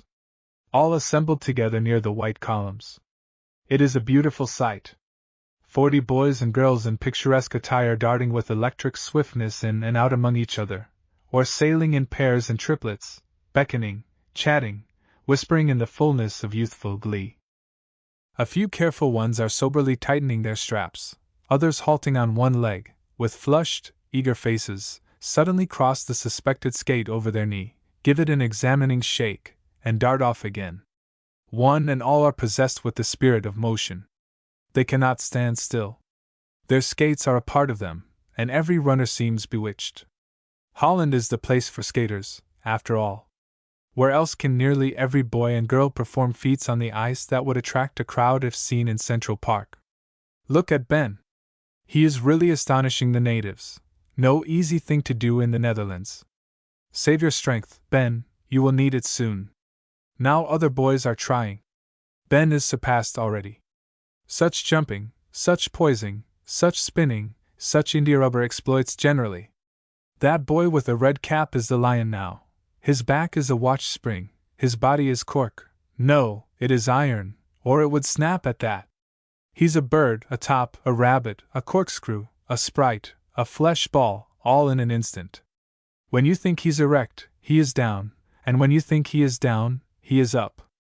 He drops his glove on the ice and turns a somersault as he picks it up. Without stopping, he snatches the cap from Jacob Poot's astonished head and claps it back again. Hindsight before. Lookers on hurrah and laugh. Foolish boy. It is Arctic weather under your feet, but more than temperate overhead. Big drops already are rolling down your forehead. Superb skater as you are, you may lose the race. A French traveler, standing with a notebook in his hand, sees our English friend, Ben, buy a doughnut of the dwarf's brother and eat it. Thereupon he writes in his notebook that the Dutch take enormous mouthfuls and universally are fond of potatoes boiled in molasses. There are some familiar faces near the white columns. Lambert, Ludwig, Peter, and Karl are all there, cool and in good skating order. Hans is not far off. Evidently he is going to join in the race, for his skates are on, the very pair that he sold for 7 guilders. He had soon suspected that his fairy godmother was the mysterious friend who bought them. This settled, he had boldly charged her with the deed, and she, knowing well that all her little savings had been spent in the purchase, had not had the face to deny it. Through the fairy godmother, too, he had been rendered amply able to buy them back again. Therefore Hans is to be in the race. Karl is more indignant than ever about it, but as 3 other peasant boys have entered, Hans is not alone. 20 boys and 20 girls. The latter, by this time, are standing in front, braced for the start, for they are to have the first run. Hilda, Richie, and Katrinka are among them. 2 or 3 bend hastily to give a last pull at their skate straps. It is pretty to see them stamp, to be sure that all is firm. Hilda is speaking pleasantly to a graceful little creature in a red jacket and a new brown petticoat. Why, it is Gretel! What a difference those pretty shoes make, and the skirt and the new cap. Annie Baumann is there, too. Even Jansen Kolb's sister has been admitted, but Jansen himself has been voted out by the directors, because he killed the stork, and only last summer was caught in the act of robbing a bird's nest, a legal offense in Holland. This Jansen Kolb, you see, was there. I cannot tell the story just now. The race is about to commence. 20 girls are formed in a line. The music has ceased. A man, whom we shall call the crier, stands between the columns and the first judges stand. He reads the rules in a loud voice. The girls and boys are to race in turn, until 1 girl and 1 boy have beaten twice. They are to start in a line from the united columns, skate to the flagstaff line, turn, and then come back to the starting point, thus making a mile at each run. A flag is waved from the judges' stand. Madame Van Gleck rises in her pavilion. She leans forward with a white handkerchief in her hand. When she drops it, a bugler is to give the signal for them to start. The handkerchief is fluttering to the ground. Hark! They are off. No, back again. Their line was not true in passing the judges' stand. The signal is repeated. Off again. No mistake this time. Phew! How fast they go! The multitude is quiet for an instant, absorbed in eager, breathless watching. Cheers spring up along the line of spectators. Huzzah! 5 girls are ahead. Who comes flying back from the boundary mark? We cannot tell. Something red, that is all. There is a blue spot flitting near it, and a dash of yellow nearer still. Spectators at this end of the line strain their eyes and wish they had taken their post nearer the flagstaff. The wave of cheers is coming back again. Now we can see. Katrinka is ahead. She passes the Van Holt pavilion. The next is Madame Van Gleck's. That leaning figure gazing from it is a magnet. Hilda shoots past Katrinka, waving her hand to her mother as she passes. 2 others are close now, whizzing on like arrows. What is that flash of red and gray? Hooray, it is Gretel! She, too, waves her hand, but toward no gay pavilion. The crowd is cheering, but she hears only her father's voice. Well done, little Gretel! Soon Katrinka, with a quick, merry laugh, shoots past Hilda. The girl in yellow is gaining now. She passes them all except Gretel. The judges lean forward without seeming to lift their eyes from their watches. Cheer after cheer fills the air, the very columns seem rocking. Gretel has passed them. She has won. Gretel Brinker, 1 mile! Shouts the crier. The judges nod. They write something upon a tablet which each holds in his hand. While the girls are resting, some crowding eagerly around our frightened little Gretel, some standing aside in high disdain, the boys form a line. Meneer Van Gleck drops the handkerchief this time. The buglers give a vigorous blast. The boys have started. Halfway already. Did ever you see the like? 300 legs flashing by in an instant. But there are only 20 boys. No matter, there were hundreds of legs, I am sure. Where are they now? There is such a noise, one gets bewildered. What are the people laughing at? Oh, at that fat boy in the rear. See him go! See him! He'll be down in an instant. No, he won't. I wonder if he knows he is all alone. The other boys are nearly at the boundary line. Yes, he knows it. He stops. He wipes his hot face. He takes off his cap and looks about him. Better to give up with a good grace. He has made 100 friends by that hearty, astonished laugh. Good Jacob Poot. The fine fellow is already among the spectators, gazing as eagerly as the rest. A cloud of feathery ice flies from the heels of the skaters as they bring to and turn at the flagstaffs. Something black is coming now, one of the boys, it is all we know. He has touched the vox humana stop of the crowd, it fairly roars. Now they come nearer, we can see the red cap. There's Ben, there's Peter, there's Hans. Hans is ahead. Young Madame Van Gen almost crushes the flowers in her hand. She had been quite sure that Peter would be first. Karl Schummel is next, then Ben, and the youth with the red cap. A tall figure darts from among them. He passes the red cap, he passes Ben, then Karl. Now it is an even race between him and Hans. Madame Van Gen catches her breath. It is Peter! He is ahead! Hans shoots past him. Hilda's eyes fill with tears. Peter must beat. Annie's eyes flash proudly. Gretel gazes with clasped hands. 4 strokes more will take her brother to the columns. He is there. Yes, but so was young Schummel just a second before. At the last instant Karl, gathering his powers, had whizzed between them and passed the goal. Karl Schummel, 1 mile! Shouts the crier. Soon Madame Van Gleck rises again. The falling handkerchief starts the bugle, and the bugle, using its voice as a bowstring, shoots of 20 girls like so many arrows. It is a beautiful sight, but one has not long to look, before we can fairly distinguish them they are far in the distance. This time they are close upon one another. It is hard to say as they come speeding back from the flagstaff which will reach the columns first. There are new faces among the foremost, eager, glowing faces, unnoticed before. Katrinka is there, and Hilda, but Gretel and Richie are in the rear. Gretel is wavering, but when Richie passes her, she starts forward afresh. Now they are nearly beside Katrinka. Hilda is still in advance, she is almost home. She has not faltered since that bugle note sent her flying. Like an arrow still she is speeding toward the goal. Cheer after cheer rises in the air. Peter is silent, but his eyes shine like stars. Huzzah! Huzzah! The crier's voice is heard again. Hilda van Gleck, 1 mile! A loud murmur of approval runs through the crowd, catching the music in its course, till all seems one sound, with a glad rhythmic throbbing in its depths. When the flag waves, all is still. Once more the bugle blows a terrific blast. It sends off the boys like chaff before the wind, dark chaff I admit, and in big pieces. It is whisked around at the flagstaff, driven faster yet by the cheers and shouts along the line. We begin to see what is coming.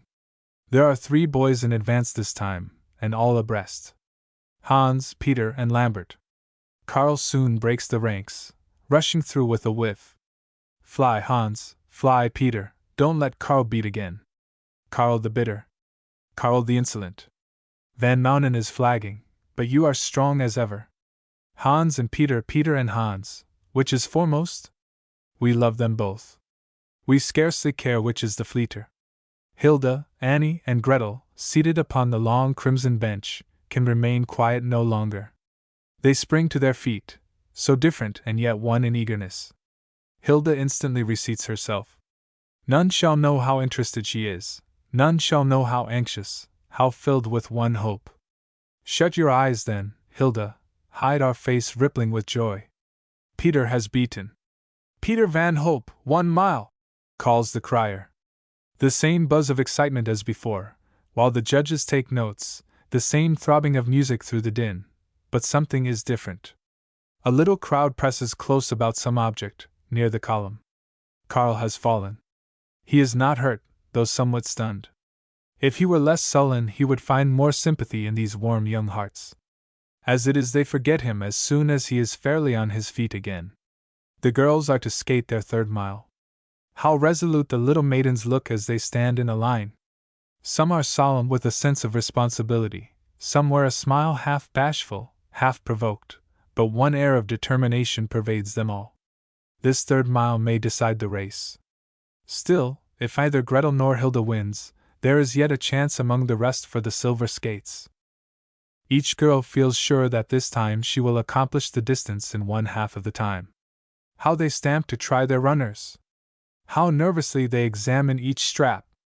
How erect they stand at last, every eye upon Madame van Gleck! The bugle thrills through them again. With quivering eagerness they spring forward, bending, but in perfect balance.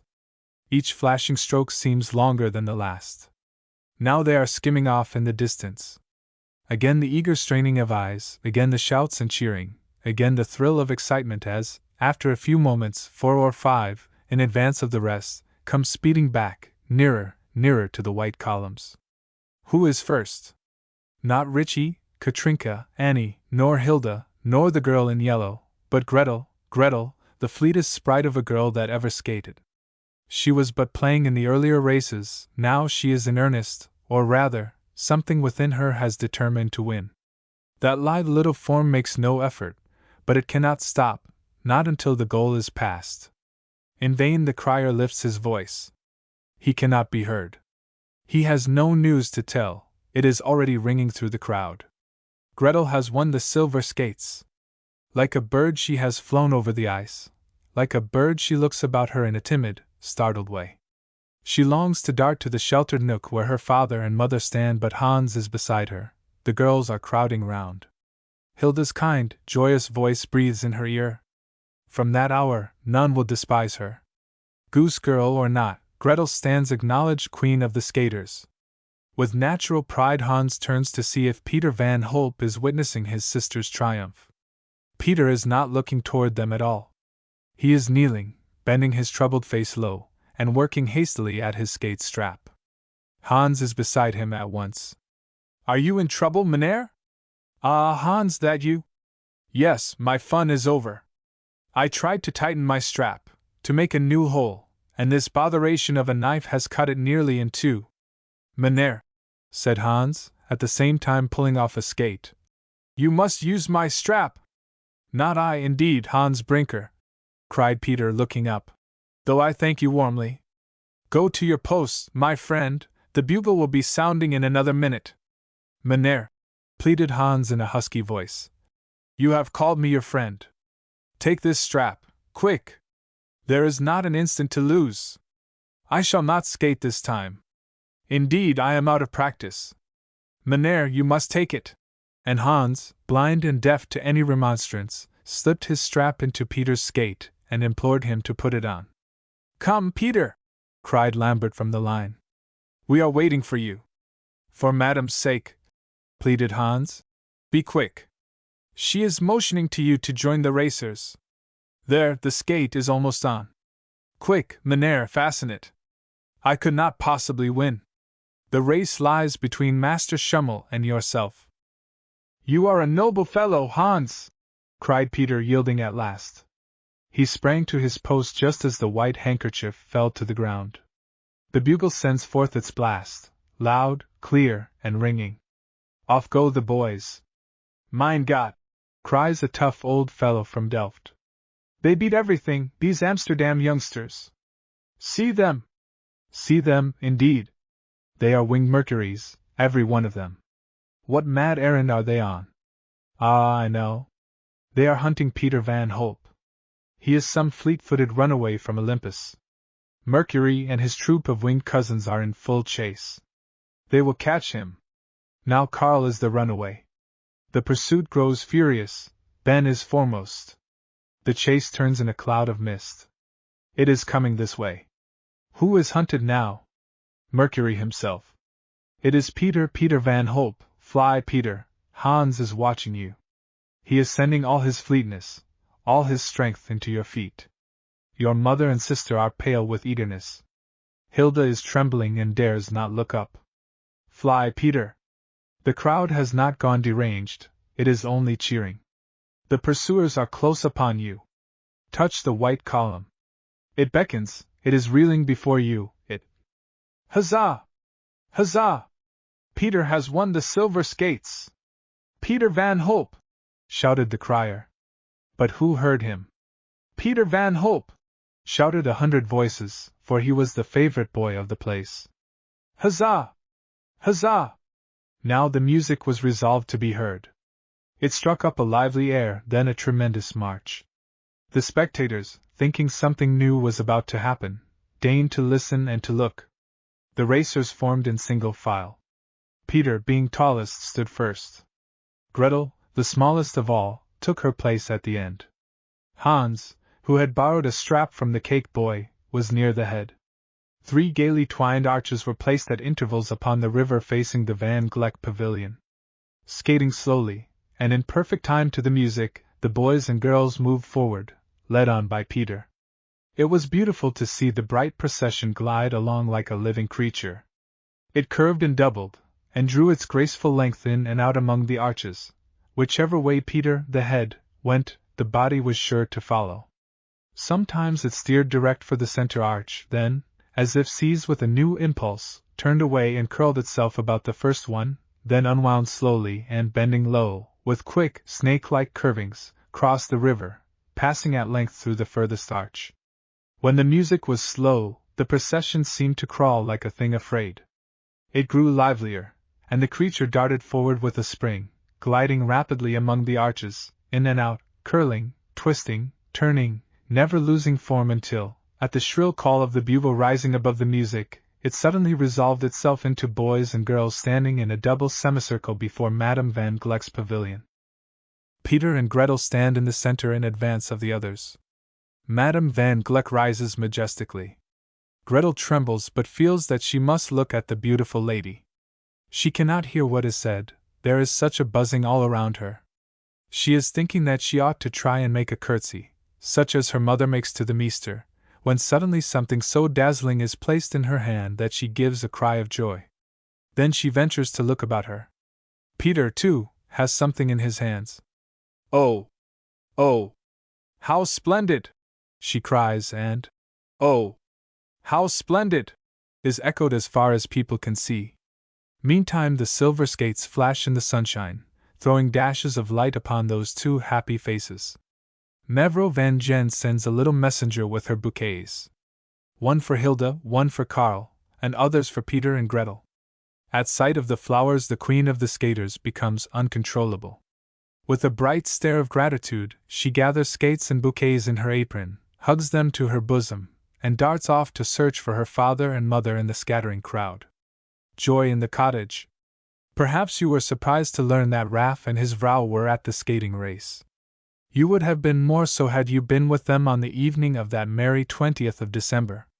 To see the Brinker cottage standing sulkily alone on the frozen marsh, with its bulgy, rheumatic-looking walls and its slouched hat of a roof pulled far over its eyes, one would never suspect that a lively scene was passing within.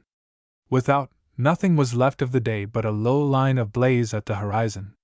A few venturesome clouds had already taken fire, and others, with their edges burning, were lost in the gathering smoke. A stray gleam of sunshine slipping down from the willow stump crept stealthily under the cottage. It seemed to feel that the inmates would give it welcome if it could only get near them. The room under which it hid was as clean could be. The very cracks in the rafters were polished. Delicious odors filled the air. A huge peat fire upon the hearth sent flashes of harmless lightning at the somber walls. It played in turn upon the great leather Bible, upon Gretel's closet bed, the household things upon their pegs, and the beautiful silver skates and the flowers upon the table. Dame Brinker's honest face shone and twinkled in the changing light.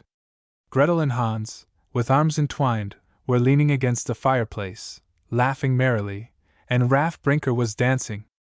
I do not mean that he was pirouetting or cutting a pigeon wing, either of which would have been entirely too undignified for the father of a family. I simply affirm that while they were chatting pleasantly together, Raff suddenly sprang from his seat, snapped his fingers, and performed 2 or 3 flourishes very much like the climax of a Highland fling. Next he caught his vrouw in his arms and fairly lifted her from the ground in his delight.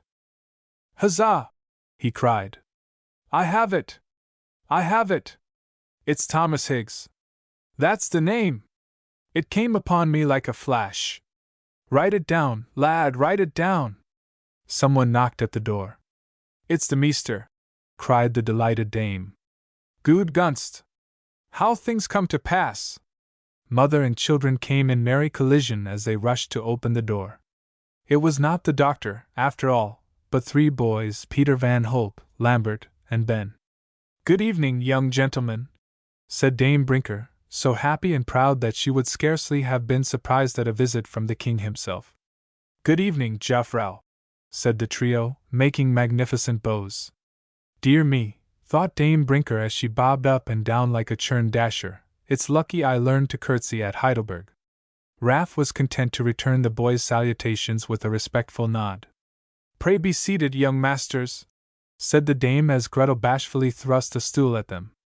"There's a lack of chairs, as you see, but this one by the fire is at your service, and if you don't mind the hardness, that oak chest is as good a seat as the best.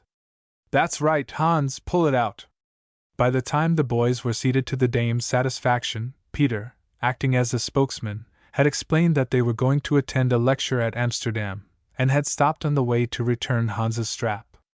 "Oh, Meneer," cried Hans earnestly, "it is too much trouble. I am very sorry." "No trouble at all, Hans. I could have waited for you to come to your work tomorrow, had I not wished to call. And Hans, talking of your work, my father is much pleased with it. A carver by trade could not have done it better. He would like to have the south arbor ornamented, also, but I told him you were going to school again." "I," put in Raff Brinker, emphatically. "Hans must go to school at once, and Gretel as well, that is true." "I am glad to hear you say so," responded Peter, turning toward the father. "And very glad to know that you are again a well man. Yes, young master, a well man, and able to work as steady as ever, thank God. Here Hans hastily wrote something on the edge of a time-worn almanac that hung by the chimney-place. Aye, that's right, lad, set it down. Figs!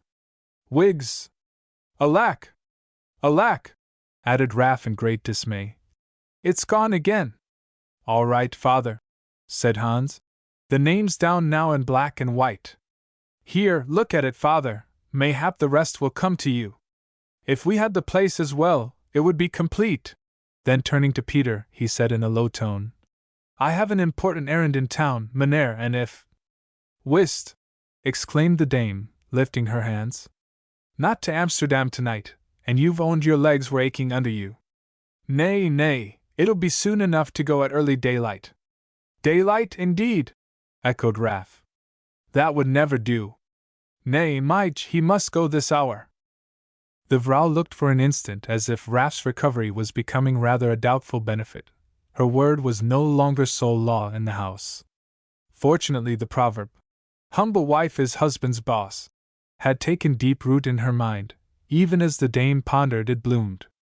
Very well, Raff, she said smilingly. It is thy boy as well as mine. Ah, I've a troublesome house, young masters. Just then Peter drew a long strap from his pocket.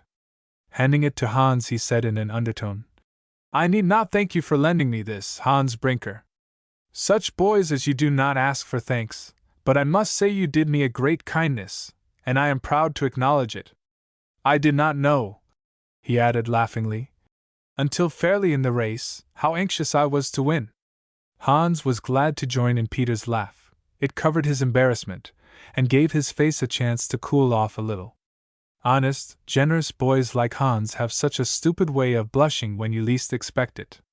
It was nothing, Mynheer, said the dame, hastening to her son's relief.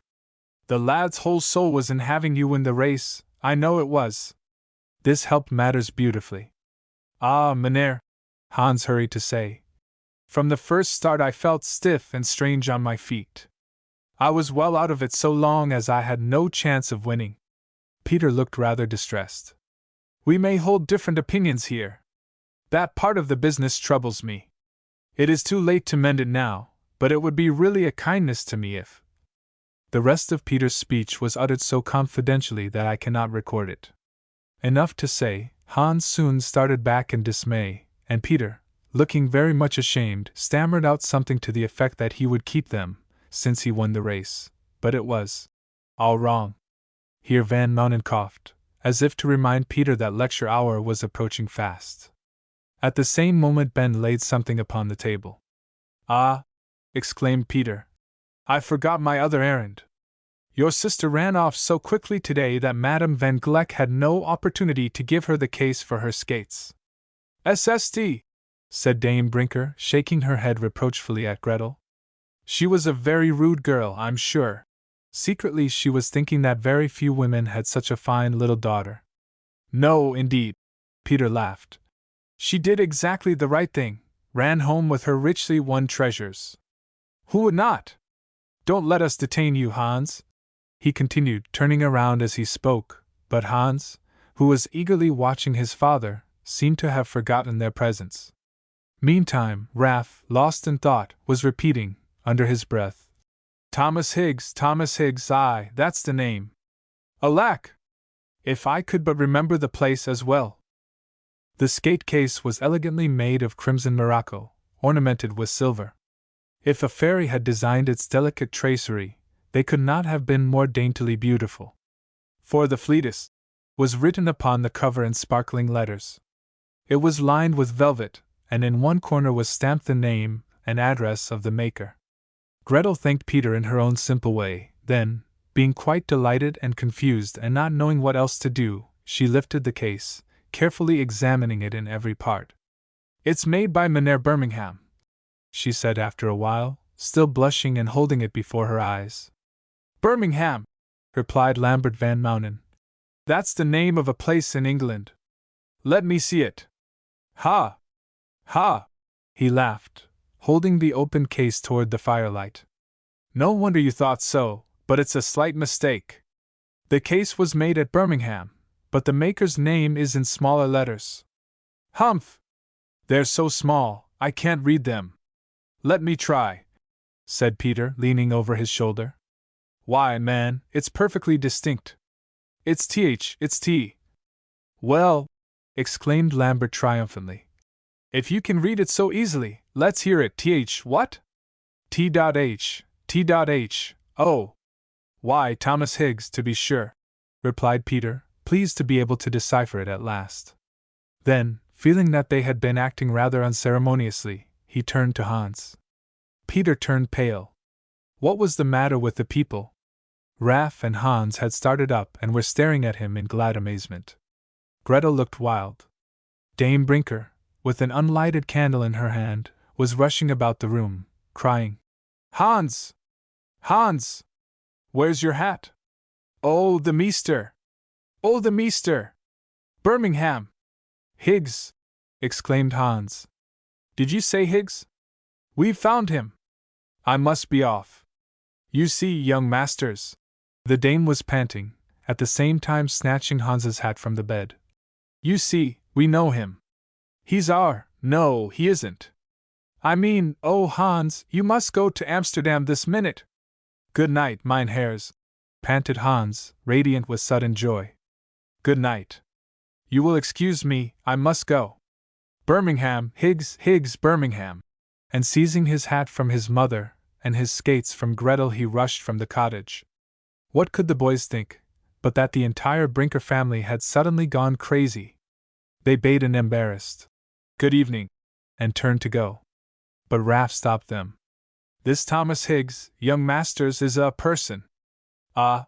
Exclaimed Peter, quite sure that Raff was the most crazy of all. Yes, a person. A friend. We thought him dead. I hope it is the same man. In England, did you say? Yes, Birmingham, answered Peter.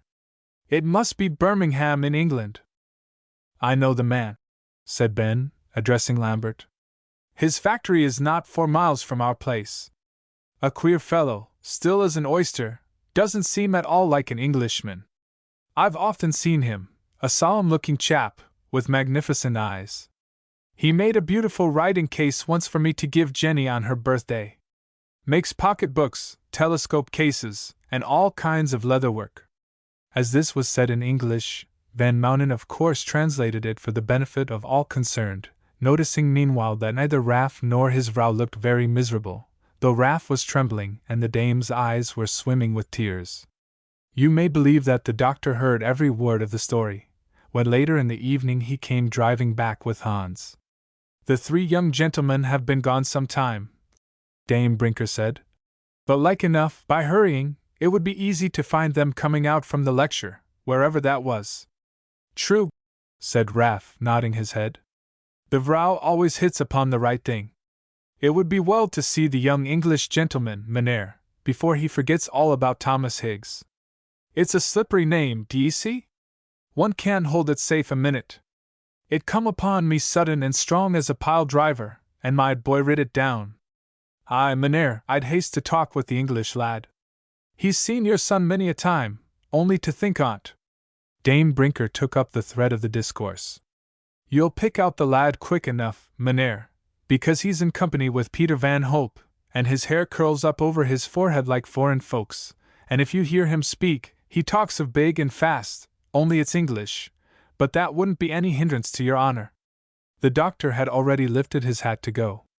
With a beaming face he muttered something about its being just like the young scamp to give himself a rascally English name, called Hans. My son! Thereby making that young gentleman as happy as a lord, and left the cottage with very little ceremony, considering what a great meester he was. The grumbling coachman comforted himself by speaking his mind as he drove back to Amsterdam. Since the doctor was safely stowed away in the coach and could not hear a word, it was a fine time to say terrible things of folks who hadn't no manner of feeling for nobody, and who were always wanting the horses a dozen times of a night. Mysterious disappearance of Thomas Higgs. Higgs's factory was a mine of delight for the gossips of Birmingham. It was a small building but quite large enough to hold a mystery. Who the proprietor was, or where he came from, none could tell. He looked like a gentleman, That was certain, though everybody knew he had risen from an apprenticeship, and he could handle his pen like a writing master. Years ago he had suddenly appeared in the place a lad of 18, learned his trade faithfully, and risen in the confidence of his employer, been taken in as a partner soon after the time was up. Finally, when old Willett died, had assumed the business on his own hands. This was all that was known of his affairs. It was a common remark among some of the good people that he never had a word to say to a Christian soul, while others declared that though he spoke beautifully when he chose to, there was something wrong in his accent. A tidy man, too, they called him, all but for having that scandalous green pond alongside of his factory, which wasn't deep enough for an eel and was just a fever nest, as sure as you live. His nationality was a great puzzle. The English name spoke plain enough for one side of his house, but of what manner of nation was his mother? If she'd been an American, he'd certainly have had high cheekbones and reddish skin. If a German, he would have known the language, and Squire Smith declared that he didn't. If French, and his having that frog pond made it seem likely it would come out in his speech. No, there was nothing he could be but Dutch. And strangest of all, though the man always pricked up his ears when you talked of Holland, he didn't seem to know the first thing about the country when you put him to the point. Anyhow, as no letters ever came to him from his mother's family in Holland, and as nobody living had ever seen old Higgs, the family couldn't be anything much. Probably Thomas Higgs himself was no better than he should be, for all he pretended to carry himself so straight, and for their parts, the gossips declared, they were not going to trouble their heads about him. Consequently, Thomas Higgs and his affairs were never failing subjects of discussion. Picture, then, the consternation among all the good people when it was announced by somebody who was there and ought to know, that the post-boy had that very morning handed Higgs a foreign-looking letter, and the man had turned as white as the wall, rushed to his factory, talked a bit with one of the head workmen, and without bidding a creature good-bye, was off bag and baggage before you could wink, ma'am. Mr. Scrubbs, his landlady, was in deep affliction. The dear soul became quite out of breath while speaking of him. To leave lodgings in that sudden way, without never so much as a day's warning, which was what every woman who didn't wish to be trodden underfoot, which thank heaven wasn't her way, had a perfect right to expect, yes, and a week's warning now you mention it, and without even so much as saying many thanks, Mr. Scrubbs, for all past kindnesses, which was most numerous, though she said it who shouldn't say it. Leastwise she wasn't never no kind of person to be looking for thanks every minute. It was really scandalous, though to be sure Mr. Higgs paid up everything to the last farthing, and it fairly brought tears to my eyes to see his dear empty boots lying there in the corner of his room, which alone showed trouble of mind, for he always stood 'em up straight as soldiers, though being half-soled twice they hadn't, of course, been worth talking away.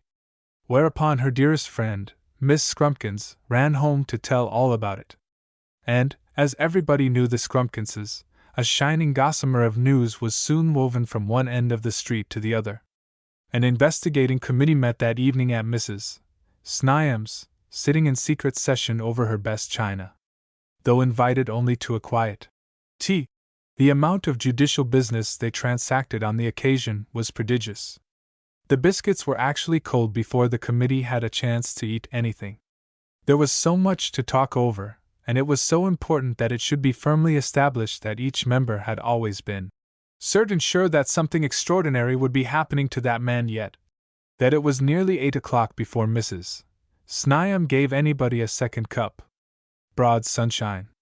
One snowy day in January, Lawrence Bookman went with his father to pay his respects to the Brinker family. Raff was resting after the labors of the day. Gretel, having filled and lighted his pipe, was brushing every speck of ash from the hearth. The dame was spinning, and Hans, perched upon a stool by the window, was diligently studying his lessons. It was a peaceful, happy household whose main excitement during the past week had been the looking forward to this possible visit from Thomas Higgs. As soon as the grand presentation was over, Dame Brinker insisted upon giving her guests some hot tea. It was enough to freeze anyone, she said, to be out in such crazy, blustering weather. While they were talking with her husband, she whispered to Gretel that the young gentleman's eyes and her boy's were certainly as much alike as 4 beans, to say nothing of a way they both had of looking as if they were stupid and yet knew as much as a body's grandfather. Gretel was disappointed. She had looked forward to a tragic scene, such as Annie Bauman had often described to her, from storybooks, and here was the gentleman who came so near being a murderer, who for 10 years had been wandering over the face of the earth, who believed himself deserted and scorned by his father, the very young gentleman who had fled from his country in such magnificent trouble, sitting by the fire just as pleasant and natural as could be. To be sure, his voice had trembled when he talked with her parents, and he had met his father's look with a bright kind of smile that would have suited a dragon killer bringing the waters of perpetual youth to his king. But after all, he wasn't at all like the conquered hero in Annie's book. He did not say, lifting his arm toward heaven, "I hereby swear to be forever faithful to my home, my God, and my country," which would have been only right and proper under the circumstances. All things considered, Gretel was disappointed. Raff, however, was perfectly satisfied. The message was delivered. Dr. Boekman had his son safe and sound, and the poor lad had done nothing sinful after all, except in thinking that his father would have abandoned him for an accident. To be sure, the graceful stripling had become rather a heavy man. Raff had unconsciously hoped to clasp that same boyish hand again, but all things were changed to Raff, for that matter. So he pushed back every feeling but joy as he saw father and son sitting side by side at his hearthstone. Meantime, Hans was wholly occupied in the thought of Thomas Higgs's happiness in being able to be the meester's assistant again, and Dame Brinker was sighing softly to herself, wishing that the lad's mother were alive to see him, such a fine young gentleman as he was, and wondering how Dr. Boekman could bear to see the silver watch getting so dull. He had worn it ever since Raff handed it over, that was evident. What had he done with the gold one he used to wear? The light was shining full upon Dr. Boekman's face. How contented he looked! How much younger and brighter than formerly! The hard lines were quite melting away. He was laughing as he said to the father, "Am I not a happy man, Raff Brinker? My son will sell out his factory this month and open a warehouse in Amsterdam. I shall have all my spectacle cases for nothing." Hans started from his reverie. "A warehouse, Mynheer! And will Thomas Higgs, is your son not to be your assistant again?" A shade passed over the meester's face, but he brightened with an effort as he replied, "Oh no, Lorenz has had quite enough of that. He wishes to be a merchant." Hans appeared so surprised and disappointed that his friend asked good-naturedly, "Why so silent, boy? Is it any disgrace to be a merchant?" "And not a disgrace, Mynheer," stammered Hans. But what?" "Why, the other calling is so much better," answered Hans. "So much nobler. I think, Mynheer," he added with enthusiasm, "that to be a surgeon, to cure the sick and crippled, to save human life, to be able to do what you have done for my father, is the grandest thing on earth." The doctor was regarding him sternly. Hans felt rebuked. His cheeks were flushed. Hot tears were gathering under his lashes. "It is an ugly business, boy, this surgery," said the doctor, still frowning at Hans. "It requires great patience, self-denial, and perseverance." "I am sure that it does," cried Hans. "It calls for wisdom, too, and a reverence for God's work." "Ah, Mynheer, it may have its trials and drawbacks, but you do not mean what you say. It is great and noble, not ugly." "Pardon me, Mynheer. It is not for me to speak so boldly." Dr. Boekman was evidently displeased. He turned his back on the boy and conferred aside with Lorenz. Meanwhile the dame scowled a terrible warning at Hans. These great people, she knew well enough, never liked to hear poor folks speak up so pertly. The meester turned around. "How old are you, Hans Brinker?" 15, Mynheer," was the startled reply. "Would you like to become a physician?" "Yes, Mynheer," answered Hans, quivering with excitement. "Would you be willing, with your parents' consent, to devote yourself to study, to go to the university, and in time, be a student in my office?" "Yes, Mynheer." "You would not grow restless, think you, and change your mind just as I had set my heart upon preparing you to be my successor?" Hans's eyes flashed. "No, Mynheer, I would not change. You may believe him there, cried the dame, who could remain quiet no longer. Hans is like a rock when once he decides, and as for study, Mynheer, the child has almost grown fast to his books of late. He can jumble off Latin already, like any priest. The doctor smiled. Well, Hans, I see nothing to prevent us from carrying out this plan, if your father agrees. Ahem, said Raff, too proud of his boy to be very meek. The fact is, Mynheer, I prefer an active, out-of-door life, myself. But if the lad's inclined to study for a meester, and he'd have the benefit of your good word to push him on in the world, it's all one to me. The money's all that's wanting, but it mightn't be long, with 2 strong pair of arms to earn it, before we— Tut, tut, interrupted the doctor. If I take your right-hand man away, I must pay the cost, and glad enough will I be to do it. It will be like having 2 sons, Lawrence? One a merchant, and the other a surgeon. I shall be the happiest man in Holland. Come to me in the morning, Hans, and we will arrange matters at once. Hans bowed assent. He dared not trust himself to speak. And, Brinker, continued the doctor, my son Lawrence will need a trusty, ready man like you, when he opens his warehouse in Amsterdam, someone to oversee matters, and see that the lazy clowns round about the place do their duty. Someone to— Why don't you tell him yourself, you rascal? This last was addressed to the son, and did not sound half as fierce as it looks in print. The rascal and Raff soon understood each other perfectly. I'm loath to leave the dikes, said the latter, after they had talked together a while. But it is such a good offer, Mynheer, I'd be robbing my family if I let it go past me. Take a long look at Hans as he sits there staring gratefully at the meester, for you shall not see him again for many years. And Gretel, ah, what a vista of puzzling work suddenly opens before her. Yes, for dear Hans's sake she will study now. If he really is to be a meester, his sister must not shame his greatness. How faithfully those glancing eyes shall yet seek for the jewels that lie hidden in rocky schoolbooks. And how they shall yet brighten and droop at the coming of one whom she knows of now only as the boy who wore a red cap on that wonderful day when she found the silver skates in her apron. But the doctor and Lawrence are going. Dame Brinker is making her best curtsy. Raff stands beside her, looking every inch a man as he grasps the meester's hand. Through the open cottage door we can look out upon the level Dutch landscape, all alive with the falling snow. Conclusion. Our story is nearly told. Time passes in Holland just as surely and steadily as here. In that respect no country is odd. To the Brinker family it has brought great changes. Hans has spent the years faithfully and profitably, conquering obstacles as they arose and pursuing one object with all the energy of his nature.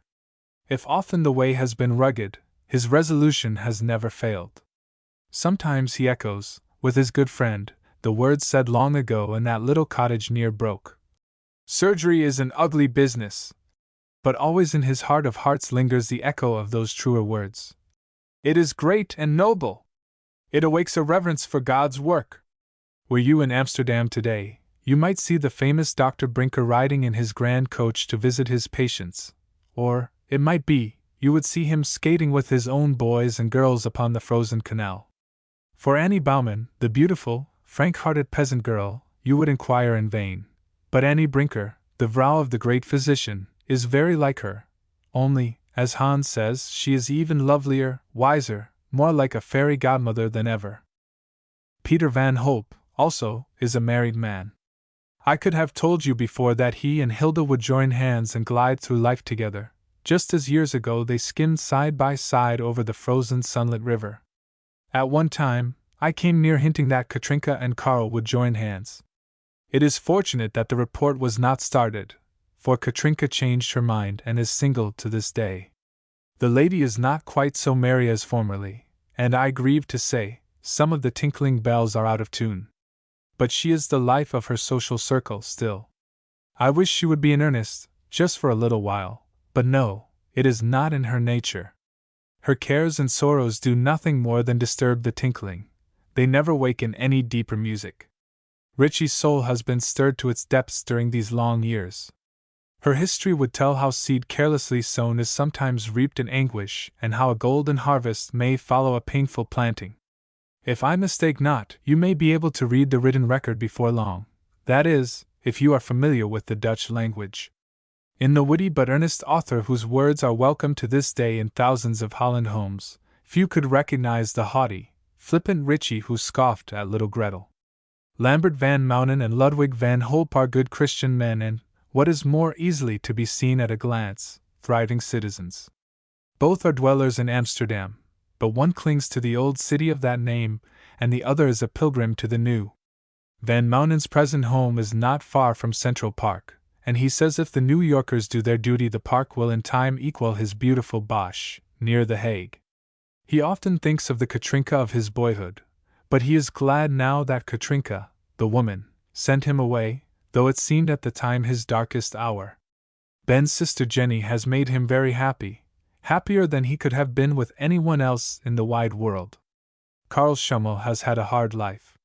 His father met with reverses in business, and as Karl had not many warm friends, and above all, was not sustained by noble principles, he has been tossed about by fortune's battledore until his gayest feathers are nearly all knocked off. He is a bookkeeper in the thriving Amsterdam house of Boekman and Schimmelpenninck. Wissenwalbert, the junior partner, treats him kindly, and he, in turn, is very respectful to the monkey with a long name for a tail. Of all our group of Holland friends, Jacob Poot is the only one who has passed away. Good-natured, true-hearted, and unselfish to the last, he is mourned now as heartily as he was loved and laughed at while on earth. He grew to be very thin before he died, thinner than Benjamin Dobbs, who is now portliest among the portly. Ralph Brinker and his vrouw have been living comfortably in Amsterdam for many years, a faithful, happy pair, as simple and straightforward in their good fortune as they were patient and trustful in darker days. They have a zomerhuis near the old cottage, and thither they often repair with their children and grandchildren on the pleasant summer afternoons when the pond lilies rear their queenly heads above the water.